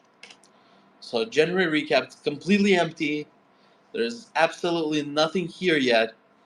And what I am gonna paste in here is the code from Ross's project. So this is where we get to go to Ross's project on GitHub. Remember, everything in Ross's project is going to be in the SRC folder inside of the pages folder. So SRC, pages, and then index.tsx is going to have everything that we need for the form. So I'm going to go to index.tsx. I'm just going to copy the whole page and paste it as my generate recap component. And you guys are going to get one error in here. We're going to fix the error. You might have Axios missing from the project because that's the new package that we're introducing. But other than that, if you look at this page, it has all the code. You should have no errors. We're just going to change a few things here. So the first thing is in line 5 of this page. Since this is a home page that we're copying, it's called home, but our component is called generate recap. So we need to stay consistent, and instead of calling this home in line 5, we're going to change this to generate recap. And immediately you're going to get an error for the very last line on this page, and that's where you kind of like export this component. So we want to export generate recap instead of home. So keeping that consistent, in line 5 and line 92, you're changing home to the name of this page, the name of this component.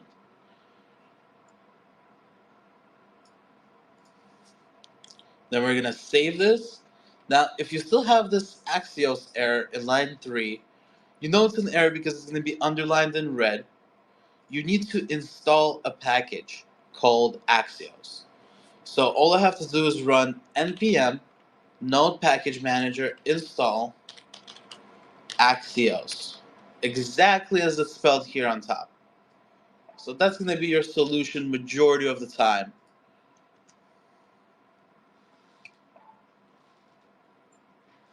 And once it installs, it'll take a few seconds for Visual Studio Code to recognize it, and then that error will go away. So that's the first part. That's how we bring in the front end code for this integration. So again, to give you guys a little recap, I'm creating a new file inside of components. So I right click on components, select new file. I'm calling that file whatever I want the component name to be. So it could be generate if this is your first time doing this. I already have generate, so I'll call this generate recap.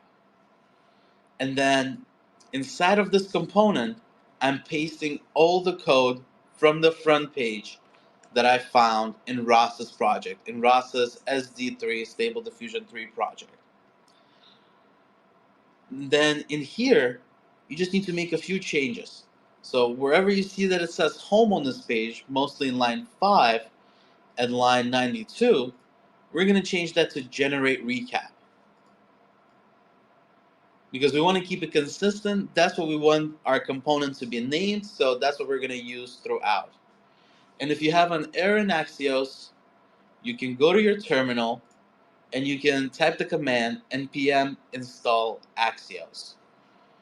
And then that'll install it for you. It almost sounds like a Harry Potter spell.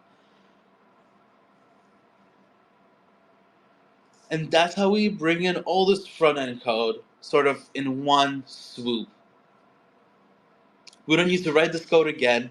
You can just bring it in. It's a fairly straightforward piece of code that doesn't have anything extra that we really need in this project. It's the perfect little mold for you guys to start with. Then eventually maybe make it look like a this beautiful image generator with different graphics, animations. Something we're gonna get to next week for sure.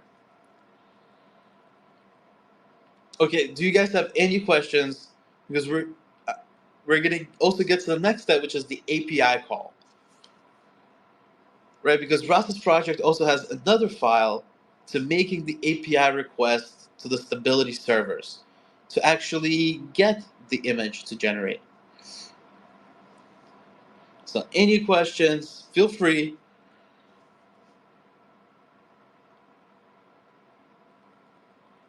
I have one question. I pushed everything to Vercel a moment ago.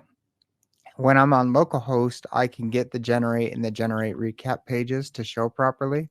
But when I'm on Vercel, it doesn't. I get 404 errors when I try to go to those two sites, even though I'm signed in and everything.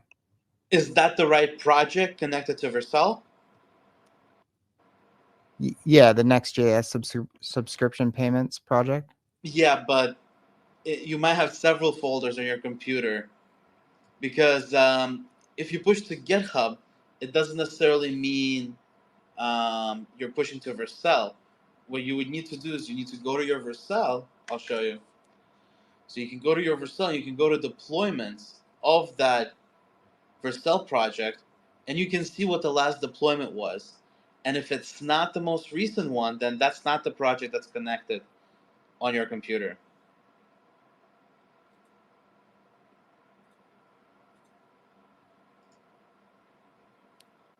Oh, okay.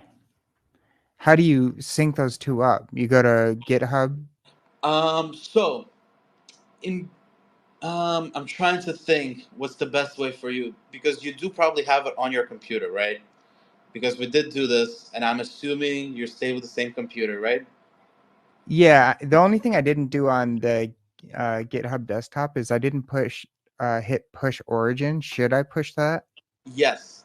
Okay. So that's actually gonna bring the change up. So if you click push origin, you'll probably start seeing the deployment in here within a few seconds. Oh, I do. Yeah, I think Yeah, I'm push getting it. origin is that actual step that brings it to GitHub. Commit is if you made something and you want to sort of like put it away, kind of to push later. But yeah, you do both commit and push. Okay. All right. Cool. Thank you. And if this was a project that's completely separate and wasn't even connected, you can just take the files and bring them into the project that is connected.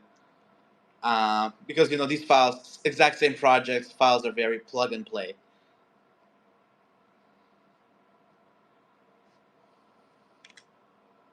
But that's good. It'll take you about a minute and a half to rebuild, and then you should be able to see them on your Vercel. So awesome.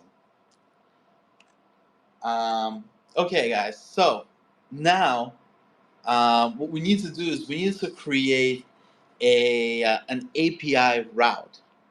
So an API endpoint that will send the request. Now, in our app router, this is done slightly different to how Ross's page router app does it. So what we're going to do is we're going to go to the API folder inside of our app folder. Right? So API folder is where you make all your API requests.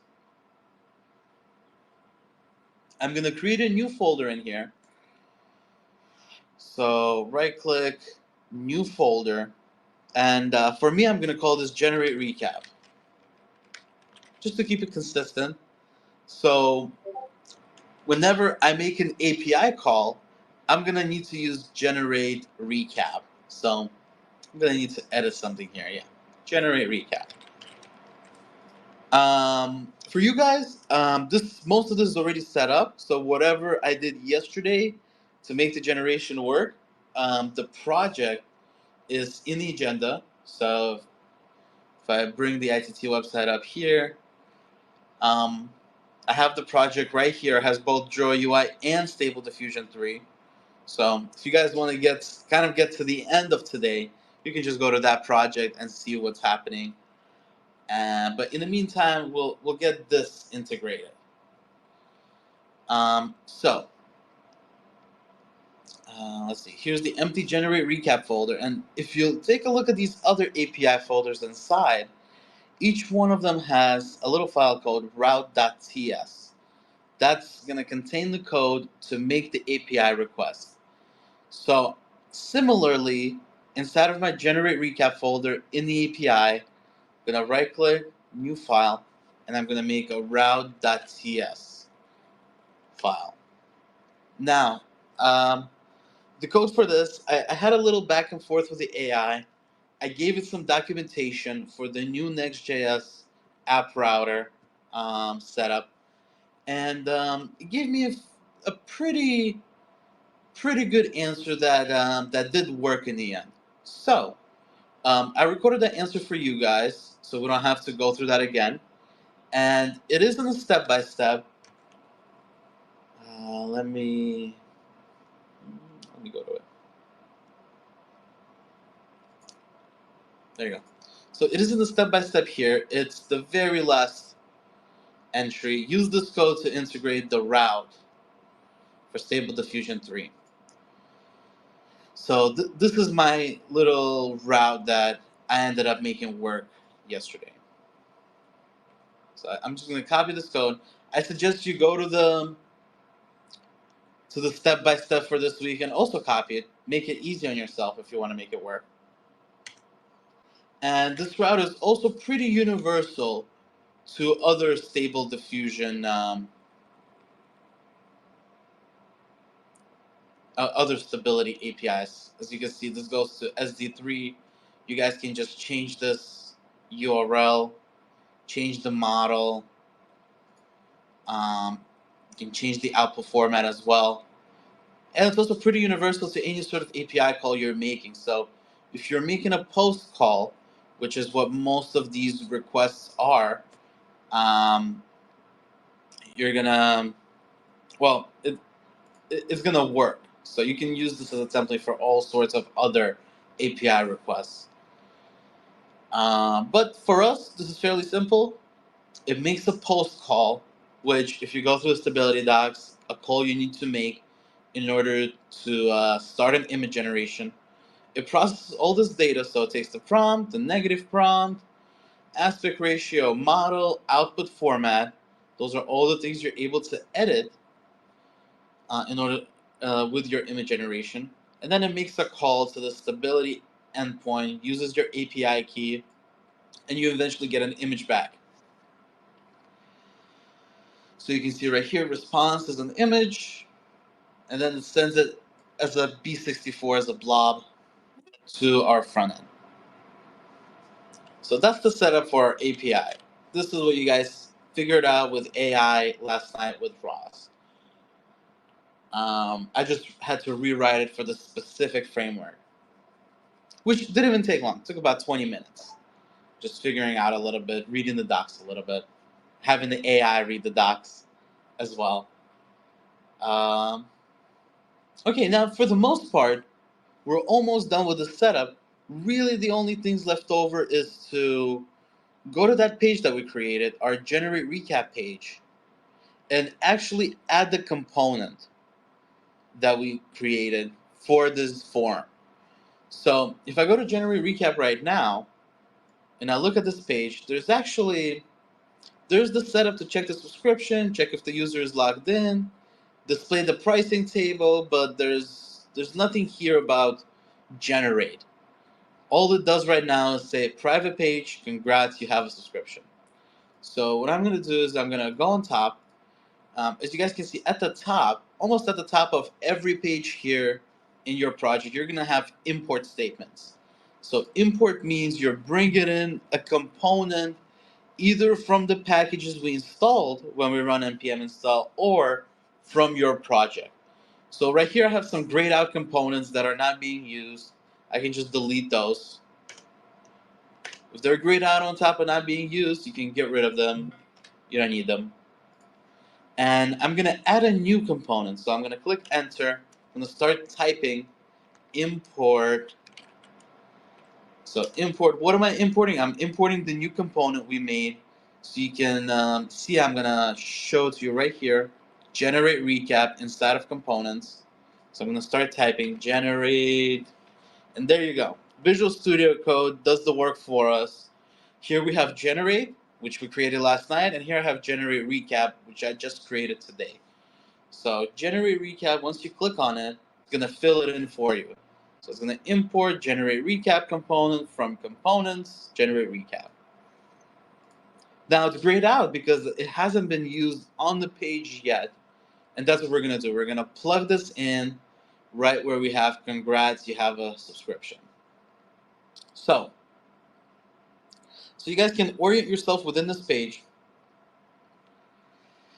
If you scroll down, the white text, so if you see the white text, that means that's the strings, the text that you actually see on your website. So I actually see this on my website. Private page, congrats, you have a subscription. I see it right here on my website. Private page, congrats. So I want to change this. I want to name this something else.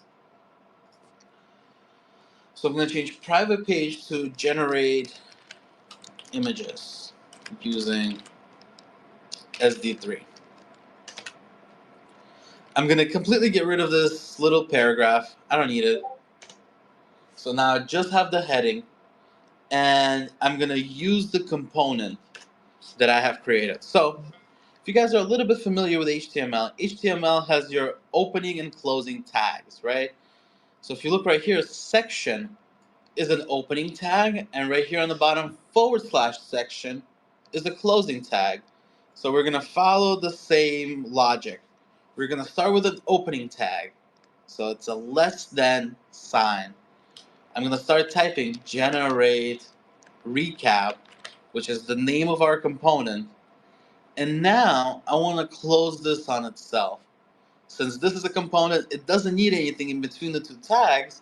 So I can just go to / and then do greater than sign as the closing tag. And that's how you use a component within the page. You import it first at the top using an import statement, and then wherever on your page you want to put it in, you just use this one tag that's both opening and a closing tag with the name of your component. And then you can save, and I should have this generate recap on my front page. So let's see, am I running this somewhere? I am, right? Yeah, localhost 3000. Generate recap.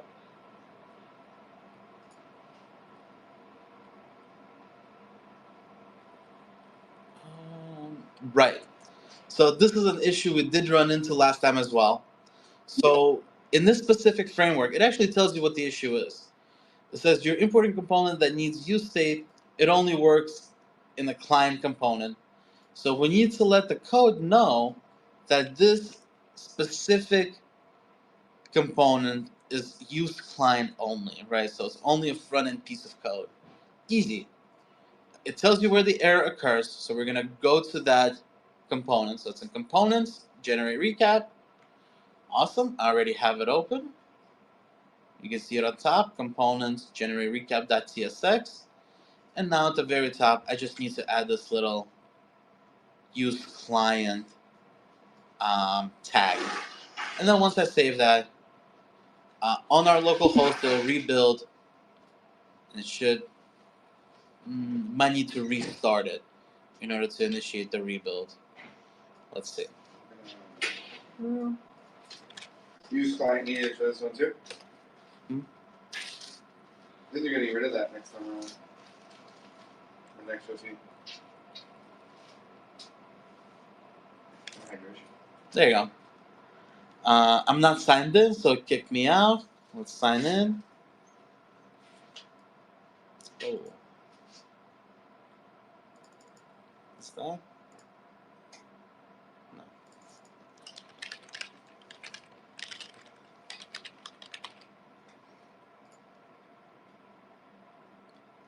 There you go. And now I can find my generate recap page. Generate recap. Perfect. So now I have this page. It works. Now it doesn't work for us yet because we don't have the API key in. So what you need to do is the last step of this is to go to our .env file. So I have .env.local, and you want to add in your stability API key. So stability API key. Let me see what that looks like. It's SK. I know.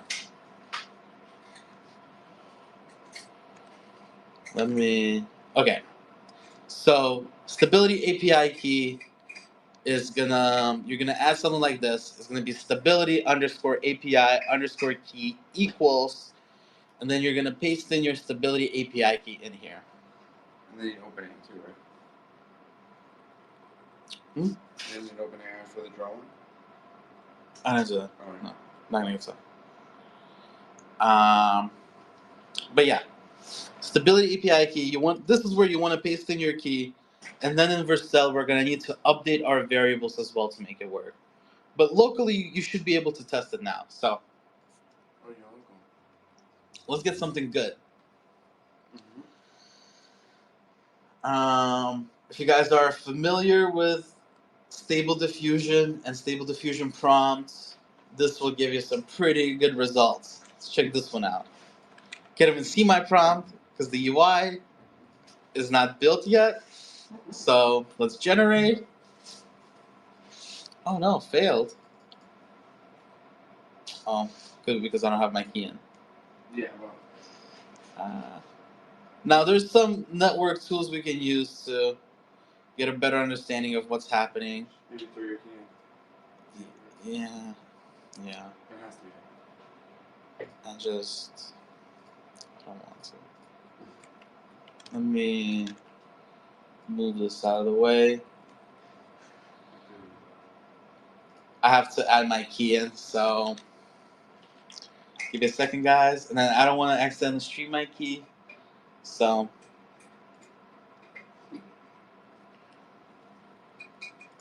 Let's see. Now, last night there was a lot of discussion about these keys, and how we do have to be very cognizant in protecting them. I encourage folks to kind of listen back to last night because it was kind of extensive when we were talking about it. But I'm noticing some of the folks in the audience, and some of you are familiar with not my keys, not my crypto kind of thing. But it is very important what we're playing with today, and we did last night. Staple 3 is not available to other people. And so having the ability to have that API key and have first mover advantage is really important. And there are a lot of folks, nefarious folks, that will try to extract those things from you, that data from you, and you have to protect it. So I am bringing you back up, Artie. There are some things that we've talked about before, and maybe I'll add it to an agenda item later when we have a regular session on a Wednesday night about safety in general. We've talked about different things that you can add to your computer to kind of give you the heads up that this is sus code or things like that, because we are dealing with the public domain. And especially last night, we had some issues. There are people that are not pleased with AI, and much like in times past, when there's emerging technology, you can be a big target when you're using technologies that other people are fearful of. And so I'm just putting that out there, not to add fear or FUD, as they call it, fear, uncertainty, or doubt. It's just being cognizant of your digital hygiene, for lack of a better term. Artie, did you have a question, love? Yeah, so I'm getting an error. I think I just missed something in the so the page.tsx under the generate recap. I'm getting cannot find module at components / generate recap or its corresponding type declarations. I think you. Yeah. So when you're typing here, I'll bring back my code into the live stream. So when you're typing, number one, you need to have a component inside of components. So as you can see, in my folder, I have generate recap right here. It's green. If you have it called something else, then that's what you'll be importing. And then when you start typing import, so here I'm gonna go to my page. So this is my page. I'm gonna start typing in import, and then I'm gonna start typing in generate, and it fills it in for me. You don't have to type out the whole thing. So wherever it is in your project, it'll pull it in. And if you don't have a component there, then of course you're not really gonna have anything in here that you can pull in. Does that make sense? So you want to have a component inside of components folder. For me, I have two. I have generate and I have generate recap. They both do the exact same thing.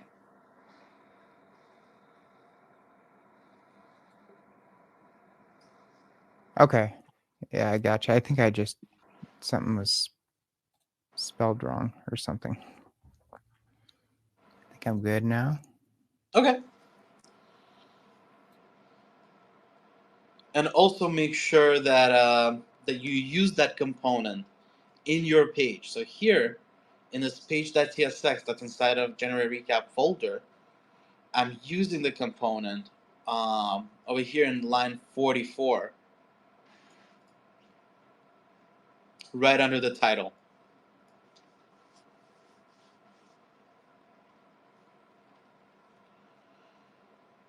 Cool. Yeah, I did add that.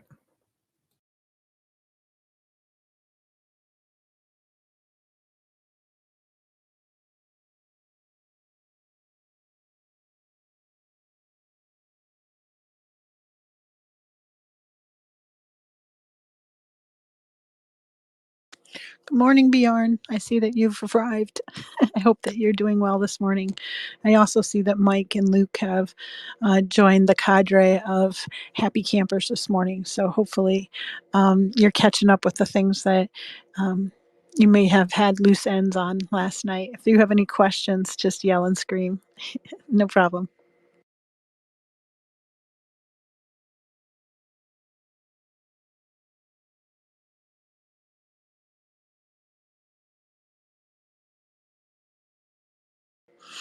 Excellent. I think we're all on the same page. Do any of the speakers have any issues that they want to bring to the forefront? Are we all caught up? And Alisher, what else is on the agenda for or this morning, I should say? What other things should people be on the lookout for when they listen to this recording? Because we are cognizant that we're all in different time zones. I anticipate that we'll see Dave eventually here, right? So I want to make sure that we're dotting all the I's and crossing all the T's as we go through the agenda from last night and making sure that we have everybody caught up. Morgan has left or has arrived. Rutro is here. Artie's here. And I cannot see Alisher, which is probably an issue. I'll see if I can bring him up.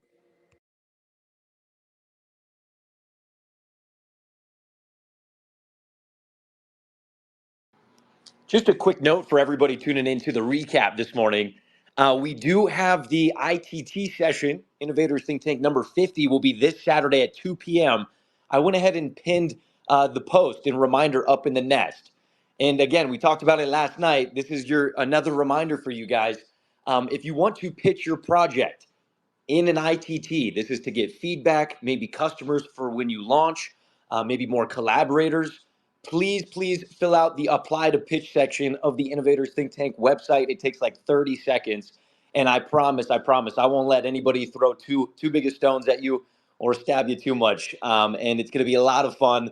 I highly recommend it. There's some people in here that I know are building really cool things. Jeff, Brain, Morgan, Visual Life, Dallas, Jonathan's grandma. I know you're building some cool stuff. It would be so awesome to hear a pitch from you. Artie, Rutro, each and every one of you, we would love to hear from you.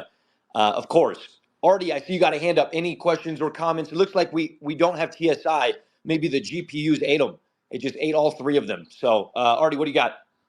Oh yeah, my question is for TSI because I'm running into an issue on Vercel that I'm not figuring out. Are you hitting the 404? I did hit that last night and it drove me nuts. I couldn't figure an it out. error with deployment. It's a yeah, it's an error with deployment. Cannot install with frozen lock file because pnpm lock.yaml is not up to date with package.json. Oh, we got Alisher. He's back. Alisher, did you hear the note from Artie on his error? No, that's when Ross's phone died. Oh, wait, is it the error we were fixing and then it died? It's the JSON issue that the Artie is hitting that some folks had trouble with last night. And I also brought Karobro up too. And the code that he's okay, so what was your issue with the what JSON issue? Artie, please repeat. Yes, thank you, love. I just messaged it to you, but it's ERR_PNPM outdated lock file cannot install with frozen lock file because Okay, you're doing this in Vercel, right? Yeah, this is Vercel. Okay, so what you want to do is, in that case, you want to delete package lock.json. And then when you delete it, you want to commit that. This is a generated file. So if I delete that, it'll regenerate it. And then I will PNPM lock here as well. Where's the PNPM lock? That's why. But after you do that, you could also do an override command. You can delete PNPM lock if you want to, but you just don't want package lock in there because this uses PNPM for in Vercel specifically. So as you can see here, it says I deleted this file. Then I have all these changes, and that's the last step, is to commit these changes. And when you're committing, you just want to be careful.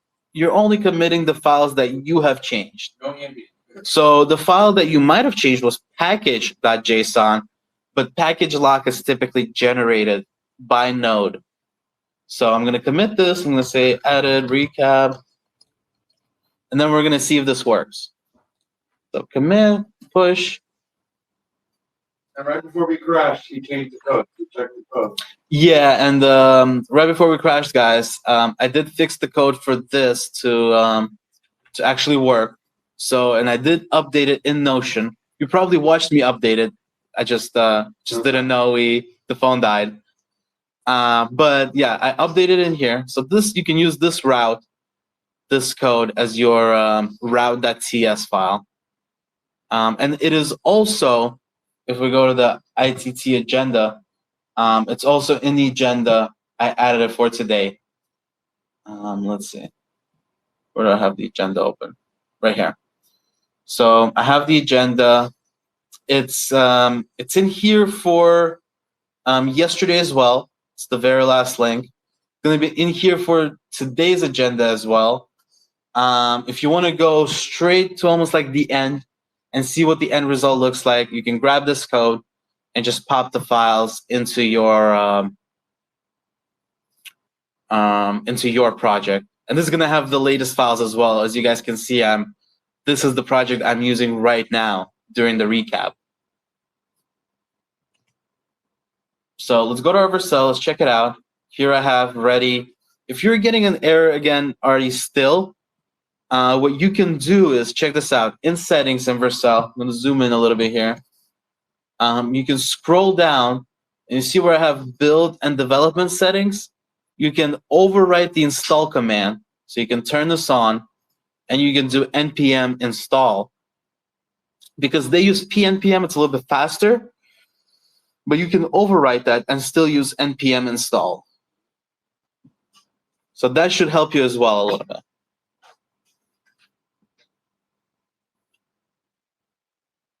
Now, remember, guys, we're going to need to go to environment variables. And in here, we need to add our stability API key. Right? So just like I added stability to my env, I'm going to come in here.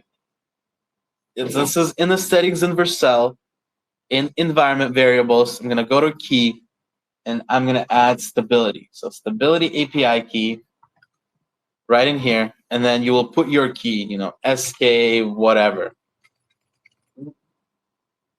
Then we're going to save to add it in.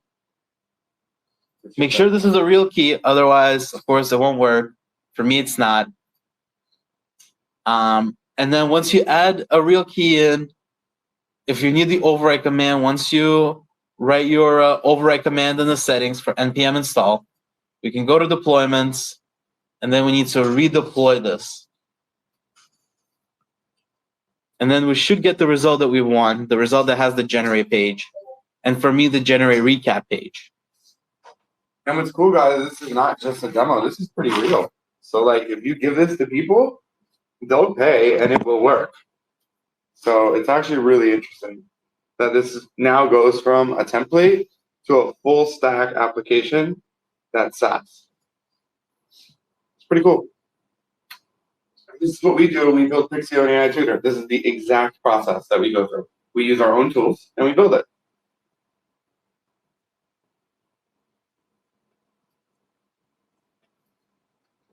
Once it rebuilds, that's pretty much it. It built out. There is one thing we could add, which is the menu. We can change our menu up a little bit. I'll show you guys where to find that. But other than that, that's about it. The only thing you need is put a domain on it, and that's really it. Mm-hmm. Just make a new domain. I would say in week 6, we'll show you guys where to find some domains, where to buy domains, how to connect them. And then at the end, we're going to launch your project and make sure it has all the bells and whistles that people can actually use it, and no one's going to have a problem actually using your app. That's what we're going to do towards the end. Caro, you have a question? Yeah, like I posted in the purple corner,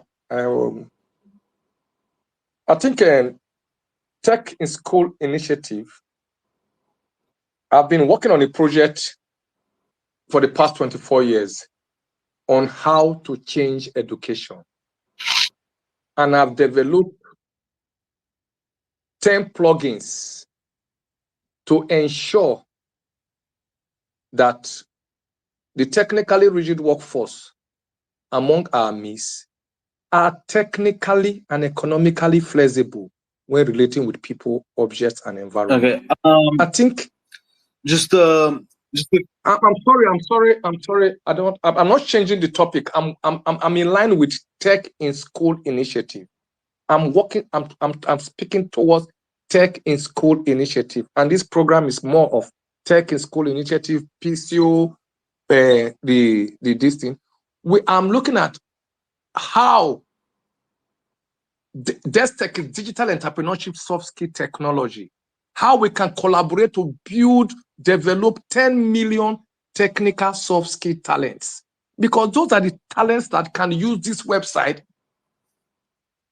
effectively.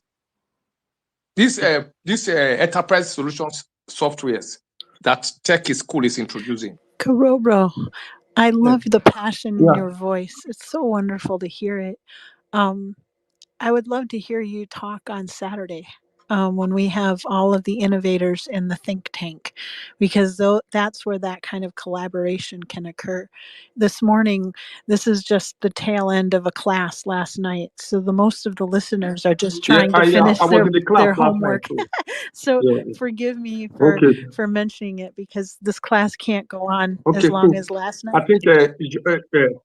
I think Josh should give me the opportunity to that day to get the mic and do a 1-minute Absolutely. You pitch. can My sign pitch up is ready. right there on the website. And I would love to hear I've what you're already building. signed up. I've already signed up for that. I've signed up, so I'm on the waiting list. But I can repeat again. I can resign again. Oh, please do. It's today. just right now we have a handful of students that are trying to get past the page. Okay, So I good, don't want to be rude to good. them Thank you. because their time is very, very limited. But I appreciate you coming up. It was wonderful hearing your voice. And I look forward to hearing from you on Saturday, okay? I see that Artie has his hand up and he's really struggling right now. We're going to try to figure out his problem, his snag, and then go on if that's okay with you, Karobo. And I thank you again. Go ahead, Artie. What is your question, love? Did you get past the JSON screen? No, sorry, I just feel like the problem child right now. Oh, no, you're not. I am the Alisher, problem child. I own that sent you, crown. I sent Go you, ahead. I sent Alisher a screenshot. I'm getting failed to compile, like cannot find a module, and then some import dynamic stuff. I don't know if I just have messed up completely. I don't know. Just, you don't worry about it. So I have fracked up more things than I can possibly imagine. One sec. I'm looking at your screenshot right now. Alisher's looking at it. Just right now, Artie, take a deep breath, because you know what? They'll Okay, suss it yeah. out. It's because that project specifically has some more stuff that you don't have. So trying to think. Hang on 1 second, Artie. He's pulling in my project. That's why. Withdraw. Artie, sweetie, is there any way that you have the ability to share your screen in the back channels with maybe Ross or Nick? So Artie, I know your error. So your error is because you're pulling in everything from my project, right? The project that I shared on GitHub.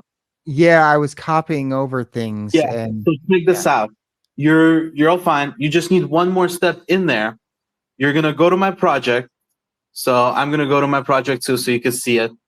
And you are missing a few packages because my project also has Draw UI, right? That we didn't get around to integrating. So in my project here, I have it on a live stream. You want to go to packages.json, package.json. I described this in a step-by-step, and you can just copy this whole thing and copy it into your package.json. sorry, it took me a minute to find the screen where I had the live stream on. Yeah, so you're gonna go to my project on GitHub, go to package.json, and you're gonna copy this whole package.json file into your project, your package.json. Does that make sense? Take a minute, try that out, then push to GitHub again, and see what happens. Because this package.json this has some of the things that you're missing. Or does it? No. Yeah, it does. So you're missing TL Draw because it also has Draw UI in there. So this will bring it in, and this will bring in a few other things like Canvas, some other React elements. So you can take this whole thing. Let me check my GitHub because I did just push to it, or my Vercel. Yeah, so it should work. It's really just you're missing that package.json, a few packages in there that you need, and that's the error. So if I go to your error, I hope you don't mind. I'm gonna read this out. So his error says, cannot find module at TL draw. A module is a package. So immediately, if it can't find a module, we need to think to, okay, where are all these modules being recorded and pulled in from? And they're all being pulled in from package.json in our project. So if you guys take a look at my package.json, I have things in here like TL Draw, which is used for drawing the UI in Draw UI. I also have things here like Axios, which we installed today and last night to make Stable Diffusion 3 work. It also has other things in here like Stripe, Supabase, and all the other packages that make our app work. And anytime you add on to this project and you make it better or add features, you have to add more package JSON to make it build.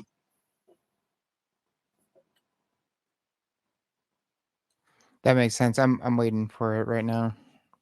Yeah, absolutely. We'll wait with you because I think after this, you're just remember you want to add the environment variables in Vercel as well. So I'll remind you guys, our last step for this project is to go to our settings in Vercel, go to environment variables, and add in stability API key and your stable diffusion API key value. So that's very important. It might require you to redeploy after you add that, and then it should work. And I'm going to give you guys one more little, I guess, nugget of knowledge into this template afterwards, after we see Artie get a win right now. Already gotta get the W. Hey guys, just to reiterate, we use this template for the first year of AI Tutor. That's true. Like it managed all of our users, all subscriptions, and all our products for 1 year until we shifted.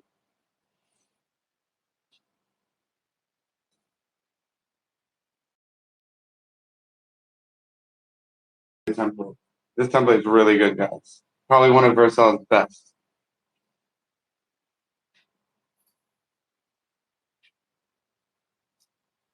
And ours looks way not as nice as this. Theirs is way nicer.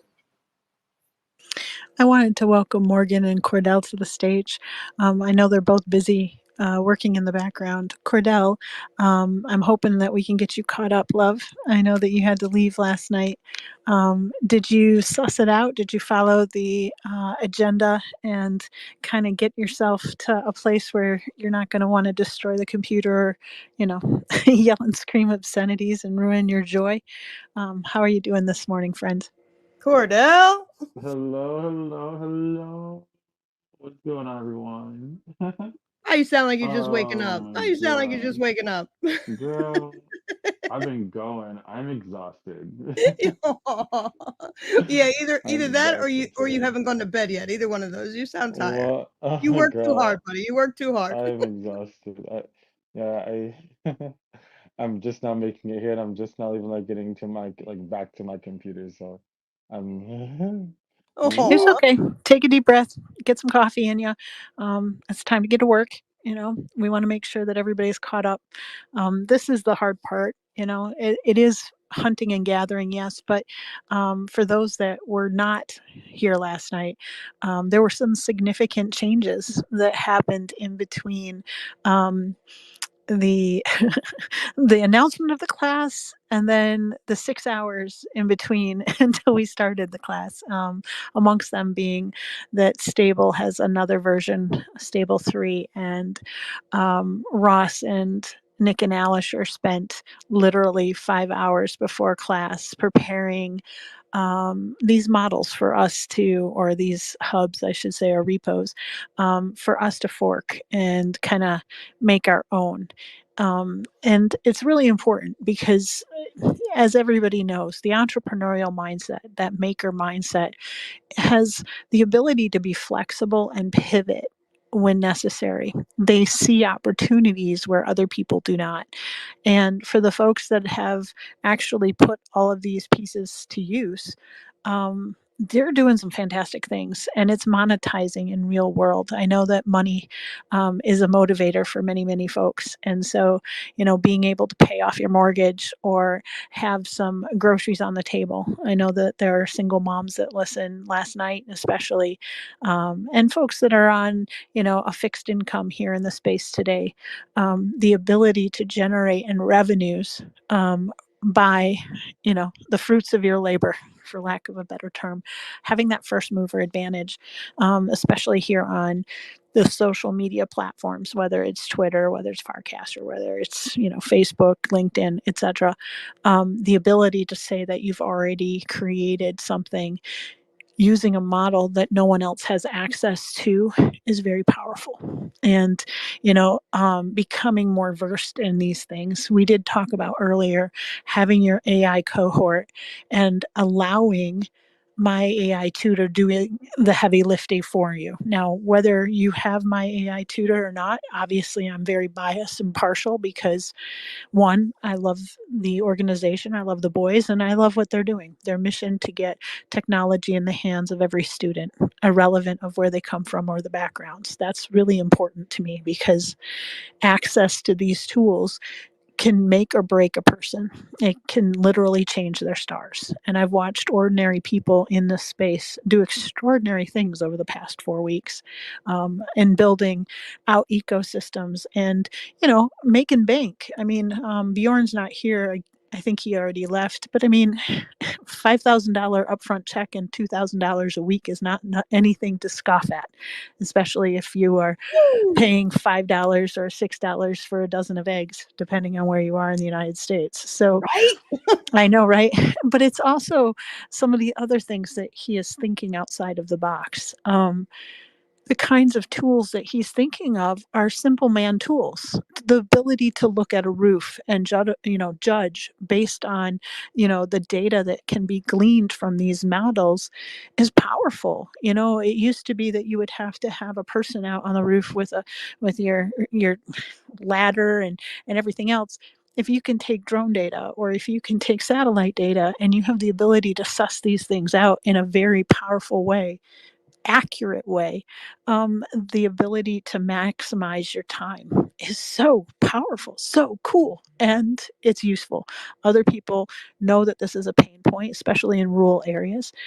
Think about gas costs. Think about all of the other things that, are involved in traveling from place to place and how those things can be, taken out of the equation and those profit margins can expand. That's really cool. And I love listening to him think of new ways to use his new skills. It's so much fun. It's contagious. We had a couple moments last night, even over the last 4 weeks, where you'll hear the contagious giggle when someone has something that clicks, whether it's Vivek or, Rutro had that moment this morning. It's like, oh my gosh, I understand it. And you hear the little giggle. And the giggle is, I understand it. I'm not a coder. I'm not all these things, but for the first time, the building blocks make sense. It's a powerful thing for all of us because it instills hope, but more so, it instills that can-do spirit, and it's the can-do spirit that we all need, especially in uncertain times with emerging tech that can be fearful, can be anxiety in a bottle, whatever. So, at any rate, I wanted to welcome everybody back to the stage, resetting the conversation a smidge while Alisher gets resettled. It's hard, you guys. I will just tell you point blank, when your phone dies, or if you're driving, this is another thing. If you're driving and all of a sudden you lose the signal and trying to get back into the space, you feel so obligated because these aren't just faces. These are your pocket family. They're people that you care about. And you're you're dead in the water and there's nothing you can do. You're just kind of pissed and you're trying to push buttons, which make things worse. So hopefully, Alisher, you're all settled in. And Artie, you're sussing out your issue. Do you see what's connecting the dots, I should say? Are they helping you in the background? I'll help out Artie right after. I just want to start wrapping this up a little bit. But Artie's issue is it's a singular issue. It only pertains to his project. Most of us, I think, only did Stable Diffusion 3. Artie's project just also happens to have TL Draw, which we'll fix it with him. But the fixes also, if you want to know how to fix his specific issue, I do go over it here in the guide. It's actually right here, integrating. And it is, let's see, it's in step 6 of integrating. Essentially, Artie is just missing a few packages, which afterwards I'll help him install, and we'll take a look at his code. But for most of us, if we only add a Stable Diffusion 3, or if we're using my project directly, we should have everything that we need. We should be on Vercel. It should be redeploying. And one little change I want to do before we finish up is actually adding this new page, this generate recap page that I created to my top menu right here next to generate. As you guys can see right now in the menu, I have pricing, account, draw UI, generate. Now I also want to add generate recap. So I'm going to go to my VS Code, and now this is the navigation. So what I'm going to do is I'm going to search. I'm going to search for nav. And here I have a few things. I have nav bar and nav links. So I can go to nav bar, but nav bar is just going to tell me that it's using nav links. So I'm just going to go to nav links, and in here, you can scroll down a little bit. You can read through some of this code, and you're going to start seeing, well, here's the link to go to pricing. Here's the link to go to account. Here's a link to go to draw UI. And here's a link to go to generate. And all I'm going to do is I'm going to click one of these links. I'm going to copy the code for the link. Remember, the whole code for the link, it goes from link opening tag to link closing tag. And then I'm going to paste it right after. So generate, except this is going to be generate recap. And then the page is going to go to is generate recap. And that's going to be the last change I make. So now when I go to my GitHub desktop, I have this change in here. It shows me the change. I have one change. It shows me the exact change that I made. I added these tags. I changed it to generate recap. And now I'm just going to commit. I'm going to push origin. And now Vercel will take about a minute to rebuild. And I should have a new link here on top that says generate recap in about a minute. So that should be our last step. So again, you're going to go to your project.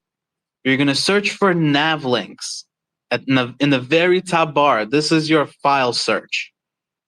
So I'm going to search for nav links in here. Then inside of nav links, you're going to find how each link is being displayed. So it uses this link tag with a text in between. I'm going to copy and paste one of them. And then I'll rename it to generate recap for me.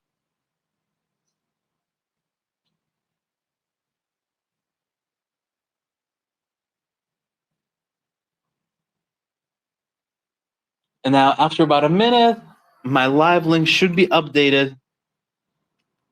Let's double check. Let's see if it's updated yet.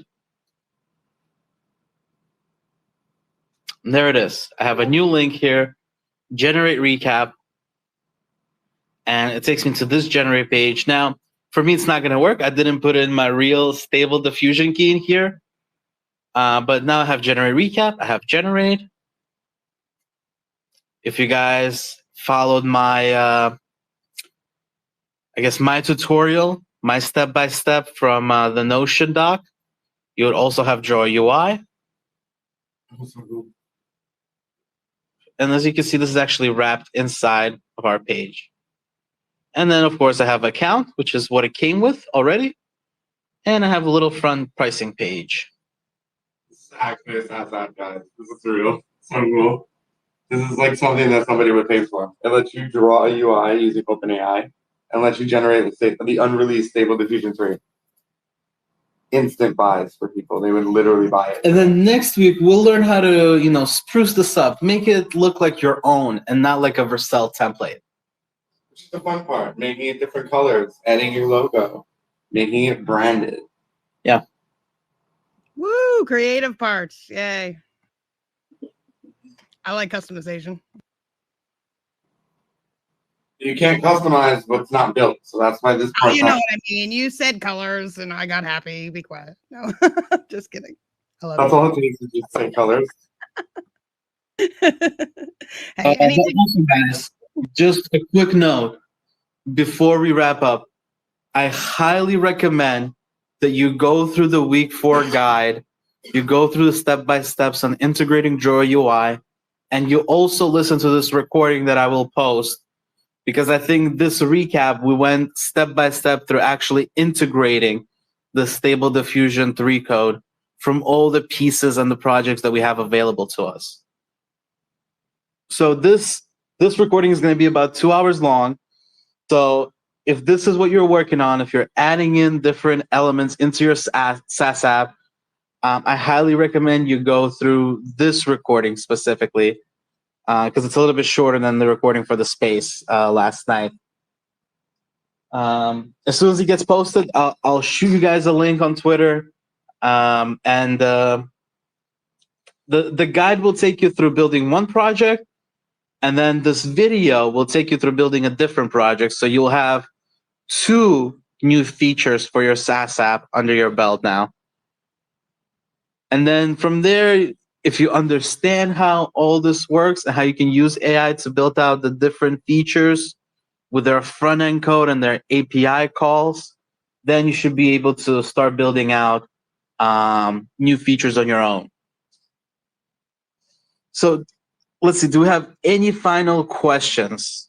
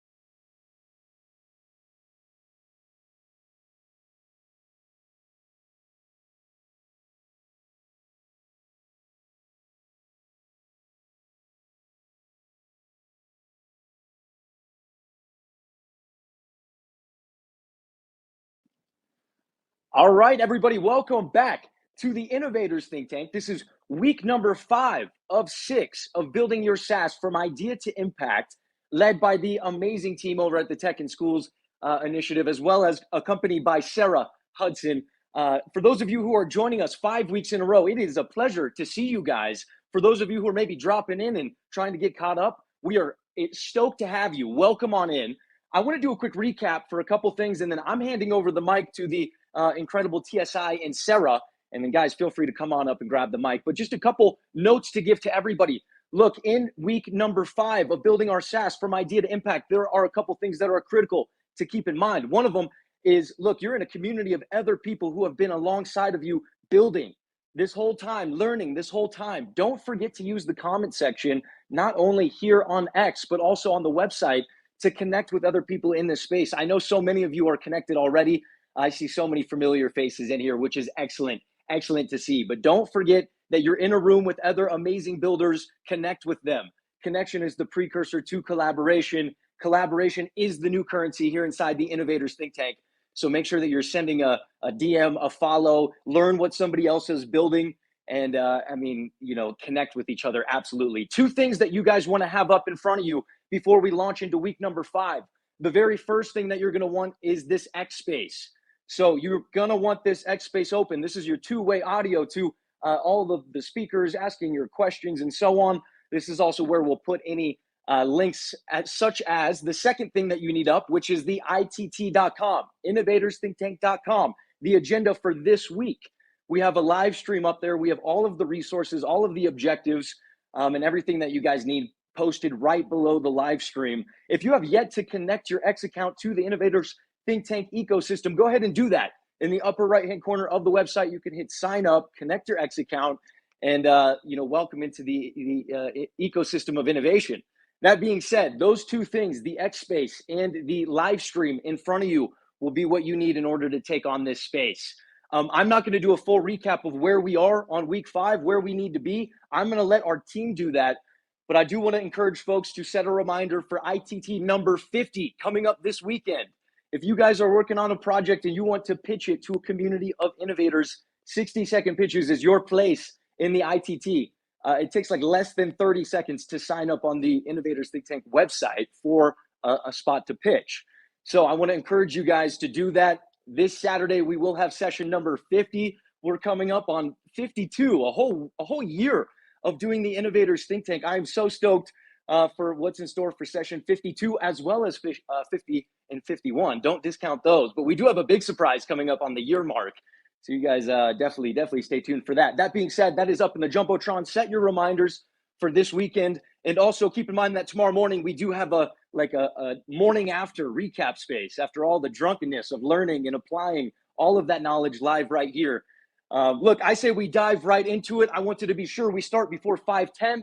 Sarah, have you noticed that class is starting early and earlier? We're making everybody come and sit in their seats on an earlier time basis. Soon enough, we'll start right at 5, maybe session 6. That being said, guys, thanks for joining me on this amazing expedition of innovating education with the tech in schools leading that charge, Sarah accompanying us in learning and developing our skills.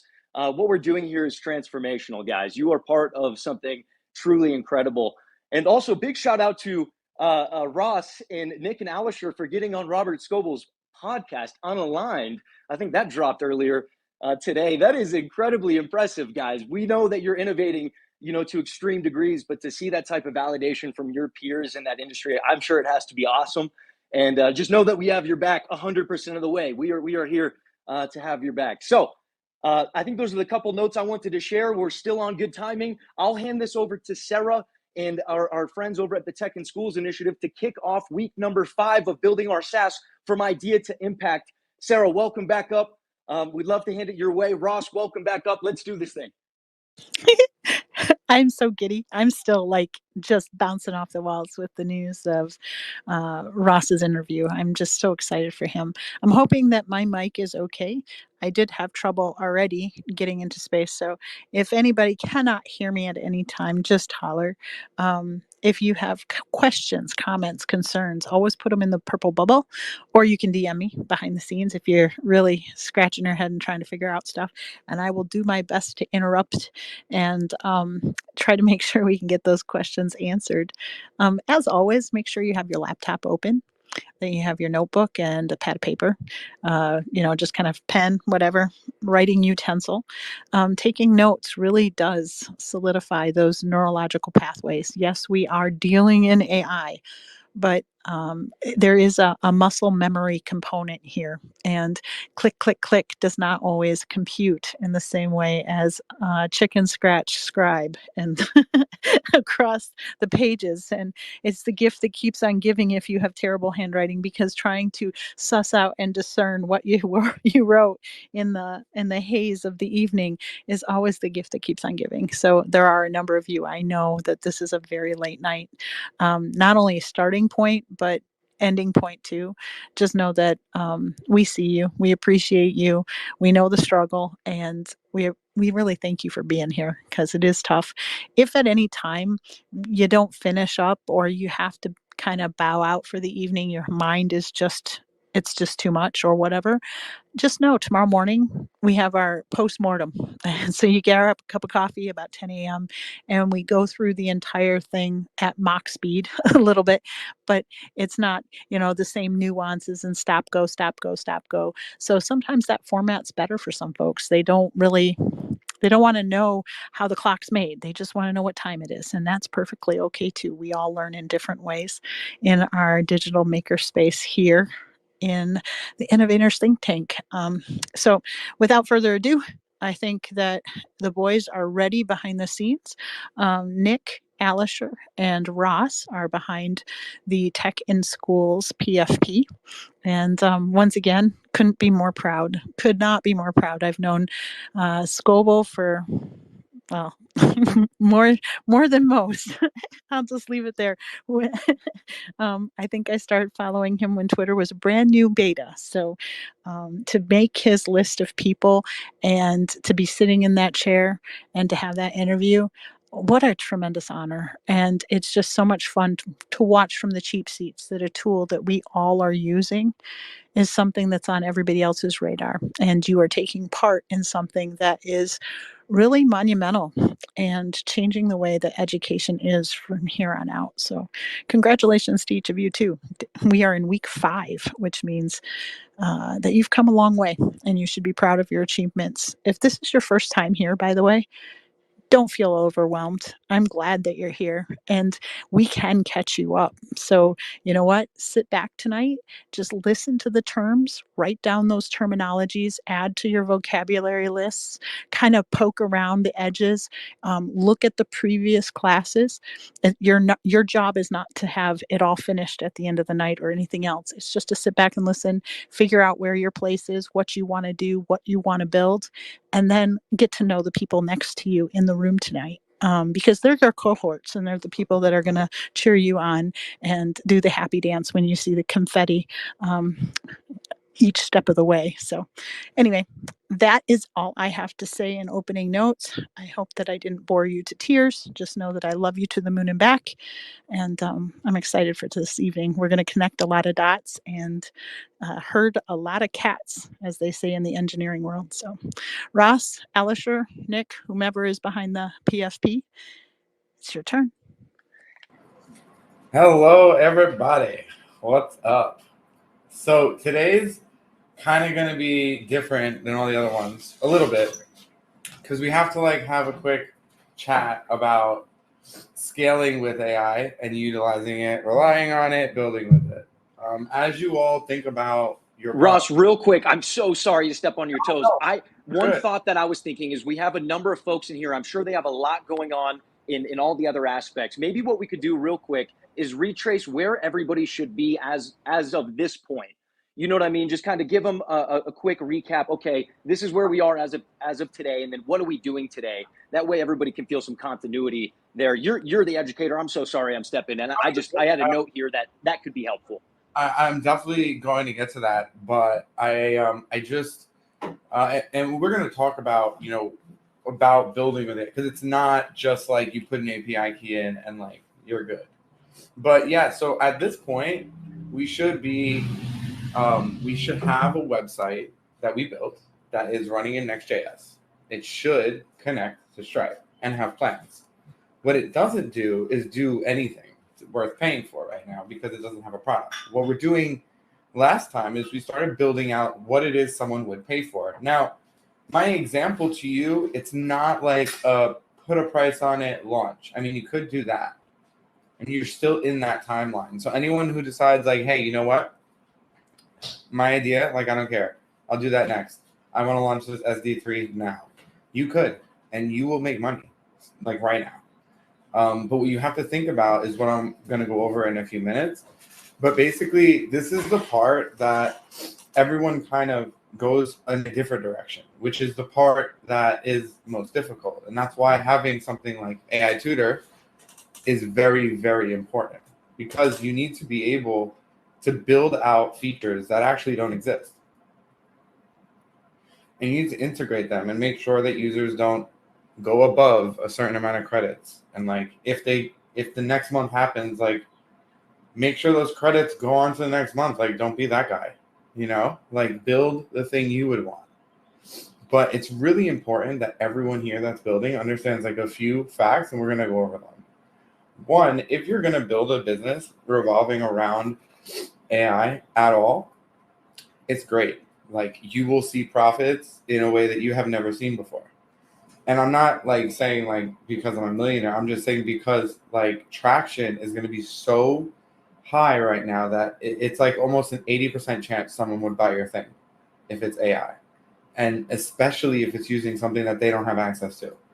So part of building is having really cool things, but the other part is cost. So I'm going to use Cash Money Kev, for example. Let's say Cash Money Kev takes this thing that he built, right? And then he's like, I'm going to put it live and put the monthly. Okay, well, Cash Money Kev, I raised you this. What happens if I join your thing, pay you your $20, and then generate 5,000 things? Then what? Do you see the problem, Cash Money Kev? Yeah, then I'd lose money, right? On credits? Yeah, you'd be immediately negative. And you've only made $20. So what we have to think about is we have to research, and this is not something we're going to cover like in this particular thing, this or next week. But for those interested in actually continuing and building this, we're going to have a way where you can actually, and we're going to talk more about it like way later because we got like a lot of stuff to do. But there's going to be a way you can take a different kind of class that's not necessarily just live on Twitter Spaces, very one-on-one, like an actual class, but in the same style where you just learn the really important things and build whatever you want. But more importantly, you won't sort of have to asynchronously catch up and listen and learn. Just a quick shout out in the middle of randomness to Josh Hellman, Cash Money, Kevin Mattia. Like, this was truly, very experimental to say the least. Yet the amount of people that you guys have, well, we together helped is just insane. And I don't think it's ever been done this way in this capacity. And what's cool is if you can harness that and actually take it to the next level, I think it could be really impactful. And then you can have like these crazy success stories. And then maybe, just maybe, they want to come back and lead a Wednesday class with us. I think it could be so impactful and so crazy because once you learn how to do things, it's like all you want to do is just go to the highest mountain and just like scream it to as many people that will listen.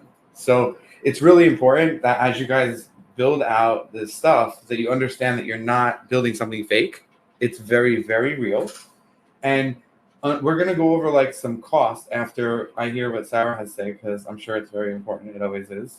But we're going to talk about costs, because what I don't want any of you to do is go do something, go live, and then be negative. I'm just going to jump in real quick. One, Ross is absolutely correct. To teach is to learn twice. And so you yourself, anytime you share this information, you gain a deeper understanding. I wanted to point out that we have a live stream, and it's really important for those that are in the listening audience to make sure you're checking with the link up top where it has the live stream. You need to pay attention. You can't just do the social audio thing and listen and kind of tune out. When we talk about muscle memory, seeing where things are located, believe it or not, on the screen. For you spatial learners, you kind of have to see exactly where things are in order to understand it, because some of the platforms that Ross uses can be confusing, and trying to navigate and figure it out can sometimes be difficult. So make sure that you are on a laptop, and I understand completely how frustrating it can be to toggle between so many different pieces of technology. Not everybody here has, the, man cave or whatever cave, of multiple computer faces and a spinny chair in the middle, and you're looking like a supervillain. Many of us are talking on a cell phone. We are looking at a screen, and we are clicking and praying that we're not closing windows that we shouldn't be, and flipping from place to place. We get it and we understand. So just make sure that you do have the live stream on and are looking at the screen, because it is kind of important to make sure that we're all on the same page. Go ahead, Ross. So I won't spend too much time. I'm just going to go over a few things, and it applies to potentially anyone who's building anything with AI. And if you already have something built and you're curious, Sarah, is your hand raised or is that a glitch? That was a glitch, sir.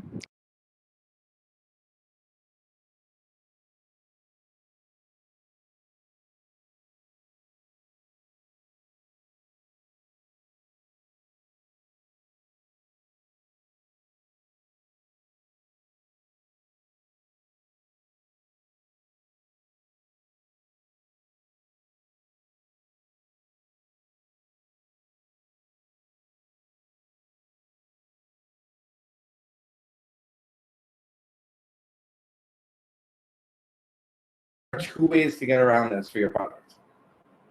One, you ask the user to do an API key. Not the best. It's possible.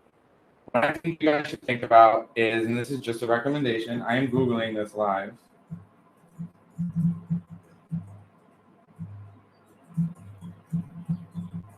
So you can do like usage-based billing.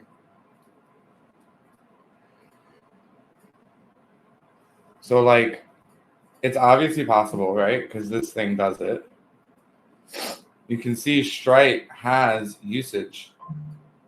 And this is like some database structure in code. Now, you can like build this yourself with AI Tutor and Stripe Doc, or just skip to the end, the fun part, and just pay $1,000 or $500. And you're going to get like the whole entire fully production working level code. Now, why this is important is because, if you're passing 3,000 transactions, you got to make sure no one's like going over their limits.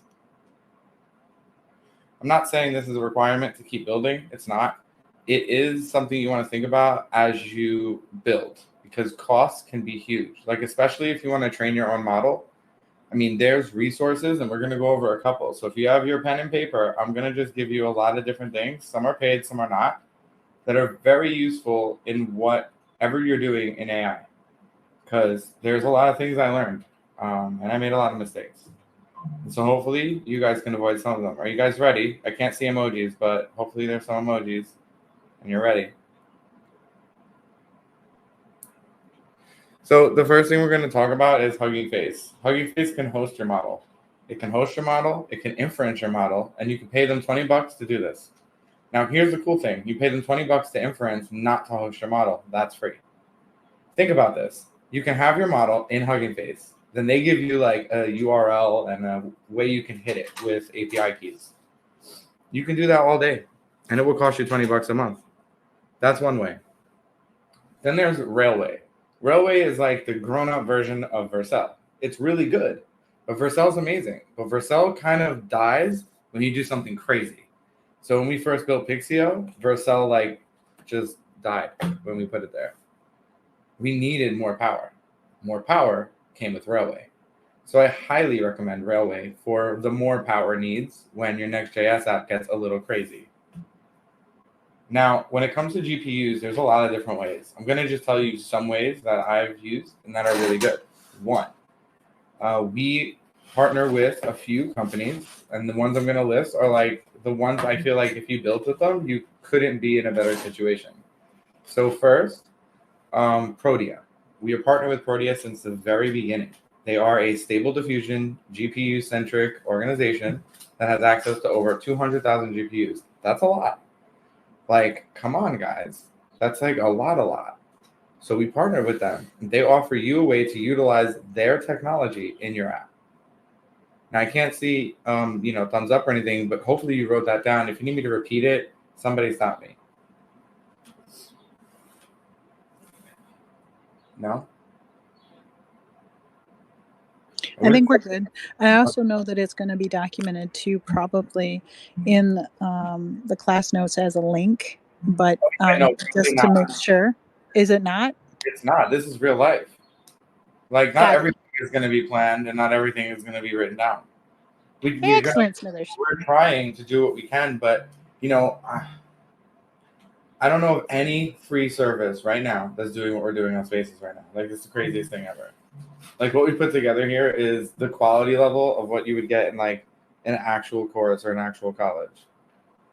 What's crazy. So for code speak, folks, take good notes because he's not going to add Hugging Face and the rest of these websites. This is insider knowledge, and this is the bonus and brownie points for sitting your butt in the chair today and being here rather than folks that will, you must be present to win. Put it that way, okay? Yeah, it's going to be like a crazy knowledge brain vocabulary dump. It's going to be like the craziest vocab thing you've ever been through, but there's no test. The only test is you. The test is just you versus you. It has nothing to do with, like, you're not going to be scored. Like, if you really want to learn, listen to what I'm saying, because even if, like, you think I'm wrong, like, this is actual experience that you can possibly avoid. Like, make a better decision. Because I'm not going to tell you, like, only the best thing. I'm going to tell you what I used first and then what I got to. So, like, another good example is I first started with Stable Diffusion. I thought it was super cool. I used something called Automatic 1111, and it's quite a beast. However, it does not play nice with API calls. So the next thing we're going to learn is Comfy UI. It's going to be the most important thing you've ever heard in your whole entire life if you're building with Stable Diffusion. And all this stuff with clothes trying on, yeah, that's Comfy UI. All of it. I wouldn't even be surprised if 90% of these companies that are AI, that are doing like image and video, are just Comfy UI in the back end. It is not only the best, most like customizable way to interact with GPUs and CUDAs, but like one of the highest trending GitHub ever. Like ever. That's pretty crazy, I think.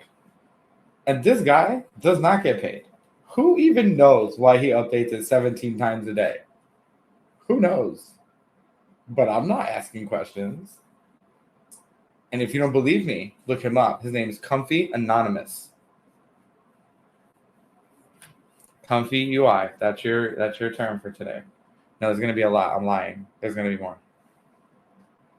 So the next thing we're gonna learn is COG.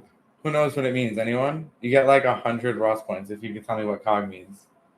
That's like super impressive if you know what it means.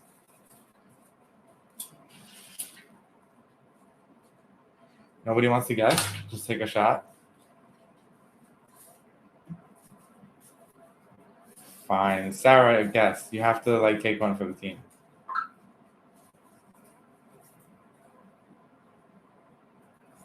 Not even Sarah wants to guess? No, I was cheating and you caught me because I don't know. And so I'm like, stop, because I just want the freaking answer. And if I have to leave the stupid screen to answer Ross, I won't have it. I know what a COG is in the maker world. Okay, listen. I want you to Google COG AI and just tell me your understanding of the first result. It's open source. Just like look at it. You don't need to be a programmer, I promise. I wouldn't set you up for failure, only greatness, as you say.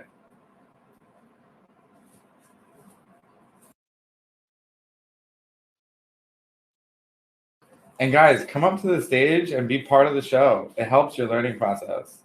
Guess 4 times. It's going to help you know what's not the answer. Sounds silly, but it's real. COG AI refers to advanced artificial intelligence systems that mimic human cognitive functions. I was thinking cognitive is also part of it, but Yeah, your AI tutor is also talking about it. It says that it can refer to several things, Ross, just so you know. Yeah, so Cog AI could be a company, but search Cog AI in Google. You're going to find a GitHub. Do you see the GitHub result?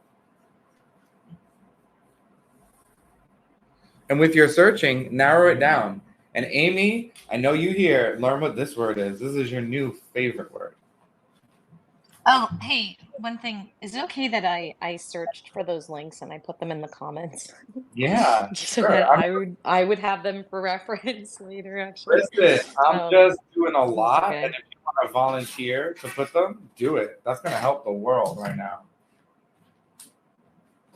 Now, Amy, I'm going to correct one thing. Prodia is Prodia, and make sure you know which one, because Prodia right now, today, if you signed up, Prodia, right? Sorry about that. No, you're good. But if you signed up, you would get 1,000 free API credits a month. That means your app can generate 1,000 things per month for free, and you don't pay nobody. That's pretty cool.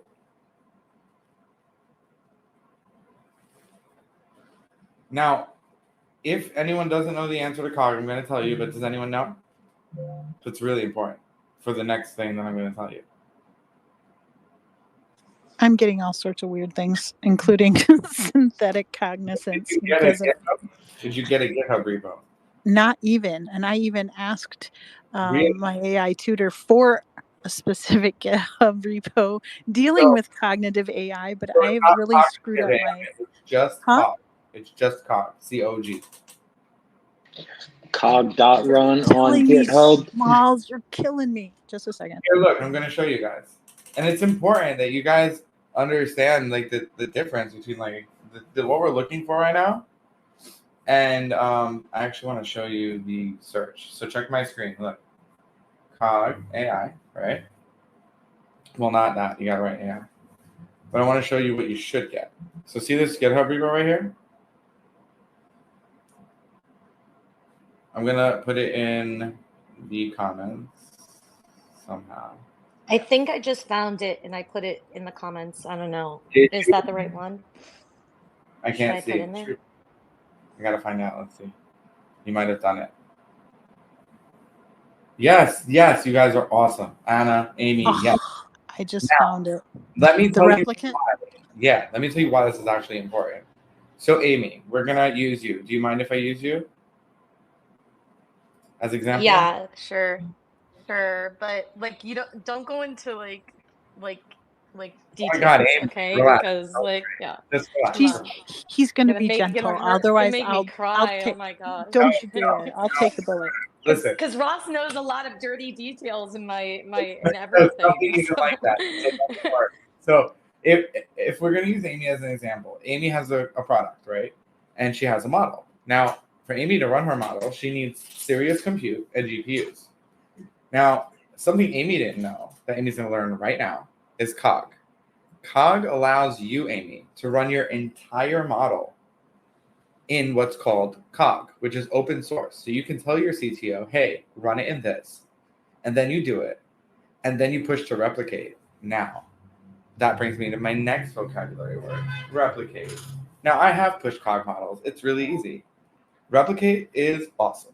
So you can go to replicate and choose anything you want to do that just came out. So you can see like style transfer, super cool. I'm probably going to like build that. This, a lot of you know this as TurboCraft. So we inference this ByteDance as the XL Lightning to do TurboCraft. You can see anything you want to do, it has a way to do it. But here's the crazy part. Amy, we're going to pretend you're using Llama 3, which you're not. You're using your own model. So this would be yours, right? Because you would push it to Cog. Okay? Imagine you can just hit your model like this. Look, this is the call.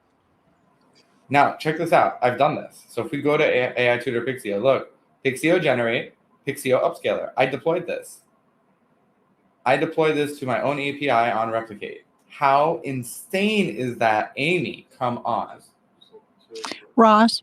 Yeah. So what you're saying is basically like I'm envisioning these as like little Tupperware things that you kind of can put in the refrigerator when you're meal prepping or something, that you're packaging these machine learning models in a production ready kind of container. Is that kind of, am I understanding No, it no. correctly? So as a non-developer, that's really good. The only word you need to know there is Docker. So it's a Docker containerized version of your model that runs asynchronously, self-contained, privately, running on Replicate, who is going to be one of the few most important companies in the knowing future. And if you don't know who they are, well, today's your day. Replicate.com. Welcome to the planet. It's crazy. And they have every model you could possibly dream of that your app can use. And now, you know what it doesn't have, y'all? Stable Diffusion 3. So if you launch that, you'll make money now. Literally, just one post. Hey, Stable Diffusion 3. Sign up, get 100 free credits. Boom. You're making money tomorrow. That is real. That's called riding the wave. So if that's you, get your surfboard, because you need to listen to everything I'm about to tell you. Any questions? I have so many questions, actually. I mean, the fact of the matter is, I know, Josh, I'm just sitting back going, and I'm doing the mental math and the first mover advantage, right? For those of you that have truly been here from the beginning to the end, you have the skill set to actually knock the ball out of the park and have a paycheck by the end of the week, right? And I'm not kidding. Like, the first mover advantage that you have is incredible, but the window of opportunity is very small. So to those of you in the room, and I'm not going to name names, but you know who you are in terms of being very gifted at what you do and understanding these kinds of materials.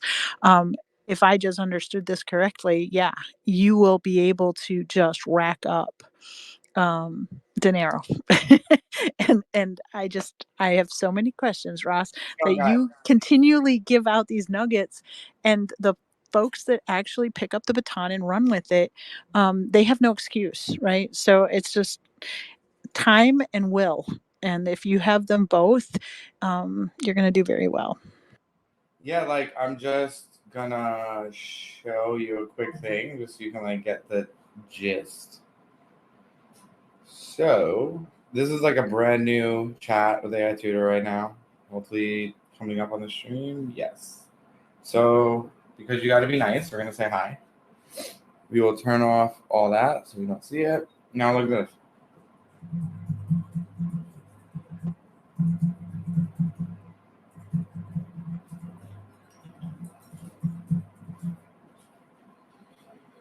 Guys, this is like undocumented. This is real.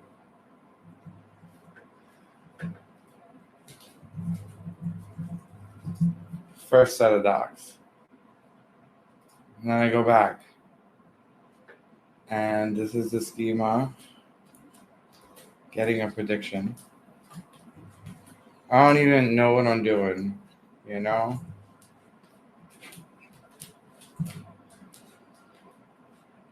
I'm just getting the raw data and pasting it. Like everything it tells me, all the rules that I don't understand. And guys, like you could honestly do this. Like it's crazy. Look. And this is a good recap of last week when we took the Stable Diffusion 3 docs, and we used AI to extract this little code to generate images with Stable Diffusion 3. Of course, before it's available in any of the other different image generators. Yeah, it's crazy. So this is similar, but now you're using Replicate to create almost like a different feature of your app. And then this is what, style transfer? Yeah, it's brand new. Okay, so like let's say I wanted to build this. Okay, build it, dude. Let's go. So easy. Ross, your typos are crazy.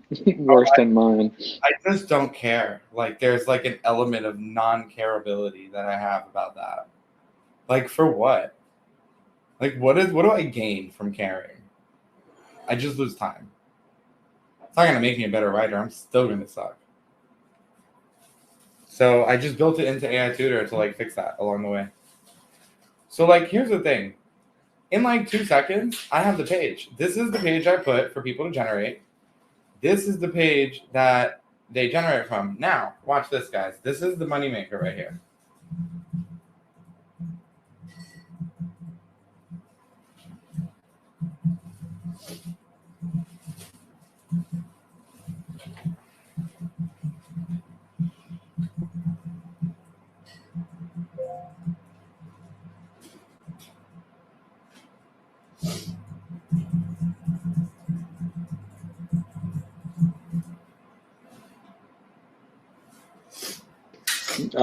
I'm hearing a musical rhythm with that typing. I'm going to jump in real quick, answering some of the questions in DM. There are other options, but let me just preface that my AI tutor is ideal for these kinds of things. In order to cobble together all of the pieces that you would need in order to kind of retrofit, just save yourself some time and energy. It's not that expensive per month, obviously, to be able to have my AI tutor. And up top in the ITT, if you put that in the discount code, you'll get 20% off. So the fact of the matter is that if you are not running my AI tutor now, this is the time to get it, because it's just going to make your life easier. And from a entrepreneurial point of view, this is the cost of doing business. You need to have the proper tools, because trying to work around and not having the ideal tools is actually going to cost you more. This is the cheap shoe scenario, where you're going to continue to have to buy, and pay through the nose for certain things, when you could have had the steel-toed work boots that were made for you and they're ready to do the job. So I know that that's not probably the answer that you want to get, but you know what? I've purchased multiple my AI tutors for various people in my life. And it's because I feel beyond a shadow of a doubt, very passionately, that this is the ideal tool for the next, iteration, right? They cannot be well equipped if they do not understand these tools. So, and having them all under one umbrella streamlines your entire process. What Ross is doing right now, and you're seeing on your screen, is that he is working side by side with his AI cohort, right? And he is co-collaborating and creating this entire ecosystem. The tool itself is filling in the gaps, the skill gap. I am not a coder. I don't play one on TV. I can navigate bits and pieces here and there, but that's not my superpower. And if I have a tool that is able to fill those gaps, it means that I'm able to free up my time, leverage the skills that we have on hand, and then I can go ahead and do the thing that I'm the best at, right? So I'm hoping I'm answering your question. I saw that Bjorn Free did have his hand up. Did you want to say something, love? I did. While we were on the subject, I was hoping to talk Ross into doing a subscription tier that's his entire tech stack, like the AI Tutor, the Pixio. If he would put it all under one link, where I find benefit in just dealing with the one subscription, and then getting all of that, because I will tell you what. Like, I don't know if we're gonna launch it officially, but we can launch it in a way where, like, if you do it, it'll work. Like, we have a separate link, because I just don't want to have this like price that scares people. Because you can honestly, pick any version of our software and actually get things done. I just don't want to scare people away from a crazy price. But I understand. Oh, no. So price aside, I was just again speaking of me personally and the value I have found in it. 2 weeks ago, I didn't rightly have a clue about React or Next.js or nothing. And now I am almost ready to launch. I just got to finish doing my equation on the Supabase side, and I'm ready to launch that first roofing project. And that's what, 8 days? So I mean that it's worth it. So when you sign a contract like I had the ability to sign, even if your tech stack was 100 or 200 a month, I can't tell you the amount of time I've saved and what it's taught me as far as importing libraries, wrapping elements, everything. It's just worth it to some people. And if you had that as an option, if it's worth it to me, it's got to be worth it to somebody else. Yeah, no, you're actually 100% right. And we actually have a few things coming. Not to derail the conversation, but it's helpful for you guys to know. If you're like him and you're serious, we will announce it at the end, but there will be a way for you to get something different that's sort of not like this, but to really help you with your problem and how to use AI to like 10x what you're doing. And even you may learn things that you didn't even know were possible. And like this is something that we've been working in the background a lot to create. And also, we are going to be releasing a new tier of tools that is going to have Beam in it, which allows you to talk with 8 language models at the same time, which honestly, for coding is insanity mode, because now everyone gets to say what they think could be the answer, and then we synthesize the real answer. Amazing. It's amazing. I really just wish I could share screens and show the rest of the room what all I've been able to do with what you've introduced. It's you're beyond amazing. Yeah, like that's why I'm showing this. Like right here, guys. Like I'm gonna break down this conversation just so you guys see how I talk to this thing. But I can copy this like this, right, and paste this into Supabase, and it will create the new table for credits. See, select credits from user. Then that's that part. Then over here, this is how you actually buy credits. So this is copy and pastable, no code changing needed. No, you don't even need to know what's going on. It actually tells you what's going on in the top part right here. So it says this is the button that does this. Now it went and studied the Stripe documentation and the replicate documentation, so it knows. Here's how you check out with that, with your webhook that you already have, right? Cool. We already did that. Ross, Amy has a question, love. Oh, does she? I can't see nothing. Amy, just talk. Shut me out. We're good.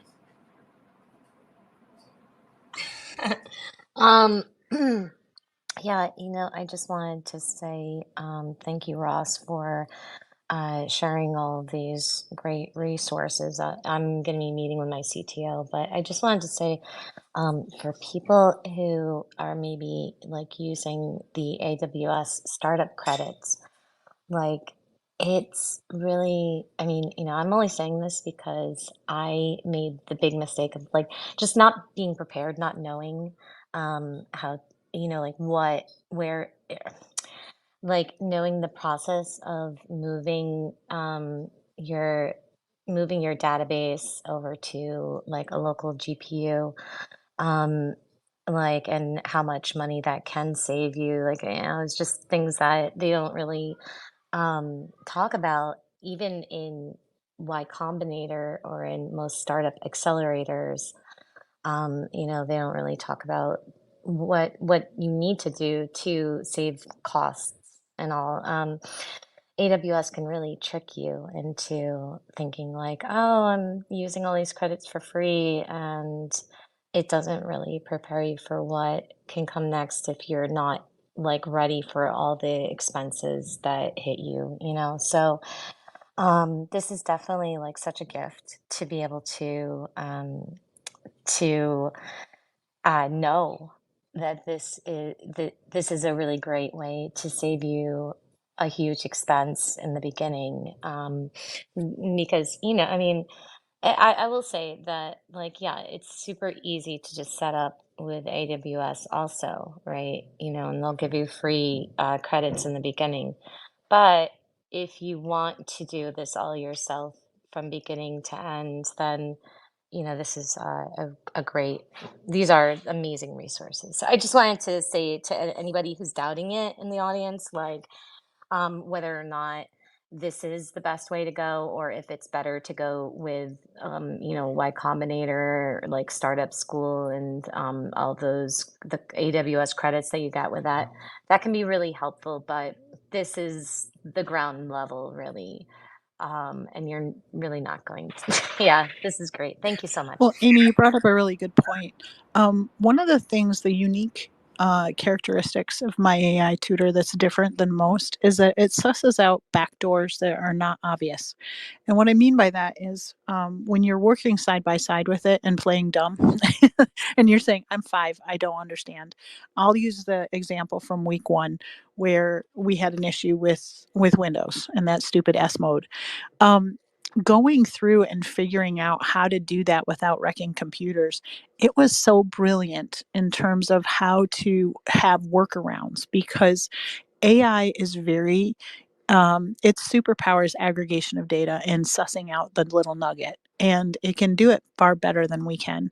And it can ask questions. If you continue to ask and press, it continues to, you know, distill and regurgitate and try to figure out what it is that you need it to know. And that is one of the things when you're paying, let's say, a big program, maybe it's AWS, maybe it's Y Combinator, fill in the blank. It's not saying that we're discounting those kinds of programs and those kinds of ecosystems. It's just that the curriculum is geared towards what they want to teach you as opposed to what you want to know. And I know that sounds weird, but Bjorn had brought it up a couple sessions ago. He's like, I need an a la carte menu. I don't want to sit through all of this. Most business people do not have time, right? They want too long didn't read. They have a different mindset, a different thing that they're trying to kind of navigate. And oftentimes it's not what we think it is, you know? And when you have that kind of canned curriculum, it's leading you down a primrose path. And that's time you can't get back, right? The opportunity costs are there, right? So when you're looking at these kinds of ecosystems, for me personally, I am not a coder. This is going to drive me nuts. This 6 weeks was so vital for me to understand, because now I know exactly what kinds of questions to ask of IT departments, of the folks that will be developing these things. And I have a first mover advantage in the sense that I already say, you know, we need Supabase, we need Vercel, we need Stripe, we need to understand all of these pieces. And if you do not understand it, guess what? I'm going to equip you with the right tool that is going to blow your mind. And that was the one key takeaway, is that as a business owner, every one of my students is going to have this. And I'm not going to be afraid that they're going to go somewhere else or anything else, because in the moment that I see, you know, value in building them up from within, they become entrepreneurs. Those are the folks that are creating inside of my business. My business actually becomes kind of an incubator, and I have now, you know, empowered the people that I am, you know, employing to do really wonderful things and maybe find new ways of doing things within their superpowers and their capacities. And so those efficiencies are really, really amazing when you are, you know, kind of the give and the take and whatnot, and learning these things. Because, you know, honestly, I don't want to go anywhere else because I just don't have the time or energy. It's every minute counts, and we are now measured in units of attention, right? And so if you are pushed pulled so many different ways, you're not doing what you're supposed to be doing, which is building your business. So I just wanted to put that out there. But excellent points, Amy. Ross, I see the screen is moving. What are you doing? So this is a new AI tutor feature. The idea behind it is that we can visualize what it thinks we want to do. So like if we're like, oh, how'd you do that? Oh, Rewind. so yeah. So you just go to this giant thing, right? And you're just like, make a diagram. It's new. And then it gives you what exactly is going on. So what we just built in like 10 minutes was user click buy credits, front end, create checkout, initialize checkout, session URL, redirect, Stripe checkout, complete payment, checkout completed, update credits, redirect. How crazy is that? And that's exactly what we want, right? So every time they Wait, how did you get that though? What did you press in order to do? just went here and I hit diagram. I love you. This is for all of you visual learners, you kinetic learners that need to have something tactile and to, you know, really grasp onto.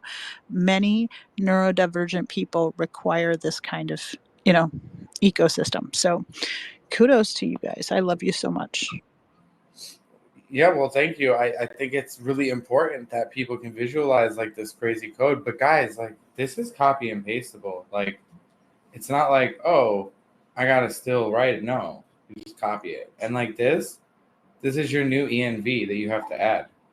Because now you need a special product for them to buy credits. You go into Stripe, call it credits, and then it'll be like 1 credit equals $1 or whatever. 50 cents equals 1 credit, whatever it is. And then that will be the ratio that will be used in your app. And so the thing about Replicate, guys, is you can do anything with Replicate, like any AI thing. Now, the other thing I want to show you is our friends at FAL. We've talked about FAL before. FAL is so fun.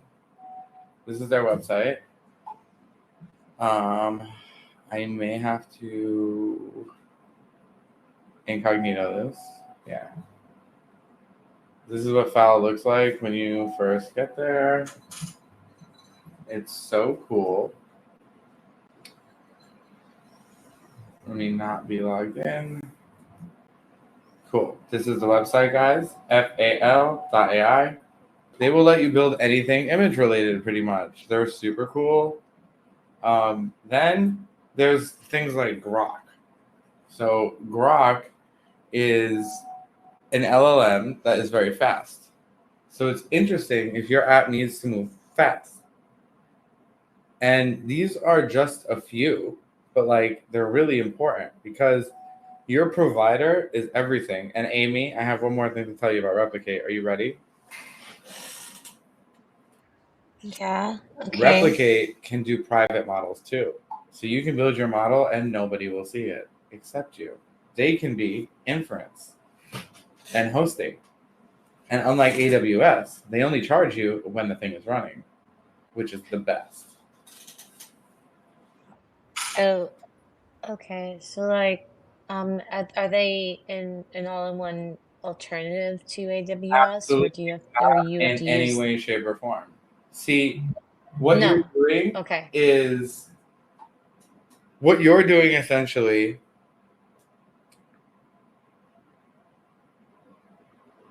Hold on. My brain can only do one thing at a time, unfortunately. I wish I was there.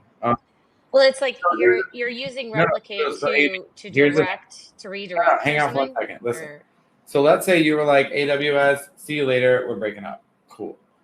Now, in order to do that, you would have to run your website, which can be run on Railway or Vercel for next to nothing, right?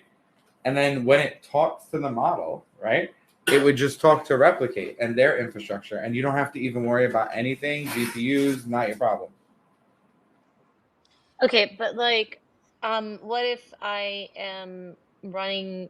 What if I'm like running it off of another GPU? I need Replicate and the other thing you were Well, talking about. Replicate will be cheaper than your own GPU, so you'll get the speed of like an H100, which costs $34,000, at the cost of a cup of coffee. It's a no-brainer. Okay, so like so you use Replicate instead of using your own GPU. Yeah, so like with and Pixio, if things get crazy, it just goes to Replicate instead of our local GPU. but your origin though is your own GPU, and then it goes to it redirects to Replicate or something. Is that what? Or no, you just use Replicate. Oh, you can just use Replicate. You can skip that whole GPU process. But if you want to use your GPU, you could say, let the software use my GPU. And then if it gets crazy and it starts to slow down, because that's dumb, we don't want to do that, switch to Replicate. And then when the usage gets lower, switch back to GPU. It all depends on usage Okay. and depends on like how good. Like, are you talking a regular GPU or industry grade GPU? I'm talking about Yeah. regular GPU. Yeah, I mean like whatever a Yeah, startup so would be then you starting would out not with. want to Yeah. use that at all. You would skip that whole process. Just don't do it. Go right to Replicate. You will be in love. Is there like an initial sign up fee? Of course not, Amy. I'm not gonna tell you companies Okay. that are gonna like ruin lives. I'm only gonna tell you companies that are No, awesome. I mean it's got to cost money though to like keep the lights on and everything. I No, mean, Amy. I don't see how they would be able to make money if it's not But running. Amy, imagine the power of open source, right? Now imagine a company says, you know what? I'm gonna raise $100 million for this. And that same company is like, oh, give us your open source model. We'll turn it into an API before you could even blink. And that same company is called Replicate. And they're Okay, so what was the other one? It was Replicate and something well, else. you only could use Replicate for your scenario. but the other one was foul. For Okay. you, replicate is your solution. There's nothing better or cheaper or faster. Do you have like are you partnered with them in some kind of way? Like It's do not you an have some kind of affiliate, deal with and them? it's not an official partnership outside their prorated pricing that they give us because of what we do. But Okay, I'm a customer.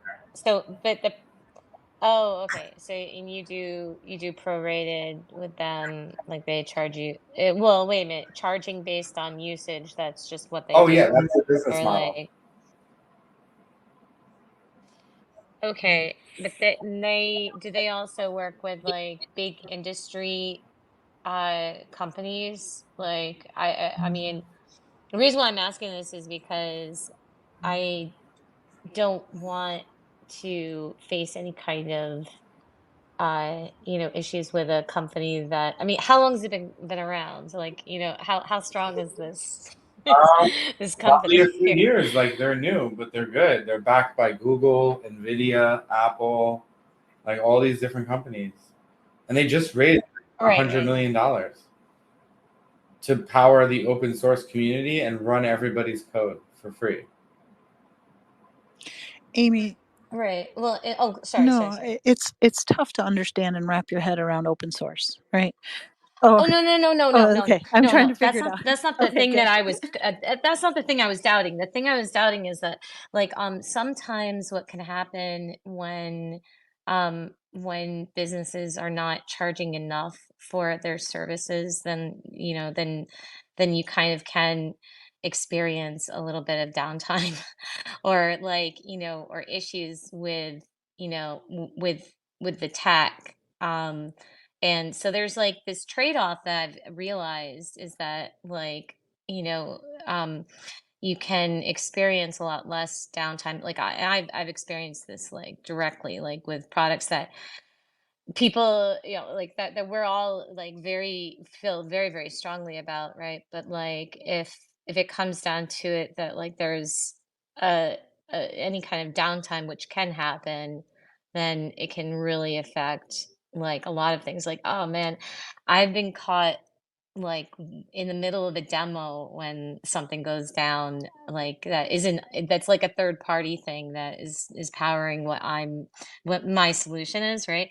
And that's so difficult because then what's also painful is then sometimes you're not even able to get in touch with the people who are powering that thing. So like what I'm talking about is after you've built the thing and you're demoing to customers, right?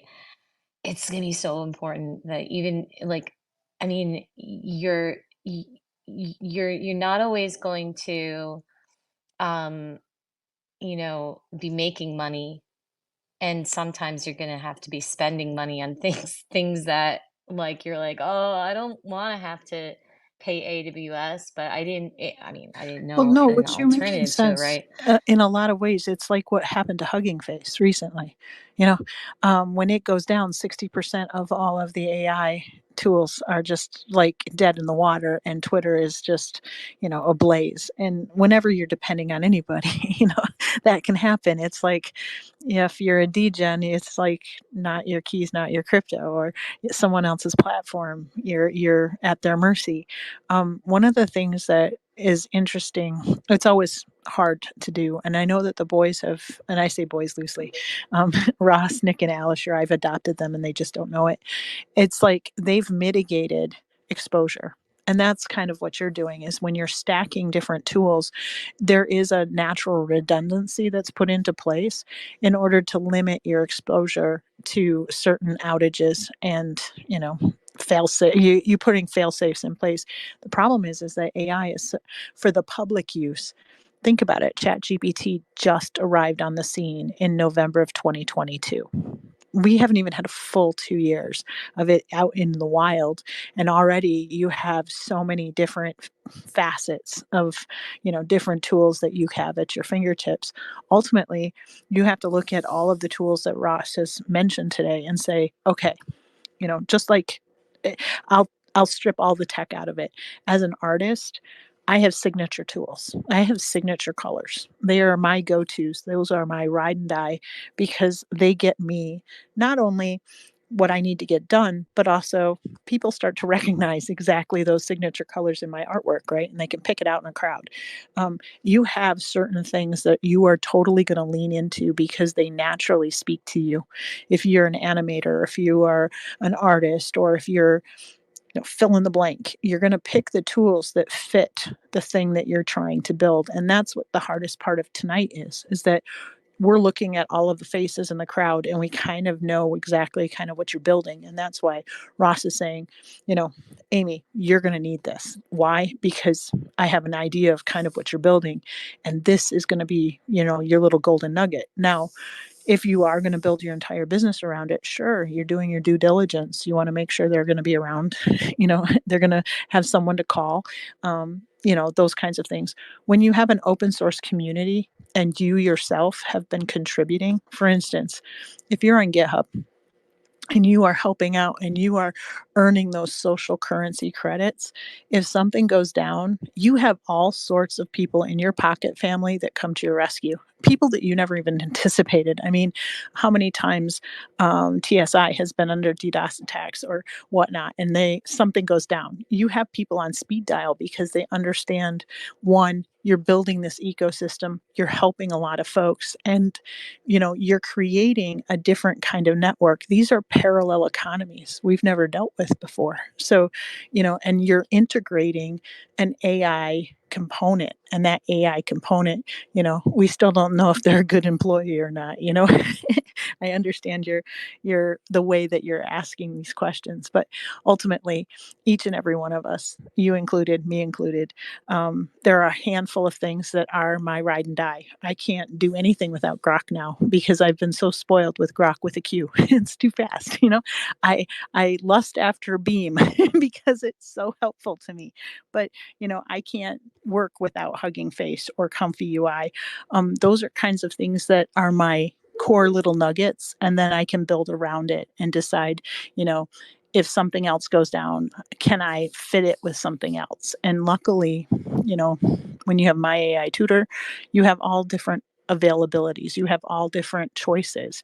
I mean, you can go through all of these models. If a model disappears, you've got 175 more. I mean, it's kind of one of those things where you have to pick and choose. And for me, I just kind of think about it that way. But I definitely understand what your question is, because I can tell you, I was reading the timeline in real time when Hugging Face went down, and I could have collected the tears in major 5-gallon buckets. It was not pretty. Wait, So Sarah, we didn't go down today. yes, you didn't actually, and that's why we were mentioning. I was mentioning the fact that you guys do have built-in redundancies, and We didn't go down today. yes, yes, yes, yes. You don't have downtime. You didn't have downtime during the great Hugging Face. No, we never had downtime. Nope, you didn't. And you should tell people how and why, because it was really important, and it's a lesson we all should learn anyway. Well, that's good. What I was about to get to, honestly. So, like, Amy, you say how long's it been around? Who cares? If it's doing what it's doing, great. And just for your own information, they've been around since 2018. But Yeah, how yeah. long someone's been No, but around I think it is a smarter doesn't choice to actually. have it on the GPU and then switch it over to replicate though. I think Yeah, that but is a better move. even better though. Think about it like this: Cog is open source, so the container that it's in is open source. So that means Replicate could disappear tomorrow, and if it does, you just download the container and put it anywhere else. Right, right. Oh yeah. I mean, There's listen, 100 guys, places I gotta that tell you take is a that Cog. you always have to have a backup. Yeah. But So worrying about like a good solution that is new should not deter you from using it. Because I will tell you, Pixio and AI Tutor, it's like a hybrid. Some of it runs locally, some of it runs on Replicate, on FAL, on Protea, and like we partner with these people, even Google and Gemini. So like we don't host Gemini on my like for what? One, you can't; it's illegal. And two, like how would you? I would need to spend like $500,000 just to get it to turn on. It's not possible. So it's important to learn about companies, even if you're not going to use them today.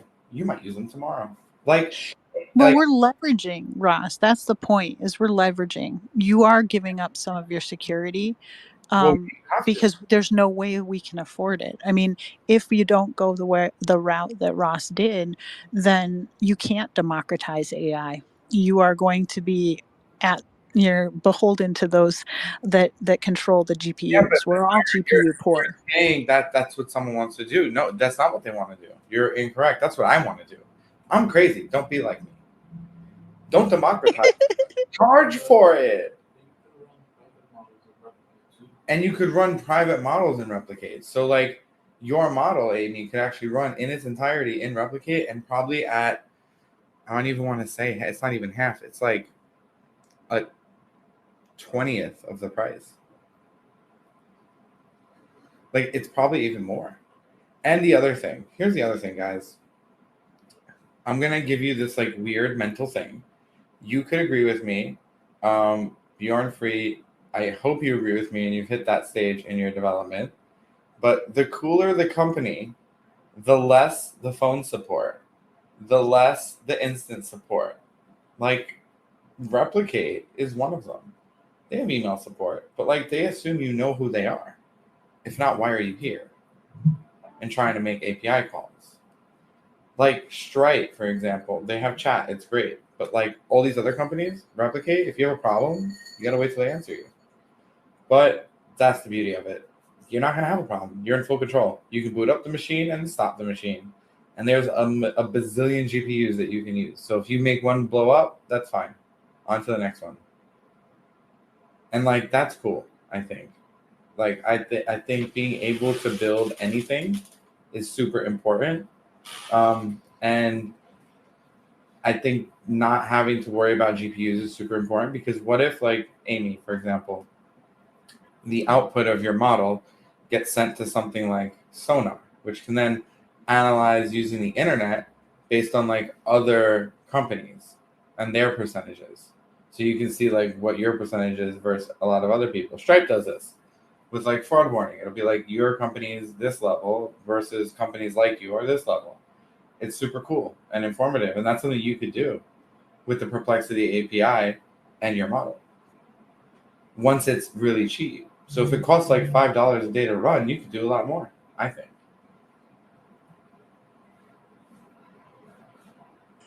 You mind if I jump in and talk about cost, Ross?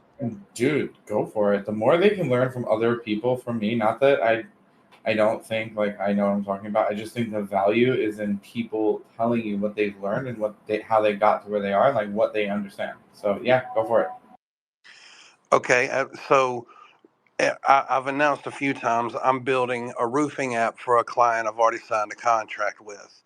And he wants to be able to just do an honest condition of a roof and be able to measure it and give a good quote for nationwide fulfillment on contractors, right? So that sounded to me initially like a website with an API from Google Solar to get that information, and maybe some other APIs get some information, and we're done. In the process of me looking for the first API to use, I came across a company. I'll just leave company names out of it, but they're an API company that basically offers the same thing as Google, but their leverage is high res. So I set up with a sales call with them, just trying to get costs, and they were 80 cents to $5 per API run. Okay, and then if I wanted to look at history, on top of that, it could get up to $500 per API run. And some of their biggest clients were insurance companies and government agencies and things of that nature. And then what I heard was they strap big cameras to planes so they can get high res images. What it equated to is I have a really good friend, Ross, that knows how to take regular images and we can upscale them to high res. So, what is stopping me from getting Google's images of the same roof, upscaling, getting the same images, applying the same in depth measurements, adding a bit of weather history to it? And now I've built my own solution that is only going to cost me 4 cents. So I'm going to be around 4 cents where everybody else is retailing theirs for 80 cents to $5. And I've been able to build it in about 9 days. Yeah, that's like super cool. Like, I mean, upscaling now, you could upscale with FAL for like less than 1 cent right now. You can go to like 8K, 1 cent, and it will happen faster than your page could even load. And what's interesting about Bjorn's use case, which is really fascinating, is that because he saw a pain point in his own business model, right? And he's looking at this and saying, look at these tools. You know, creativity is not about the stuff, it's how you use the stuff that's on hand. And he saw something where other people may not have noticed. You know, not very many people pay attention to the roof of a house, but for him, that's his world, right? What is your world? What is the one thing, the vantage point, the thing, this that just, you know better than everybody else? And then how do you see that thing through the prism of the tools that you have on hand? It took a very special kind of person to say, all right, I need to have that scaler. I need to have that upscaler. I need to understand those pictures and make them crystal clear. And when he realized that that was, able to happen, now he has the whole suite of tools, and it opens up a whole new parameter, not just for insurance, any number of things that it can kind of play into. And he can license that out, he can sell it off, he can do anything he wants and then create something else very similar to somebody else. Those are the kinds of things that set certain mindsets apart. And if you're crazy enough to build it, I will tell you there is somebody out there crazy enough to buy it. I guarantee it. So go ahead, Bjorn. Yeah, so I meant the important part. Just to open an account with them, they wanted $15,000, and that would cover up to 2,500 API calls. Now imagine you go out there and now somebody thinks they want a roof. They run through your scenario and they don't quite have all the money to get fulfillment. There went what, $6? So when Ross is talking about cost and where these computations land, it is super, super important.